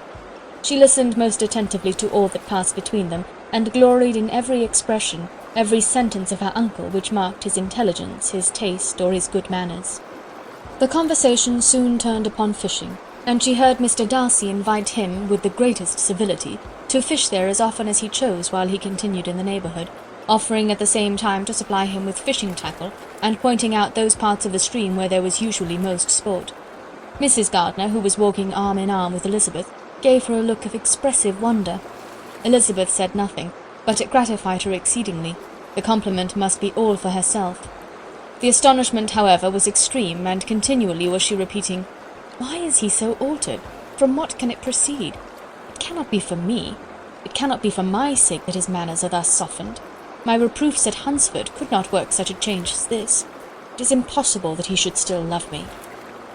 After walking some time in this way, the two ladies in front, the two gentlemen behind, on resuming their places after descending to the brink of the river for the better inspection of some curious water plant, there chanced to be a little alteration.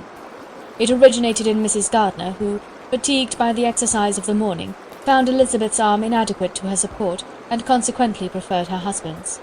Mr. Darcy took her place by her niece, and they walked on together. After a short silence, the lady first spoke. She wished him to know that she had been assured of his absence before she came to the place, and accordingly began by observing that his arrival had been very unexpected. "For your housekeeper," she added, "informed us that you would certainly not be here till tomorrow, and indeed, before we left Bakewell, we understood that you were not immediately expected in the country."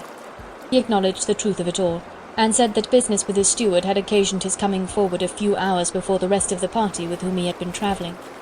"They will join me early tomorrow," he continued, "and among them are some who will claim an acquaintance with you, Mr. Bingley and his sisters." Elizabeth answered only by a slight bow.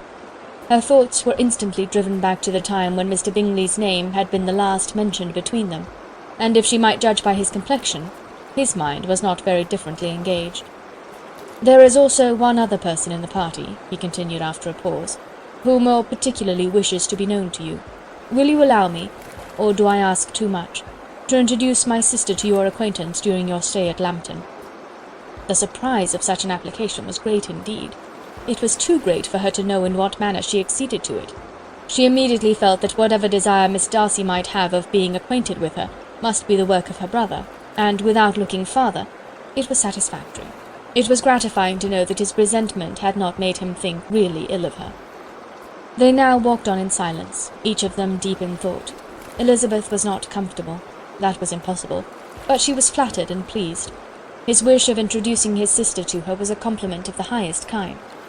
They soon outstripped the others, and when they had reached the carriage, Mr. and Mrs. Gardiner were half a quarter of a mile behind. He then asked her to walk into the house, but she declared herself not tired, and they stood together on the lawn. At such a time much might have been said, and silence was very awkward. She wanted to talk, but there seemed to be an embargo on every subject. At last she recollected that she had been travelling, and they talked of Matlock and Dovedale with great perseverance. Yet time and her aunt moved slowly, and her patience and her ideas were nearly worn out before the tete-a-tete was over. On Mr. and Mrs. Gardiner's coming up, they were all pressed to go into the house and take some refreshment, but this was declined, and they parted on each side with utmost politeness. Mr. Darcy handed the ladies into the carriage, and when it drove off, Elizabeth saw him walking slowly towards the house. The observations of her aunt and uncle now began, and each of them pronounced him to be infinitely superior to anything they had expected. "He is perfectly well behaved, polite, and unassuming," said her uncle. "There is something a little stately in him, to be sure," replied her aunt, "but it is confined to his air, and is not unbecoming. I can now say with his housekeeper, that though some people may call him proud, I have seen nothing of it." "I was never more surprised by his behaviour to us. It was more than civil. It was really attentive, and there was no necessity for such attention. His acquaintance with Elizabeth was very trifling." "To be sure, Lizzie," said her aunt, "he is not so handsome as Wickham, or rather, he has not Wickham's countenance, for his features are perfectly good. But how came you to tell me that he was so disagreeable?"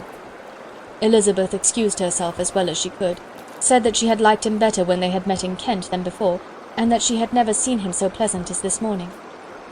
"But perhaps he may be a little whimsical in his civilities," replied her uncle. "Your great men often are, and therefore I shall not take him at his word, as he might change his mind another day and warn me off his grounds." Elizabeth felt that they had entirely misunderstood his character, but said nothing. "From what we have seen of him," continued Mrs. Gardiner, "I really should not have thought that he could have behaved in so cruel a way by anybody as he has done by poor Wickham. He has not an ill-natured look. On the contrary, there is something pleasing about his mouth when he speaks, and there is something of dignity in his countenance that would not give one an unfavourable idea of his heart. But, to be sure, the good lady who showed us his house did give him a most flaming character. I could hardly help laughing aloud sometimes.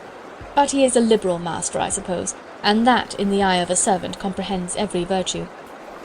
Elizabeth here felt herself called on to say something in vindication of his behaviour to Wickham, and therefore gave them to understand, in as guarded a manner as she could, that, by what she had heard from his relations in Kent, his actions were capable of a very different construction, and that his character was by no means so faulty, nor Wickham so amiable, as they had been considered in Hertfordshire.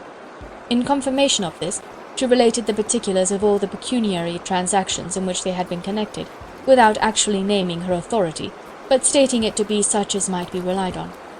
Mrs. Gardiner was surprised and concerned, but as they were now approaching the scene of her former pleasures, every idea gave way to the charm of recollection, and she was too much engaged in pointing out to her husband all the interesting spots in its environs to think of anything else. Fatigued as she had been by the morning's walk, they had no sooner dined than she set off again in quest of her former acquaintance, and the evening was spent in the satisfactions of an intercourse renewed after many years' discontinuance. The occurrences of the day were too full of interest to leave Elizabeth much attention for any of these new friends, and she could do nothing but think, and think with wonder, of Mr. Darcy's civility, and above all, of his wishing her to be acquainted with his sister. End of chapter 43.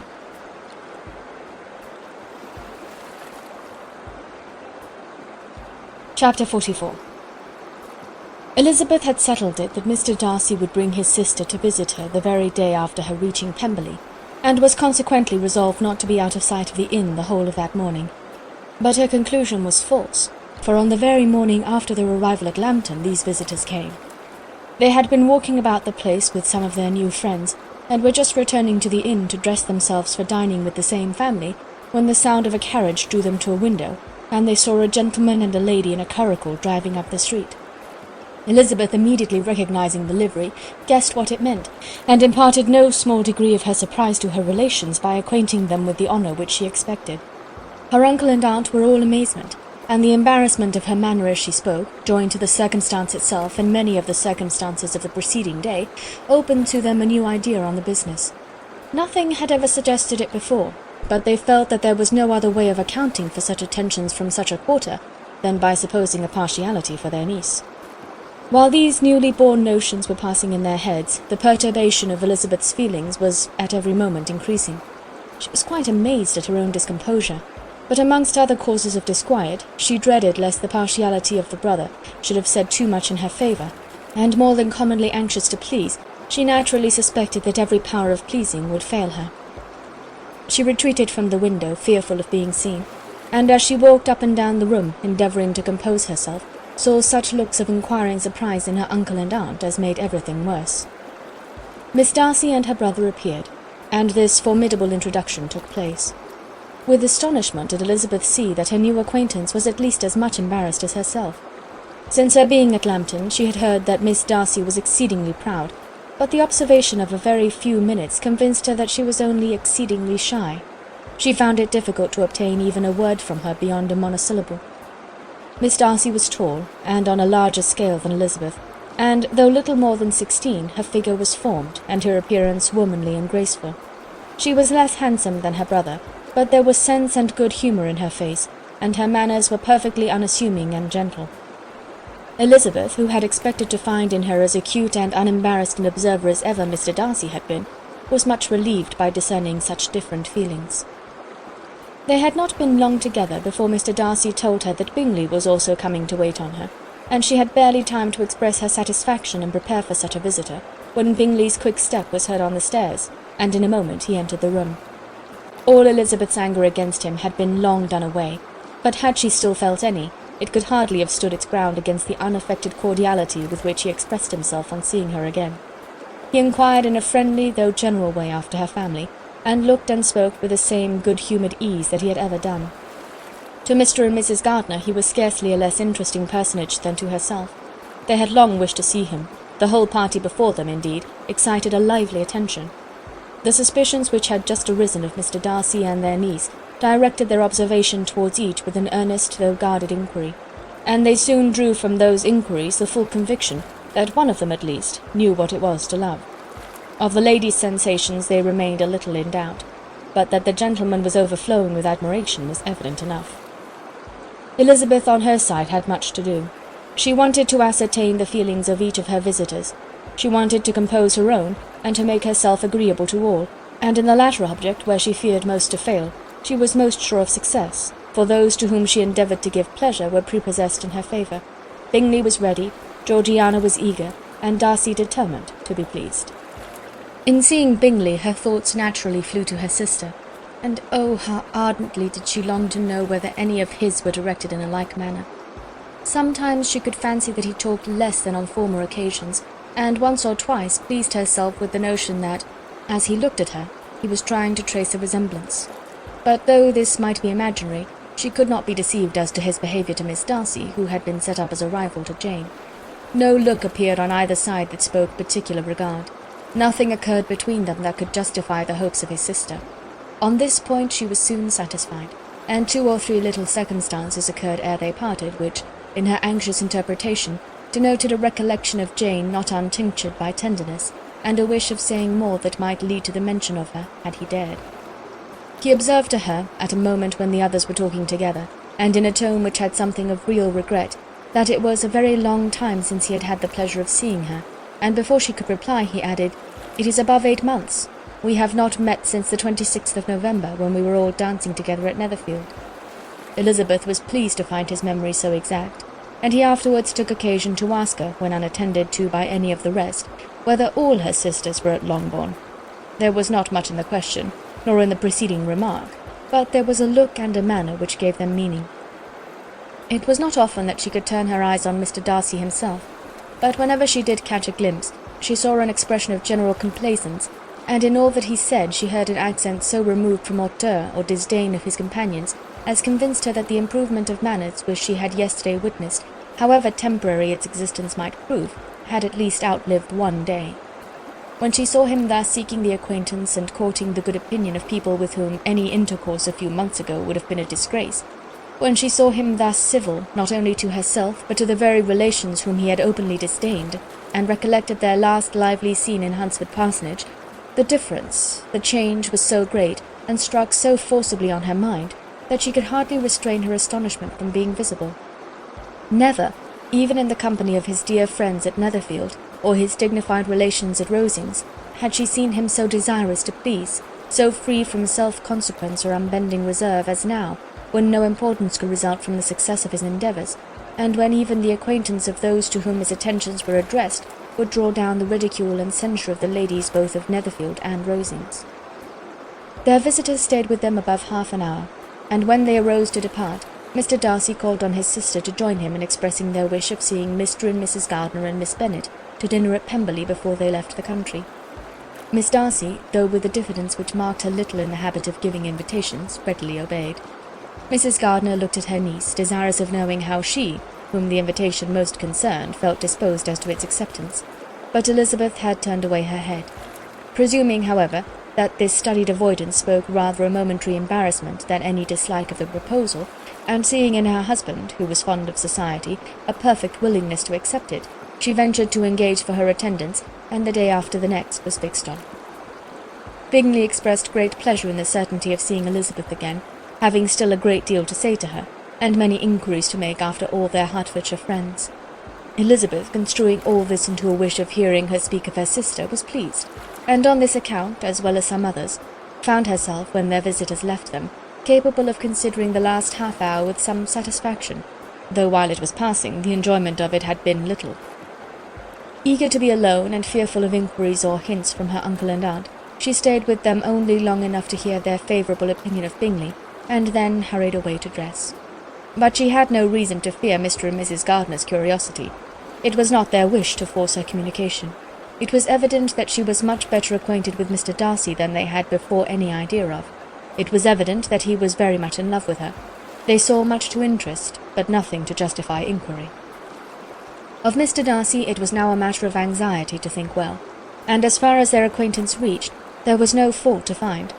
They could not be untouched by his politeness, and had they drawn his character from their own feelings and his servant's report without any reference to any other account, the circle in Hertfordshire to which he was known would not have recognized it for Mr. Darcy. There was now an interest, however, in believing the housekeeper, and they soon became sensible that the authority of a servant who had known him since he was 4 years old, and whose own manners indicated respectability, was not to be hastily rejected. Neither had anything occurred in the intelligence of their Lambton friends that could materially lessen its weight. They had nothing to accuse him of but pride. Pride he probably had, and if not, it would certainly be imputed by the inhabitants of a small market town where the family did not visit. It was acknowledged, however, that he was a liberal man, and did much good among the poor. With respect to Wickham, the traveller soon found that he was not held there in much estimation, for though the chief of his concerns with the son of his patron were imperfectly understood, it was yet a well-known fact that, on his quitting Derbyshire, he had left many debts behind him, which Mr. Darcy afterwards discharged. As for Elizabeth, her thoughts were at Pemberley this evening more than the last, and the evening, though as it passed it seemed long, was not long enough to determine her feelings towards one in that mansion, and she lay awake 2 whole hours endeavouring to make them out. She certainly did not hate him. No, hatred had vanished long ago, and she had almost as long been ashamed of ever feeling a dislike against him that could so be called. The respect created by the conviction of his valuable qualities, though at first unwillingly admitted, had for some time ceased to be repugnant to her feeling, and it was now heightened into somewhat of a friendlier nature by the testimony so highly in his favour, and bringing forward his disposition in so amiable a light, which yesterday had produced. But above all, above respect and esteem, there was a motive within her of goodwill which could not be overlooked. It was gratitude. Gratitude not merely for having once loved her, but for loving her still well enough to forgive all the petulance and acrimony of her manner in rejecting him, and all the unjust accusations accompanying her rejection. He who, she had been persuaded, would avoid her as his greatest enemy, seemed on this accidental meeting most eager to preserve the acquaintance, and without any indelicate display of regard, or any peculiarity of manner, where their 2 selves only were concerned, was soliciting the good opinion of her friends, and bent on making her known to his sister. Such a change in a man of so much pride excited not only astonishment, but gratitude, for to love, ardent love, it must be attributed, and as such its impression on her was of a sort to be encouraged as by no means unpleasing, though it could not be exactly defined. She respected, she esteemed, she was grateful to him, she felt a real interest in his welfare, and she only wanted to know how far she wished that welfare to depend upon herself, and how far it would be for the happiness of both that she should employ the power, which her fancy told her she still possessed, of bringing on the renewal of his addresses. It had been settled in the evening between the aunt and the niece that such a striking civility as Miss Darcy's in coming to see them on the very day of her arrival at Pemberley, for she had reached it only to a late breakfast, ought to be imitated, though it could not be qualified, by some exertion of politeness on their side, and consequently that it would be highly expedient to wait on her at Pemberley the following morning. They were therefore to go. Elizabeth was pleased, though when she asked herself the reason, she had very little to say in reply. Mr. Gardiner left them soon after breakfast. The fishing scheme had been renewed the day before, and a positive engagement made of his meeting some of the gentlemen at Pemberley before noon. End of chapter 44.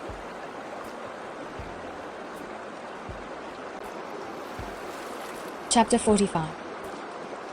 Convinced as Elizabeth now was that Miss Bingley's dislike of her had originated in jealousy, she could not help feeling how unwelcome her appearance at Pemberley must be to her, and was curious to know with how much civility on that lady's side the acquaintance would now be renewed. On reaching the house, they were shown through the hall into the saloon, whose northern aspect rendered it delightful for summer. Its windows opening to the ground admitted a most refreshing view of the high woody hills behind the house, and of the beautiful oaks and Spanish chestnuts which were scattered over the intermediate lawn. In this house they were received by Miss Darcy, who was sitting there with Mrs. Hurst and Miss Bingley, and the lady with whom she lived in London. Georgiana's reception of them was very civil, but attended with all the embarrassment which, though proceeding from shyness and the fear of doing wrong, would easily give to those who felt themselves inferior the belief of her being proud and reserved. Mrs. Gardiner and her niece, however, did her justice and pitied her. By Mrs. Hurst and Miss Bingley they were noticed only by a curtsy, and on their being seated a pause, awkward as such pauses must always be, succeeded for a few moments. It was first broken by Mrs. Annesley, a genteel, agreeable-looking woman, whose endeavour to introduce some kind of discourse proved her to be more truly well-bred than either of the others, and between her and Mrs. Gardiner, with occasional help from Elizabeth, the conversation was carried on. Miss Darcy looked as if she wished for courage enough to join in it, and sometimes did venture a short sentence when there was least danger of its being heard. Elizabeth soon saw that she was herself closely watched by Miss Bingley, and that she could not speak a word, especially to Miss Darcy, without calling her attention. This observation would not have prevented her from trying to talk to the latter, had they not been seated at an inconvenient distance, but she was not sorry to be spared the necessity of saying much. Her own thoughts were employing her. She expected every moment that some of the gentlemen would enter the room. She wished, she feared, that the master of the house might be amongst them, and whether she wished or feared it most, she could scarcely determine. After sitting in this manner a quarter of an hour without hearing Miss Bingley's voice, Elizabeth was roused by receiving from her a cold inquiry after the health of her family. She answered with equal indifference and brevity, and the others said no more. The next variation which their visit afforded was produced by the entrance of servants with cold meat, cake, and a variety of all the finest fruits in season. But this did not take place till after many a significant look and smile from Mrs. Annesley to Miss Darcy had been given, to remind her of her post. There was now employment for the whole party, for though they could not all talk, they could all eat, and the beautiful pyramids of grapes, nectarines, and peaches soon collected them around the table. While thus engaged, Elizabeth had a fair opportunity of deciding whether she most feared or wished for the appearance of Mr. Darcy, by the feelings which prevailed on his entering the room, and then, though but a moment before she had believed her wishes to predominate, she began to regret that he came. He had been some time with Mr. Gardiner, who, with 2 or 3 other gentlemen from the house, was engaged by the river, and had left him only on learning that the ladies of the family intended a visit to Georgiana that morning.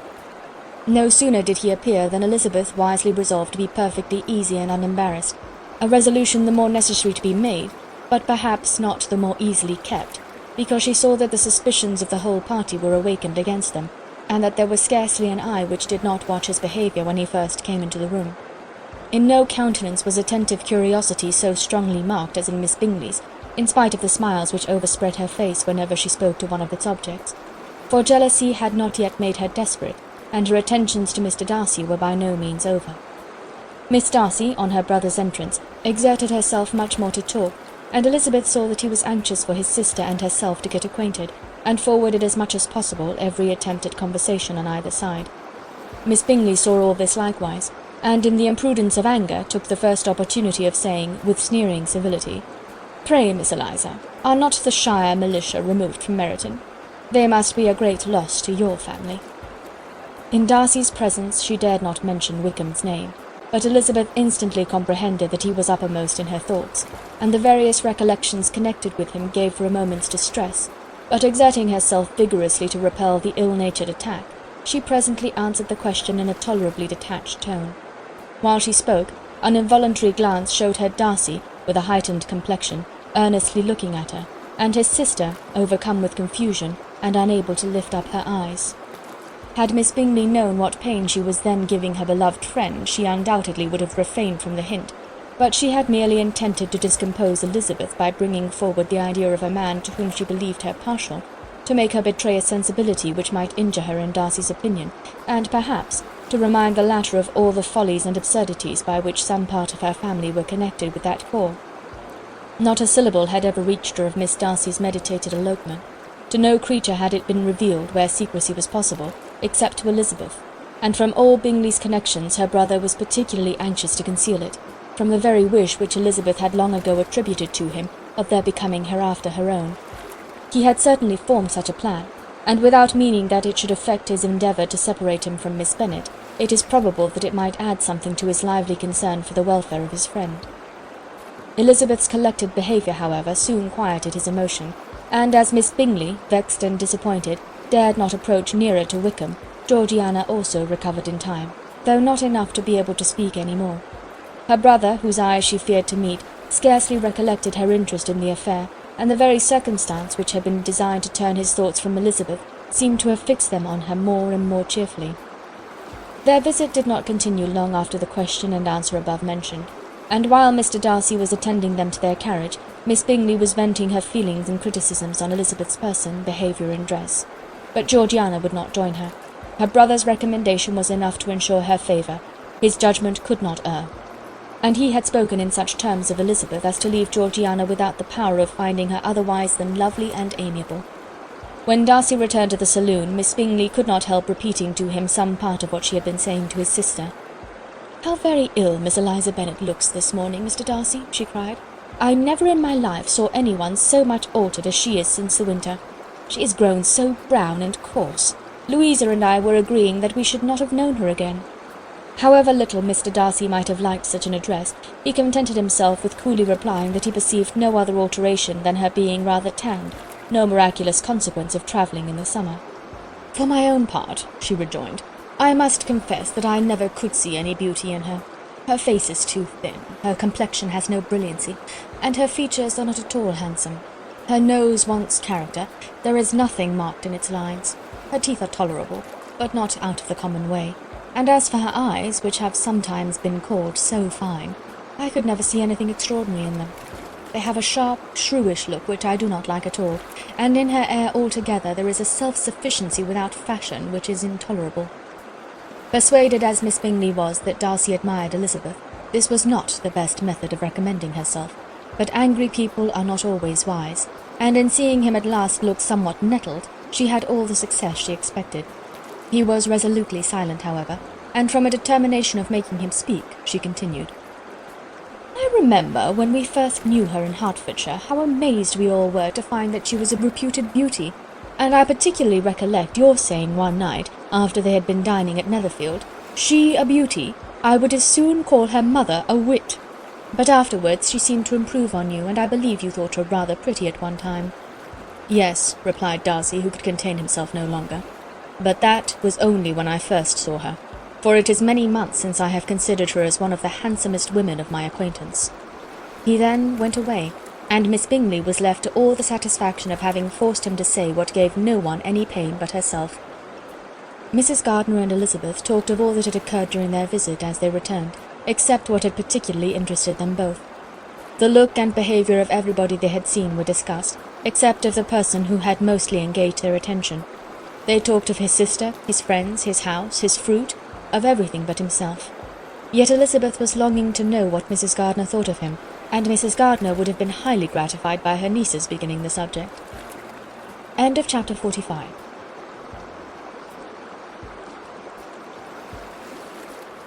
Chapter 46. Elizabeth had been a good deal disappointed in not finding a letter from Jane on their first arrival at Lambton, and this disappointment had been renewed on each of the mornings that had now been spent there. But on the third her repining was over, and her sister justified, by the receipt of 2 letters from her at once, on one of which was marked that it had been missent elsewhere. Elizabeth was not surprised at it, as Jane had written the direction remarkably ill. They had just been preparing to walk as the letters came in, and her uncle and aunt, leaving her to enjoy them in quiet, set off by themselves. The one missent must first be attended to. It had been written 5 days ago.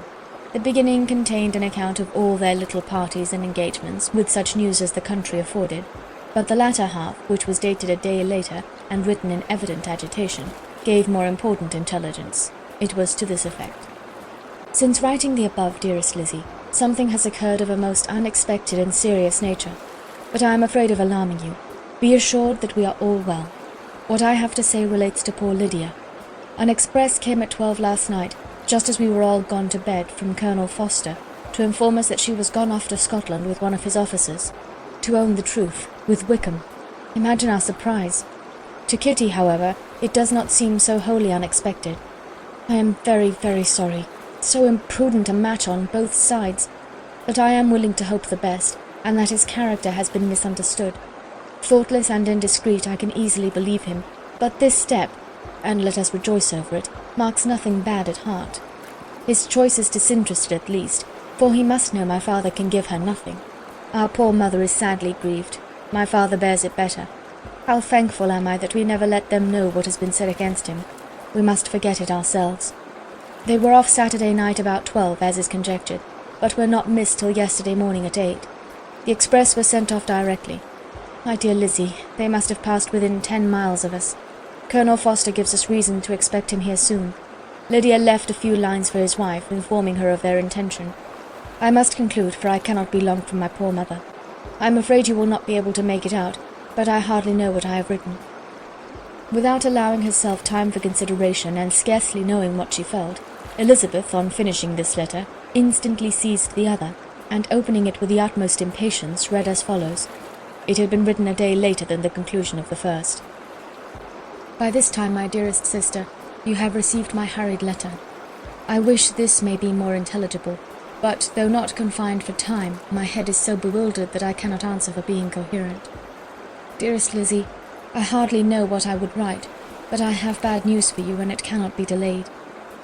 Imprudent as the marriage between Mr. Wickham and our poor Lydia would be, we are now anxious to be assured it has taken place, for there is but too much reason to fear they are not gone to Scotland. Colonel Forster came yesterday, having left Brighton the day before, not many hours after the express. Though Lydia's short letter to Mrs. F. gave them to understand that they were going to Gretna Green, something was dropped by Denny expressing his belief that W. never intended to go there, or to marry Lydia at all, which was repeated to Colonel F., who, instantly taking the alarm, set off from B., intending to trace their route. He did trace them easily to Clapham, but no further, for on entering that place they removed into a hackney coach and dismissed the chaise that brought them from Epsom. All that is known after this is that they were seen to continue the London road. I know not what to think. After making every possible inquiry on that side London, Colonel F. came on into Hertfordshire, anxiously renewing them at all the turnpikes, and at the inns in Barnet and Hatfield, but without any success. No such people had been seen to pass through. With the kindest concern he came on to Longbourn, and broke his apprehensions to us in a manner most creditable to his heart. I am sincerely grieved for him and Mrs. F., but no one can throw any blame on them. Our distress, my dear Lizzie, is very great. My father and mother believe the worst, but I cannot think so ill of him. Many circumstances might make it more eligible for them to be married privately in town than to pursue their first plan, and even if he could form such a design against a young woman of Lydia's connections, which is not likely, can I suppose her so lost to everything? Impossible. I grieve to find, however, that Colonel F. is not disposed to depend upon their marriage. He shook his head when I expressed my hopes, and said he feared W. was not a man to be trusted. My poor mother is really ill, and keeps her room. Could she exert herself, it would be better, but this is not to be expected. And as to my father, I never in my life saw him so affected. Poor Kitty has anger for having concealed their attachment, but as it was a matter of confidence, one cannot wonder. I am truly glad, dearest Lizzie, that you have been spared something of these distressing scenes. But now, as the first shock is over, shall I own that I long for your return? I am not so selfish, however, as to press for it, if inconvenient. Adieu. I take up my pen again to do what I have just told you I would not, but circumstances are such that I cannot help earnestly begging you all to come here as soon as possible. I know my dear uncle and aunt so well that I am not afraid of requesting it, though I have still something more to ask of the former. My father is going to London with Colonel Forster instantly to try to discover her. What he means to do I am sure I know not, but his excessive distress will not allow him to pursue any measure in the best and safest way, and Colonel Forster is obliged to be at Brighton again tomorrow evening. In such an exigence my uncle's advice and assistance would be everything in the world. He will immediately comprehend what I must feel, and I rely upon his goodness. "Oh, where is my uncle?" cried Elizabeth, darting from her seat as she finished the letter, in eagerness to follow him without losing a moment of the time so precious. But as she reached the door it was opened by a servant, and Mr. Darcy appeared. Her pale face and impetuous manner made him start, and before he could recover himself to speak, she, in whose mind every idea was superseded by Lydia's situation, hastily exclaimed, "I beg your pardon, but I must leave you. I must find Mr. Gardiner this moment, on business that cannot be delayed. I have not an instant to lose." "Good God, what is the matter?" cried he, with more feeling than politeness. Then, recollecting himself, "I will not detain you a minute, but let me or let the servant go after Mr. and Mrs. Gardiner. You are not well enough. You cannot go yourself." Elizabeth hesitated, but her knees trembled under her, and she felt how little would be gained by her attempting to pursue them. Calling back the servant, therefore, she commissioned him, though in so breathless an accent as made her almost unintelligible, to fetch his master and mistress home instantly. On his quitting the room she sat down, unable to support herself, and looking so miserably ill that it was impossible for Darcy to leave her, or to refrain from saying, in a tone of gentleness and commiseration, "Let me call your maid. Is there nothing you could take to give you present relief? A glass of wine. Shall I get you one? You are very ill." "No, I thank you," she replied, endeavouring to recover herself. "There is nothing the matter with me. I am quite well. I am only distressed by some dreadful news which I have just received from Longbourn." She burst into tears as she alluded to it, and for a few minutes could not speak another word. Darcy, in wretched suspense, could only say something indistinctly of his concern, and observe her in compassionate silence. At length she spoke again. "I have just had a letter from Jane with such dreadful news. It cannot be concealed from anyone. My younger sister has left all her friends, has eloped, has thrown herself into the power of Mr. Wickham. They are gone off together from Brighton. You know him too well to doubt the rest. She has no money, no connections, nothing that can tempt him to... She is lost for ever." Darcy was fixed in astonishment. "When I consider," she added in a yet more agitated voice, "that I might have prevented it, I who knew what he was. Had I but explained some part of it only, some part of what I learned, to my own family, had his character been known, this could not have happened. But it is all too late now." "I am grieved indeed," cried Darcy. "Grieved, shocked. But is it certain, absolutely certain?" "Oh, yes. They left Brighton together on Sunday night, and were traced almost to London, but not beyond. They are certainly not gone to Scotland." "And what has been done? What has been attempted to recover her?" "My father is gone to London, and Jane has written to beg my uncle's immediate assistance, and we shall be off, I hope, in half an hour. Nothing can be done. I know very well that nothing can be done. How is such a man to be worked on? How are they even to be discovered? I have not the smallest hope. It is every way horrible." Darcy shook his head in silent acquiescence. "When my eyes were opened to his real character, oh, had I known what I ought, what I dared to do! But I knew not, I was afraid of doing too much. Wretched, wretched mistake!" Darcy made no answer. He seemed scarcely to hear her, and was walking up and down the room in earnest meditation, his brow contracted, his air gloomy. Elizabeth soon observed, and instantly understood it. Her power was sinking. Everything must sink under such a proof of family weakness, such an assurance of the deepest disgrace. She could neither wonder nor condemn, but the belief of his self-conquest brought nothing consolatory to her bosom, afforded no palliation of her distress. It was, on the contrary, exactly calculated to make her understand her own wishes, and never had she so honestly felt that she could have loved him as now, when all love must be vain. But self, though it would intrude, could not engross her. Lydia, the humiliation, the misery she was bringing on them all, soon swallowed up every private care, and covering her face with her handkerchief, Elizabeth was soon lost to everything else, and after a pause of several minutes was only recalled to a sense of her situation by the voice of her companion, who, in a manner which, though it spoke compassion, spoke likewise restraint, said, "I am afraid you have been long desiring my absence, nor have I anything to plead in excuse of my stay, but real though unavailing concern. Would to heaven that anything could be either said or done on my part that might offer consolation to such distress. But I will not torment you with vain wishes, which may seem purposely to ask for your thanks. This unfortunate affair will, I fear, prevent my sister's having the pleasure of seeing you at Pemberley today. Oh yes, be so kind as to apologize for us to Miss Darcy. Say that urgent business calls us home immediately. Conceal the unhappy truth as long as it is possible. I know it cannot be long."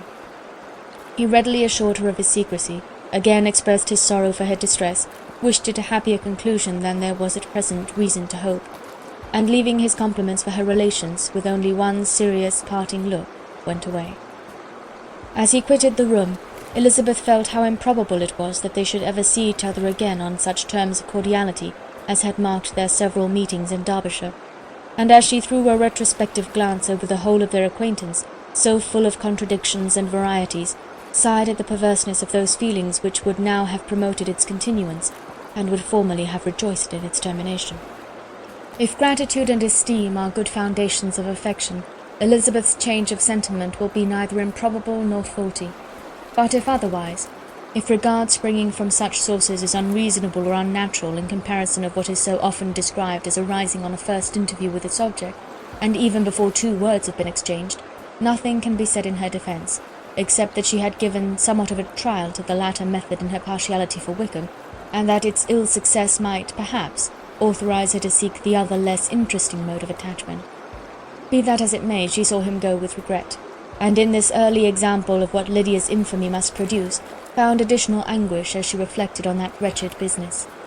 Never since reading Jane's second letter has she entertained a hope of Wickham's meaning to marry her. No one but Jane, she thought, could flatter herself with such an expectation. Surprise was the least of her feelings on this development.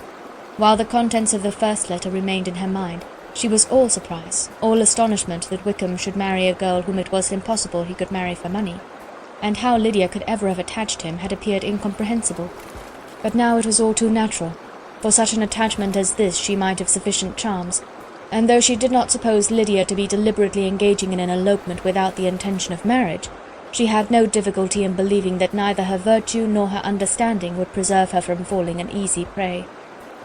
She had never perceived, while the regiment was in Hertfordshire, that Lydia had any partiality for him, but she was convinced that Lydia wanted only encouragement to attach herself to anybody. Sometimes one officer, sometimes another, had been her favourite, as their attentions raised them in her opinion. Her affections had continually been fluctuating, but never without an object. The mischief of neglect and mistaken indulgence towards such a girl, oh, how acutely did she now feel it!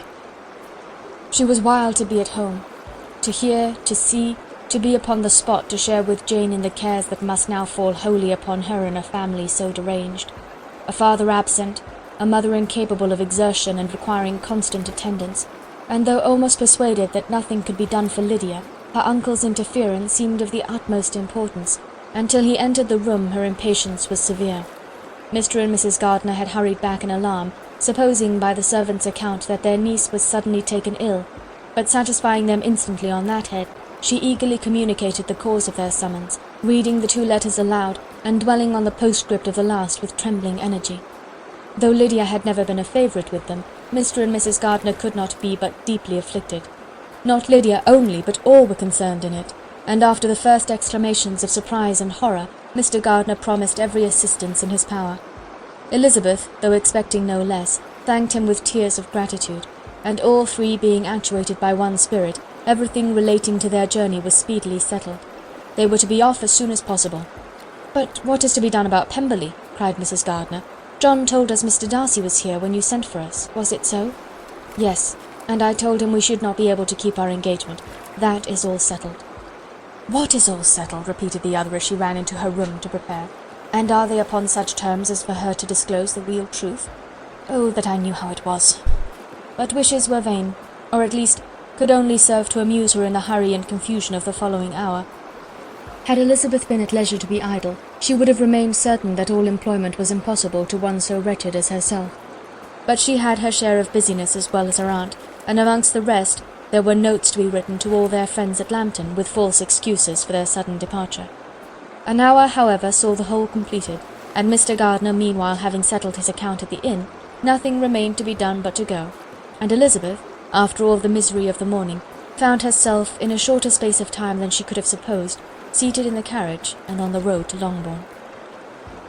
End of chapter 46.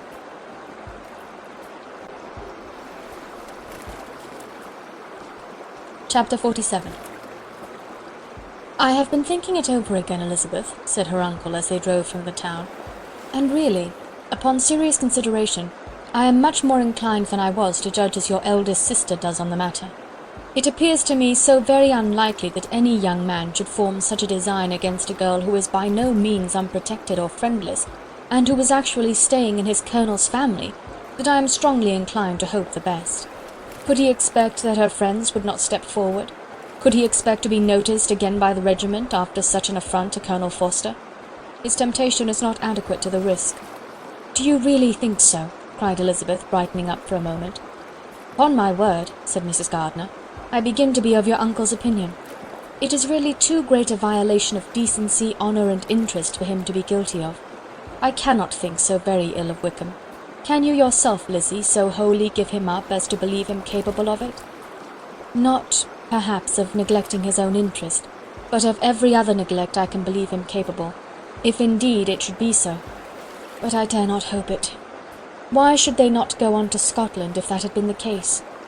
"In the first place," replied Mr. Gardiner, "there is no absolute proof that they are not gone to Scotland." "Oh, but their removing from the chaise into a hackney coach is such a presumption! And besides, no traces of them were to be found on the Barnet road." "Well then, supposing them to be in London, they may be there, though for the purpose of concealment, for no more exceptional purpose. It is not likely that money should be very abundant on either side, and it might strike them that they could be more economically, though less expeditiously, married in London than in Scotland. But why all this secrecy? Why any fear of detection? Why must their marriage be private? Oh, no, no, this is not likely. His most particular friend, you see by Jane's account, was persuaded of his never intending to marry her. Wickham will never marry a woman without some money. He cannot afford it. And what claims has Lydia, what attraction has she beyond youth, health, and good humour that could make him, for her sake, forego every chance of benefiting himself by marrying well? As to what restraint the apprehensions of disgrace in the poor might throw on a dishonourable elopement with her, I am not able to judge, for I know nothing of the effects that such a step might produce. But as to your other objection, I am afraid it will hardly hold good. Lydia has no brothers to step forward, and he might imagine from my father's behaviour, from his indolence and the little attention he has ever seemed to give to what was going forward in his family, that he would do as little, and think as little about it, as any father could do in such a matter. But can you think that Lydia is so lost to everything but love of him as to consent to live with him on any terms other than marriage? It does seem, and it is most shocking indeed, replied Elizabeth, with tears in her eyes, that a sister's sense of decency and virtue in such a point should admit of doubt. But really I know not what to say. Perhaps I am not doing her justice, but she is very young. She has never been taught to think on serious subjects, and for the last half-year, nay, for a 12-month, she has been given up to nothing but amusement and vanity. She has been allowed to dispose of her time in the most idle and frivolous manner, and to adopt any opinions that came in her way. Since the Shire were first quartered in Meryton, nothing but love, flirtation, and officers have been in her head. She has been doing everything in her power by thinking and talking on the subject to give greater, what shall I call it, susceptibility to her feelings, which are naturally lively enough. And we all know that Wickham has every charm of person and address that can captivate a woman. But you see that Jane, said her aunt, does not think so very ill of Wickham as to believe him capable of the attempt. Of whom does Jane ever think ill? And who is there, whatever might be their former conduct, that she would think capable of such an attempt till it were proved against them? But Jane knows as well as I do what Wickham really is. We both know that he has been profligate in every sense of the word, that he has neither integrity nor honour, that he is as false and deceitful as he is insinuating. And you really know all this? Cried Mrs. Gardiner, whose curiosity as to the motive for intelligence was all alive. I do indeed, replied Elizabeth, colouring. I told you the other day of his infamous behaviour to Mr. Darcy, and you yourself, when last at Longbourn, heard in what manner he spoke of the man who had behaved with such forbearance and liberality towards him. And there are other circumstances which I am not at liberty, which it is not worth while to relate. But his lies about the whole Pemberley family are endless. From what he said of Miss Darcy, I was thoroughly prepared to see a proud, reserved, disagreeable girl, yet he knew to the contrary himself. He must know that she was as amiable and unpretending as we have found her. But does Lydia know nothing of this? Can she be ignorant of what you and Jane seem so well to understand? Oh, yes. That is the worst of all. Till I was in Kent and saw so much of both Mr. Darcy and his relation, Colonel Fitzwilliam, I was ignorant of the truth myself. And when I returned home, the Shire was to leave Meryton in a week or fortnight's time. As that was the case, neither Jane, to whom I related the whole, nor I, thought it necessary to make our knowledge public. For of what use could it apparently be to anyone, that the good opinion which all the neighbourhood had of him should then be overthrown? And even if it was settled that Lydia should go with Mrs. Forster, the necessity of opening her eyes to his character never occurred to me. That she could be in any danger from the deception never entered my head. That such a consequence as this could ensue, you may easily believe, was far enough from my thoughts. When they all removed to Brighton, therefore, you had no reason, I suppose, to believe them fond of each other. Not the slightest. I can remember no symptom of affection on either side, and had anything of the kind been perceptible, you must be aware that ours is not a family in which it could be thrown away. When first he entered the corps, she was ready enough to admire him, but so we all were. Every girl in or near Meryton was out of her senses about him for the first 2 months, but he never distinguished her by any particular attention, and consequently, after a moderate period of extravagant and wild admiration, her fancy for him gave way, and others of the regiment, who treated her with more distinction, again became her favourites. It may be easily believed that however little of novelty could be added to their fears, hopes, and conjectures on this interesting subject by its repeated discussion, no other could detain them from it long during the whole of the journey. From Elizabeth's thoughts it was never absent. Fixed there by the keenest of all anguish, self-reproach, she could find no interval of ease or forgetfulness. They travelled as expeditiously as possible, and sleeping one night on the road, reached Longbourn by dinner-time the next day. It was a comfort to Elizabeth to consider that Jane could not have been wearied by long expectations. The little gardeners, attracted by the sight of a chaise, were standing on the steps of the house as they entered the paddock, and when the carriage drove up to the door, the joyful surprise that lighted up their faces and displayed itself over their whole bodies in a variety of capers and frisks was the first pleasing earnest of their welcome. Elizabeth jumped out, and after giving each of them a hasty kiss, hurried into the vestibule, where Jane, who came running down from her mother's apartment, immediately met her. Elizabeth, as she affectionately embraced her, whilst tears filled the eyes of both, lost not a moment in asking whether anything had been heard of the fugitives. "Not yet," replied Jane, "but now that my dear uncle has come, I hope everything will be well. Is my father in town?" "Yes, he went on Tuesday, as I wrote you word." "And have you heard from him often?" "We have heard only twice. He wrote me a few lines on Wednesday to say that he had arrived in safety, and to give me his directions, which I particularly begged him to do.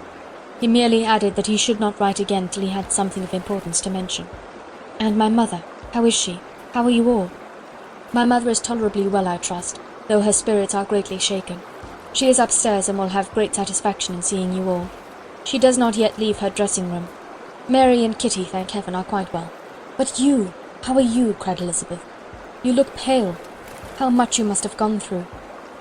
Her sister, however, assured her of her being perfectly well, and their conversation, which had been passing while Mr. and Mrs. Gardiner were engaged with their children, was now put an end to by the approach of the whole party. Jane ran to her uncle and aunt, and welcomed and thanked them both, with alternate smiles and tears. When they were all in the dining-room, the questions which Elizabeth had already asked were of course repeated by the others, and they soon found that Jane had no intelligence to give. The sanguine hope of good, however, which the benevolence of her heart suggested, had not yet deserted her. She still expected that it would all end well, and that every morning would bring some letter, either from Lydia or her father, to explain their proceedings, and perhaps announce their marriage. Mrs. Bennet, to whose apartment they all repaired after a few minutes' conversation together, received them exactly as might be expected, with tears and lamentations of regret, invectives against the villainous conduct of Wickham, and complaints of her own sufferings and ill usage, blaming everybody but the person to whose ill-judging indulgence the errors of her daughter must principally be owing. "If I had been able," said she, "to carry my point in going to Brighton with all my family, this would not have happened. But poor dear Lydia had nobody to take care of her. Why did the Forsters ever let her go out of their sight? I am sure there was some great neglect or other on their side, for she is not the kind of girl to do such a thing if she had been well looked after. I always thought they were unfit to have the charge of her, but I was overruled, as I always am. Poor dear child! And now here's Mr. Bennet gone away, and I know he will fight Wickham, wherever he meets him, and then he will be killed, and what is to become of us all? The Collinses will turn us out before he is cold in his grave, and if you are not kind to us, brother, I do not know what we shall do."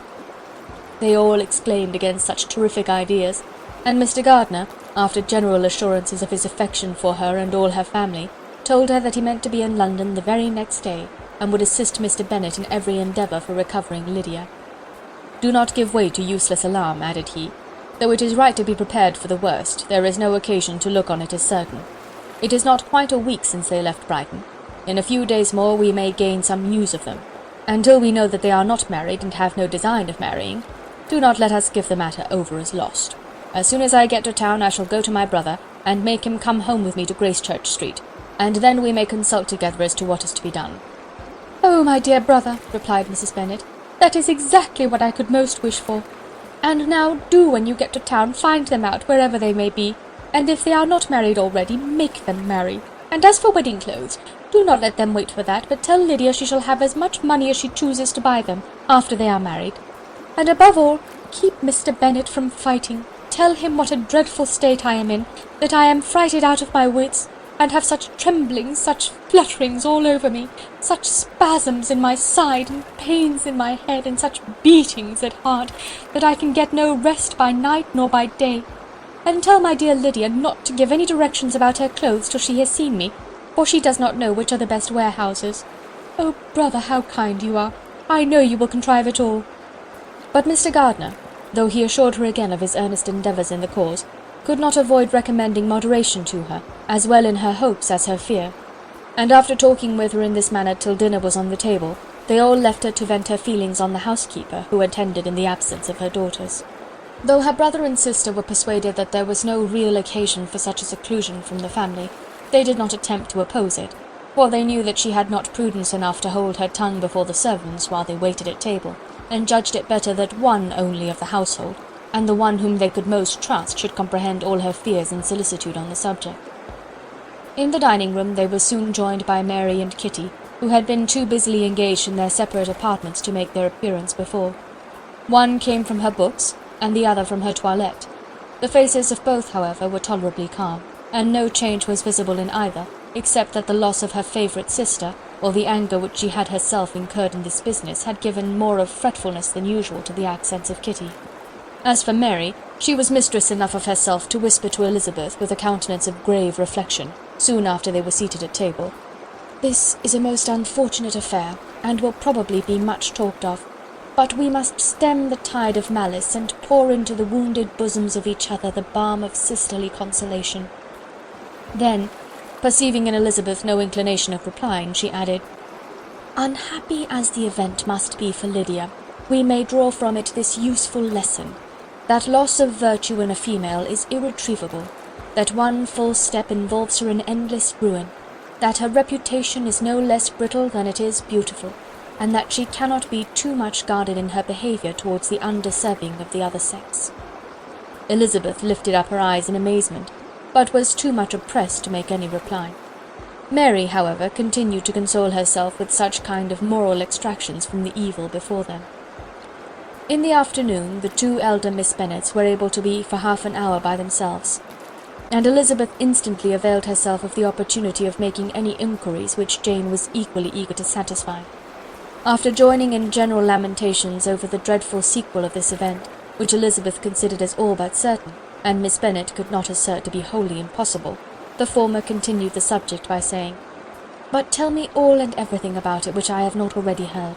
Give me further particulars. What did Colonel Forster say?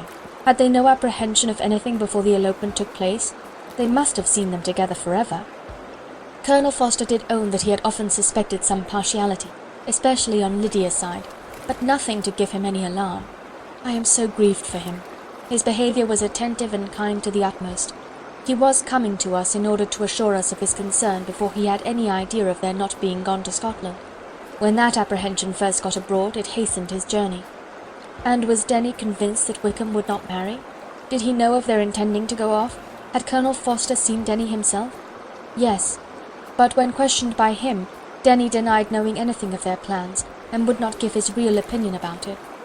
He did not repeat his persuasion of their not marrying, and from that, I am inclined to hope, he might have been misunderstood before. And till Colonel Forster came himself, not one of you entertained a doubt, I suppose, of their really being married? How was it possible that such an idea should enter our brains?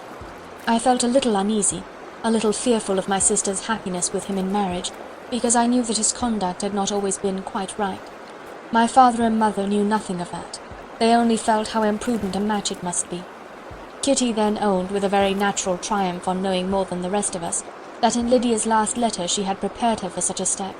She had known, it seems, of their being in love with each other many weeks. But not before they went to Brighton. No, I believe not. And did Colonel Forster appear to think well of Wickham himself? Does he know his real character? I must confess that he did not speak so well of Wickham as he formerly did.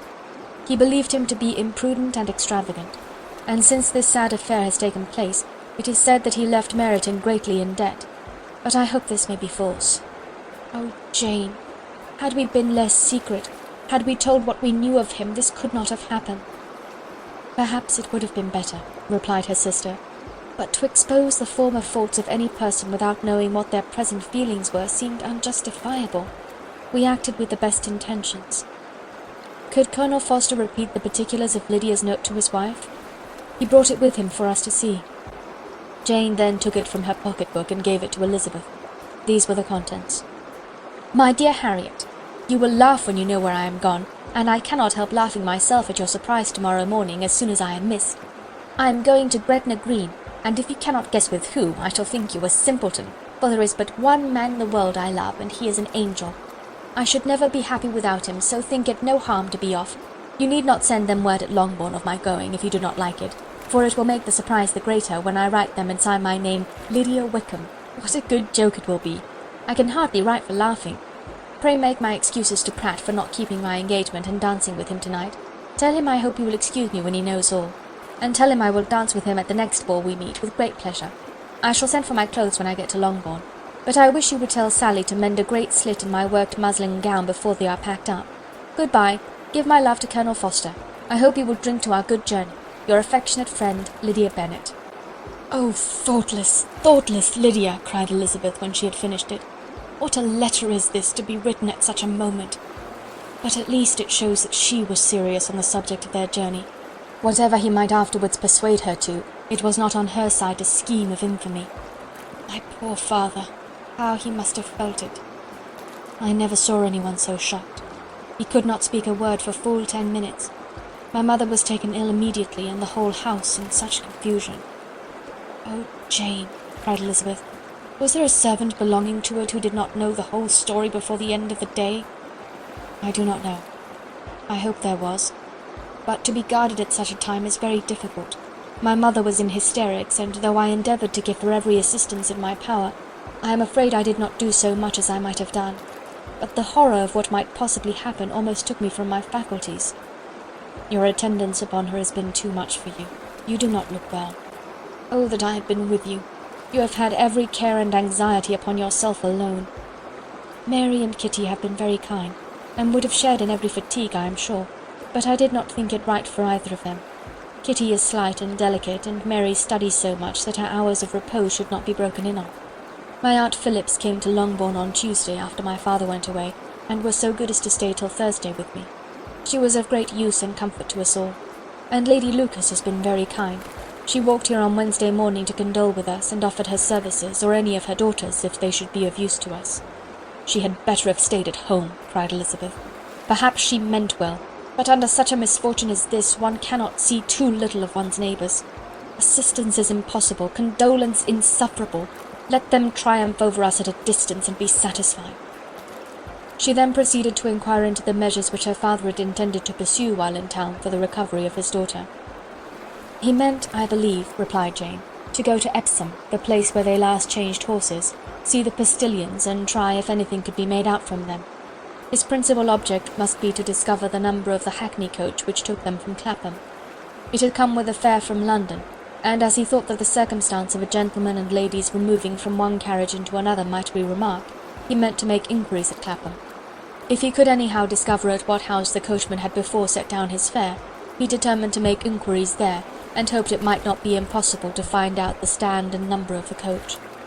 I do not know of any other designs that he had formed, but he was in such a hurry to be gone, and his spirits so greatly discomposed, that I had difficulty in finding out even so much as this." End of chapter 47.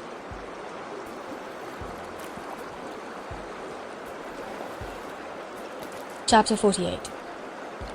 The whole party were in hopes of a letter from Mr. Bennet the next morning, but the post came in without bringing a single line from him. His family knew him to be, on all common occasions, a most negligent and dilatory correspondent, but at such a time they had hoped for exertion. They were forced to conclude that he had no pleasing intelligence to send, but even of that they would have been glad to be certain. Mr. Gardiner had waited only for the letters before he set off. When he was gone, they were certain at least of receiving constant information of what was going on, and their uncle promised, at parting, to prevail on Mr. Bennet to return to Longbourn as soon as he could, to the great consolation of his sister, who considered it as the only security for her husband's not being killed in a duel. Mrs. Gardiner and the children were to remain in Hertfordshire a few days longer, as the former thought her presence might be serviceable to her nieces. She shared in their attendance on Mrs. Bennet, and was a great comfort to them in their hours of freedom. Their other aunt also visited them frequently, and always, as she said, with the design of cheering and heartening them up, though, as she never came without reporting some fresh instance of Wickham's extravagance or irregularity, She seldom went away without leaving them more dispirited than she found them. All Meryton seemed striving to blacken the man who, but 3 months before, had been almost an angel of light. He was declared to be in debt to every tradesman in the place, and his intrigues, all honoured with the title of seduction, had been extended into every tradesman's family. Everybody declared that he was the wickedest young man in the world, and everybody began to find out that they had always distrusted the appearance of his goodness.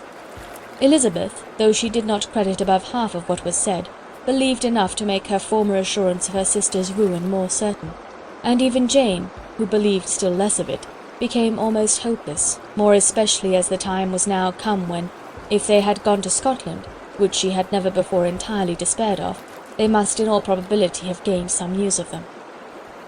Mr. Gardiner left Longbourn on Sunday. On Tuesday his wife received a letter from him.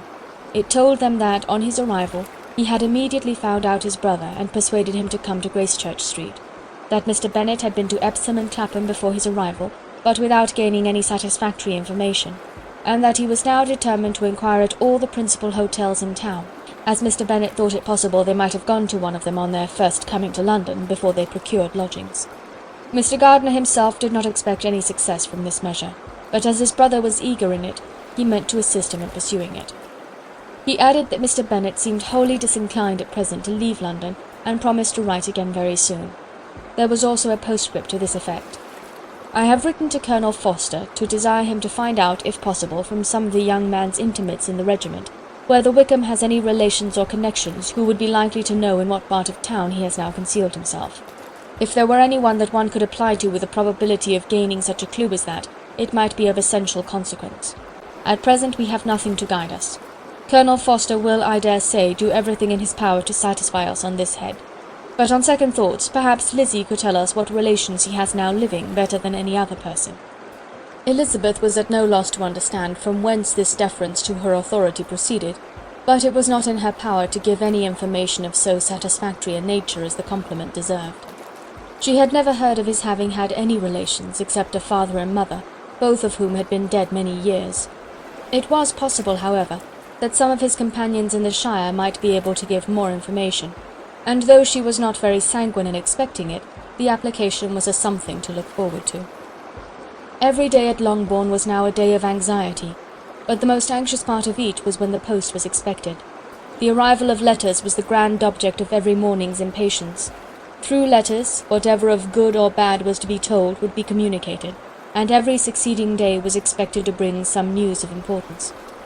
But before they heard again from Mr. Gardiner, a letter arrived for their father from a different quarter, from Mr. Collins, which, as Jane had received directions to open all that came for him in his absence, she accordingly read, and Elizabeth, who knew what curiosities his letters always were, looked over her and read it likewise. It was as follows: "My dear Sir, I feel myself called upon by our relationship and my situation in life to condole with you on the grievous affliction you are now suffering under, of which we were yesterday informed by a letter from Hertfordshire. Be assured, my dear sir, that Mrs. Collins and myself sincerely sympathize with you and all your respectable family in your present distress, which must be of the bitterest kind, because proceeding from a cause which no time can remove. No arguments shall be wanting on my part that can alleviate so severe a misfortune, or that may comfort you under a circumstance that must be of all others the most afflicting to a parent's mind. The death of your daughter would have been a blessing in comparison to this, and it is the more to be lamented, because there is reason to suppose, as my dear Charlotte informs me, that this licentiousness of behaviour in your daughter has proceeded from a faulty degree of indulgence, though at the same time, for the consolation of yourself and Mrs. Bennet, I am inclined to think that her own disposition must be naturally bad, or she could not be guilty of such an enormity at so early an age. Howsoever that may be, you are grievously to be pitied, in which opinion I am not only joined by Mrs. Collins, but likewise by Lady Catherine and her daughter, to whom I have related the affair. They agree with me in apprehending that this false step in one daughter will be injurious to the fortunes of all the others. For who, as Lady Catherine herself condescendingly says, will connect themselves with such a family? And this consideration leads me moreover to reflect, with augmented satisfaction, on a certain event of last November, for had it been otherwise, I must have been involved in all your sorrow and disgrace. Let me then advise you, dear sir, to console yourself as much as possible, to throw off your unworthy child from your affection for ever, and leave her to reap the fruits of her own heinous effects. I am, dear sir, etc., etc. Mr. Gardiner did not write again till he had received an answer from Colonel Forster, and then he had nothing of a pleasant nature to send. It was not known that Wickham had a single relationship with whom he kept up any connection, and it was certain that he had no near one living. His former acquaintances had been numerous, but since he had been in the militia it did not appear that he was on terms of particular friendship with any of them. There was no one, therefore, who could be pointed out as likely to give any news of him, and in the wretched state of his own finances there was a very powerful motive for secrecy, in addition to his fear of discovery by Lydia's relations, for it had just transpired that he had left gaming debts behind him to a very considerable amount. Colonel Forster believed that more than £1,000 would be necessary to clear his expenses at Brighton. He owed a good deal in town, but his debts of honour were still more formidable. Mr. Gardiner did not attempt to conceal these particulars from the Longbourn family. Jane heard them with horror. "A gamester!" she cried. "This is wholly unexpected. I had not an idea of it." Mr. Gardiner added in his letter that they might expect to see their father at home on the following day, which was Saturday. Rendered spiritless by the ill success of all their endeavours, he had yielded to his brother-in-law's entreaty that he would return to his family, and leave it to him to do whatever occasion might suggest to be advisable for continuing their pursuit. When Mrs. Bennet was told of this, she did not express so much satisfaction as her children expected, considering what her anxiety for his life had been before. "What? Is he coming home, and without poor Lydia?" she cried. "Sure he will not leave London before he has found them. Who is to fight Wickham and make him marry her if he comes away?" As Mrs. Gardiner began to wish to be at home, it was settled that she and the children should go to London at the same time that Mr. Bennet came from it. The coach therefore took them the first stage of their journey, and brought its master back to Longbourn. Mrs. Gardiner went away in all the perplexity about Elizabeth and her Derbyshire friend that had attended her from that part of the world. His name had never been voluntarily mentioned before them by her niece, and the kind of half-expectation which Mrs. Gardiner had formed of their being followed by a letter from him had ended in nothing. Elizabeth had received none since her return that could come from Pemberley. The present unhappy state of the family rendered any other excuse for the lowness of her spirits unnecessary. Nothing, therefore, could be fairly conjectured from that, though Elizabeth, who was by this time tolerably well acquainted with her own feelings, was perfectly aware that, had she known nothing of Darcy, she would have borne the dread of Lydia's infamy somewhat better. It would have spared her, she thought, one sleepless night out of 2. When Mr. Bennet arrived, he had all the appearance of his usual philosophic composure. He said as little as he had ever been in the habit of saying, made no mention of the business that had taken him away, and it was some time before his daughters had courage to speak of it. It was not till the afternoon, when he had joined them at tea, that Elizabeth ventured to introduce the subject, and then, on her briefly expressing her sorrow for what he must have endured, he replied, "Say nothing of that. Who should suffer but myself? It has been my own doing, and I ought to feel it." "You must not be too severe upon yourself," replied Elizabeth. "You may well warn me against such an evil. Human nature is so prone to fall into it. No, Lizzie, let me once in my life feel how much I have been to blame. I am not afraid of being overpowered by the impression. It will pass away soon enough." "Do you suppose them to be in London?" "Yes. Where else can they be so well concealed?" "And Lydia used to want to go to London," added Kitty. "She is happy then," said her father dryly, "and her residence there will probably be of some duration." Then, after a short silence, he continued, "Lizzie, I bear you no ill will for being justified in your advice to me last May, which, considering the event, shows some greatness of mind." They were interrupted by Miss Bennet, who came to fetch her mother's tea. "This is a parade," he cried, "which does one good. It gives such an elegance to misfortune. Another day I will do the same. I will sit in my library in my nightcap and powdering gown, and give as much trouble as I can. Or perhaps I may defer it till Kitty runs away." "I am not going to run away, papa," said Kitty fretfully. "If I should ever go to Brighton, I would behave better than Lydia." "You go to Brighton? I would not trust you so near it as Eastbourne for £50. No, Kitty, I have at last learnt to be cautious, and you will feel the effects of it. No officer is ever to enter into my house again, nor even to pass through the village. Balls will be absolutely prohibited unless you stand up with one of your sisters, and you are never to stir out of doors till you can prove that you have spent 10 minutes of every day in a rational manner." Kitty, who took all these threats in a serious light, began to cry.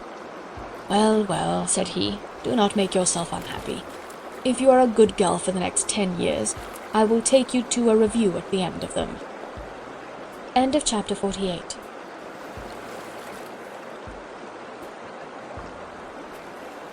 Chapter 49. 2 days after Mr. Bennet's return, as Jane and Elizabeth were walking together in the shrubbery behind the house, they saw the housekeeper coming towards them, and concluding that she came to call them to their mother, went forward to meet her. But instead of the expected summons when they approached her, she said to Miss Bennet, "I beg your pardon, madam, for interrupting you, but I was in hopes you might have got some good news from town, so I took the liberty of coming to ask." "What do you mean, Hill? We have heard nothing from town." "Dear madam," cried Mrs. Hill, in great astonishment, "don't you know there is an express come for master from Mr. Gardiner? He has been here this half-hour, and master has had a letter." Away ran the girls, too eager to get in to have time for speech. They ran through the vestibule into the breakfast-room, from thence to the library. Their father was in neither, and they were on the point of seeking him upstairs with their mother, when they were met by the butler, who said, "If you are looking for my master, ma'am, he is walking towards the little copse." Upon this information, they instantly passed through the hall once more, and ran across the lawn after their father, who was deliberately pursuing his way towards a small wood on one side of the paddock. Jane, who was not so light nor so much in the habit of running as Elizabeth, soon lagged behind, while her sister, panting for breath, came up with him, and eagerly cried out, "Oh, papa, what news, what news? Have you heard from my uncle?" "Yes, I have had a letter from him by express." "Well, and what news does it bring, good or bad?" "What is there of good to be expected?" said he, taking the letter from his pocket. "But perhaps you would like to read it." Elizabeth impatiently caught it from his hand. Jane now came up. "Read it aloud," said their father, "for I hardly know myself what it is about." Gracechurch Street, Monday, August 2nd. My dear brother, at last I am able to send you some tidings of my niece, and as such, upon the whole, I hope it will give you satisfaction. Soon after you left me on Saturday, I was fortunate enough to find out in what part of London they were. The particulars I will reserve till we meet. It is enough to know they are discovered. I have seen them both. "Then it is as I always hoped," cried Jane. "They are married." Elizabeth read on. "I have seen them both. They are not married, nor can I find there was any intention of being so, but if you are willing to perform the engagements which I have ventured to make on your side, I hope it will not be long before they are. All that is required of you is to assure your daughter by settlement her equal share of the £5,000 secured among your children after the decease of yourself and my sister, and moreover to enter into an engagement of allowing her, during your life, £100 per annum. These are conditions which, considering everything, I had no hesitation in complying with, as far as I thought myself privileged for you. I shall send this by express, that no time may be lost in bringing me your answer. You will easily comprehend from these particulars that Mr. Wickham's circumstances are not so hopeless as they are generally believed to be. The world has been deceived in that respect, and I am happy to say there will be some little money, even when all his debts are discharged, to settle on my niece, in addition to her own fortune. If, as I conclude will be the case, you send me full powers to act in your name throughout the whole of this business, I will immediately give directions to Haggerston for preparing a proper settlement. There will not be the smallest occasion for your coming to town again, therefore stay quiet at Longbourn, and depend on my diligence and care. Send back your answer as fast as you can, and be careful to write explicitly. We have judged it best that my niece should be married from this house, of which I hope you will approve. She comes to us today. I shall write again as soon as anything more is determined on. Yours, etc., Edward Gardiner. "Is it possible?" cried Elizabeth when she had finished. "Can it be possible that he will marry her?" "Wickham is not so undeserving then as we thought him," said her sister. "My dear father, I congratulate you." "And have you answered the letter?" cried Elizabeth. "No, but it must be done soon." Most earnestly did she then entreat him to lose no more time before he wrote. "Oh, my dear father," she cried, "come back and write immediately. Consider how important every moment is in such a case." "Let me write for you," said Jane, "if you dislike the trouble yourself." "I dislike it very much," he replied, "but it must be done." And so saying, he turned back with them and walked towards the house. "And may I ask," said Elizabeth, "but the terms, I suppose, must be complied with?" "Complied with? I am only ashamed of his asking so little." "And they must marry." "Yet he is such a man." "Yes, yes, they must marry. There is nothing else to be done. But there are two things that I want very much to know. One is, how much money your uncle has laid down to bring it about, and the other, how am I ever to pay him?" "Money? My uncle?" cried Jane. "What do you mean, sir?" "I mean that no man in his senses would marry Lydia on so slight a temptation as 100 a year during my life, and 50 after I am gone." "That is very true," said Elizabeth, "though it had not occurred to me before. His debts to be discharged, and something still to remain? Oh, it must be my uncle's doings. Generous, good man, I am afraid he has distressed himself. A small sum could not do all this." "No," said her father. "Wickham's a fool if he takes her with a farthing less than £10,000. I should be sorry to think so ill of him in the very beginning of our relationship." £10,000! Heaven forbid! How is half such a sum to be repaid? Mr. Bennet made no answer, and each of them, deep in thought, continued silent till they reached the house. Their father then went on to the library to write, and the girls walked into the breakfast-room. "And they are really to be married," cried Elizabeth, as soon as they were by themselves. "How strange this is! And for this we are to be thankful, that they should marry, small as is their chance of happiness, and wretched as is his character, we are forced to rejoice. Oh, Lydia!" "I comfort myself with thinking," replied Jane, "that he certainly would not marry Lydia if he had not a real regard for her. Though our kind uncle has done something towards clearing him, I cannot believe that £10,000, or anything like it, has been advanced. He has children of his own, and may have more. How could he spare half £10,000? "If we were ever able to learn what Wickham's debts have been," said Elizabeth, "and how much is settled on his side on our sister, we shall know exactly what Mr. Gardiner has done for them, because Wickham has not sixpence of his own. The kindness of my uncle and aunt can never be requited. Their taking her home and affording her their personal protection and countenance is such a sacrifice to her advantage as years of gratitude cannot enough acknowledge. By this time she is actually with them. If such goodness does not make her miserable now, she will never deserve to be happy. What a meeting for her when she first sees my aunt!" "We must endeavour to forget all that has passed on either side," said Jane. "I hope and trust they will yet be happy. His consenting to marry her is a proof, I will believe, that he is come to a right way of thinking. Their mutual affection will steady them, and I flatter myself they will settle so quietly and live in so rational a manner as may in time make their past imprudence forgotten." "Their conduct has been such," replied Elizabeth, "as neither you nor I nor anybody can ever forget. It is useless to talk of it." It now occurred to the girls that their mother was in all likelihood perfectly ignorant of what had happened. They went to the library, therefore, and asked their father whether he would not wish them to make it known to her. He was writing, and without raising his head, coolly replied, "Just as you please." "May we take my uncle's letter to read to her?" "Take whatever you like and get away." Elizabeth took the letter from his writing-table, and they went upstairs together. Mary and Kitty were both with Mrs. Bennet. One communication would, therefore, do for all. After a slight preparation for good news, the letter was read aloud. Mrs. Bennet could hardly contain herself. As soon as Jane had read Mr. Gardiner's hope of Lydia's being soon married, her joy burst forth, and every following sentence added to its exuberance.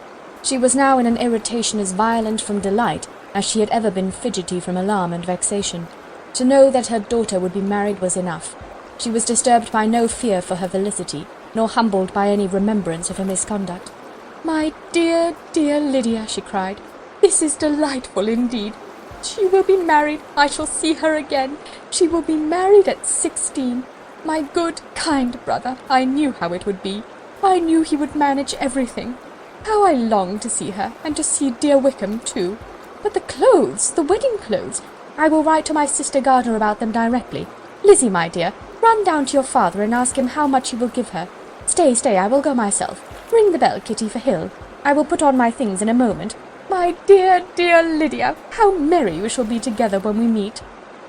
Her eldest daughter endeavoured to give some relief to the violence of these transports by leading her thoughts to the obligations which Mr. Gardiner's behaviour had laid them all under. "For we must attribute this happy conclusion," she added, "in a great measure to his kindness. We are persuaded that he has pledged himself to assist Mr. Wickham with money." "Well," cried her mother, "it is all very right. Who should do it but her own uncle? If he had not had a family of his own, I and my children must have had all his money, you know. And it is the first time we have ever had anything from him, except a few presents. Well, I am so happy. In such a short time I shall have a daughter married. Mrs. Wickham. How well it sounds. And she was only 16 last June.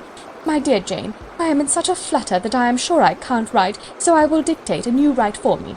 We will settle with your father about the money afterwards, but the thing should be ordered immediately."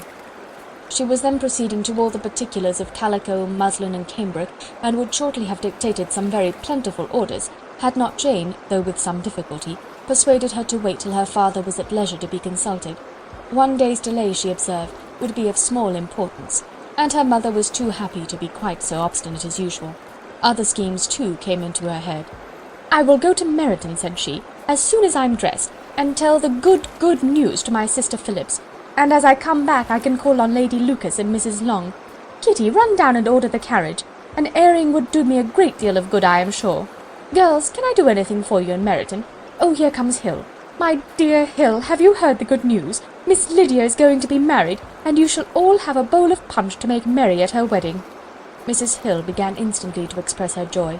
Elizabeth received her congratulations among the rest, and then, sick of this folly, took refuge in her own room, that she might think with freedom. Poor Lydia's situation must, at best, be bad enough, but that it was no worse she had need to be thankful. She felt it so, neither rational happiness nor worldly prosperity could be justly expected for her sister. In looking back to what they had feared only 2 hours ago, she felt all the advantages of what they had gained. End of chapter 49.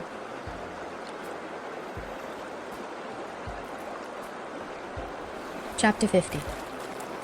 Mr. Bennet had very often wished before this period of his life that, instead of spending his whole income, he had laid by an annual sum for the better provision of his children and of his wife if she survived him. He now wished it more than ever. Had he done his duty in that respect, Lydia need not have been indebted to her uncle for whatever of honour or credit could now be purchased for her. The satisfaction of prevailing on one of the most worthless young men in Great Britain to be her husband might then have rested in its proper place.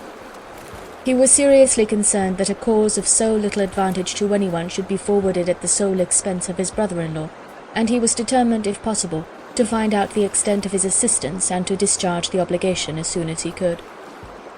When first Mr. Bennet had married, economy was held to be perfectly useless, for of course they were to have a son. The son was to join in cutting off the entail as soon as he should be of age, and the widow and younger children would by that means be provided for. 5 daughters successively entered the world, but yet the son was to come. And Mrs. Bennet, for many years after Lydia's birth, had been certain that he would. This event had at last been despaired of, but it was then too late to be saving. Mrs. Bennet had no turn for economy, and her husband's love of independence had alone prevented their exceeding their income. £5,000 were settled by marriage articles on Mrs. Bennet and the children, but in what proportions it should be divided amongst the latter depended on the will of the parents. This was one point, with regard to Lydia at least, which was now to be settled, and Mr. Bennet could have no hesitation in acceding to the proposal before him. In terms of grateful acknowledgment for the kindness of his brother, though expressed most concisely, he then delivered on paper his perfect approbation of all that was done, and his willingness to fulfil the engagements that had been made for him. He had never before supposed that, could Wickham be prevailed on to marry his daughter, it would be done with so little inconvenience to himself as by the present arrangement. He would scarcely be £10 a year the loser by the 100 that was to be paid them, for, what with their board and pocket allowance, and the continual presents in money which passed to her through her mother's hands, Lydia's expenses had been very little within that sum. That it would be done with such trifling exertion on his side, too, was another very welcome surprise, for his wish at present was to have as little trouble in the business as possible. When the first transports of rage which had produced his activity in seeking her were over, he naturally returned to all his former indolence. His letter was soon dispatched. for, though dilatory in undertaking business, he was quick in its execution. He begged to know further particulars of what he was indebted to his brother, but was too angry with Lydia to send any message to her. The good news spread quickly through the house, and with proportionate speed through the neighbourhood. It was borne in the latter with decent philosophy. To be sure, it would have been more for the advantage of conversation had Miss Lydia Bennet come upon the town, or as the happiest alternative been secluded from the world in some distant farmhouse. But there was much to be talked of in marrying her, and the good-natured wishes for her well-doing which had proceeded before from all the spiteful old ladies in Meryton lost but a little of their spirit in this change of circumstances, because with such a husband her misery was considered certain.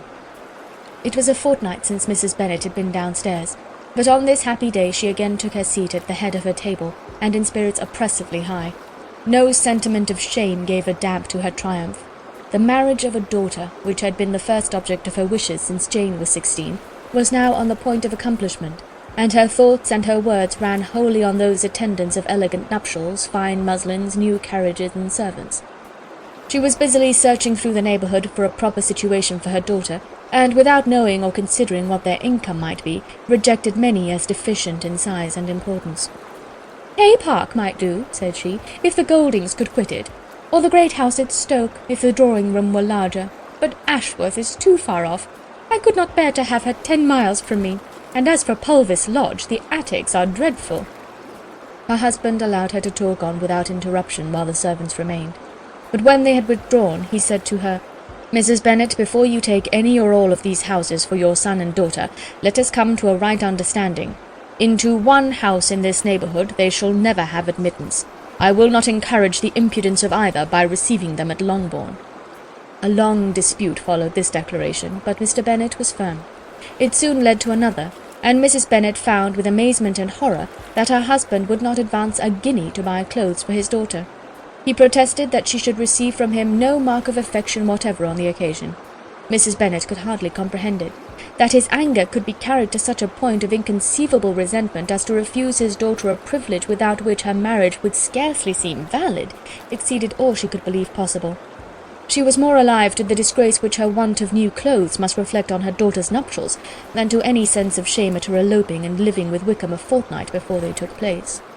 Elizabeth was now most heartily sorry that she had, from the distress of the moment, been led to make Mr. Darcy acquainted with their fears for her sister, for since her marriage would so shortly give the proper termination to the elopement, they might hope to conceal its unfavourable beginning from all those who were not immediately on the spot.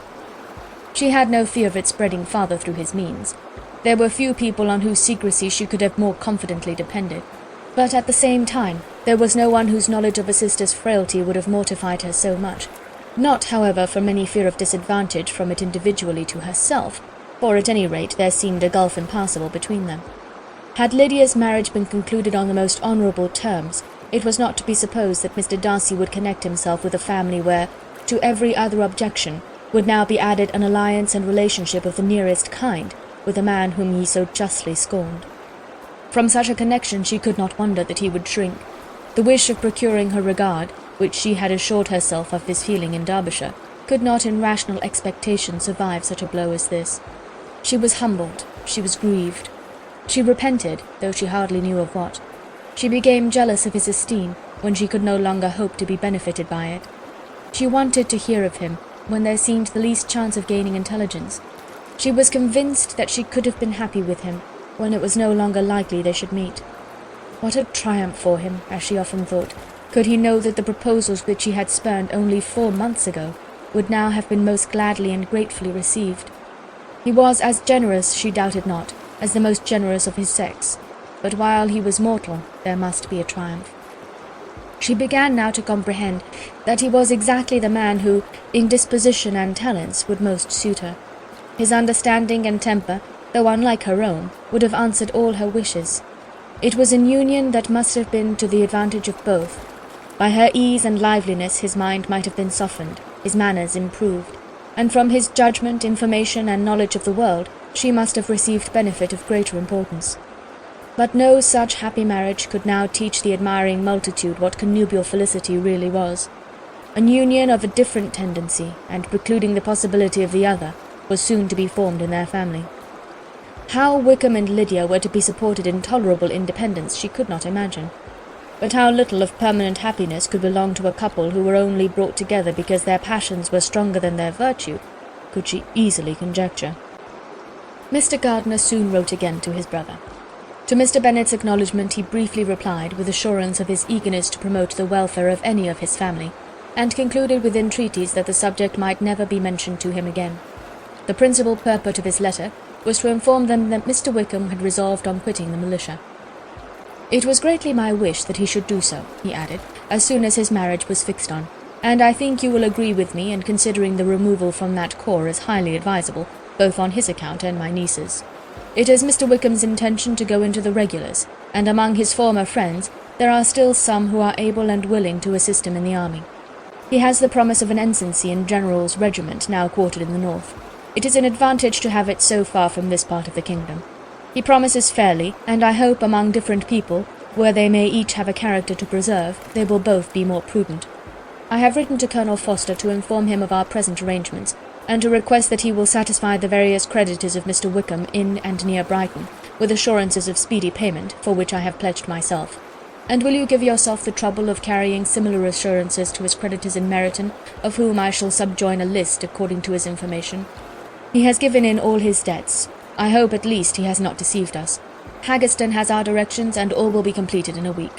They will then join his regiment, unless they are first invited to Longbourn, and I understand from Mrs. Gardiner that my niece is very desirous of seeing you all before she leaves the south. She is well, and begs to be dutifully remembered to you and her mother. Yours, etc., E. Gardiner. Mr. Bennet and his daughter saw all the advantages of Wickham's removal from the shire as clearly as Mr. Gardiner could do. But Mrs. Bennet was not so well pleased with it.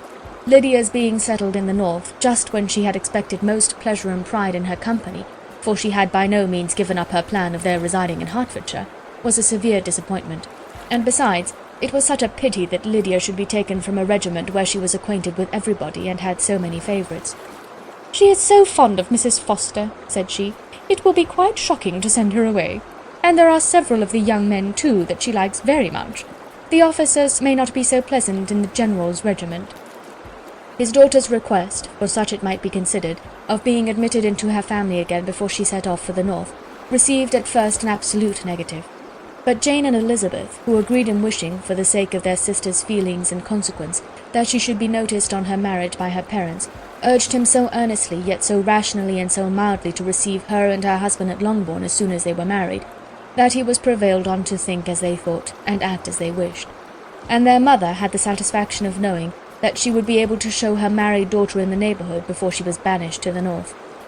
When Mr. Bennet wrote again to his brother, therefore, he sent his permission for them to come, and it was settled that as soon as the ceremony was over, they should proceed to Longbourn. Elizabeth was surprised, however, that Wickham should consent to such a scheme, and had she consulted only her own inclination, any meeting with him would have been the last object of her wishes. End of chapter 50.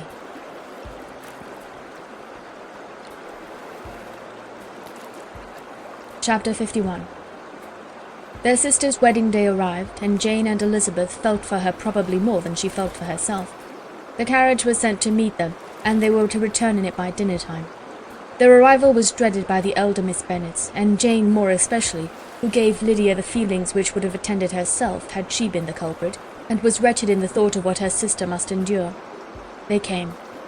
The family were assembled in the breakfast-room to receive them. Smiles decked the face of Mrs. Bennet as the carriage drove up to the door. Her husband looked impenetrably grave, her daughters alarmed, anxious, uneasy. Lydia's voice was heard in the vestibule. The door was thrown open, and she ran into the room. Her mother stepped forwards, embraced her and welcomed her with rapture, gave her hand with an affectionate smile to Wickham, who followed his lady, and wished them joy with an alacrity which showed no doubt of their happiness. Their reception from Mr. Bennet, to whom they then turned, was not quite so cordial. His countenance rather gained in austerity, and he scarcely opened his lips. The easy assurance of the young couple, indeed, was enough to provoke him. Elizabeth was disgusted, and even Miss Bennet was shocked. Lydia was Lydia still, untamed, unabashed, wild, noisy, and fearless. She turned from sister to sister, demanding their congratulations, and when at length they all sat down, looked eagerly round the room, took notice of some little alteration in it, and observed with a laugh that it was a great while since she had been there. Wickham was not at all more distressed than herself. but his manners were always so pleasing that had his character and his marriage been exactly what they ought, his smiles and his easy address, while he claimed their relationship, would have delighted them all. Elizabeth had not before believed him quite equal to such assurance, but she sat down, resolving within herself to draw no limits in future to the impudence of an impudent man. She blushed, and Jane blushed, but the cheeks of the two who caused their confusion suffered no variation of colour. There was no want of discourse. The bride and her mother could neither of them talk fast enough, and Wickham, who happened to sit near Elizabeth, began inquiring after his acquaintance in that neighbourhood, with a good-humoured ease which she felt very unable to equal in her replies. They seemed each of them to have the happiest memories in the world. Nothing of the past was recollected with pain, and Lydia led voluntarily to subjects which her sisters would not have alluded to for the world. "Only think of its being 3 months," she cried, "since I went away. It seems but a fortnight, I declare, and yet there have been things enough happened in the time. Good gracious! When I went away I am sure I had no more idea of being married till I came back again, though I thought it would be very good fun if I was." Her father lifted up his eyes. Jane was distressed. Elizabeth looked expressively at Lydia, but she, who never heard nor saw anything of which she chose to be insensible, gaily continued, "Oh, mamma, do the people hereabouts know I am married today? I was afraid they might not, and we overtook William Golding in his curricle, so I was determined he should know it, and so I let down the side-glass next to him, and took off my glove and let my hand just rest upon the window-frame so that he might see the ring, and then I bowed and smiled like anything." Elizabeth could bear it no longer. She got up and ran out of the room, and returned no more till she heard them passing through the hall to the dining-parlour.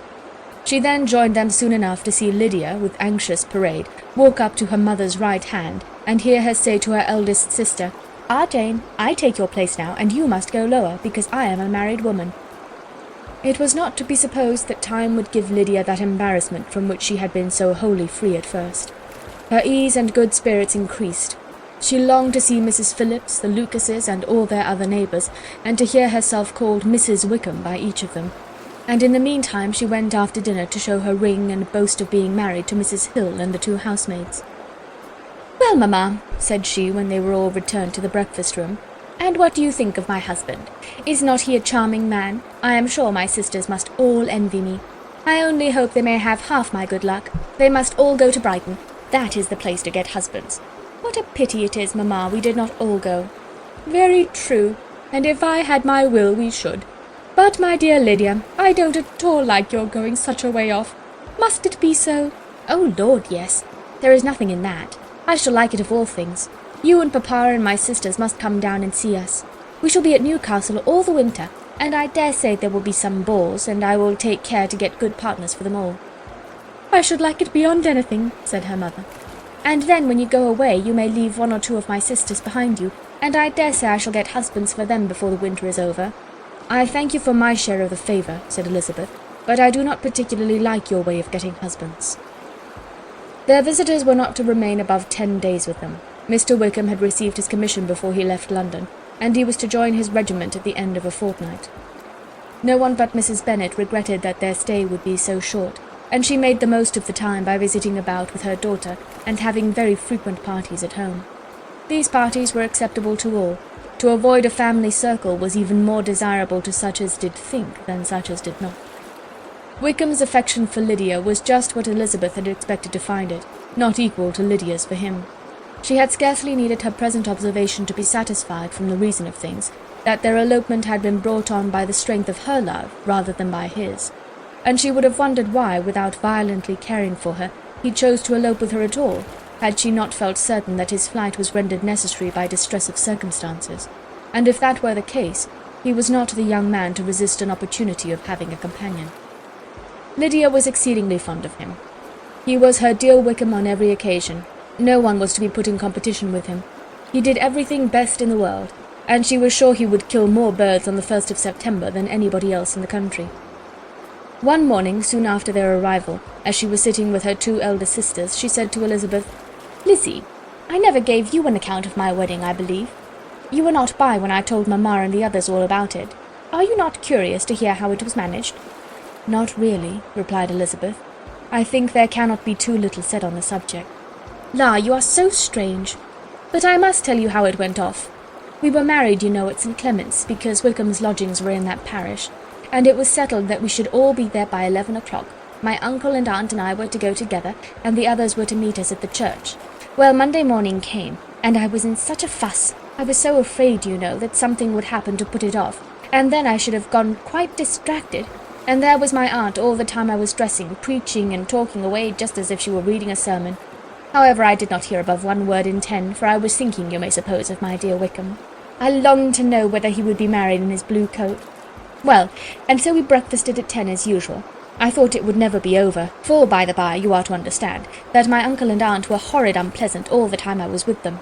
If you'll believe me, I did not once put my foot out of doors, though I was there a fortnight. Not one party or scheme or anything.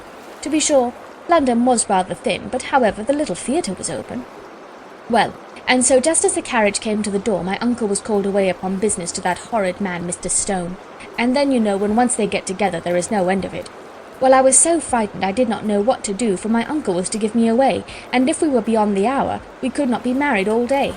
But luckily he came back again in 10 minutes' time, and then we all set out. However, I recollected afterwards that if he had been prevented going, the wedding need not be put off, for Mr. Darcy might have done as well.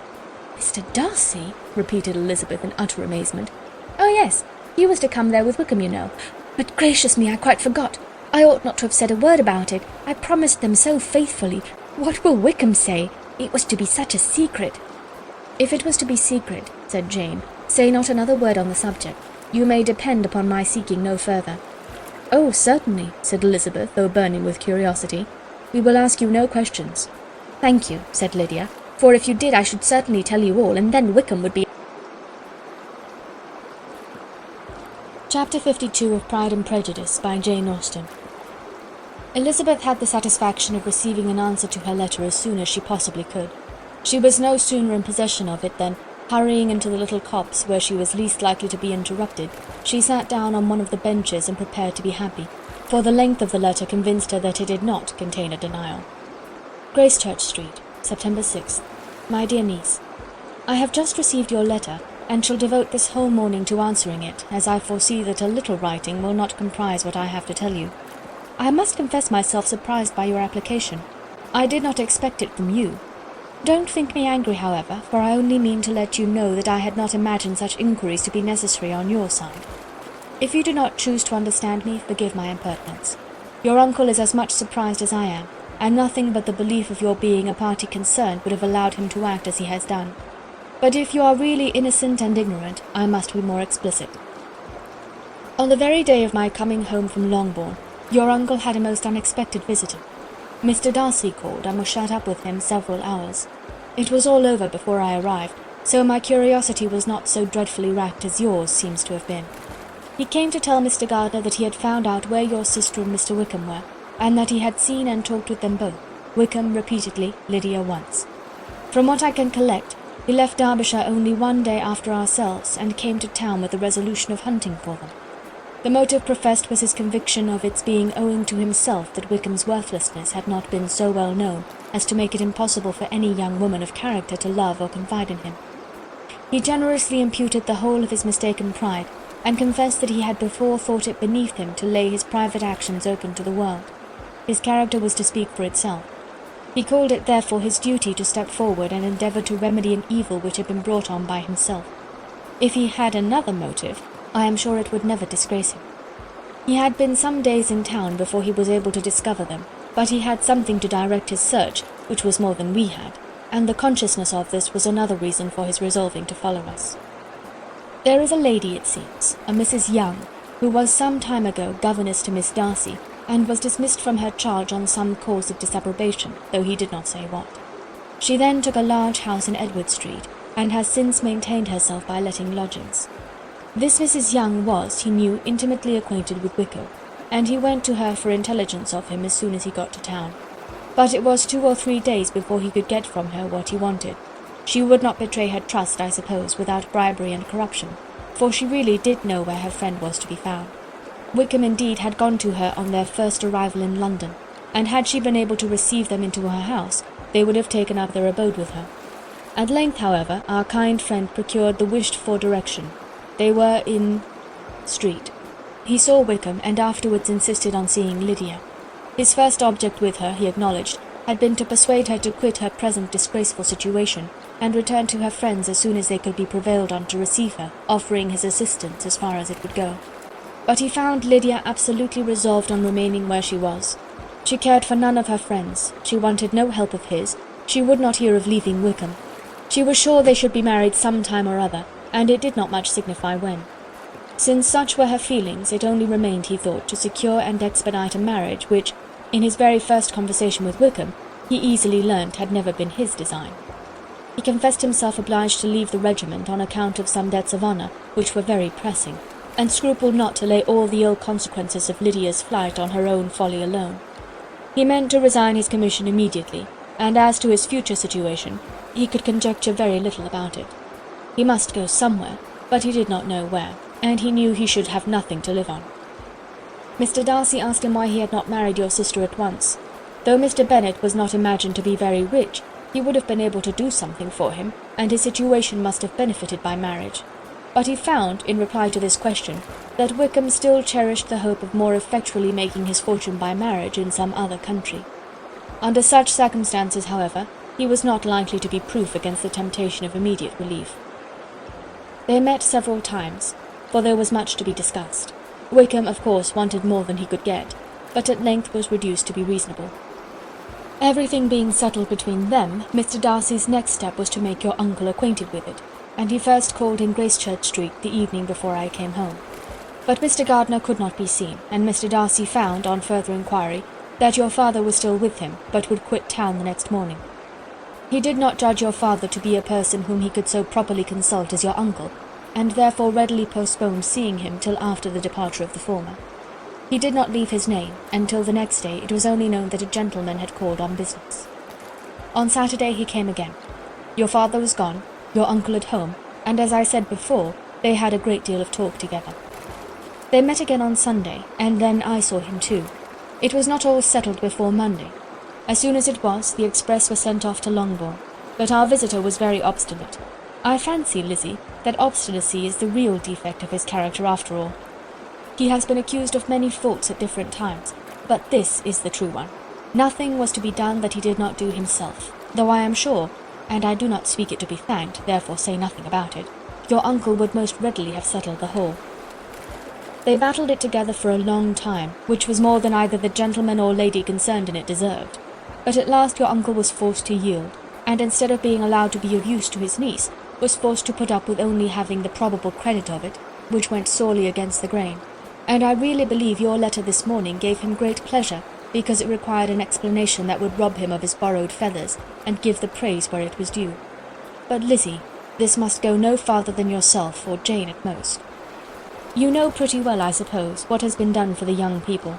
His debts are to be paid, amounting, I believe, to considerably more than £1,000, another 1,000 in addition to her own settled upon her, and his commission purchased. The reason why all this was to be done by him alone was such as I have given above. It was owing to him, to his reserve and want of proper consideration, that Wickham's character had been so misunderstood, and consequently that he had been received and noticed as he was.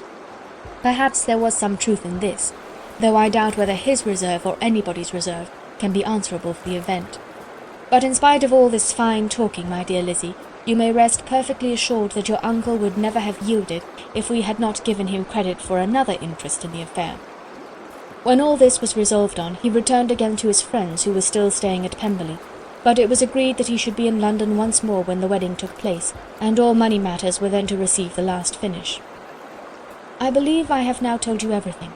It is a relation which you tell me is to give you great surprise. I hope at least it will not afford you any displeasure.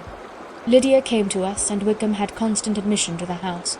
He was exactly what he had been when I knew him in Hertfordshire, but I would not tell you how little I was satisfied with her behaviour while she stayed with us, if I had not perceived by Jane's letter last Wednesday that her conduct on coming home was exactly of a piece with it, and therefore what I now tell you can give you no fresh pain. I talked to her repeatedly in the most serious manner, representing to her all the wickedness of what she had done and all the unhappiness she had brought on her family. If she heard me it was by good luck, for I am sure she did not listen. I was sometimes quite provoked, but then I recollected my dear Elizabeth and Jane, and for their sakes had patience with her. Mr. Darcy was punctual in his return, and as Lydia informed you, attended the wedding. He dined with us the next day, and was to leave town again on Wednesday or Thursday. Will you be very angry with me, my dear Lizzie, if I take this opportunity of saying, what I was never bold enough to say before, how much I like him? His behaviour to us has, in every respect, been as pleasing as when we were in Derbyshire. His understanding and opinions all please me. He wants nothing but a little more liveliness, and that, if he marry prudently, his wife may teach him. I thought him very sly. He hardly ever mentioned your name, but slyness seems the fashion. Pray forgive me if I have been very presuming, or at least do not punish me so far as to exclude me from P. I shall never be quite happy till I have been all round the park. A low phaeton with a nice little pair of ponies would be the very thing. But I must write no more. The children have been wanting me this half-hour. Yours very sincerely, M. Garden. The contents of this letter threw Elizabeth into a flutter of spirits, in which it was difficult to determine whether pleasure or pain bore the greatest share. The vague and unsettled suspicions which uncertainty had produced of what Mr. Darcy might have been doing to forward her sister's match, which she had feared to encourage as an exertion of goodness too great to be probable, and at the same time dreaded to be just from the pain of obligation, were proved beyond their greatest extent to be true. He had followed them purposely to town. He had taken on himself all the trouble and mortification attendant on such a research, in which supplication had been necessary to a woman whom he must abominate and despise, and where he was reduced to meet, frequently meet, reason with, persuade, and finally bribe, the man whom he always most wished to avoid, and whose very name it was punishment to him to pronounce. He had done all this for a girl whom he could neither regard nor esteem. Her heart did whisper that he had done it for her, but it was a hope shortly checked by other considerations, and she soon felt that even her vanity was insufficient when required to depend on his affection for her, for a woman who had already refused him, as able to overcome a sentiment so natural as abhorrence against relationship with Wickham. Brother-in-law of Wickham! Every kind of pride must revolt from the connection. He had, to be sure, done much. She was ashamed to think how much. But he had given a reason for his interference, which asked no extraordinary stretch of belief. It was reasonable that he should feel he had been wrong. He had liberality, and he had the means of exercising it, and though she would not place herself as his principal inducement, she could perhaps believe that remaining partiality for her might assist his endeavours in a cause where her peace of mind must be materially concerned. It was painful, exceedingly painful, to know that they were under obligations to a person who could never receive a return. They owed the restoration of Lydia, her character, everything, to him. Oh, how heartily did she grieve over every ungracious sensation she had ever encouraged, every saucy speech she had ever directed towards him. For herself she was humbled, but she was proud of him, proud that, in a cause of compassion and honour, he had been able to get the better of himself.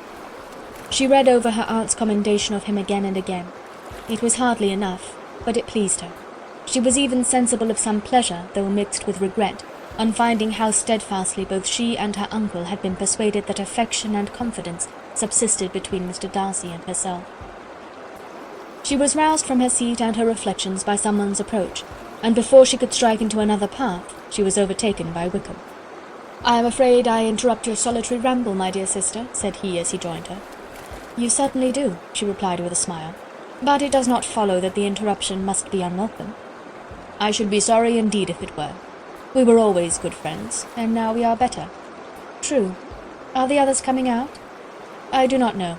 Mrs. Bennet and Lydia are going in the carriage to Meryton." "And so, my dear sister, I find from our uncle and aunt that you have actually seen Pemberley." She replied in the affirmative. "I almost envy you the pleasure, and yet I believe it would be too much for me, or else I could take it in my way to Newcastle. And you saw the old housekeeper, I suppose?" "Poor Reynolds, she was always very fond of me, but of course she did not mention my name to you." "Yes, she did." "And what did she say?" "That you were gone into the army, and she was afraid had not turned out well. At such a distance as that, you know, things are strangely misrepresented." "Certainly," he replied, biting his lips. Elizabeth hoped she had silenced him, but he soon afterwards said, "I was surprised to see Darcy in town last month. We passed each other several times. I wonder what he can be doing there." "Perhaps preparing for his marriage with Mr. Berg," said Elizabeth. "It must be something particular to take him there at this time of year." "Undoubtedly. Did you see him while you were at Lambton?" I thought I understood from the gardeners that you had. Yes. He introduced us to his sister. And do you like her? Very much. I have heard, indeed, that she is uncommonly improved within this year or two. When I last saw her, she was not very promising. I am very glad you liked her. I hope she will turn out well. I dare say she will. She has got over the most trying age. Did you go by the village of Kimpton? I do not recollect that we did. I mention it because it is the living which I ought to have had. A most delightful place. Excellent parsonage house. It would have suited me in every respect. How should you have liked making sermons? Exceedingly well. I should have considered it as part of my duty, and the exertion would soon have been nothing. One ought not to repine, but to be sure it would have been such a thing for me. The quiet, the retirement of such a life would have answered all my ideas of happiness. But it was not to be. Did you ever hear Darcy mention the circumstance when you were in Kent? I have heard from authority, which I thought as good, that it was left you conditionally only, and at the will of the present patron. You have? Yes, there was something in that. I told you so from the first, you may remember. I did hear, too, that there was a time when sermon-making was not so palatable to you as it seems to be at present, that you actually declared your resolution of never taking orders, and that the business had been compromised accordingly. You did, and it was not wholly without foundation. You may remember what I told you on that point when we first talked of it. They were now almost at the door of the house, for she had walked fast to get rid of him, and unwilling for her sister's sake to provoke him, she only said in reply, with a good-humoured smile, "Come, Mr. Wickham, we are brother and sister, you know. Do not let us quarrel about the past. In future, I hope, we shall be always of one mind." She held out her hand. He kissed it with affectionate gallantry, though he hardly knew how to look, and they entered the house. End of chapter 52.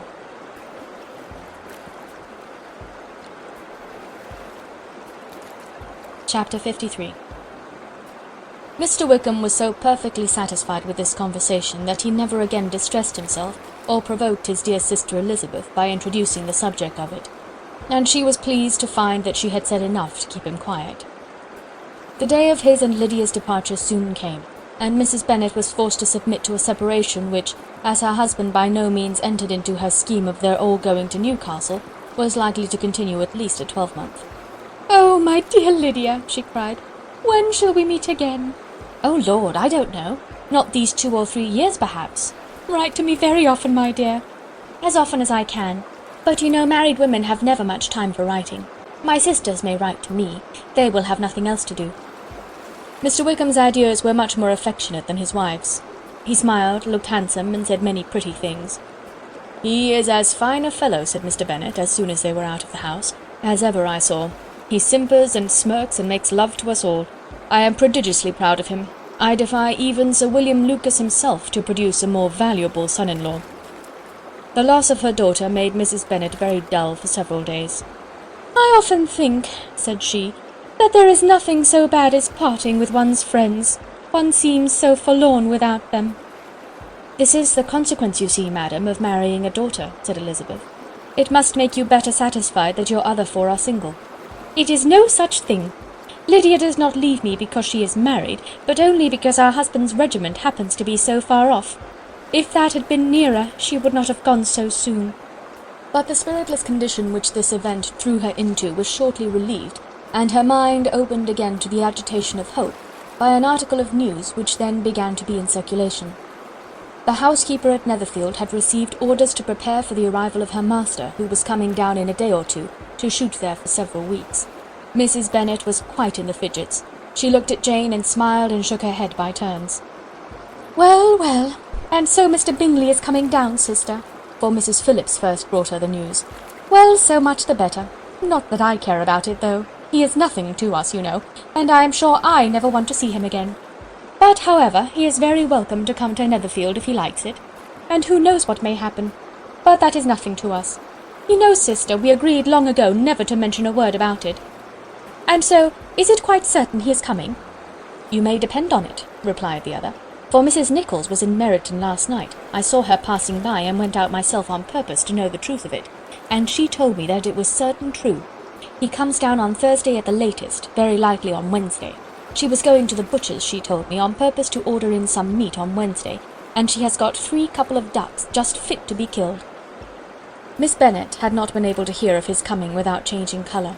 It was many months since she had mentioned his name to Elizabeth, but now, as soon as they were alone together, she said, "I saw you look at me today, Lizzie, when my aunt told us of the present report, and I know I appeared distressed, but don't imagine it was from any silly cause. I was only confused for the moment, because I felt I should be looked at. I do assure you that the news does not affect me either with pleasure or pain. I am glad of one thing, that he comes alone, because we shall see less of him. Not that I am afraid of myself, but I dread other people's remarks." Elizabeth did not know what to make of it. Had she not seen him in Derbyshire, she might have supposed him capable of coming there with no other view than what was acknowledged. But she still thought him partial to Jane, and she wavered as to the greater probability of his coming there with his friend's permission, or being bold enough to come without it. Yet it is hard, she sometimes thought, that this poor man cannot come to a house which he has legally hired without raising all this speculation. I will leave him to himself. In spite of what her sister declared, and really believed to be her feelings in the expectation of his arrival, Elizabeth could easily perceive that her spirits were affected by it. They were more disturbed, more unequal, than she had often seen them. The subject which had been so warmly canvassed between their parents about a 12-month ago, was now brought forward again. "As soon as ever Mr. Bingley comes, my dear," said Mrs. Bennet, "you will wait on him, of course." "No, no. You forced me into visiting him last year, and promised, if I went to see him, he should marry one of my daughters, but it ended in nothing, and I will not be sent on a fool's errand again." His wife represented to him how absolutely necessary such an attention would be from all the neighbouring gentlemen on his returning to Netherfield. "'Tis an etiquette I despise," said he. "If he wants our society, let him seek it. He knows where we live. I will not spend my hours in running after my neighbours every time they go away and come back again." "Well, all I know is, that it will be abominably rude if you do not wait on him. But, however, that shan't prevent my asking him to dine here, I am determined. We must have Mrs. Long and the Goldings soon. That will make 13 with ourselves, so there will be just room at table for him." Consoled by this resolution, she was the better able to bear her husband's incivility, though it was very mortifying to know that her neighbours might all see Mr. Bingley, in consequence of it, before they did. As the day of his arrival drew near, "I begin to be sorry that he comes at all," said Jane to her sister. "It would be nothing. I could see him with perfect indifference, but I can hardly bear to hear it thus perpetually talked of. My mother means well, but she does not know, no one can know, how much I suffer from what she says. Happy shall I be when his stay at Netherfield is over." "I wish I could say anything to comfort you," replied Elizabeth, "but it is wholly out of my power. You must feel it, and the usual satisfaction of preaching patience to a sufferer is denied me, because you have always so much." Mr. Bingley arrived. Mrs. Bennet, through the assistance of servants, contrived to have the earliest tidings of it, that the period of anxiety and fretfulness on her side might be as long as it could. She counted the days that must intervene before their invitation could be sent, hopeless of seeing him before. But on the 3rd morning after his arrival in Hertfordshire, she saw him from her dressing-room window enter the paddock and ride towards the house. Her daughters were eagerly called to partake of her joy. Jane resolutely kept her place at the table, but Elizabeth, to satisfy her mother, went to the window. She looked, she saw Mr. Darcy with him, and sat down again by her sister. "There is a gentleman with him, mamma," said Kitty. "Who can it be?" "Some acquaintance or other, my dear, I suppose. I am sure I do not know." "La," replied Kitty, "it looks just like that man that used to be with him before, Mr. what's his name, that tall, proud man." "Good gracious, Mr. Darcy, and so it does, I vow. Well, any friend of Mr. Bingley's will always be welcome here, to be sure, but else I must say that I hate the very sight of him." Jane looked at Elizabeth with surprise and concern. She knew but little of their meeting in Derbyshire, and therefore felt for the awkwardness which must attend her sister in seeing him almost for the first time after receiving his explanatory letter. Both sisters were uncomfortable enough. Each felt for the other, and of course for themselves. And their mother talked on of her dislike of Mr. Darcy, and her resolution to be civil to him only as Mr. Bingley's friend, without being heard by either of them. But Elizabeth had sources of uneasiness which could not be suspected by Jane, to whom she had never yet had courage to show Mrs. Gardiner's letter, or to relate her own change of sentiment towards him. To Jane he could be only a man whose proposal she had refused, and whose merit she had undervalued, but to her own more extensive information, he was the person to whom the whole family were indebted for the first of benefits, and whom she regarded herself with an interest if not quite so tender, at least as reasonable and just as what Jane felt for Bingley. Her astonishment at his coming to Netherfield, to Longbourn, and voluntarily seeking her again, was almost equal to what she had known on first witnessing his altered behaviour in Derbyshire.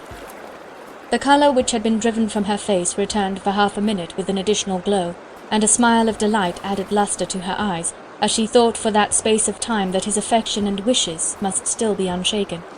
But she would not be secure. "Let me first see how he behaves," said she. "It will then be early enough for expectation."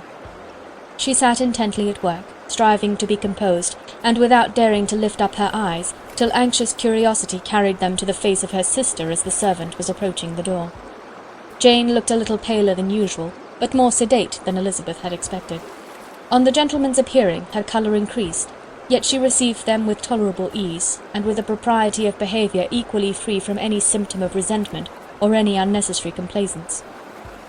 Elizabeth said as little to either as civility would allow, and sat down again to her work with an eagerness which it did not often command. She had ventured only one glance at Darcy. He looked serious as usual, and, she thought, more as he had been used to look in Hertfordshire, than as she had seen him at Pemberley. But perhaps he could not, in her mother's presence, be what he was before her uncle and aunt. It was a painful, but not an improbable conjecture. Bingley she had likewise seen for an instant, and in that short period saw him looking both pleased and embarrassed. He was received by Mrs. Bennet with a degree of civility which made her two daughters ashamed, especially when contrasted with the cold and ceremonious politeness of her curtsy and address to his friend. Elizabeth particularly, who knew that her mother owed to the latter the preservation of her favourite daughter from irremediable infamy, was hurt and distressed to a most painful degree by a distraction so ill applied. Darcy, after inquiring of her how Mr. and Mrs. Gardiner did, a question which she could not answer without confusion, said scarcely anything. He was not seated by her, perhaps that was the reason of his silence, but it had not been so in Derbyshire. There he had talked to her friends when he could not to herself. But now several minutes elapsed without bringing the sound of his voice, and when occasionally, unable to resist the impulse of curiosity, she raised her eyes to his face, she as often found him looking at Jane as at herself, and frequently on no object but the ground. More thoughtfulness and less anxiety to please than when they last met were plainly expressed. She was disappointed and angry with herself for being so. "Could I expect it to be otherwise?" said she. "Yet why did he come?" She was in no humour for conversation with any one but himself, and to him she had hardly courage to speak. She inquired after his sister, but could do no more. "It is a long time, Mr. Bingley, since you went away," said Mrs. Bennet. He readily agreed to it. "I began to be afraid you would never come back. People did say you meant to quit the place entirely at Michaelmas. But, however, I hope it is not true. A great many changes have happened in the neighbourhood since you went away. Miss Lucas is married and settled, and one of my own daughters. I suppose you have heard of it. Indeed, you must have seen it in the papers. It was in the Times and the Courier, I know, though it was not put in as it ought to be. It was only said, 'Lately George Wickham, Esquire, to Miss Lydia Bennet,' without there being a syllable said of her father or the place where she lived or anything. It was my brother Gardiner's drawing up, too, and I wonder how he came to make such an awkward business of it. Did you see it?" Bingley replied that he did, and made his congratulations. Elizabeth dared not lift up her eyes. How Mr. Darcy looked, therefore, she could not tell. "It is a delightful thing, to be sure, to have a daughter well married," continued her mother. "But at the same time, Mr. Bingley, it is very hard to have her taken such away from me. They are gone down to Newcastle, a place quite northward, it seems, and there they are to stay I do not know how long. His regiment is there, for I suppose you have heard of his leaving the shire, and of his being gone into the regulars. Thank heaven he has some friends, though perhaps not so many as he deserves." Elizabeth, who knew this to be levelled at Mr. Darcy, was in such a misery of shame that she could hardly keep her seat.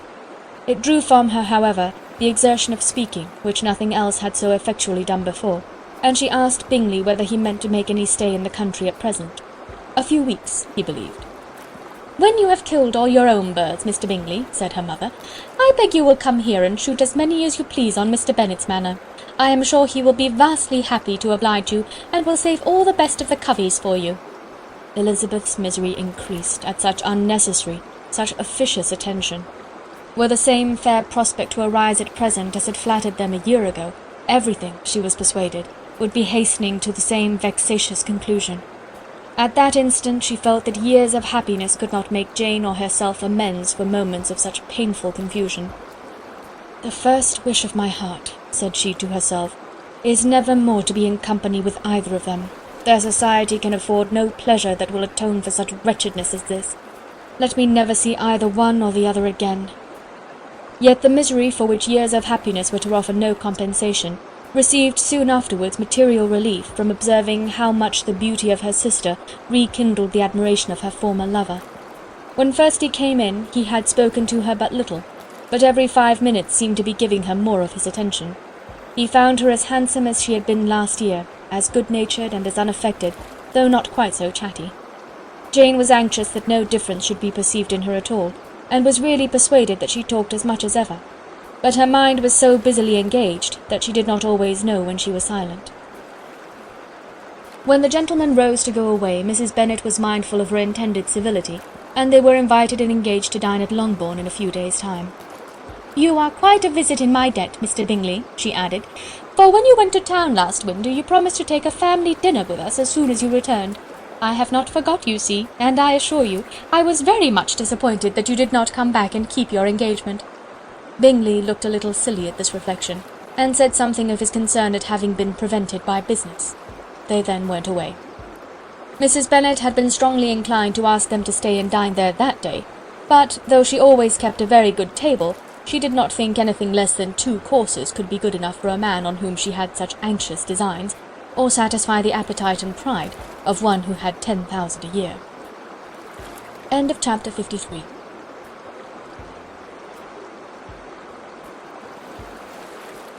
Chapter 54.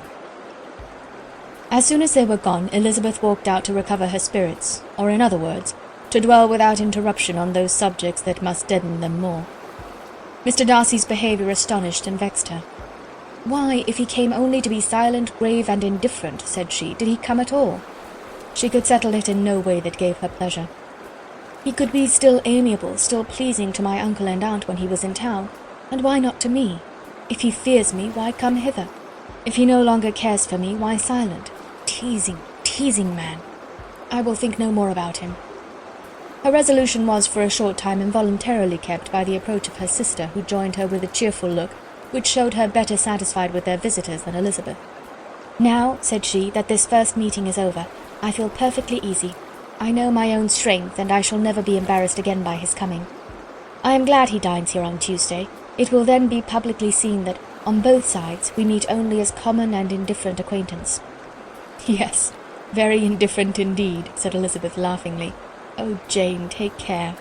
"My dear Lizzie, you cannot think me so weak as to be in danger now." "I think you are in very great danger of making him as much in love with you as ever." They did not see the gentleman again till Tuesday, and Mrs. Bennet, in the meanwhile, was giving way to all the happy schemes which the good humour and common politeness of Bingley, in half an hour's visit, had revived. On Tuesday there was a large party assembled at Longbourn, and the two who were most anxiously expected, to the credit of their punctuality as sportsmen, were in very good time. When they repaired to the dining-room, Elizabeth eagerly watched to see whether Bingley would take the place which, in all their former parties, had belonged to him, by her sister. Her prudent mother, occupied by the same ideas, forbore to invite him to sit by herself. On entering the room he seemed to hesitate, but Jane happened to look round, and happened to smile. It was decided. He placed himself by her. Elizabeth, with a triumphant sensation, looked towards his friend. He bore it with noble indifference, and she would have imagined that Bingley had received his sanction to be happy, had she not seen his eyes likewise turn towards Mr. Darcy, with an expression of half-laughing alarm. His behaviour to her sister was such, during dinner-time, as showed an admiration of her, which, though more guarded than formerly, persuaded Elizabeth that if left wholly to himself, Jane's happiness and his own would be speedily secured. Though she dared not depend upon the consequence, she yet received pleasure from observing his behaviour. It gave her all the animation that her spirits could boast, for she was in no cheerful humour. Mr. Darcy was almost as far from her as the table could divide them. He was on one side of her mother. She knew how little such a situation would give pleasure to either, or to make either appear to advantage. She was not near enough to hear any of their discourse, but she could see how seldom they spoke to each other, and how formal and cold was their manner whenever they did. Her mother's ungraciousness made the sense of what they owed him more painful to Elizabeth's mind, and she would at times have given anything to be privileged to tell him that his kindness was neither unknown nor unfelt by the whole of the family. She was in hopes that the evening would afford some opportunity of bringing them together, that the whole of the visit would not pass away without enabling them to enter into something more of conversation than the mere ceremonious salutation attending his entrance. Anxious and uneasy, the period which passed in the drawing-room before the gentlemen came was wearisome and dull to a degree that almost made her uncivil. She looked forward to their entrance as the point on which all her chance of pleasure for the evening must depend. "If he does not come to me then," said she, "I shall give him up forever." The gentleman came, and she thought he looked as if he would have answered her hopes, but alas, the ladies had crowded round the table where Miss Bennet was making tea and Elizabeth pouring out the coffee, in so close a confederacy that there was not a single vacancy near her which would admit of a chair, and on the gentleman's approaching, one of the girls moved closer to her than ever, and said in a whisper, "The men shan't come and part us, I am determined. We want none of them, do we?" Darcy had walked away to another part of the room. She followed him with her eyes, envied everyone to whom he spoke, had scarcely patience enough to help anybody to coffee, and then was enraged against herself for being so silly. A man who has once been refused, how could I ever be foolish enough to expect a renewal of his love? Is there one among the sex who would not protest against such a weakness as a second proposal to the same woman? There is no indignity so abhorrent to their feelings. She was a little revived, however, by his bringing back his coffee-cup himself, and she seized the opportunity of saying, "Is your sister at Pemberley still?" "Yes, she will remain there till Christmas." "And quite alone? Have all her friends left her?" "Mrs. Annesley is with her. The others have gone on to Scarborough these 3 weeks."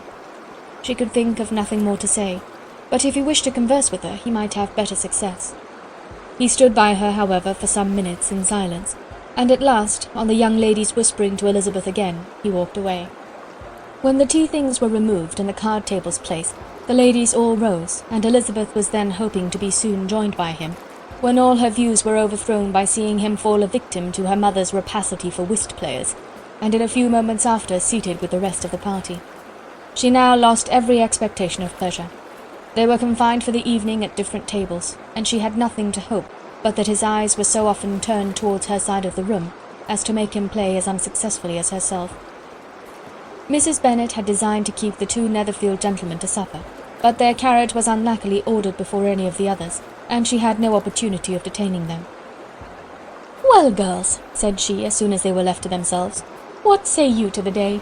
I think everything has passed off uncommonly well, I assure you. The dinner was as well dressed as any I ever saw. The venison was roasted to a turn, and everybody said they never saw so fat a haunch. The soup was 50 times better than what we had at the Lucases last week, and even Mr. Darcy acknowledged that the partridges were remarkably well done, and I suppose he has 2 or 3 French cooks at least. And, my dear Jane, I never saw you look in greater beauty. Mrs. Long said so too, for I asked her whether you did not. And what do you think she said besides? Ah, Mrs. Bennet, we shall have her at Netherfield at last. She did indeed. I do think Mrs. Long is as good a creature as ever lived, and her nieces are very pretty behaved girls, and not at all handsome. I like them prodigiously." Mrs. Bennet, in short, was in very great spirits. She had seen enough of Bingley's behaviour to Jane to be convinced that she would get him at last, and her expectations of advantage to her family, when in a happy humour, were so far beyond reason that she was quite disappointed in not seeing him there again the next day to make his proposals.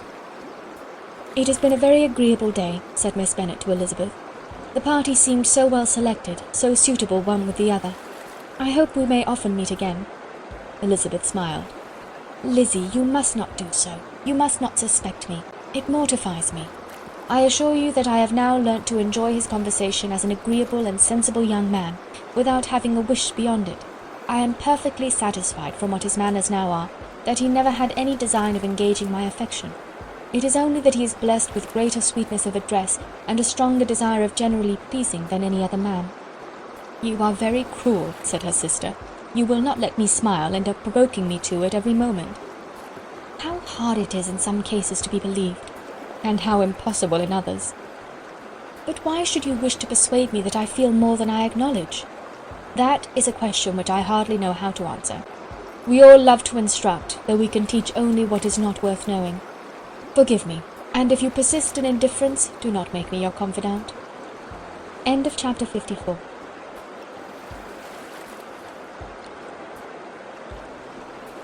Chapter 55. A few days after this visit, Mr. Bingley called again, and alone. His friend had left him that morning for London, but was to return home in 10 days' time. He sat with them above an hour, and was in remarkably good spirits. Mrs. Bennet invited him to dine with them, but, with many expressions of concern, he confessed himself engaged elsewhere. "Next time you call," said she, "I hope we shall be more lucky." He should be particularly happy at any time, etc., etc., and if she would give him leave, would take an early opportunity of waiting on them. "Can you come tomorrow?" Yes, he had no engagement at all for tomorrow, and her invitation was accepted with alacrity. He came, and in such very good time that the ladies were none of them dressed. In ran Mrs. Bennet to her daughter's room, in her dressing gown, and with her hair half finished, crying out, "My dear Jane, make haste and hurry down! He is come! Mr. Bingley is come! He is indeed! Make haste, make haste! Here, Sarah, come to Miss Bennet this moment, and help her on with her gown. Never mind Miss Lizzie's hair." "We will be down as soon as we can," said Jane, "but I dare say Kitty is forwarder than either of us, for she went upstairs half an hour ago." "Oh, hang Kitty! What has she to do with it? Come, be quick, where is your sash, my dear?" But when her mother was gone, Jane would not be prevailed on to go down without one of her sisters. The same anxiety to get them by themselves was visible again in the evening. After tea, Mr. Bennet retired to the library, as was his custom, and Mary went upstairs to her instrument. 2 obstacles of the 5 being thus removed, Mrs. Bennet sat looking and winking at Elizabeth and Catherine for a considerable time, without making any impression on them. Elizabeth would not observe her, and when at last Kitty did, she very innocently said, "What is the matter, mamma? What do you keep winking at me for? What am I to do?" "Nothing, child, nothing! I did not wink at you." She then sat still 5 minutes longer, but unable to waste such a precious occasion, she suddenly got up, and saying to Kitty, "Come here, my love, I want to speak to you," took her out of the room. Jane instantly gave a look at Elizabeth which spoke her distress at such premeditation, and her entreaty that she would not give in to it. In a few minutes, Mrs. Bennet half opened the door and called out, "Lizzie, my dear, I want to speak with you." Elizabeth was forced to go. "We may as well leave them by themselves, you know," said her mother as soon as she was in the hall. "Kitty and I are going upstairs to sit in my dressing-room." Elizabeth made no attempt to reason with her mother, but remained quietly in the hall till she and Kitty were out of sight, then returned into the drawing-room. Mrs. Bennet's schemes for this day were ineffectual. Bingley was everything that was charming except the professed lover of her daughter. His ease and cheerfulness rendered him a most agreeable addition to their evening party, and he bore with the ill-judged officiousness of the mother, and heard all her silly remarks with a forbearance and command of countenance particularly grateful to the daughter. He scarcely needed an invitation to stay to supper, and before he went away an engagement was formed, chiefly through his own and Mrs. Bennet's means, for his coming next morning to shoot with her husband. After this day, Jane said no more of her indifference. Not a word passed between the sisters concerning Bingley, but Elizabeth went to bed in the happy belief that all must speedily be concluded, unless Mr. Darcy returned within the stated time. Seriously, however, she felt tolerably persuaded that all this must have taken place with that gentleman's concurrence. Bingley was punctual to his appointment, and he and Mr. Bennet spent the morning together, as had been agreed on. The latter was much more agreeable than his companion expected. There was nothing of presumption or folly in Bingley that could provoke his ridicule or disgust him into silence, and he was more communicative and less eccentric than the other had ever seen him. Bingley, of course, returned with him to dinner, and in the evening Mrs. Bennet's invention was again at work to get everybody away from him and her daughter. Elizabeth, who had a letter to write, went into the breakfast-room for that purpose soon after tea, for as the others were all going to sit down to cards, she could not be wanted to counteract her mother's schemes. But on returning to the drawing-room, when her letter was finished, she saw, to her infinite surprise, there was reason to fear that her mother had been too ingenious for her. On opening the door, she perceived her sister and Bingley standing together over the hearth, as if engaged in earnest conversation, and had this led to no suspicion, the faces of both, as they hastily turned round and moved away from each other, would have told it all. Their situation was awkward enough, but hers, she thought, was still worse. Not a syllable was uttered by either, and Elizabeth was on the point of going away again, when Bingley, who as well as the other had sat down, suddenly rose, and whispering a few words to her sister, ran out of the room. Jane could have no reserves from Elizabeth where confidence would give pleasure, and instantly embracing her, acknowledged with the liveliest emotion that she was the happiest creature in the world. "'Tis too much," she added, "by far too much. I do not deserve it. Oh, why is not everybody as happy?" Elizabeth's congratulations were given with a sincerity, a warmth, a delight, which words could but poorly express. Every sentence of kindness was a fresh source of happiness to Jane. But she would not allow herself to stay with her sister, or say half that remained to be said for the present. "I must go instantly to my mother," she cried. "I would not on any account trifle with her affectionate solicitude, or allow her to hear it from anyone but myself. He has gone to my father already. Oh, Lizzie, to know that what I have to relate will give such pleasure to all my dear family! How shall I bear so much happiness?" She then hastened away to her mother, who had purposely broken up the card party and was sitting upstairs with Kitty. Elizabeth, who was left by herself, now smiled at the rapidity and ease with which an affair was finally settled that had given them so many previous months of suspense and vexation. "And this," said she, "is the end of all his friend's anxious circumspection, of all his sister's falsehood and contrivance, the happiest, wisest, most reasonable end." In a few minutes she was joined by Bingley, whose conference with her father had been short and to the purpose. "Where is your sister?" he said hastily, as he opened the door. "With my mother upstairs. She will be down in a moment, I dare say." He then shut the door, and coming up to her, claimed the good wishes and affection of a sister. Elizabeth honestly and heartily expressed her delight in the prospect of their relationship. They shook hands with great cordiality, and then, till her sister came down, she had to listen to all he had to say of his own happiness and of Jane's perfections, and in spite of his being a lover, Elizabeth really believed all his expectations of felicity to be rationally founded, because they had for basis the excellent understanding and super-excellent disposition of Jane, and a general similarity of feeling and taste between her and himself. It was an evening of no common delight to them all. The satisfaction of Miss Bennet's mind gave a glow of such sweet animation to her face as made her look handsomer than ever. Kitty simpered and smiled, and hoped her turn was coming soon.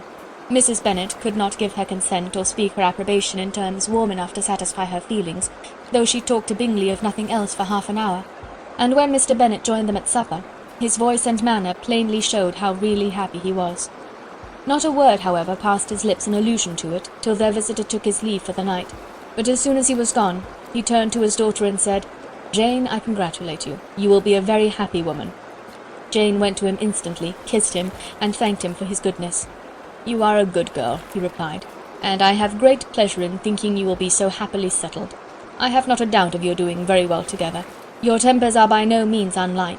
You are each of you so complying that nothing will ever be resolved on, so easy that every servant will cheat you, and so generous that you will always exceed your income." "I hope not so. Imprudence or thoughtlessness in money matters would be unpardonable in me." "Exceed their income! My dear Mr. Bennet," cried his wife, "what are you talking of? Why, he has 4,000 or 5,000 a year, and very likely more." Then, addressing her daughter, "Oh, my dear, dear Jane, I am so happy. I am sure I shan't get a wink of sleep all night. I knew how it would be. I always said it must be so at last. I was sure you could not be so beautiful for nothing. I remember, as soon as ever I saw him, when he first came into Hertfordshire last year, I thought how likely it was that you should come together.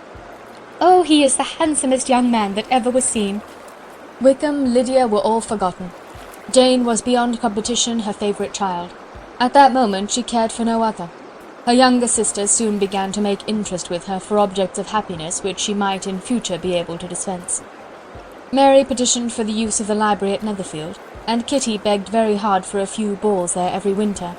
Bingley from this time was of course a daily visitor at Longbourn, coming frequently before breakfast, and always remaining till after supper, unless when some barbarous neighbour who could not be enough detested had given him an invitation to dinner which he thought himself obliged to accept. Elizabeth had now but little time for conversation with her sister, for while he was present, Jane had no attention to bestow on anyone else, but she found herself considerably useful to both of them in those hours of separation that must sometimes occur. In the absence of Jane, he always attached himself to Elizabeth for the pleasure of talking of her, and when Bingley was gone, Jane constantly sought the same means of relief. "He has made me so happy," said she one evening, "by telling me that he was totally ignorant of my being in town last spring. I had not believed it possible." "I suspected as much," replied Elizabeth, "but how did he account for it?" "It must have been his sister's doing. They were certainly no friends to his acquaintance with me, which I cannot wonder at, since he might have chosen so much more advantageously in many respects.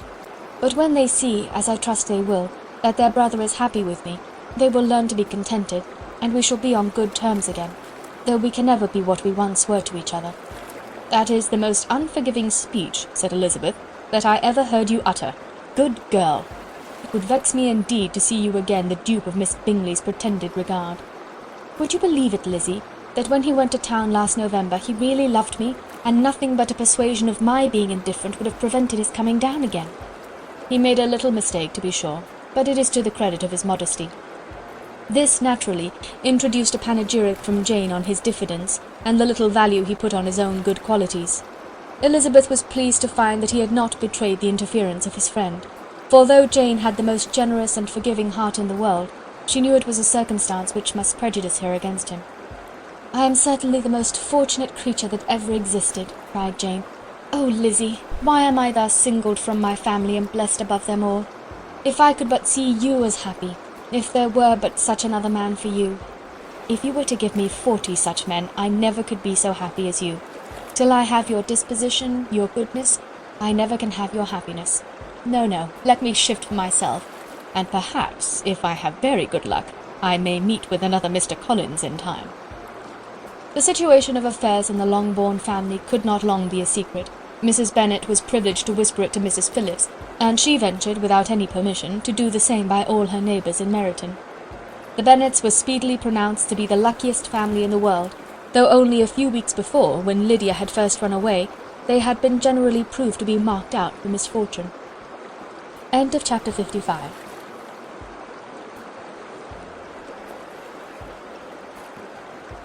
Chapter 56. One morning, about a week after Bingley's engagement with Jane had been formed, as he and the females of the family were sitting together in the dining-room, their attention was suddenly drawn to the window by the sound of a carriage, and they perceived a chaise and four driving up the lawn. It was too early in the morning for visitors, and besides the equipage did not answer to that of any of their neighbours. The horses were post, and neither the carriage nor the livery of the servant who preceded it were familiar to them. As it was certain, however, that somebody was coming, Bingley instantly prevailed on Miss Bennet to avoid the confinement of such an intrusion, and walk away with him into the shrubbery. They both set off, and the conjectures of the remaining three continued, though with little satisfaction, till the door was thrown open, and their visitor entered. It was Lady Catherine de Bourgh. They were, of course, all intending to be surprised, but their astonishment was beyond their expectation, and on the part of Mrs. Bennet and Kitty, though she was perfectly unknown to them, even inferior to what Elizabeth felt. She entered the room with an air more than usually ungracious, made no other reply to Elizabeth's salutation than a slight inclination of the head, and sat down without saying a word. Elizabeth had mentioned her name to her mother on her ladyship's entrance, though no request of introduction had been made. Mrs. Bennet, all amazement, though flattered by having a guest of such high importance, received her with the utmost politeness. After sitting for a moment in silence, she said very stiffly to Elizabeth, "I hope you are well, Miss Bennet. That lady, I suppose, is your mother?" Elizabeth replied very concisely that she was. "And that, I suppose, is one of your sisters?" "Yes, madam," said Mrs. Bennet, delighted to speak to a Lady Catherine. "She is my youngest girl but one. My youngest of all is lately married, and my eldest is somewhere about the grounds walking with a young man who, I believe, will soon become a part of the family." "You have a very small park here," returned Lady Catherine after a short silence. "It is nothing in comparison of Rosings, my lady, I dare say, but I assure you it is much larger than Sir William Lucas's." "This must be a most inconvenient sitting-room for the evening in summer. The windows are full west." Mrs. Bennet assured her that they never sat there after dinner, and then added, "May I take the liberty of asking your ladyship whether you left Mr. and Mrs. Collins well?" "Yes, very well. I saw them the night before last." Elizabeth now expected that she would produce a letter for her from Charlotte, as it seemed the only probable motive for her calling, but no letter appeared, and she was completely puzzled. Mrs. Bennet, with great civility, begged her ladyship to take some refreshment, but Lady Catherine very resolutely, and not very politely, declined eating anything, and then, rising up, said to Elizabeth, "Miss Bennet, there seemed to be a prettyish kind of a little wilderness on one side of your lawn. I should be glad to take a turn in it, if you will favour me with your company." "Go, my dear," cried her mother, "and show her ladyship about the different walks. I think she will be pleased with the hermitage." Elizabeth obeyed, and running into her own room for her parasol, attended her noble guest downstairs.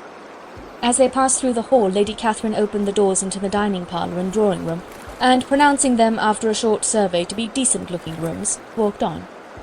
Her carriage remained at the door, and Elizabeth saw that her waiting-woman was in it. They proceeded in silence along the gravel walk that led to the copse. Elizabeth was determined to make no effort for conversation with the woman who was now more than usually insolent and disagreeable.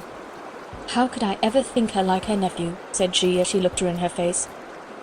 As soon as they entered the copse, Lady Catherine began in the following manner. "You can be at no loss, Miss Bennet, to understand the reason of my journey hither. Your own heart, your own conscience must tell you why I come." Elizabeth looked with unaffected astonishment. "Indeed you are mistaken, madam. I have not been at all able to account for the honour of seeing you here." "Miss Bennet," replied her ladyship in an angry tone, "you ought to know that I am not to be trifled with. But however insincere you may choose to be, you shall not find me so. My character has ever been celebrated for its sincerity and frankness, and in a cause of such moment as this, I shall certainly not depart from it. A report of a most alarming nature reached me 2 days ago. I was told that not only your sister was on the point of being most advantageously married, but that you, Miss Elizabeth Bennet, would, in all likelihood, be soon afterwards united to my nephew, my own nephew, Mr. Darcy. Though I know it must be a scandalous falsehood, though I would not injure him so much as to suppose the truth of it possible, I instantly resolved on setting off for this place, that I might make my sentiments known to you." "If you believed it impossible to be true," said Elizabeth, colouring with astonishment and disdain, "I wonder you took the trouble of coming so far. What could your ladyship propose by it?" "At once to insist upon having such a report universally contradicted." "Your coming to Longbourn to see me and my family," said Elizabeth coolly, "will be rather a confirmation of it, if indeed such a report is in existence." "If! Do you then pretend to be ignorant of it? Has it not been industriously circulated by yourselves? Do you not know that such a report is spread abroad?"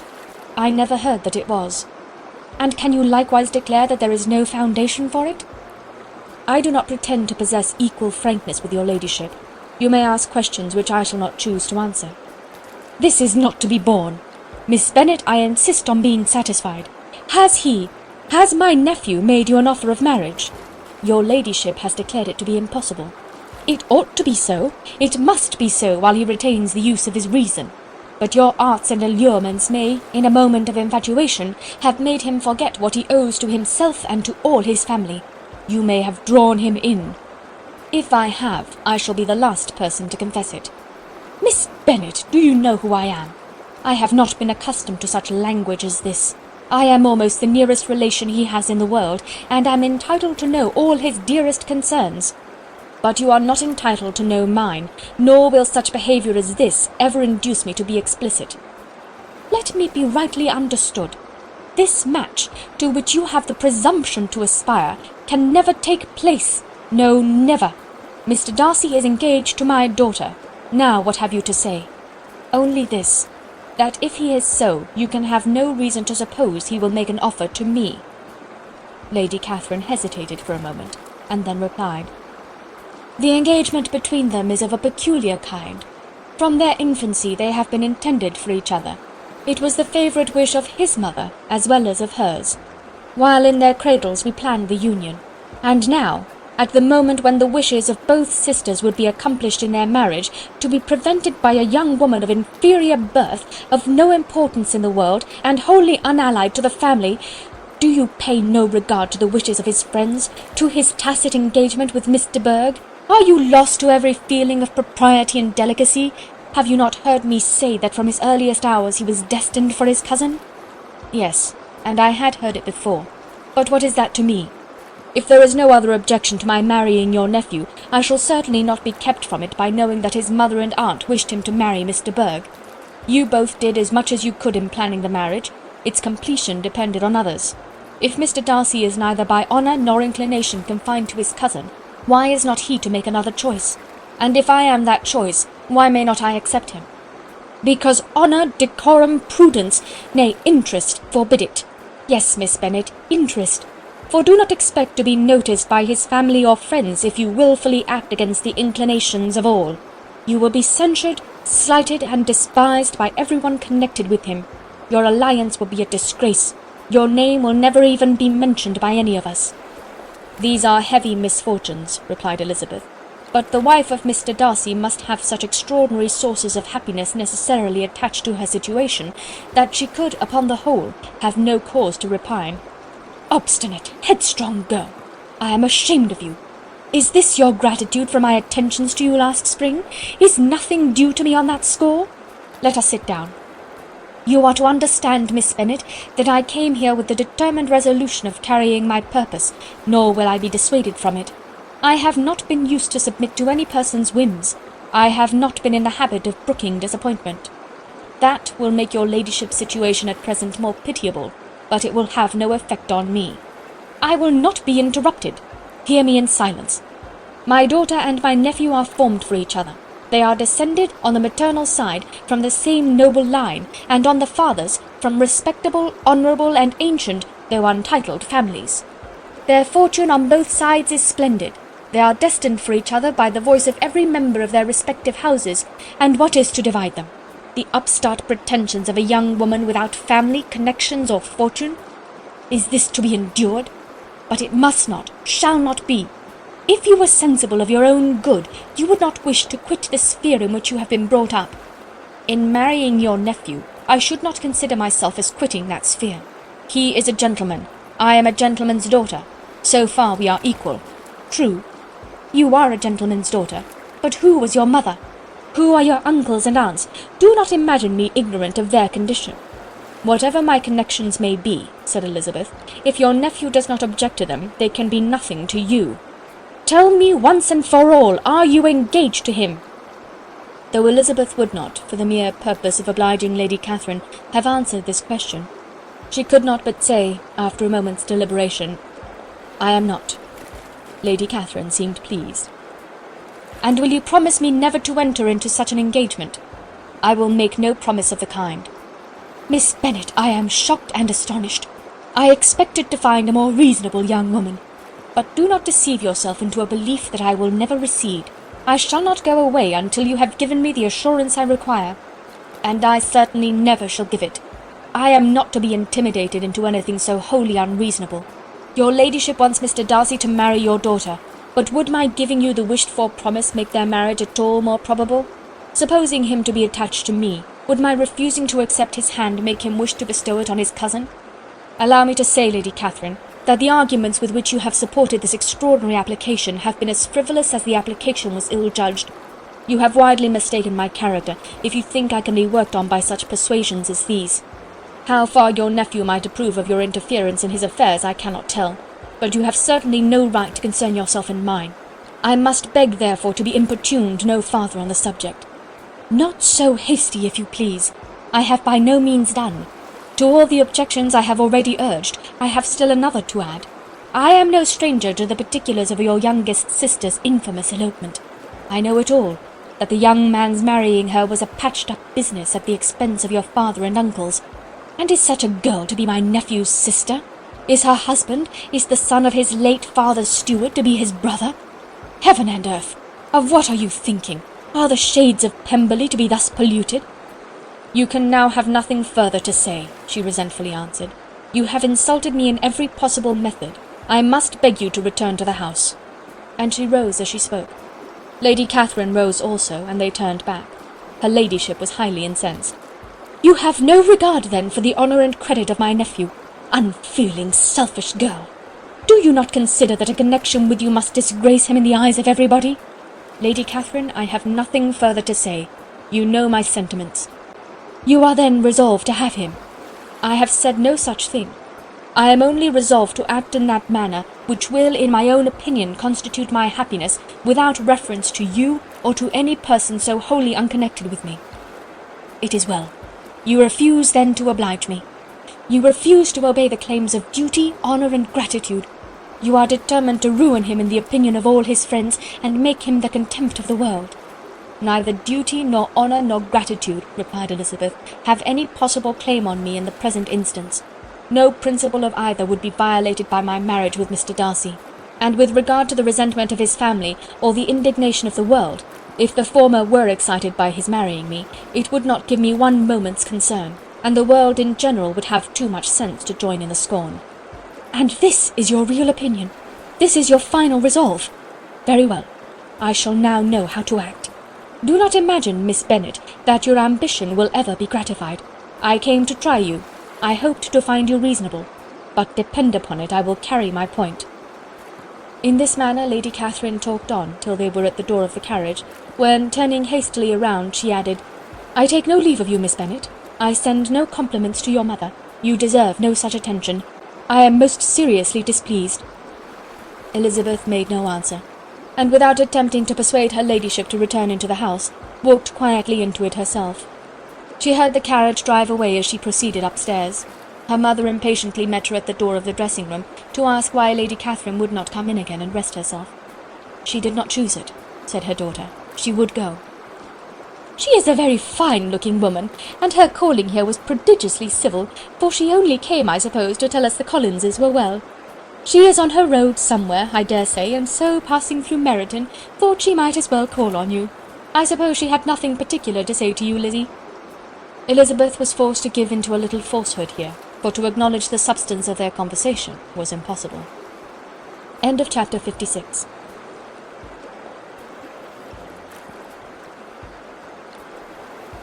Chapter 57. The discomposure of spirits which this extraordinary visit threw Elizabeth into could not be easily overcome, nor could she for many hours learn to think of it less than incessantly. Lady Catherine, it appeared, had actually taken the trouble of this journey from Rosings for the sole purpose of breaking off her supposed engagement with Mr. Darcy. It was a rational scheme, to be sure, but from what the report of their engagement could originate, Elizabeth was at a loss to imagine, till she recollected that his being the intimate friend of Bingley, and her being the sister of Jane, was enough, at a time when the expectation of one wedding made everybody eager for another, to supply the idea. She had not herself forgotten to feel that the marriage of her sister must bring them more frequently together, and her neighbours at Lucas Lodge, therefore, for through their communication with the Collinses the report, she concluded, had reached Lady Catherine, had only set that down as almost certain and immediate, which she had looked forward to as possible at some future time. In revolving Lady Catherine's expectations, however, she could not help feeling some uneasiness as to the possible consequence of her persisting in this interference. From what she had said of her resolution to prevent their marriage, it occurred to Elizabeth that she must meditate an application to her nephew, and how he might take a similar representation of the evils attached to a connection with her, she dared not pronounce. She knew not the exact degree of his affection for his aunt, or his dependence on her judgment, but it was natural to suppose that he thought much higher of her ladyship than she could do, and it was certain that, in enumerating the miseries of the marriage with one whose immediate connections were so unequal to his own, his aunt would address him on his weakest side. With his notions of dignity, he would probably feel that the arguments, which to Elizabeth had appeared weak and ridiculous, contained much good sense and solid reasoning. If he had been wavering before as to what he should do, which had often seemed likely, the advice and entreaty of so near a relation might settle every doubt, and determine him at once to be as happy as dignity unblemished could make him. In that case he would return no more. Lady Catherine might see him in her way through town, and his engagement to Bingley of coming again to Netherfield must give way. If, therefore, an excuse for not keeping his promise should come to his friend within a few days, she added, I shall know how to understand it. I shall then give over every expectation, every wish of his constancy. If he is satisfied with only regretting me, when he might have obtained my affections in hand, I shall soon cease to regret him at all. The surprise of the rest of the family on hearing who their visitor had been was very great, but they obligingly satisfied it with the same kind of supposition which had appeased Mrs. Bennet's curiosity, and Elizabeth was spared from much teasing on the subject. The next morning, as she was going downstairs, she was met by her father, who came out of his library with the letter in his hand. "Lizzie," said he, "I was going to look for you. Come into my room." She followed him thither, and her curiosity to know what he had to tell her was heightened by the supposition of its being in some manner connected with the letter he held. It suddenly struck her that it might be from Lady Catherine, and she anticipated with dismay all the consequent explanations. She followed her father to the fireplace, and they both sat down. He then said, "I have received a letter this morning that has astonished me exceedingly. As it principally concerns yourself, you ought to know its contents. I did not know before that I had 2 daughters on the brink of matrimony. Let me congratulate you on a very important conquest." The colour now rushed into Elizabeth's cheeks in the instantaneous conviction of its being a letter from the nephew instead of the aunt, and she was undetermined whether most to be pleased that he had explained himself at all, or offended that his letter was not rather addressed to herself, when her father continued. "You look conscious. Young ladies have great penetration in such matters as these, but I think I may defy even your sagacity to discover the name of your admirer. This letter is from Mr. Collins." "From Mr. Collins? And what can he have to say?" "Something very much to the purpose, of course. He begins with congratulations on the approaching nuptials of my eldest daughter, of which, it seems, he has been told by some of the good-natured gossiping Lucases. I shall not sport with your impatience by reading what he says on that point. What relates to yourself is as follows.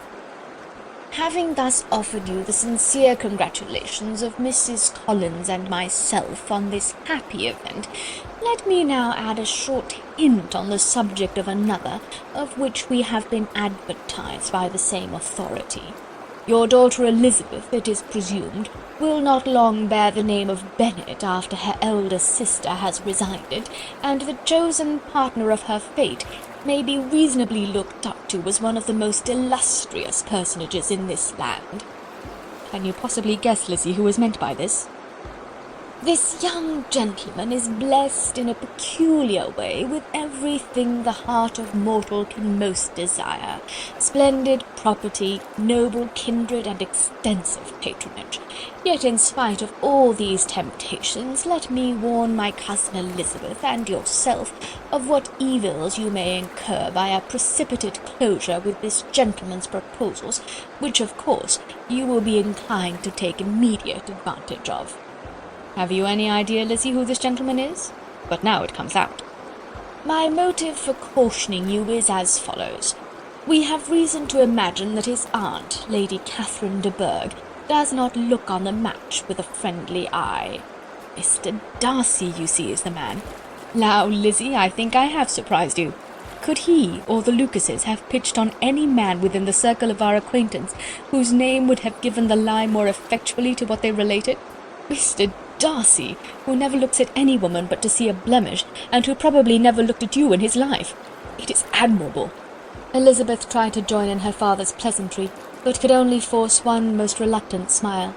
Never had his wit been directed in a manner so little agreeable to her. "Are you not diverted?" "Oh, yes. Pray read on." "After mentioning the likelihood of this marriage to her ladyship last night, she immediately, with her usual condescension, expressed what she felt on the occasion. When it became apparent that on the score of some family objections on the part of my cousin, she would never give her consent to what she termed so disgraceful a match, I thought it my duty to give the speediest intelligence of this to my cousin, that she and her noble admirer may be aware of what they are about, and not run hastily into a marriage which has not been properly sanctioned."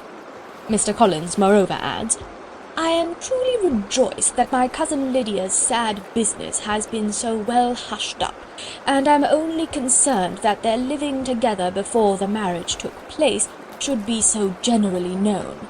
I must not, however, neglect the duties of my station, or refrain from declaring my amazement at hearing that you received the young couple into your house as soon as they were married.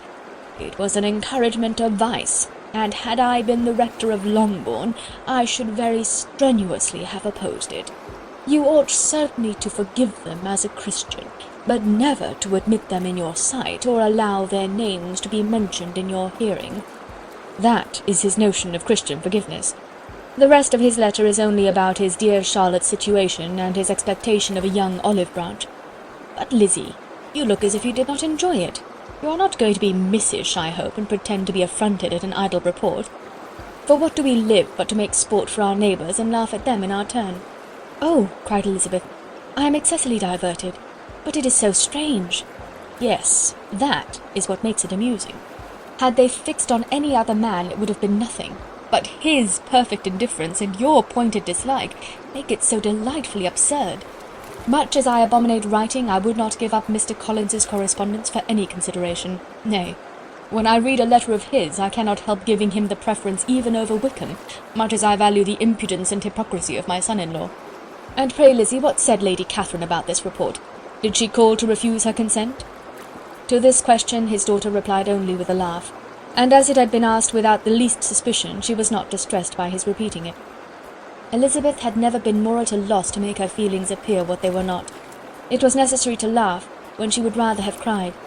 Her father had most cruelly mortified her by what he said of Mr. Darcy's indifference, and she could do nothing but wonder at such a want of penetration, or fear that perhaps, instead of his seeing too little, she might have fancied too much. End of chapter 57.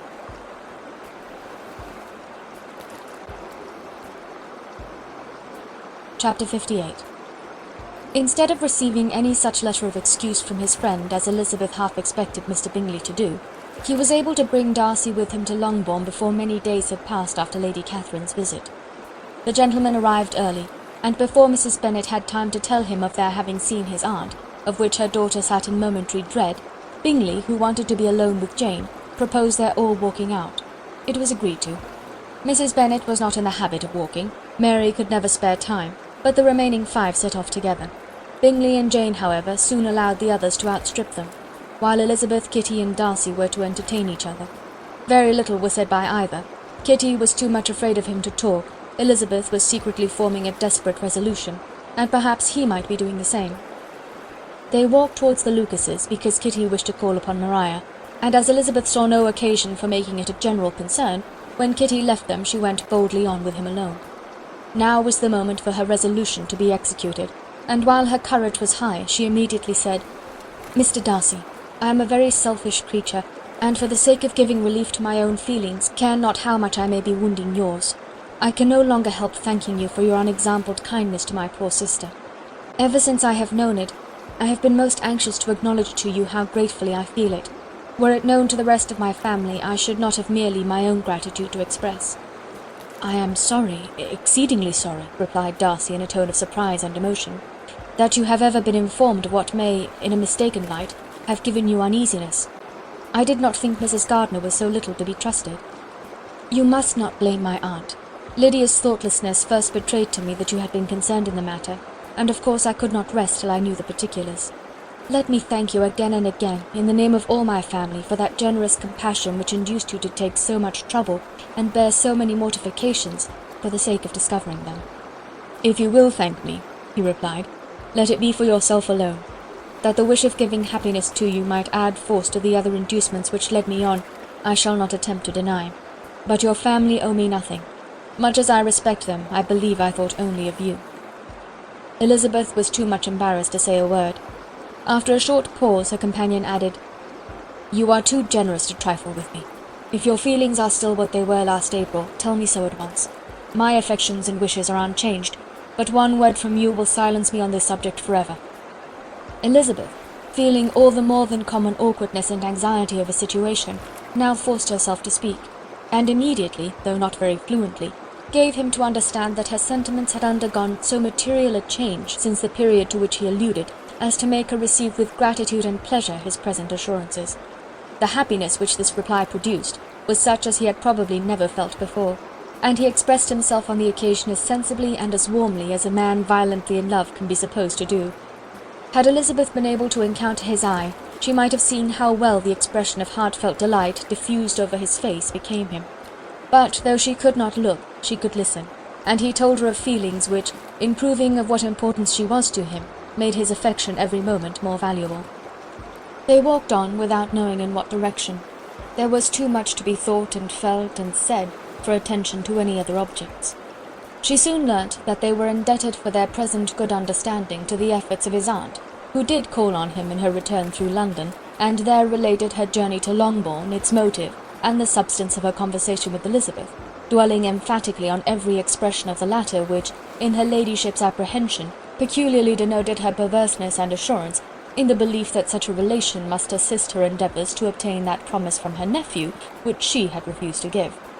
But, unluckily for her ladyship, its effect had been exactly contrariwise. "It taught me to hope," said he, "as I had scarcely ever allowed myself to hope before. I knew enough of your disposition to be certain that, had you been absolutely irrevocably decided against me, you would have acknowledged it to Lady Catherine frankly and openly." Elizabeth coloured and laughed as she replied, "Yes, you know enough of my frankness to believe me capable of that. After abusing you so abominably to your face, I could have no scruple in abusing you to all your relations. What did you say of me that I did not deserve? For though your accusations were ill-founded, formed on mistaken premises, My behaviour to you at the time had merited the severest reproof. It was unpardonable. I cannot think of it without abhorrence." "We will not quarrel for the greater share of blame annexed to that evening," said Elizabeth. "The conduct of neither, if strictly examined, will be irreproachable. But since then we have both, I hope, improved in civility. I cannot be so easily reconciled to myself. The recollection of what I then said, of my conduct, my manners, my expressions during the whole of it, is now, and has been many months, inexpressibly painful to me. Your reproof, so well applied, I shall never forget. Had you behaved in a more gentlemanlike manner, those were your words. You know not, you can scarcely conceive, how they have tortured me, though it was some time, I confess, before I was reasonable enough to allow their justice. I was certainly very far from expecting them to make so strong an impression. I had not the smallest idea of their being ever felt in such a way. I can easily believe it. You thought me then devoid of every proper feeling, I am sure you did. The turn of your countenance I shall never forget, as you said that I could not have addressed you in any possible way that would induce you to accept me. Oh, do not repeat what I then said. These recollections will not do at all. I assure you that I have long been most heartily ashamed of it." Darcy mentioned his letter. "Did it," said he, "did it soon make you think better of me? Did you, on reading it, give any credit to its contents?" She explained what its effect on her had been, and how gradually all her former prejudices had been removed. "I knew," said he, "that what I wrote must give you pain, but it was necessary. I hope you have destroyed the letter. There was one part especially, the opening of it, which I should dread your having the power of reading again. I can remember some expressions which might justly make you hate me. The letter shall certainly be burnt, if you believe it essential to the preservation of my regard. But, though we have both reason to think my opinions not entirely unalterable, they are not, I hope, quite so easily changed as that implies." "When I wrote that letter," replied Darcy, "I believed myself perfectly calm and cool, but I am since convinced that it was written in a dreadful bitterness of spirit. The letter perhaps began in bitterness, but it did not end so. The adieu is charity itself. But think no more of the letter. The feelings of the person who wrote and the person who received it are now so widely different from what they were then, that every unpleasant circumstance attending it ought to be forgotten. You must learn some of my philosophy. Think only of the past as its remembrance gives you pleasure." "I cannot give you credit for any philosophy of the kind. Your retrospections must be so totally void of reproach, that the contentment arising from them is not of philosophy, but, what is much better, of innocence. But with me it is not so. Painful recollections will intrude which cannot, which ought not to be repelled. I have been a selfish being all my life, in practice though not in principle. As a child I was taught what was right, but I was not taught to correct my temper. I was given good principles, but left to follow them in pride and conceit. Unfortunately an only son, for many years an only child, I was spoilt by my parents, who, though good themselves, my father particularly all that was benevolent and amiable, allowed, encouraged, almost taught me to be selfish and overbearing, to care for none beyond my own family circle, to think meanly of all the rest of the world, to wish at least to think meanly of their sense and worth compared with my own. Such I was from 8 to 28, and such I might still have been but for you, dearest, loveliest Elizabeth. What do I not owe you? You taught me a lesson, hard indeed at first, but most advantageous. By you I was properly humbled. I came to you without a doubt of my reception. You showed me how insufficient were all my pretensions to please a woman worthy of being pleased. Had you then persuaded yourself that I should? Indeed I had. What will you think of my vanity? I believed you to be wishing, expecting my addresses. My manners must have been in fault, but not intentionally, I assure you. I never meant to deceive you, but my spirits might often lead me wrong. How you must have hated me after that evening. Hate you? I was angry perhaps at first, but my anger soon began to take a proper direction. I am almost afraid of asking what you thought of me when we met at Pemberley. You blamed me for coming? No, indeed. I felt nothing but surprise. Your surprise could not be greater than mine in being noticed by you. My conscience told me that I deserved no extraordinary politeness, and I confess that I did not expect to receive more than my due. My object then, replied Darcy, was to show you by every civility in my power that I was not so mean as to resent the past, and I hoped to obtain your forgiveness, to lessen your ill opinion by letting you see that your reproofs had been attended to. How soon any other wishes introduced themselves I can hardly tell, but I believe in about half an hour after I had seen you." He then told her of Georgiana's delight in her acquaintance, and of her disappointment at its sudden interruption, which naturally leading to the cause of that interruption, she soon learnt that his resolution of following her from Derbyshire in quest of her sister had been formed before he quitted the inn, and that his gravity and thoughtfulness there had arisen from no other struggles than what such a purpose must comprehend. She expressed her gratitude again, but it was too painful a subject to each to be dwelt on farther. After walking several miles in a leisurely manner, and too busy to know anything about it, they found at last, on examining their watches, that it was time to be at home. What could become of Mr. Bingley and Jane, was a wonder which introduced the discussion of their affairs. Darcy was delighted with their engagement. His friend had given him the earliest information of it. "I must ask whether you were surprised," said Elizabeth. "Not at all. When I went away I felt that it would soon happen. That is to say, you had given your permission. I guessed as much." And though he exclaimed at the term, she found that it had been pretty much the case. "On the evening before my going to London," said he, "I made a confession to him which I believe I ought to have made long ago. I told him of all that had occurred to make my former interference in his affairs absurd and impertinent. His surprise was great. He had never had the slightest suspicion. I told him, moreover, that I believed myself mistaken in supposing, as I had done, that your sister was indifferent to him, and as I could easily perceive that his attachment to her was unabated, I felt no doubt of their happiness together." Elizabeth could not help smiling at his easy manner of directing his friend. "Did you speak from your own observation," said she, "when you told him that my sister loved him, or merely from my information last spring?" "From the former. I had narrowly observed her during the 2 visits which I had lately made here, and I was convinced of her affection." "And your assurance of it, I suppose, carried immediate conviction to him?" "It did. Bingley is most unaffectedly modest. His diffidence had prevented his depending on his own judgment in so anxious a case, but his reliance on mine made everything easy. I was obliged to confess one thing which, for a time, and not unjustly, offended him. I could not allow myself to conceal that your sister had been in town 3 months last winter, that I had known it, and purposely kept it from him. He was angry, but his anger, I am persuaded, lasted no longer than he remained in any doubt of your sister's sentiments. He has heartily forgiven me now." Elizabeth longed to observe that Mr. Bingley had been a most delightful friend, so easily guided that his worth was invaluable, but she checked herself. She remembered that he had yet to learn to be laughed at, and it was rather too early to begin. In anticipating the happiness of Bingley, which of course was to be inferior only to his own, he continued the conversation till they reached the house. In the hall they parted. End of chapter 58.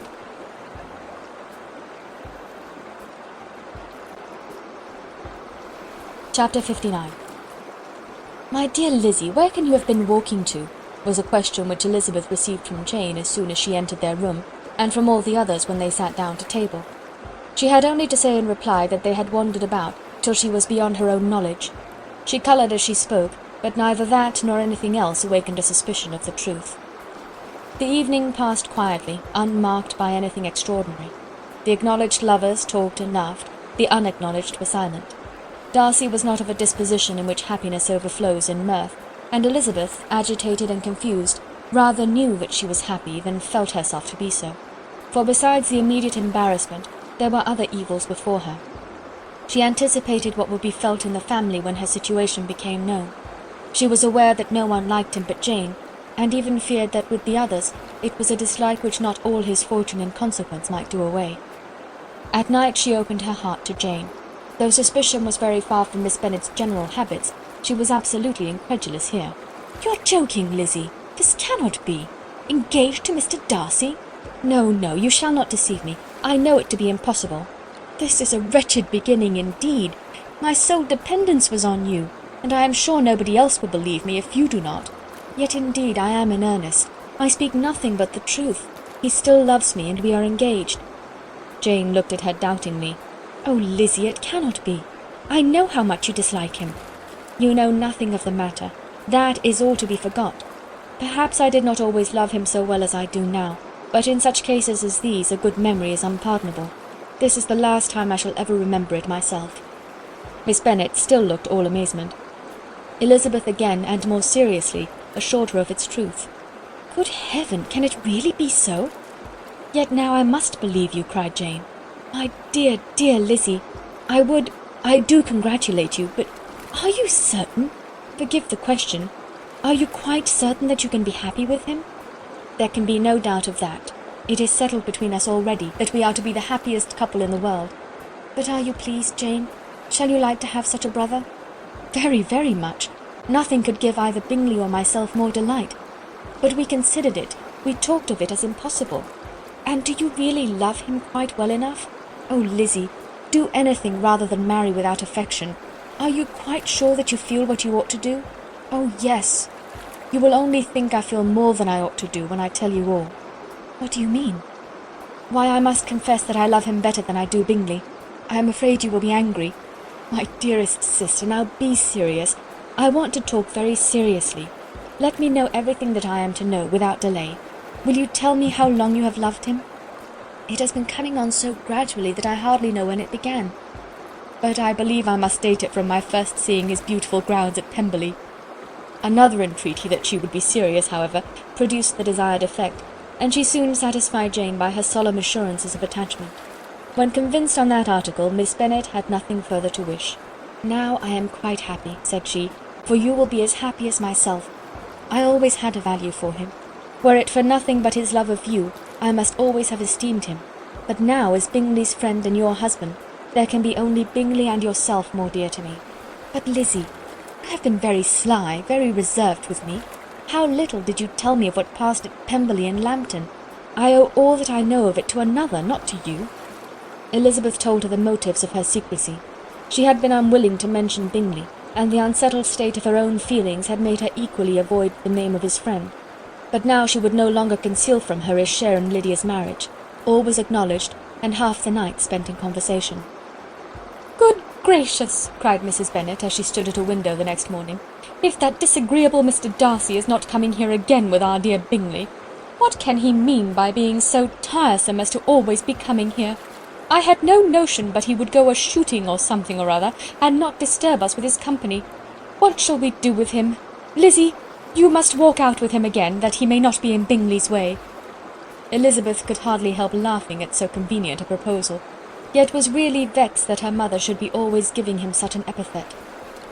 As soon as they entered, Bingley looked at her so expressively, and shook hands with such warmth, as left no doubt of his good information, and he soon afterwards said aloud, "Mrs. Bennet, have you no more lanes hereabouts in which Lizzie may lose her way again to-day?"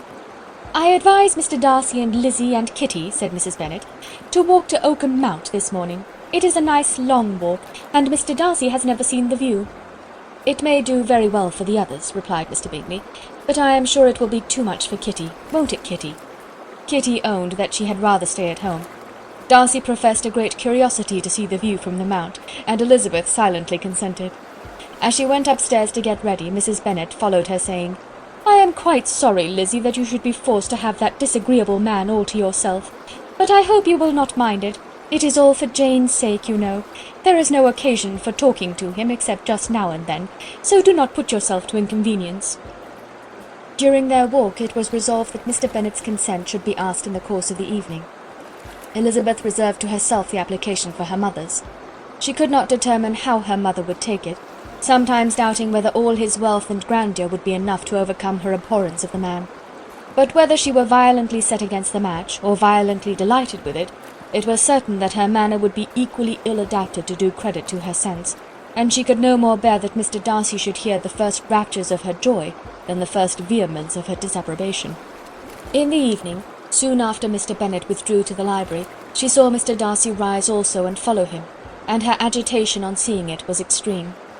She did not fear her father's opposition, but he was going to be made unhappy, and that it should be through her means, that she, his favourite child, should be distressing him by her choice, should be filling him with fears and regrets in disposing of her, was a wretched reflection, and she sat in misery till Mr. Darcy appeared again, when, looking at him, she was a little relieved by his smile.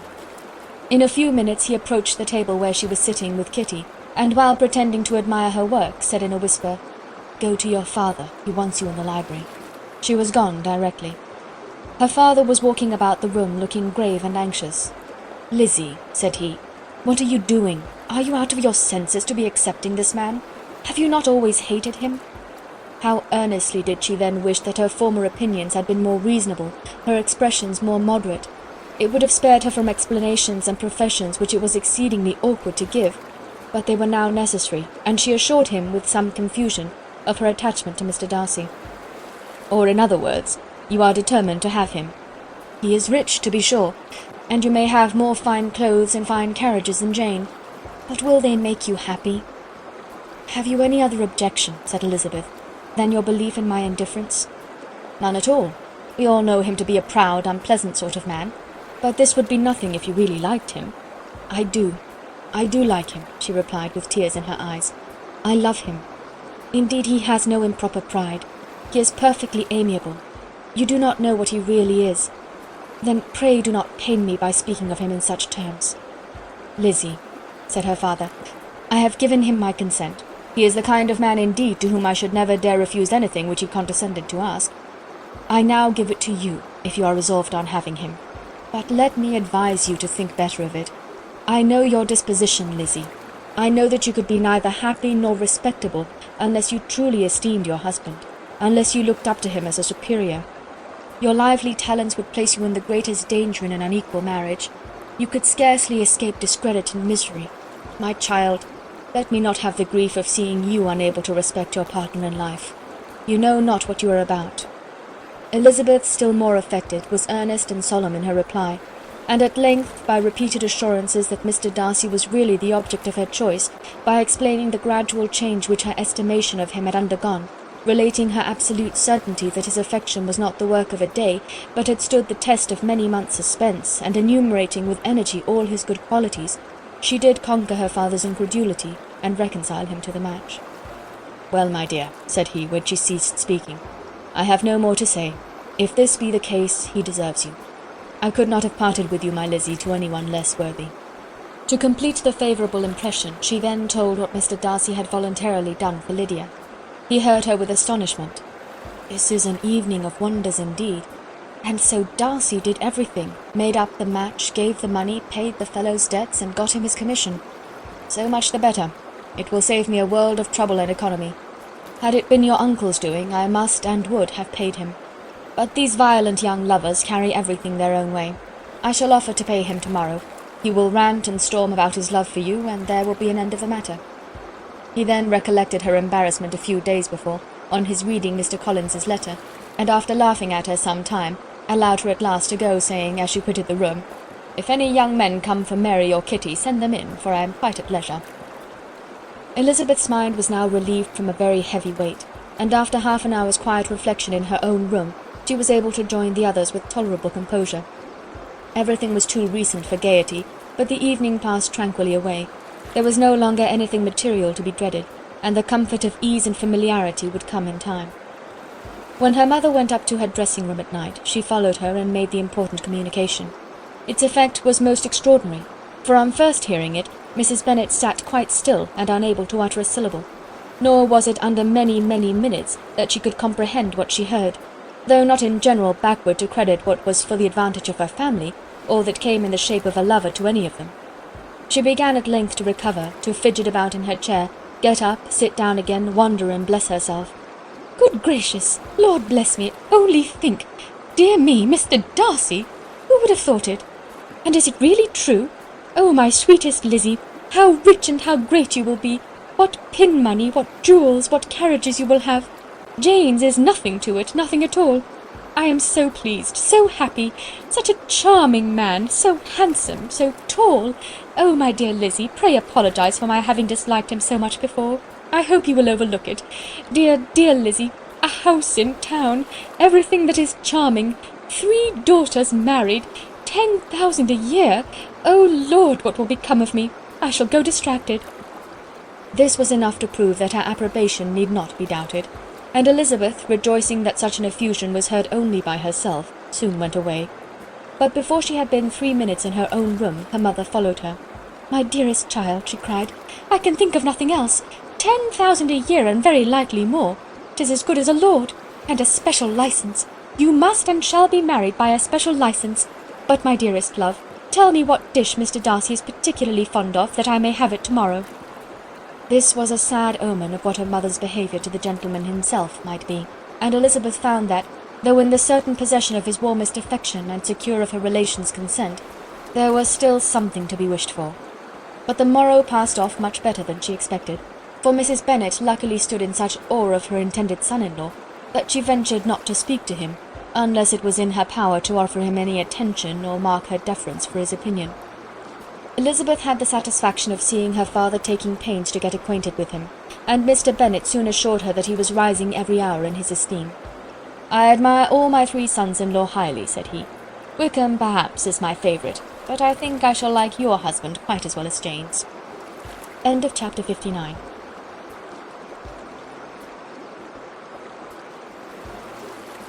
Chapter 60. Elizabeth's spirits soon rising to playfulness again, she wanted Mr. Darcy to account for his ever having fallen in love with her. "How could you begin?" said she.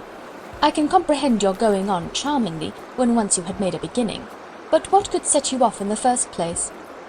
"I cannot fix the hour, or the spot, or the look, or the words which laid the foundation. It is too long ago. I was in the middle of it before I knew that I had begun. My beauty you had early withstood, and as for my manners, my behaviour to you was at least always bordering on the uncivil, and I never spoke to you without rather wishing to give you pain than not. Now be sincere. Did you admire me for my impertinence?" "For the liveliness of your mind, I did. You may as well call it impertinence at once. It was very little less. The fact is that you were sick of civility, of deference, of officious attention. You were disgusted with the women who were always speaking and looking and thinking for your approbation alone.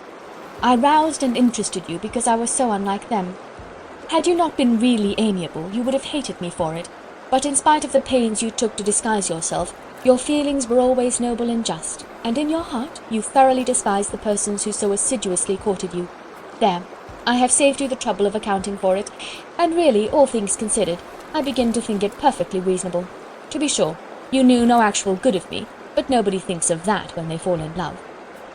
"Was there no good in your affectionate behaviour to Jane while she was ill at Netherfield?" "Dearest Jane! Who could have done less for her? But make a virtue of it by all means. My good qualities are under your protection, and you are to exaggerate them as much as possible, and in return it belongs to me to find occasions for teasing and quarrelling with you as often as may be. And I shall begin directly by asking you what made you so unwilling to come to the point at last? What made you so shy of me when you first called and afterwards dined here? Why, especially when you called, did you look as if you did not care about me? Because you were grave and silent, and gave me no encouragement. But I was embarrassed, and so was I. You might have talked to me more when you came to dinner. A man who had felt less might. How unlucky that you should have a reasonable answer to give, and that I should be so reasonable as to admit it. But I wonder how long you would have gone on, if you had been left to yourself. I wonder when you would have spoken, if I had not asked you. My resolution of thanking you for your kindness to Lydia had certainly great effect. Too much, I am afraid, for what becomes of the moral if our comfort springs from a breach of promise? For I ought not to have mentioned the subject. This will never do. You need not distress yourself. The moral will be perfectly fair. Lady Catherine's unjustifiable endeavours to separate us were the means of removing all my doubts. I am not indebted for my present happiness to your eager desire of expressing your gratitude. I was not in a humour to wait for any opening of yours. My aunt's intelligence had given me hope, and I was determined at once to know everything. Lady Catherine has been of infinite use, which ought to make her happy, for she loves to be of use. But tell me, what did you come down to Netherfield for? Was it merely to write to Longbourn and be embarrassed, or had you intended any more serious consequence? My real purpose was to see you, and to judge, if I could, whether I might ever hope to make you love me. My avowed one, or what I avowed to myself, was to see whether your sister was still partial to Bingley, and if she were, to make the confession to him which I have since made. Shall you ever have the courage to announce to Lady Catherine what is to befall her? I am more likely to want time than courage, Elizabeth, but it ought to be done, and if you will give me a sheet of paper, it shall be done directly. And if I had not a letter to write myself, I might sit by you and admire the evenness of your writing, as another young lady once did. But I have an aunt too, who must not be longer neglected. From an unwillingness to confess how much her intimacy with Mr. Darcy had been overrated, Elizabeth had never yet answered Mrs. Gardiner's long letter, but now, having that to communicate which she knew would be most welcome, she was almost ashamed to find that her uncle and aunt had already lost 3 days of happiness, and immediately wrote as follows: "I would have thanked you before, my dear aunt, as I ought to have done, for your long, kind, satisfactory detail of particulars, but to say the truth, I was too cross to write. You supposed more than really existed. But now, suppose as much as you choose. Give a loose rein to your fancy, indulge your imagination in every possible flight which the subject will afford, and unless you believe me actually married, you cannot greatly err. You must write again very soon, and praise him a great deal more than you did in your last. I thank you again and again for not going to the lakes. How could I be so silly as to wish it? Your idea of the ponies is delightful. We will go round the park every day. I am the happiest creature in the world. Perhaps other people have said so before, but not one with such justice. I am happier even than Jane. She only smiles. I laugh. Mr. Darcy sends you all the love in the world that he can spare from me. You are all to come to Pemberley at Christmas. Yours, etc." Mr. Darcy's letter to Lady Catherine was in a different style, and still different from either was what Mr. Bennet sent to Mr. Collins in reply to his last. "Dear Sir, I must trouble you once more for congratulations. Elizabeth will soon be the wife of Mr. Darcy. Console Lady Catherine as well as you can. But if I were you, I would stand by the nephew. He has more to give. Yours sincerely, etc." Miss Bingley's congratulations to her brother on his approaching marriage were all that was affectionate and insincere. She wrote even to Jane on the occasion to express her delight and repeat all her former professions of regard. Jane was not deceived, but she was affected, and though feeling no reliance on her, could not help writing her a much kinder answer than she knew was deserved. The joy which Miss Darcy expressed on receiving similar information was as sincere as her brother's in sending it. 4 sides of paper were insufficient to contain all her delight, and all her earnest desire of being loved by her sister. Before any answer could arrive from Mr. Collins, or any congratulations to Elizabeth from his wife, the Longbourn family heard that the Collinses were come themselves to Lucas Lodge. The reason of this sudden removal was soon evident. Lady Catherine had been rendered so exceedingly angry by the contents of her nephew's letter, that Charlotte, really rejoicing in the match, was anxious to get away till the storm was blown over. At such a moment the arrival of her friend was a sincere pleasure to Elizabeth, though in the course of their meetings she must sometimes think the pleasure dearly bought, when she saw Mr. Darcy exposed to all the parading and obsequious civility of her husband. He bore it, however, with admirable calmness. He could even listen to Sir William Lucas when he complimented him on carrying away the brightest jewel of the country, and expressed his hopes of their all meeting frequently at St. James's, with very decent composure. If he did shrug his shoulders, it was not till Sir William was out of sight. Mrs. Phillips's vulgarity was another and perhaps greater tax on his forbearance, and though Mrs. Phillips, as well as her sister, stood in too much awe of him to speak with the familiarity which Bingley's good humour encouraged, yet whenever she did speak she must be vulgar. Nor was her respect for him, though it made her more quiet, at all likely to make her more elegant. Elizabeth did all she could to shield him from the frequent notice of either, and was ever anxious to keep him to herself, and to those of her family with whom he might converse without mortification. And though the uncomfortable feelings arising from all this took from the season of courtship much of its pleasure, it added to the hope of the future, and she looked forward with delight to the time when they should be removed from society so little pleasing to either, to all the comfort and elegance of their family party at Pemberley. End of chapter 60.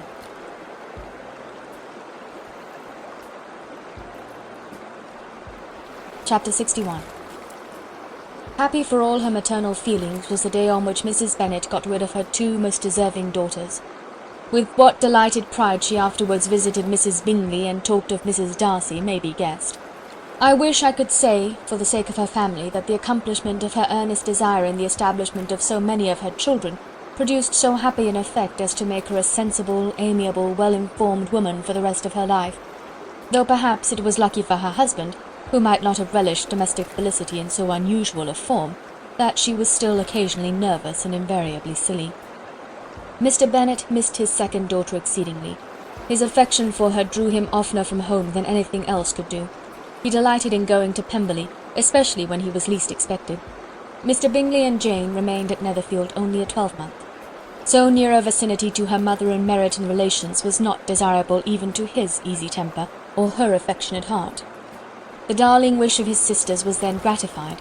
He bought an estate in a neighbouring county to Derbyshire, and Jane and Elizabeth, in addition to every other source of happiness, were within 30 miles of each other. Kitty, to her very material advantage, spent the chief of her time with her 2 elder sisters.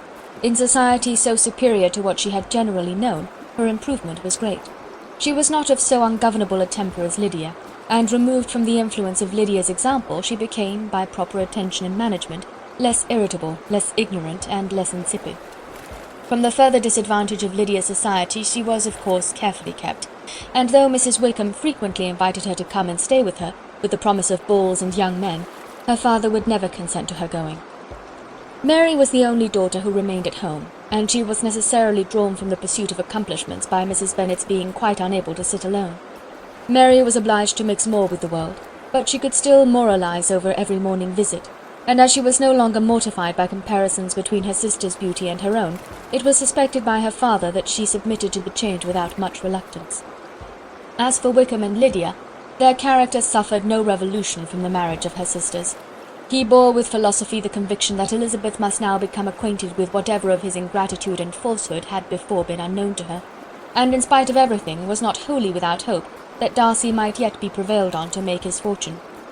The congratulatory letter which Elizabeth received from Lydia on her marriage explained to her that, by his wife at least, if not by himself, such a hope was cherished. The letter was to this effect: "My dear Lizzie, I wish you joy. If you love Mr. Darcy half as well as I do my dear Wickham, you must be very happy. It is a great comfort to have you so rich, and when you have nothing else to do, I hope you will think of us. I am sure Wickham would like a place at court very much, and I do not think we shall have quite enough money to live upon without some help. Any place would do, of about 300 or 400 a year, but however, do not speak to Mr. Darcy about it if you had rather not. Yours, etc." As it happened that Elizabeth had much rather not, she endeavoured in her answer to put an end to every entreaty and expectation of the kind. Such relief, however, as it was in her power to afford by the practice of what might be called economy in her own private expenses, she frequently sent them. It had always been evident to her that such an income as theirs, under the direction of two persons so extravagant in their wants, and heedless of the future, must be very insufficient to their support, and whenever they changed their quarters, either Jane or herself were sure of being applied to for some little assistance towards discharging their bills. Their manner of living, even when the restoration of peace dismissed them to a home, was unsettled in the extreme. They were always moving from place to place in quest of a cheap situation, and always spending more than they ought. His affection for her soon sunk into indifference, hers lasted a little longer, and in spite of her youth and her manners, she retained all the claims to reputation which her marriage had given her. Though Darcy could never receive him at Pemberley, yet for Elizabeth's sake he assisted him further in his profession. Lydia was occasionally a visitor there, when her husband was gone to enjoy himself in London or Bath, and with the Bingleys they both of them frequently stayed so long that even Bingley's good humour was overcome, and he proceeded so far as to talk of giving them a hint to be gone. Miss Bingley was very deeply mortified by Darcy's marriage, but as she thought it advisable to retain the right of visiting at Pemberley, she dropped all her resentment, was fonder than ever of Georgiana, almost as attentive to Darcy as heretofore, and paid off every arrear of civility to Elizabeth. Pemberley was now Georgiana's home, and the attachment of the sisters was exactly what Darcy had hoped to see. They were able to love each other even as well as they intended. Georgiana had the highest opinion in the world of Elizabeth, though at first she often listened with an astonishment bordering on alarm at her lively, sportive manner of talking to her brother. He, who had always inspired in herself a respect which almost overcame her affection, she now saw the object of open pleasantry. Her mind received knowledge which had never before fallen in her way. By Elizabeth's instructions she began to comprehend that a woman may take liberties with her husband, which a brother will not always allow in a sister more than 10 years younger than himself.